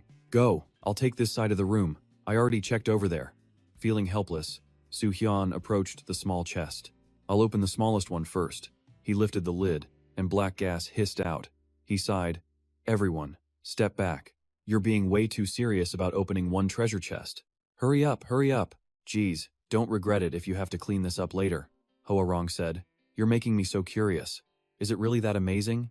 He replied. You'll know when you see it. So, I'm opening it. He tipped the chest over as they watched, curious. It didn't move. But a second later, gold poured out like a river. They were stunned by the sight, having never seen so much gold. All of them were completely overwhelmed. An An screamed, all this gold! He stared at the mountain of glittering gold and gems. Each coin clinked as it fell. Soo-hyun tipped out the very last one. Ha-sun was also in awe. Oh my gosh, Hoa Rong added. All these gold and gems, how much could this all be worth? The other three had their jaws dropped this whole time. They stared at the mountain of gold, buzzing with discussion. It would probably take all day just to count it, I guess. Soo-hyun spoke up. This is why I didn't want to open it. He then ordered, we don't have much time, so put it away now. Yes, sir. We're putting everything in here, right? There's so much, seriously. Besides that, there was a set of sparkling jewelry. Ha-sun said, it seems these are all the items. I'll use recovery magic now. He replied, please do. He thought, it's nice not to worry about money. But only 3 items. Looks like this guy mainly swallowed shiny things. Let's see. I'll use the third eye on these. The system displayed info on the earring of wind, an amplification orb, and a reinforced shield. He looked on thoughtfully. Ha-sun said, there's not much information on them. Even after I used recovery magic. I think these earrings have wind properties, but I'm not sure about the other 2. It's best if we re-examine them. When we return to the city. She then walked over to Soo-hyun. He asked curiously, what did you say? She replied, I said I couldn't figure out the item details with my recovery magic. He nodded. I see. He thought, wow, I got distracted for a moment. There are 2 pieces of ancient equipment here. According to my research, the ancient horn plan was a place of advanced magic, while the current horn plan creates incredible magic. It's recognized as a system like applied magic veins based on Earth's current intelligence. It's assumed that ancient magic is simply incomparable. You can tell just by looking at these items, can't you? Hoa said items crafted after the ancient horn plan were severely downgraded. At best, they barely resembled the original's power. Their performance had a massive gap, which is why players were obsessed with exploration, especially in ruins, where the chance of finding ancient horn plan items was highest. He then reminded Heian, "Did you forget what we packed before we left?" She looked puzzled. "What?" Then it hit her. "Oh, right. The appraisal scroll. Gosh, what's wrong with me? I totally forgot." "You should have reminded me." He quickly reassured her. "I forgot too. Good thing we brought it." Gazing at the accessories, Heian quickly began the appraisal. Item appraisal. A brilliant light flared. The results were in. He held the results, thinking to himself, "Oh, a high-quality scroll. The transcription is excellent. Let's check these in order." First, the Earring of Wind. It says a wind spirit has long dwelled within. Once equipped, the wearer gains the wind's power, feeling lighter with enhanced peripheral vision. It looks like it affects agility. He suddenly handed the earrings to Duong Li Iu Dong. "These would be better for you." She squealed with delight. "Okay." He then picked up the next item. Next up, the Amplification Gem. This is a piece of support gear, created in ancient times for mages. It's used via an external seal, so it's like a removable tattoo, or something similar. It increases the speed of one's mana flow and enhances its purity. It also reduces mana consumption. Hazan asked, "Aren't there any exact stats on its effect?" "Unfortunately, no. But since it's an ancient item, the effect will be immense." He offered it to Heian. "This is for you." She immediately refused. "No, I can't ask for this." He explained, "Given your class inheritance, using your skills will get harder as you advance. That makes you the most suitable person for this gem." She paused, deep in thought, before smiling and accepting. "There's one item left," he continued. "This is a Guardian's Shield, a high-level spell for priests. The fact that it's sentient makes this bead incredibly valuable. It's an attribute item, but that's not all. It drastically reduces the chance of death from ambushes or assassinations. But it's priest exclusive. And it's an attribute item." The others listened, nearly yawning. He handed it to Sun. "Here. You can let it find its master. Once you infuse it with your mana, it will instantly find its master. Go on." The young girl beamed. "Okay." She gently held the bead, sensing its power. It began to glow brightly before soaring into the air. To everyone's surprise, it flew towards an honorable. He watched it, his gaze fixed. It zipped over to Suhan, then back to Sun. "It's so cute," she exclaimed. Suddenly, it slammed right into her chest. "What's going on? It's yours," an Own erupted. "That thing." "Hey, get away from Sun." He shielded Sun as the orb flew erratically. An On raged. "This blasted thing." The bead suddenly exploded, staggering him. It sent Sun flying. Suhon watched, thinking, so it even retaliates. I guess it has more functions, since it's an upgraded model. After the blast, silence fell once more. "I didn't get a single thing. I'm so pissed." "Master, why are you so angry?" Song Dong explained. "This is a good thing. When one of us gets stronger, the whole team becomes stronger. And there are still 2 chests left, so don't worry." "Aren't you relieved?" "Honestly, you feel a bit embarrassed, right?" "I'm perfectly happy just being taught by you, Master. I'm just happy I got to meet you and the captain." Hoa Dong then approached an honorable. "Pardon me, but for various reasons, I didn't wish to be chosen, and I've no intention of being scolded. Still, I appreciate the sentiment." He was taken aback. "No, wait. What was that? I guess being that beautiful is a crime." "What?" The group chattered away. Suhon thought to himself, "I really need to set aside a day to deal with her." The deeper they went, the quieter it became. He thought to himself, "Looks like we're approaching point 6. It's strange. We haven't seen any undead since the Chaos clones. Is it because we took a different route this time?" Suddenly, something flickered in the darkness ahead. Suhan wondered, "Is something blocking my mana sense?" He gave the order. "Wait, stop. There's an area I can't read at all. About 200 meters ahead of us." They were curious. "What is it?" "It seems like a barrier or some wavelength is blocking our mana." "Yes, I think we should approach and confirm what it is. Let's move in slowly." As they advanced cautiously, an eerie feeling grew with every step. They reached the cave's maw. Hazan's hair stood on end. "I feel a very sinister presence." And Hyun added, "It must be blocking our senses. This means it's extremely dangerous if we get any closer," he thought. "I can't see anything inside. Even with my enhanced vision." He activated his third eye. He opened his eyes, sensing a massive horde of monsters. "This is definitely a trap. Who in the world designed this cave?" he quickly said. If we can't sense anything from here, going further is even riskier. Just as player Shin Sang-yong said, I'll give you two options. We push forward or we take a detour, right? Yes, he continued. Do we enter to destroy the trap, or find another way, even if it takes much longer? I need everyone's input. In the end, our team chose to take the detour. It took a huge amount of time just to escape Point 6, and we faced countless encounters with Death Knights. This path surely leads to a trap filled with monsters and ancient magic. Someone intentionally designed this cave so each part is different. That way, we'd either fall into a trap or be forced to face Death Knights.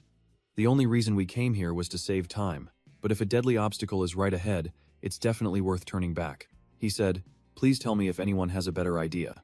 He asked, should we go straight or turn back and detour? They just stared at each other for a long moment. Then, they replied in unison, we'll follow your decision, you're our captain. Then, a few desperate cries rang out. And Hyun, on your left, Il Dong-soo. Suho masterfully sliced through the monsters. Skeletons crashed with a piercing shriek. Moments later, their combined power crushed them all. He grinned. Is that all? What the hell were those? That was surprising. Their levels were significantly higher than normal skeletons. Let's rest. They sat down to recover from the fight. We'll continue after we've recovered and regrouped. Anson shouted, holding a glowing healing spear. Suddenly, footsteps echoed. Il Dong-soo told Yudong, I need to talk to you. She immediately stood up. He said, what good do you get from charging forward like that?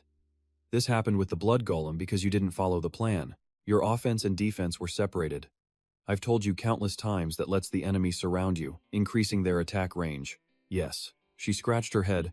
I only did it because the skeleton knight was in our way. It was perfect timing too. Have you forgotten all the other skeleton knights around you? If player Shin Sang-yong wasn't there, you would have died, he reminded her. What good is an item to boost your sight if your body can't follow? If you focus on a single target, you'll be stabbed from behind. She looked down. Yes, I'll be more careful. As he was lecturing and Hyun snickered behind them, it made his face scrunch up. He noticed and quickly looked away, sweating and mumbling. Says the one almost stabbed by a skeleton knight. He thought helplessly, her too. She quickly ran after him, laughing. Are you done scolding the kids? Scolding? It was more like advice. Whatever. Those skeletons in the clearing were of a much higher class than any skeletons we've encountered before. I was wondering if it was related to the dark energy in this area. I was thinking the same thing.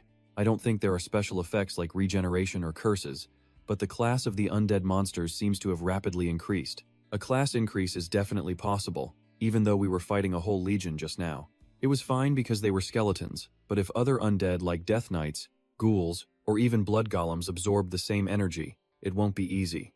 If any roaming monsters use surprise attacks, our best bet is, in other words, he'd rather fight, even if it meant he could die. His intel also mentioned something called evasion. He thought to himself, we're very close to the boss room now. Once the mages recover, we'll advance to Point 7. The space grew darker, more menacing. They braced themselves and charged into the fight, and Hyun aimed his hammer forward. Vivian raised her scepter high. Anson just stood there, completely lost. All at once, Suho walked toward the wall. He touched it lightly, and it immediately began to move, slowly opening. He thought to himself, this thing looks like a normal treasure chest. All right, let's have a look. Opening the chest, their eyes fell upon a pile of glittering gold and jewels. But after seeing a mountain of treasure, this amount seemed like nothing. They all thought, I've seen the map, and this is too little. He could guess their thoughts from their expressions. These people. Some players were struggling just to earn 10 gold. Then he shouted, Point 7 cleared, advancing to Point 8. A brilliant light blinded everyone. Point 8 cleared, advancing to Point 9. A corpse suddenly appeared, startling them. It was a corpse on horseback, and it shot right past him. He swung his sword, creating a massive flame, his gaze intense. He thought, with this, we've practically cleared Point 9. A strange light suddenly flashed, and he slowly stepped forward. He suddenly sensed something as he stood before the cave entrance. Wait, I'm sensing a very powerful and dangerous energy among us. Has anyone experienced this before? Ho Dong answered, I can't clearly sense a thing. After hearing that, I can feel that foul energy slowly starting to fade. I never wanted to come here in the first place. If that's what our captain feels, I'll raise my guard. Then they continued deeper inside. He recalled, we can't attack with so few people. That cave isn't a normal one, is it? We understand. Please, be serious. We barely escaped, even after our captain and the best players were sacrificed. Just because the boss room is a dungeon near a small city doesn't mean it's going to be easy. We need a large group of at least 100 researchers to clear it. I'm sure you will. I'll send the best members from the main guilds in the city, so you don't need to worry, all right? They then left quickly, leaving the two to just stand and watch. We can't possibly do this with so few people. 70% of them died. We need to request support from a large party of researchers, with support from guild members from other cities. What the hell are you even saying? There's a dungeon in this area that requires support from other cities? What? That thing, those eyes, that murderous impulse, that bastard? Hold on. Everyone, look over there! The shout pulled him back to reality. He wondered, what is it? It's massive. It has to be over 6 meters tall. Before them stood a mysterious and terrifying gate. Hoadong stepped forward first, with Su Hyun right behind her. Then she looked up and said, I still can't sense any distinguishable energy. There's no magical power either. Then she raised her hand and instantly sensed something. The wall began to tremble strangely. A shout echoed from the distance. Don't touch the gate. Player Go Jeonju, are you okay? What's wrong? She wondered. Impossible. What are these feelings I'm sensing?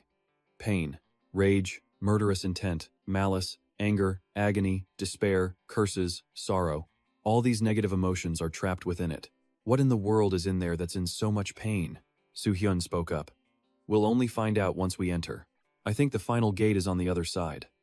Nobody's magic or equipment has been drained or damaged, right? The three of them stared intently, and the other three did the same.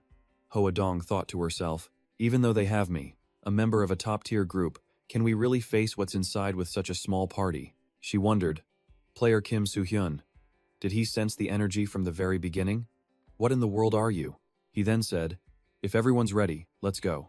I'll open the gate. The thing behind this gate is a monster that makes all players tremble in fear. He thought to himself, can I really face it? The Night of Annihilation. It was once called the Nightmare. What it did to the Night of Destruction was terrifying. He prayed for everyone to make it back alive. And that's where this video ends. The above was a summary of the series. If you have any opinions, please leave them in the comment section below. Don't forget to leave me a like, subscribe, and hit the notification bell for more amazing videos. For now, goodbye, and see you again. Bye-bye.